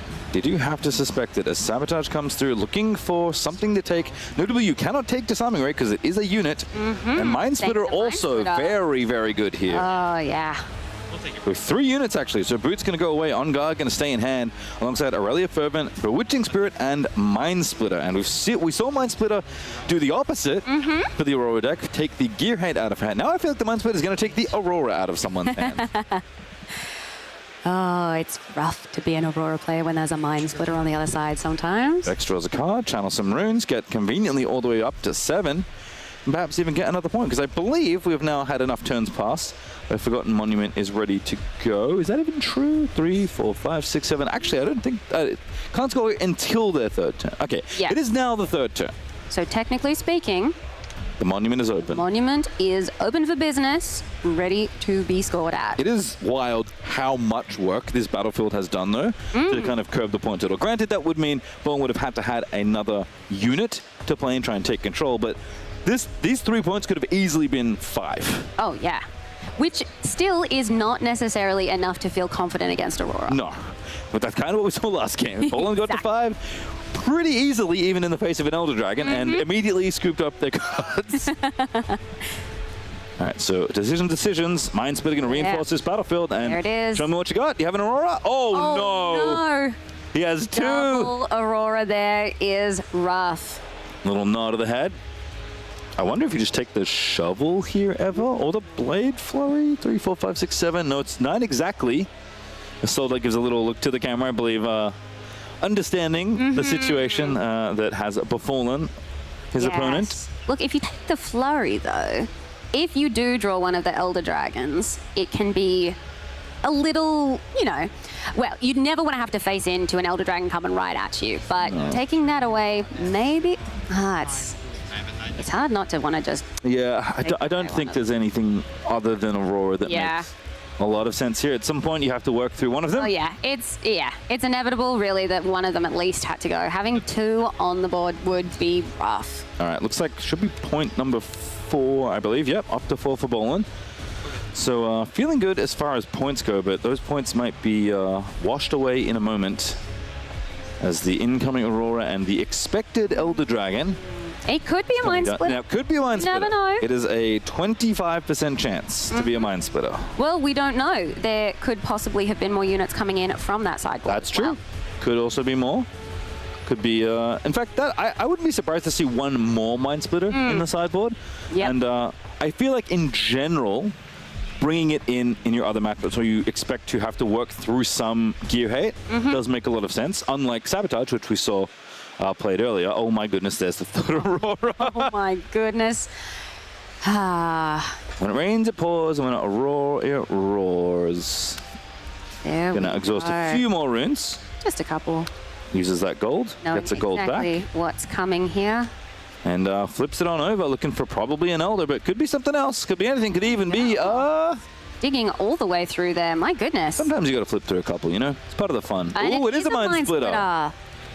Oh, we drew another one. Oh. So it feels bad to lose one, but feels good to not get Elder Dragoned. That is true. That is true. Having the extra information of knowing what's in hand, though, I don't know. When I anticipate having to come up against an Aurora in a mirror, I like knowing everything, but I hate knowing that they know what I've got. I'm just looking at these pumps and I'm like, I just don't think any of them are ever going to be enough. Maybe like for the Mind Splitter, that discipline is okay, but Aurelia can also get pretty big. It's not really the problem you tend to have when you're playing up against. Not so much. The units, it's more the big dragon that breathes fire on your team that tends to cause more issues. So go and go all the way to 6 points, draw a card from Vex, channel some runes, draw a card for turn. There are avenues to victory here for Bolin. Technically, in position to win on his next turn. Yes, but we... Yes, but... we, unfortunately, have the knowledge of what is potentially to come. Obviously, Bolin at this point, kind of speculating. You would assume, potentially, that there is a good chance of it, given that we did see so much of the deck come through for finding that Mind Splitter. You never know. Kind of always have to bank around it, I suppose. Yeah, I think in general, the players that have probably at this point that have played against Aurora both in the tournament and in testing probably know that I think Elder Dragon is kind of the unit everyone is building around. I do think there are probably some other paths that are valid that don't involve just jamming 3 Elders as your primary unit, but I think at least for the Auroras we've seen succeed in the feature match area, and I think the players probably suspect this as well. Elder Dragon's kind of the unit you have to watch out for, so... For sure. There is a Mind Splitter in another one? there. Yeah. Just found another one off the top. Aurelia Fervent, Bewitching Spirit, Boots of Swiftness. Yeah, it is another Mind Splitter. Gotta be happy with having an extra Mind Splitter off the top there. It's interesting because... Oh, I guess you know about the Blade Flurry. Mm-hmm. So that actually does seem reasonable to want to take. Yep. I was trying to think, like, you would never suspect the third Aurora. No, definitely not. Evelyn comes out. Little Evelyn Very backline. interesting. And they're actually just going to take the... Oh, it's forbidden. Oh, never mind. The shield. The shield means is you win there. the fight. Evelyn Entrancing. When you play me from face down on your turn, you may move an enemy unit at a different location to my battlefield and has backline. So has to fight the big monster first. Mind Splitter loses the 1v1. And fortified position. Surprising me once again in the feature match area. Yes, that +2 when you are defending does make a big difference. So problem 1 dealt with. There's still a very big problem on that board though. Well, there's potentially going to be a lot more problems. I think how many cards are in Sold Out's hand. Bewitching Spirit is maybe something to consider, but I think there's plenty of things that are, at this stage of the game, things you can reasonably throw away as Sivir. So I don't think losing one card is going to feel all that bad. So I feel like if you're going to play something here, given that you can kind of ignore the like combat value of the units in the game right now, because I think at this point, if you have units to conquer with, you're probably going to conquer with them. Absolutely. If you don't have units to conquer with, you're probably going to lose. Yeah. There's really no way around it. But I do like the Bolins, again, taking time. Scooped it up quickly in the first game. Plenty of time left in this round to think. Both players playing at a more than reasonable pace. So just trying to think through what does the next turn cycle look like? Because in Bolin's mind, this is a turn cycle that he makes or breaks this game. And if you lose this game, you got no hope left. I do think it would be very, very tempting to get rid of that flurry, given that you know that the chances of the next unit being an Elder Dragon, and given that you have got that many units out now, you kind of want to mitigate as much as possible. So it was the third Mind Splitter. Only 3 cards in hand. So Bewitching Spirit actually reasonably high value, but getting additional information is Bolin Zhang. Now seeing that there is, in fact, another Aurora in the hand. It does make it frustrating, for sure. So if you think your best chance to win is on the upcoming turn cycle, right? Score these next 2 battlefields, whether by holding or by conquering. I feel like you just want to protect as many units as you can. Takes the Ooh, yeah. Takes the Aurora. Interesting. So I did count Sold Out's rune. That is 8 currently. After channeling 2, that's going to be 10. Obviously, Aurora, you don't even have to pay for it. It's already been paid for. So if you hit an Elder, you can Blade Flurry as a reaction after all that happens. Yeah, look, Stack Deck it's going to be the really, first one here. really hard to look past getting rid of that second Aurora, but in this particular circumstances, when you are so concentrated on trying to hold to get that. Oh, I figured it out. Yeah? You can't beat 2 Elders, you can beat 1. Exactly. That's what it is. Oh, you're right. Yeah. It's not even about the flurry, because Bolin also moved a bunch of units back, so not really staying on the battlefield, just moving all these units to the location and saying, even if you hit the Elder, and you are likely to hit an Elder at this stage, you can only kill 1 of my units in my base, and I have enough to rescore these battlefields and take us to a 3rd game. But just didn't want to get pinged twice. Understandable. Blade Flurry does only work at battlefields, and Bolin Zhang 1 step ahead of me, unsurprisingly. In a pretty good position to win here. Sivir going to be coming on out. Might as well. You got some extra power to spend, got some extra stuff going on. Might as well accelerate the Sivir up. She's a 6 now. She's ready to go. She's charging into the fortified position. And that's enough to kill the 4 Might Evelyn after fortified position goes off. And at least presenting some additional might. As Elder Dragon, the literal first card flipped off the top. And now you get to say, do I need to reinforce with this Elder Dragon? Because that will make it much harder to score a battlefield. Very much so. So we know Bolin has answers. Switcheroo, we already highlighted a card that is very good into these decks. You only need to take out the Elder once to get the damage done, but that is 14 16, sorry, 16 well, it'll be might. 16 with the fortified position there, adding that little extra bit of shield. Gonna lose it. Oh, that's true. The fortified position cuts both ways. Betraying poor Bol and Zhang is Mind Splitter. Gonna be shot by the Elder's Breath. Good enough to take out one of those units. So 7 plus 4 is 11 plus 2 is 13 might plays. What'd you say again? 16. Bearing in mind that any amount of your damage is enough to kill enemy units with that Elder Dragon. Yeah, I think it's 12 plus... Oh, Elder's only 10. It costs 12. Okay, 16, the number to beat. 13, pretty close. But you do have to waddle one more unit down to that Forgotten Monument because you do need both points to win this turn. One is not going to be enough. How big can Aurelia in Vex really get? Perhaps we'll find the answer very soon. Well, they do have Boots of Swiftness there in hand, but the costs, depending on how they want to do this. Well, they've got the runes. Yeah, I've got a decent number of runes to play with here. No obvious out here. No Rebuke, no Starcrossed, no Charm. No easy way to push this Elder off of this battlefield. If it was just Sivir you had to contend with, it wouldn't feel all so bad. But having that extra dragon there as well does make it dark. I do appreciate that Aurora's chosen champion does actually do something in a lot of cases. It feels like flavor text a lot of the time in your deck. But actually winning a combat to give you this reinforce to stay alive, knowing that your opponent was 2 points away from taking you to game number 3. And as far as fortified positions go, Elder Dragon is very good at holding things down. As Discipline, gonna find this Aurelia, pump her up 3 more. 1 for being chosen, 2 for the Discipline, all the way up to 8. Draw a card, Boots of Swiftness the second. That copy doesn't feel nearly as good as the first.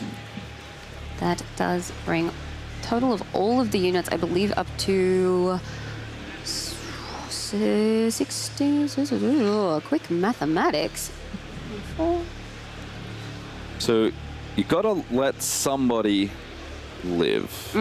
So the other thing is, again, it's Vex. It's not actually Aurelia. So even if you do have ganking, readying the Aurelia to actually gank, not so easy. Now, you could maybe try and set something up where you'd play to hold the last battlefield. Potentially. Again, another Elder. Oh wait, you know about the Blade Flow, you can't do that. Yep. Never mind. Nope, you cannot risk that. Never mind, that one really doesn't work. Is it 2? I think it's 3 cards left in Sold Out's hand. Kept the one, drew on the other turn. Didn't play a card from hand, obviously played the champion from the chosen champion area. So Bol and Zhang puzzling it out here in game number 2. This looks tough. Yes. So in hand, I think for Sold Out is it just the Flurry? Flurry, Last Rites, and I think 1 mystery No, card. the Last Rites is gone. Oh yeah. Shovel's in the trash. I had trouble getting the trash. It was you. When? Oh, Boots of Swiftness coming out onto Aurelia Fervent there. So that is another choice. Aurelia gets bigger once again. Plus the +2 from the Boots itself. Bol and Zhang doing the math. 5 plus 4 is 9, plus 2 is 11. Rolling on in to try and take out the Elder, perhaps. And then the other 2 will actually be big enough, right? I think so. Fortified position. Hopefully you didn't forget. Dragon now at 12. Oh, That's 11. that's not enough. Does Bolin have another pump? Let's see. Yes, there's an on guard. Yes, there is the on guard there. I would have forgotten. But Bol and Zhang is no ordinary Riftbound player. Ahead of both of us there. Very Very unsurprising. unsurprising. Oh, there's left for Blade Flurry. Oh, I didn't realize Sold Out had a rune available. Well, that makes things a bit trickier. That's rough. That's rough, buddy. That's true. All right, well, ignore all the math we did because Flurry of Blades fixing the issue for Sold Out very swiftly. But now the Flurry's gone. Yes. So now is the other side of the plan to try and hold the other battlefield. Because there's no more Sivir to contest at that battlefield. You know it's probably going to be an Elder Dragon. That one doesn't come in ready. Sivir, does Sivir have a ganking?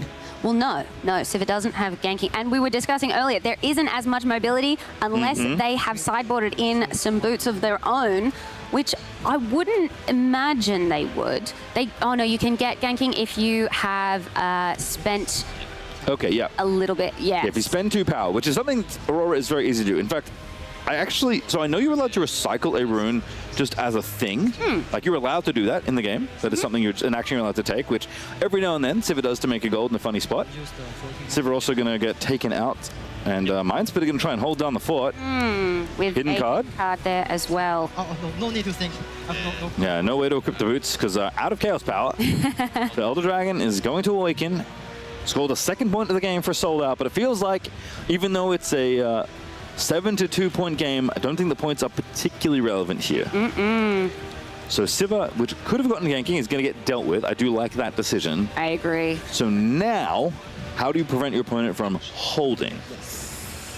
And I will say, you don't exactly know, but your suspicion should be the hidden card at that battlefield is a unit.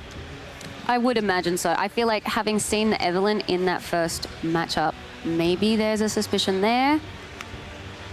Because your opponent knows an Elder's coming, and one unit at a single battlefield doesn't do anything against Elder Dragon. So Mindsplitter comes down, takes away something. One of these cards. Not sure they're going to matter at this stage of the game. I think this may well be effectively the final turn of this game, whether literally for Bol and Zheng taking us to game number 3 or effectively for Sold Out. May indeed seal their invitation into today's top 8. That Aurelia. Aurora time. Aurora time indeed. Bad time to find out you got a second Mindsplitter. There's an Elder. The Elder. Unit. That's a Tide Turner. Yep. Elder Dragon's gonna come to base, and then I'm gonna use his. I would like to deal a damage to one of your units. All the damage I deal is lethal. Yep. I got this guy. Can you deal with this? Oh. I believe I heard the fated words, I have a response. Oh, what is it? Another one! Flurry of Blades. I think undoing Bol and Zheng's hopes and dreams. That is rough. It is a very, very cool move, though, from Sold Out to have held that one and brought it out at this juncture. Oh, my goodness. To have a second. Sometimes you just have it. Yep. Mindsplitter saw it, baited out the first one, and second one just could not be avoided. Sold Out, I believe, you're going to take this game. Bol and Zheng still playing by the looks of things, so puzzling a way out of this game. But victory is looking assured. Not all but assured, but looking assured. It's looking pretty good. The points may be very dramatically different. Oh, yeah. But do not be fooled. Look, I mean, it depends a lot, I suppose, if Bolin has some confidence that they have any chance of finding maybe something that they sideboarded in as well. Interesting. Oh, that is... Now that is hilarious. So we know in Sold Out's main deck, there are only 4 units. Yep. We know Last Rites is in the trash. Yep. That Bewitching Spirit there. I don't know if there's enough time to get something onto the battlefield that can contend with the Mindsplitter, let alone the Elder that's going to be there. Bewitching Spirits there. And if you can't hold, you have to score twice on each battlefield. And I don't know that Double Conquer is something that is possible for Bol and Zheng's deck right now. I can't imagine so at this point. Not with the 2 Elders there. Treasure Trove. Might as well, given that nothing else to do. Yeah, sure, go again. Yeah. Little recycle, channel a rune, get it back, get a gold. Gold. That's like a bonus gold there. Draw a new card. What have we here? I'm going to find out, because I don't think Sold Out wants to hold too many other cards in hand. No. It's another shovel. Yeah. Not ideal. All right, well... and there's the... Trouble has begun. Yeah. All those units that might have run out, they're no longer run out. Last Rites, getting it done, finding it off the top, equipping that Mindsplitter, charging on into the Forgotten Monument. You would imagine so. The rolling die. How very exciting. I think that was to randomize the 2 cards that were in that recycle from the shovel. The Mindsplitter going in there on to Forgotten Monument. I'm genuinely like trying to find any way out. I mean, I don't know what Bolin has in his sideboard. True. I mean, the fact that Bolin is still kind of working things out makes me think that maybe he's thinking there's something in there, but It's a very, very tricky position to be in right now. Oh, I forgot about this part of the last rights situation. When you conquer a hold, you may play a unit from your trash. So another Mind Splitter coming on out. And that does confirm there's more than one Mind Splitter. That is true. Yes. 2 Elders, 2 Mind Splitters. Ouch. All right, so I think Solder's saying, I don't have any units except this one. So goes to the last 2 cards, plays the Elder, loses the Bewitching Spirit. Does have to reveal the rest of the deck. Sure. Yeah, so it does do so, because doing it to see. And Bolin says, you know what, you got it. Extends the hand, very sportsmanlike from Bolin Zhang. Has sold out 2-0s his final round to presumably make their way into top 8. Well, we shall see. We shall see. It is very cool to see an Aurora this high up, this late in the day. I'm feeling, you know, gratified that we got to see one at least. It is a very, very tricky matchup. I'm a little sad to say goodbye to this Vex build, but not necessarily. Yeah, I mean, I don't know what's going to happen. I don't even know how many matches are still playing in this round. All the information and more, we'll find out. When we find out, hopefully we find out sooner rather than later. But at some point soon, we can have all the matches in round 13 done, and somebody is going to do the math, and they're going to spit out our last 8 players here in Sydney. I will say, though, I'm really glad that we did get to see another go of that Vex with the Aurelia at the desk. Yeah, Bolin Zhang. Very cool. Won the hearts and minds of people, I think, here in Sydney. Absolutely. I think it has definitely been unexpected, and that is one of the reasons that it sticks in the brain, you know? And I don't know what our top 8 composition is yet, of course, but let's just make an assumption here. Let's say Soldat is in the top 8. Presume. I don't know what the rest is happening, but again, we've seen the top 10 players also coming into this round. We know roughly what the possible mix of legends could be. I think we've hit the right balance based on where we are coming into this round. Because we have a little bit of Aurora, but not a lot of bit of Aurora, which is what everyone was worried about. And there's so much more across the swath of possible legends, presumably in our top 8 makeup. And presumably we are also seeing quite a few Unleashed legends, which is really, really lovely to see, given that it has only been like a week and a bit since release. People have been cooking. They certainly have. So when we know, don't worry, we'll tell you when our top 8 is done. But I have to think that there are still matches being played. I mean, look, there could be 2 players at X and 4 fighting out for the best of. You never know. It gets wild out there on the final day of play. That would be, that to me would almost be more fun than a potential top 8 winning in. There's 2 players slogging it out for the best of Jin, let's say. Jin, maybe. Look. I had to pick someone. Yeah, someone. Look, if nothing else, it has been really, really lovely to see the sportsmanship that everybody has displayed here, especially up on the desk. It is a testament to Sydney, I'm going to claim. Why not? Something in the water. Just encouraging good habits. That's good. I'll have to see that. Why not? All right, well, I don't know if we have a backup match. If we do, I'll show it to you as soon as we have it. But other than that, we are just going to be waiting here for the end of round 13 because there is a lot we still do not know. We know roughly how many players had what records coming into this one. We know 10 players were looking decent coming into the final round of Swiss, but we only have 8 spots in our top 8, and they're getting filled up rapidly, I have to imagine. You would think so. At this point, it's only a matter of time before we do get to find out. As we've said, we are not in any way, shape or form mathematic enough to be able to make those calls, but when we have that information, you will have that information. Now, I have to ask you, if you were going to ask Sold Out a question after that match, what would you want to ask him? Because as you can see, heading over to the interview area with Logan for a little chit-chat. I think... I mean, look. He can hear us. He can. I think Logan, not Sold Out. Logan can hear us. In that case, I think the one thing that I would be very, very curious about is the decision-making around that unit split. Yes, I think that's a good one. I think, again, this is a deck where you make a lot of different decisions before the thing starts. So you know what? Who better than Sold Out himself to go down to the lounge for the interview with Logan. Thank you so much, Pastry Time and Steph, for that amazing cast of that phenomenal game here. Sold Out, winning it 2-0. How do you feel? You've guaranteed first seed and top 8. Yes, and best of Sivir, I might add. I feel great. My friend Tog got me on this deck. I was gonna bring Bai initially, but I played it and I was like, I think maybe not. So yeah, went with Sivir.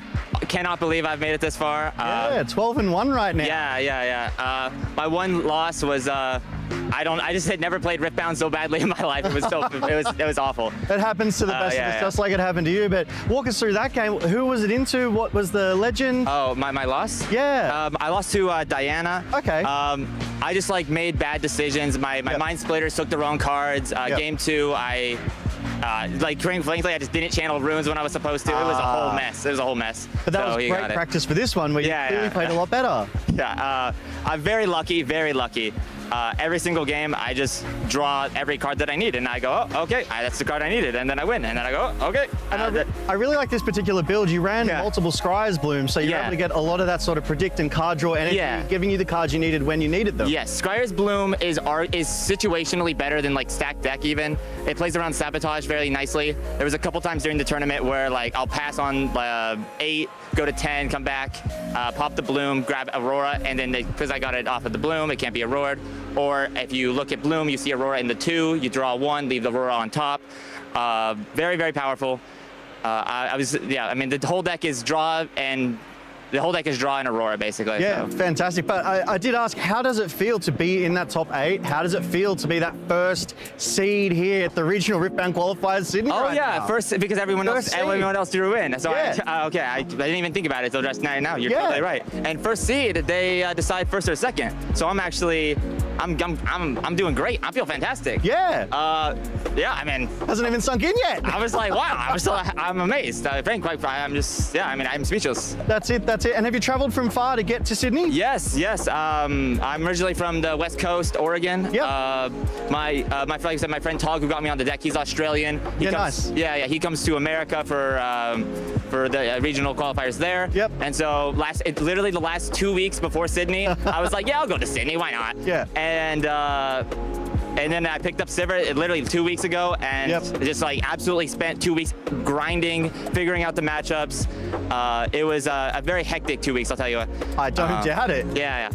But now I'm here, and we're doing great. Did you have any opportunity to sample any local cuisine or wineries, the culture that we have here? No, quite frankly, I had some toast yesterday. Toast? That's toast, yeah. I mean, pretty global, that one.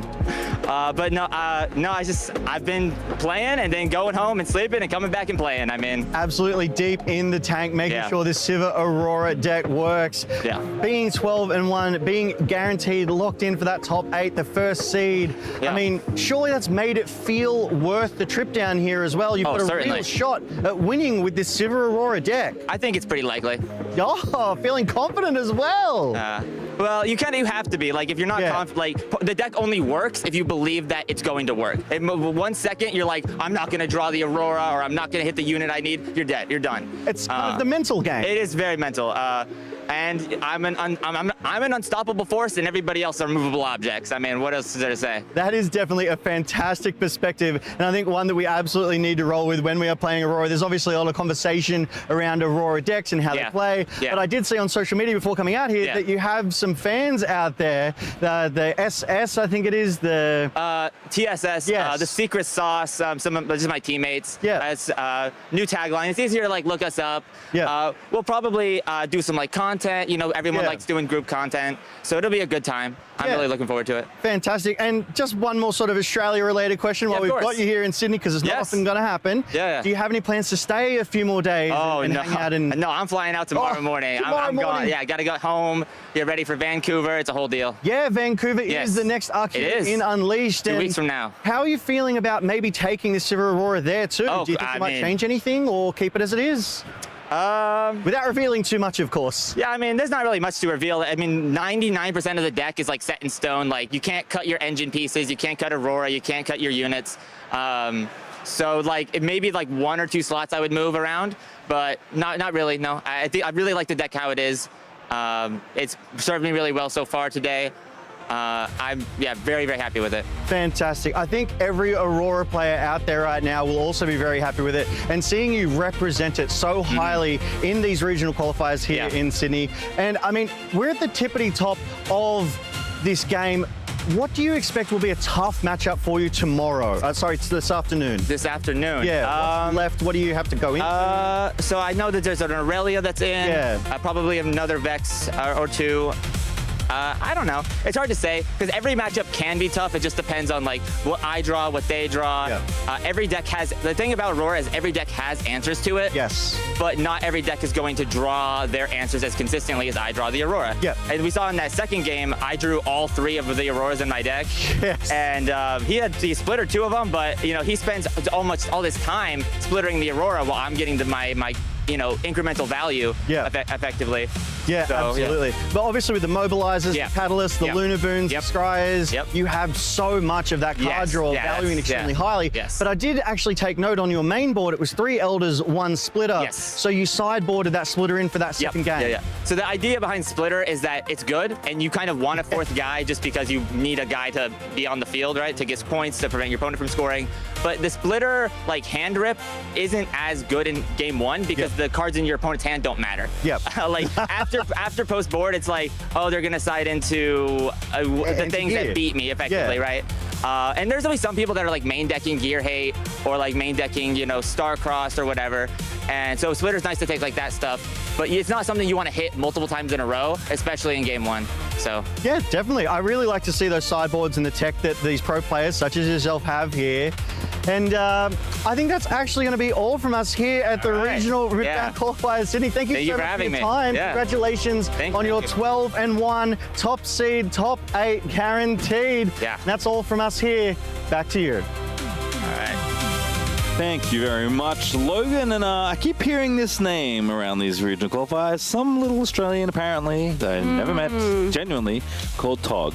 That is the second time a deck designed by that person has made their way into some sort of feature match. Last time I heard that name, it was actually the Best of Ari winner from Las Vegas. I don't know what's cooking down there, but someone's very good at designing decks. Very, very much so. Absolutely. Also, shout out to the Secret Source. I know the Best of On from the last North American RQ is on that team as well. So fun to see them all. But we have more feature match for you folks. Again, we're not done, and we will not know the top 8 until the next round begins, which, if you're not aware, is actually the top 8. So we have some things to figure out, and so do these players. You may recognize one of them on stream. It is Disden on the right versus Ishome on the left, and this is a LeBlanc mirror, folks. If you thought there was enough reflections, there are more in every possible way. We have Ishome, and obviously we have Daniel as well.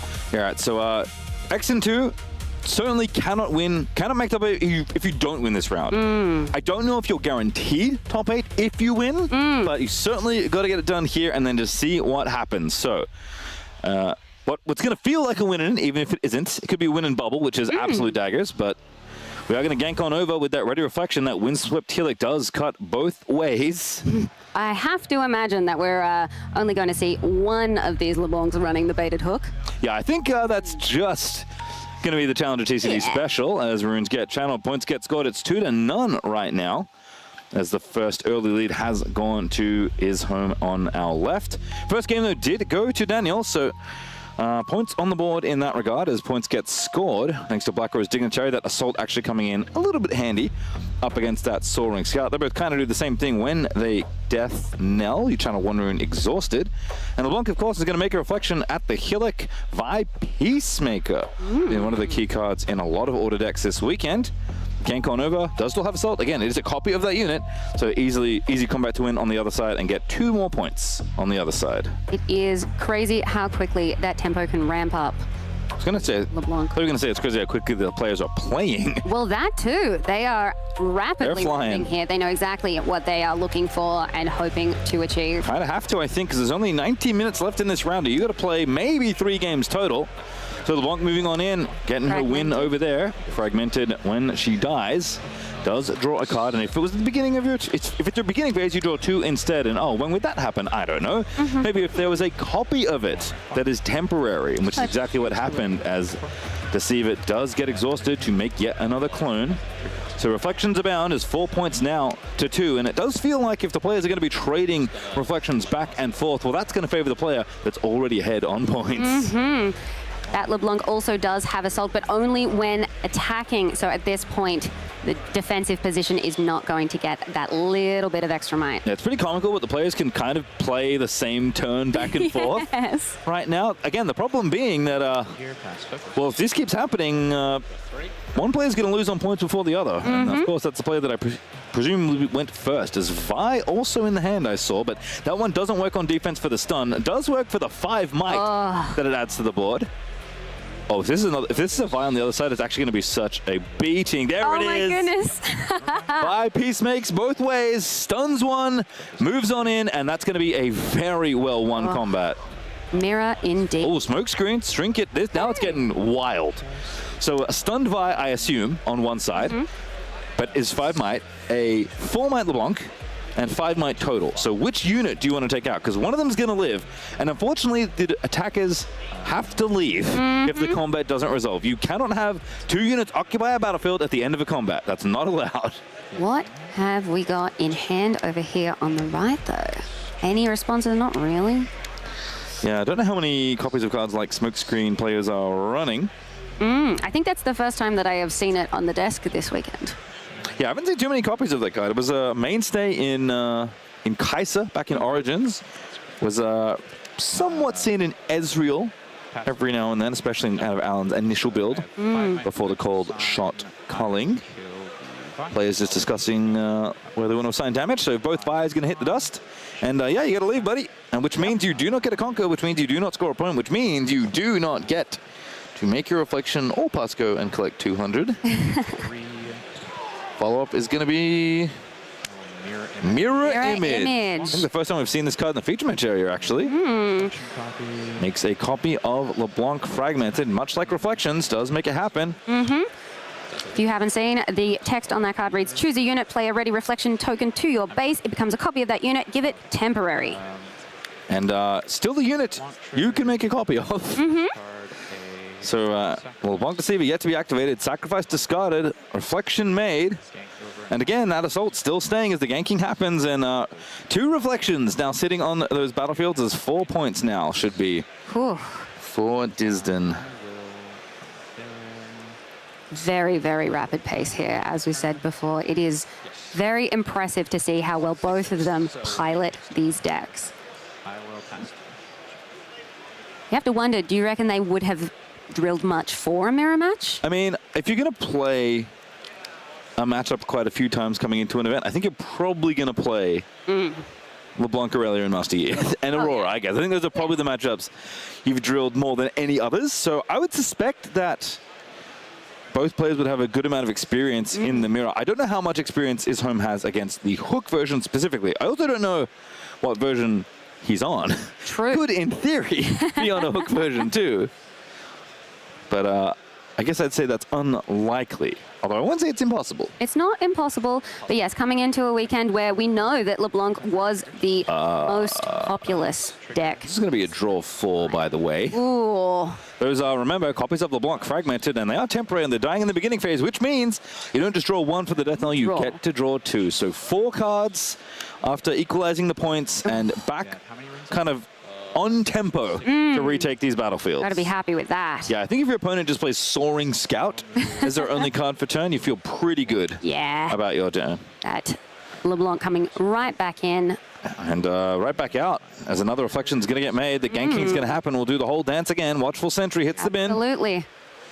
Reflection, ganking, Aspirant's Climb. As a reminder to mostly myself, it is an Aspirant's Climb game. So we're playing to 9. Don't get fooled by the even point totals we always talk about in games of Riftbound. Got to get a bonus one to win this particular game. Ooh. Got that Ruined Rex coming in there as well. Galio Calderweek, I think I saw. Watchful Sentry, Soaring Scout. Still trying to spy for a sacrifice. Haven't seen a high value one for a bit. Also didn't spy the Hook. Haven't spied. I mean, that's true. Don't always need it. You don't. When your deck is humming along. Especially when you have all of those Death Knell triggers that are going off very, very well for that 4 draw. Yeah, that was quite the turn that Zayden just had. As Facebreaker, Smokescreen. Saw a couple other cards in the hand for his home, but haven't remembered them just yet. Soaring Scout eats on in. Looks a little suspicious. Time to break some faces. Stun. Nope. Time to hidden some blades. Drawing cards, actually. Going to be taking out that Soaring Scout, Channel Rune Exhausted, and draw 2 cards. Not a bad little exchange, but clearly digging for more answers. Tactical Retreat and Vibe Peacemaker were the 2 cards found. Sacrifice in hand as well, alongside that Smoke Screen and that Facebreaker. Fun little stun card you can hide every now and then. Recycle. Vi? Yeah. Guess so. Looks like it. Vi to base. Vi go. Not always what you want to see, especially with Ruined Rex surviving the turn cycle. Point for holding on one side of the battlefield, going to 7. 2 cards drawn for LeBlanc Fragmented being whisked away by the rules of the game at the beginning phase. No copy. And 1 more point to come, you have to think. Gank on over to the Aspirant's Climb. Maybe park the Watchful Sentry there. It doesn't really matter how you want to do it. You're going to get yourself to point number 8. Got that Ruined Rex coming over to do it there for you. Shout out to the overlay. A little quick change there for the Aspirant's Climb game. Should be 8 points to 4, if And we my have memory serves. the points reflecting that it is going to 9 because of that Aspirant's Climb. Ruined Rex. That's a 6. 5 Peacekeeper, gonna struggle to bust through that battlefield. And again, we've seen this a lot. Oh no! The Hardcast Harness Dragon. Gonna force the sacrifice. No, it's Tactical Retreat. Interesting. Heals that unit, exhausts it, recalls it. I believe that saves it. So a very timely retreat from base to base. A little bit orky, sometimes looks silly, but enough to keep Vi in the game, and I think keep the game in reach for his home. Again, though, paying for that cost is rough. Anytime there's a dragon in store. Well, the other problem is you only have 1 unit. Yeah. There's 2 battlefields. Okay, ganking, that's going to be the solution to all our problems. Take out the LeBlanc, draw a card thanks to the Death Knell, but Vi Peacekeeper grabs the point and most importantly gets to trigger Deceiver. Discard a card. Goodbye, Honest Broker. You've served us well. But it's time to make a reflection, and we've got to keep the piece over on the other side of the rift. I think that's enough. Glancing at the hand, it's 12 might currently to the 5 of this vibe. You can stun 1 of the units. You can smoke screen another, although Facebreaker, pull up the text real quickly because I think that has to target 2 different units, and unfortunately one of the units does have to be yours. Indeed, it is stun a friendly unit and an enemy unit at the same battlefield. So sacrifice will be made. Peacekeeper going to be put to the trash. 2 cards drawn. Any answers forthcoming? Another Facebreaker. And Smoke screen, a 6. That's Ruined Rex, and it is a 3. That is Karthus, I believe. Yep. That does not feel like enough to break through that battlefield. If you can take out the real Rex, though, obviously temporary units can't score from holding. But you still have to deal with the Harness Dragon and the Watchful Sentry in the base. Yeah, look, ordinarily, drawing Karthus wouldn't be so bad if you were earlier on in the game so that you can get that doubling of all of those triggers. But at this point, you have to wonder whether it is going to be just that little bit too late. Suppose I'll do some math. So Vi's going to stun. Vi's going to win almost any combat on her own here. So you can roll in, stun the temporary one, shrink the other one, take out the real one, and at least keep yourself in the game. But that does not make that much progress. No, and as we all know, the next turn can definitely make it almost impossible. Oh, stun's the real one. Especially when that dragon is there in base. Smoke screen the real one.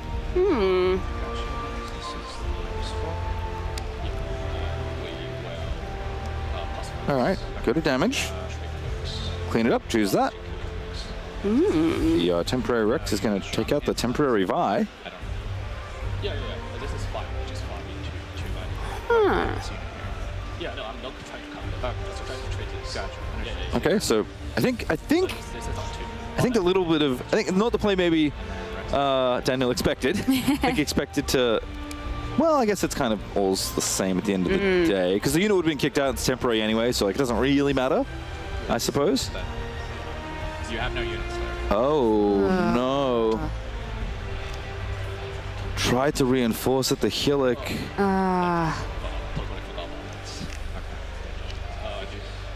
that it? It seemed like it was almost there. Yeah. Yeah, no. little error.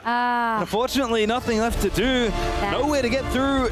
Even with the hold, there's 2 units there to capture those battlefields, and that is going to be Daniel potentially moving into our top 8. Did all he could. Won as many rounds as possible.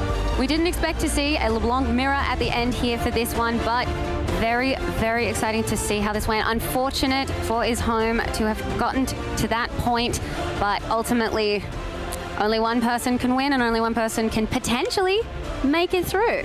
Okay, let me do some reading. Okay. The LeBlanc Deceiver, when you conquer or hold, you may discard 1 and exhaust me to play a ready reflection token there. It becomes a copy of another unit there. Give it temporary. So, you have to have the unit at the battlefield that you score at when you activate LeBlanc.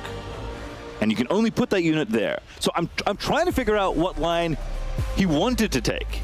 Yeah, look, I feel like I can't really see what options were there. Well, Obviously, we didn't get to also got see used already. the entire deck as well, because we came into it as that. Oh, okay, I think I see. I think the hope is that when you reinforce there, you at least make it so your opponent can't score both battlefields. Because when you don't have anything, like, your opponent's just going to waltz on in for free. So that reinforce was designed to try and prevent you from losing on that turn. The position wasn't great, but at least you try and hold on for another turn. But unfortunately, you had to sacrifice your Vi earlier, I think, to get to that point and draw those cards. There was just nowhere to reinforce, so it didn't matter. Rough. It's rough, and the result is very clear. Daniel just happened to make the stronger plays there on that one. Got the 4 draw at that point. Oh, that was nasty. Oh, that's great. This deck is sweet. I certainly hope it's in top 8. We're going to find out in just a moment. We have questions, and after the break, we'll have some answers. Don't go too far away.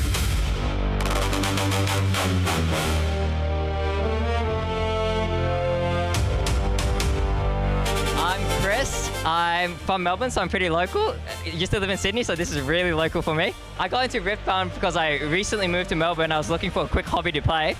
Timing was perfect for Riftbound, so I just started playing some Riftbound. The thing I like about Riftbound is that I've played quite a lot of TCGs before, and I think the fundamentals for this game is like really interesting, and there's a lot of decision making. Most recently, it was probably One Piece, but outside of that, the array of online TCGs, Runeterra, Hearthstone, Gwent, you know, all the online ones that are free to play. The champion I'm playing today is actually Teemo. How do I think Teemo matches me as a TCG player? Honestly, one of my favorite things about it is how the hidden cards, you can like really mind game the opponent. And it really is funny watching somebody on the opposite side have their hands next to their face, being like, is that Switcheroo? Is that Tide Turner? Is that another Teemo? And then it's Consult the Past. I think there's a lot of head games when it comes to playing a competitive TCG. Riftbound especially. I mean, I was just talking about hidden cards, and there is so many decision-making points in this kind of game. It's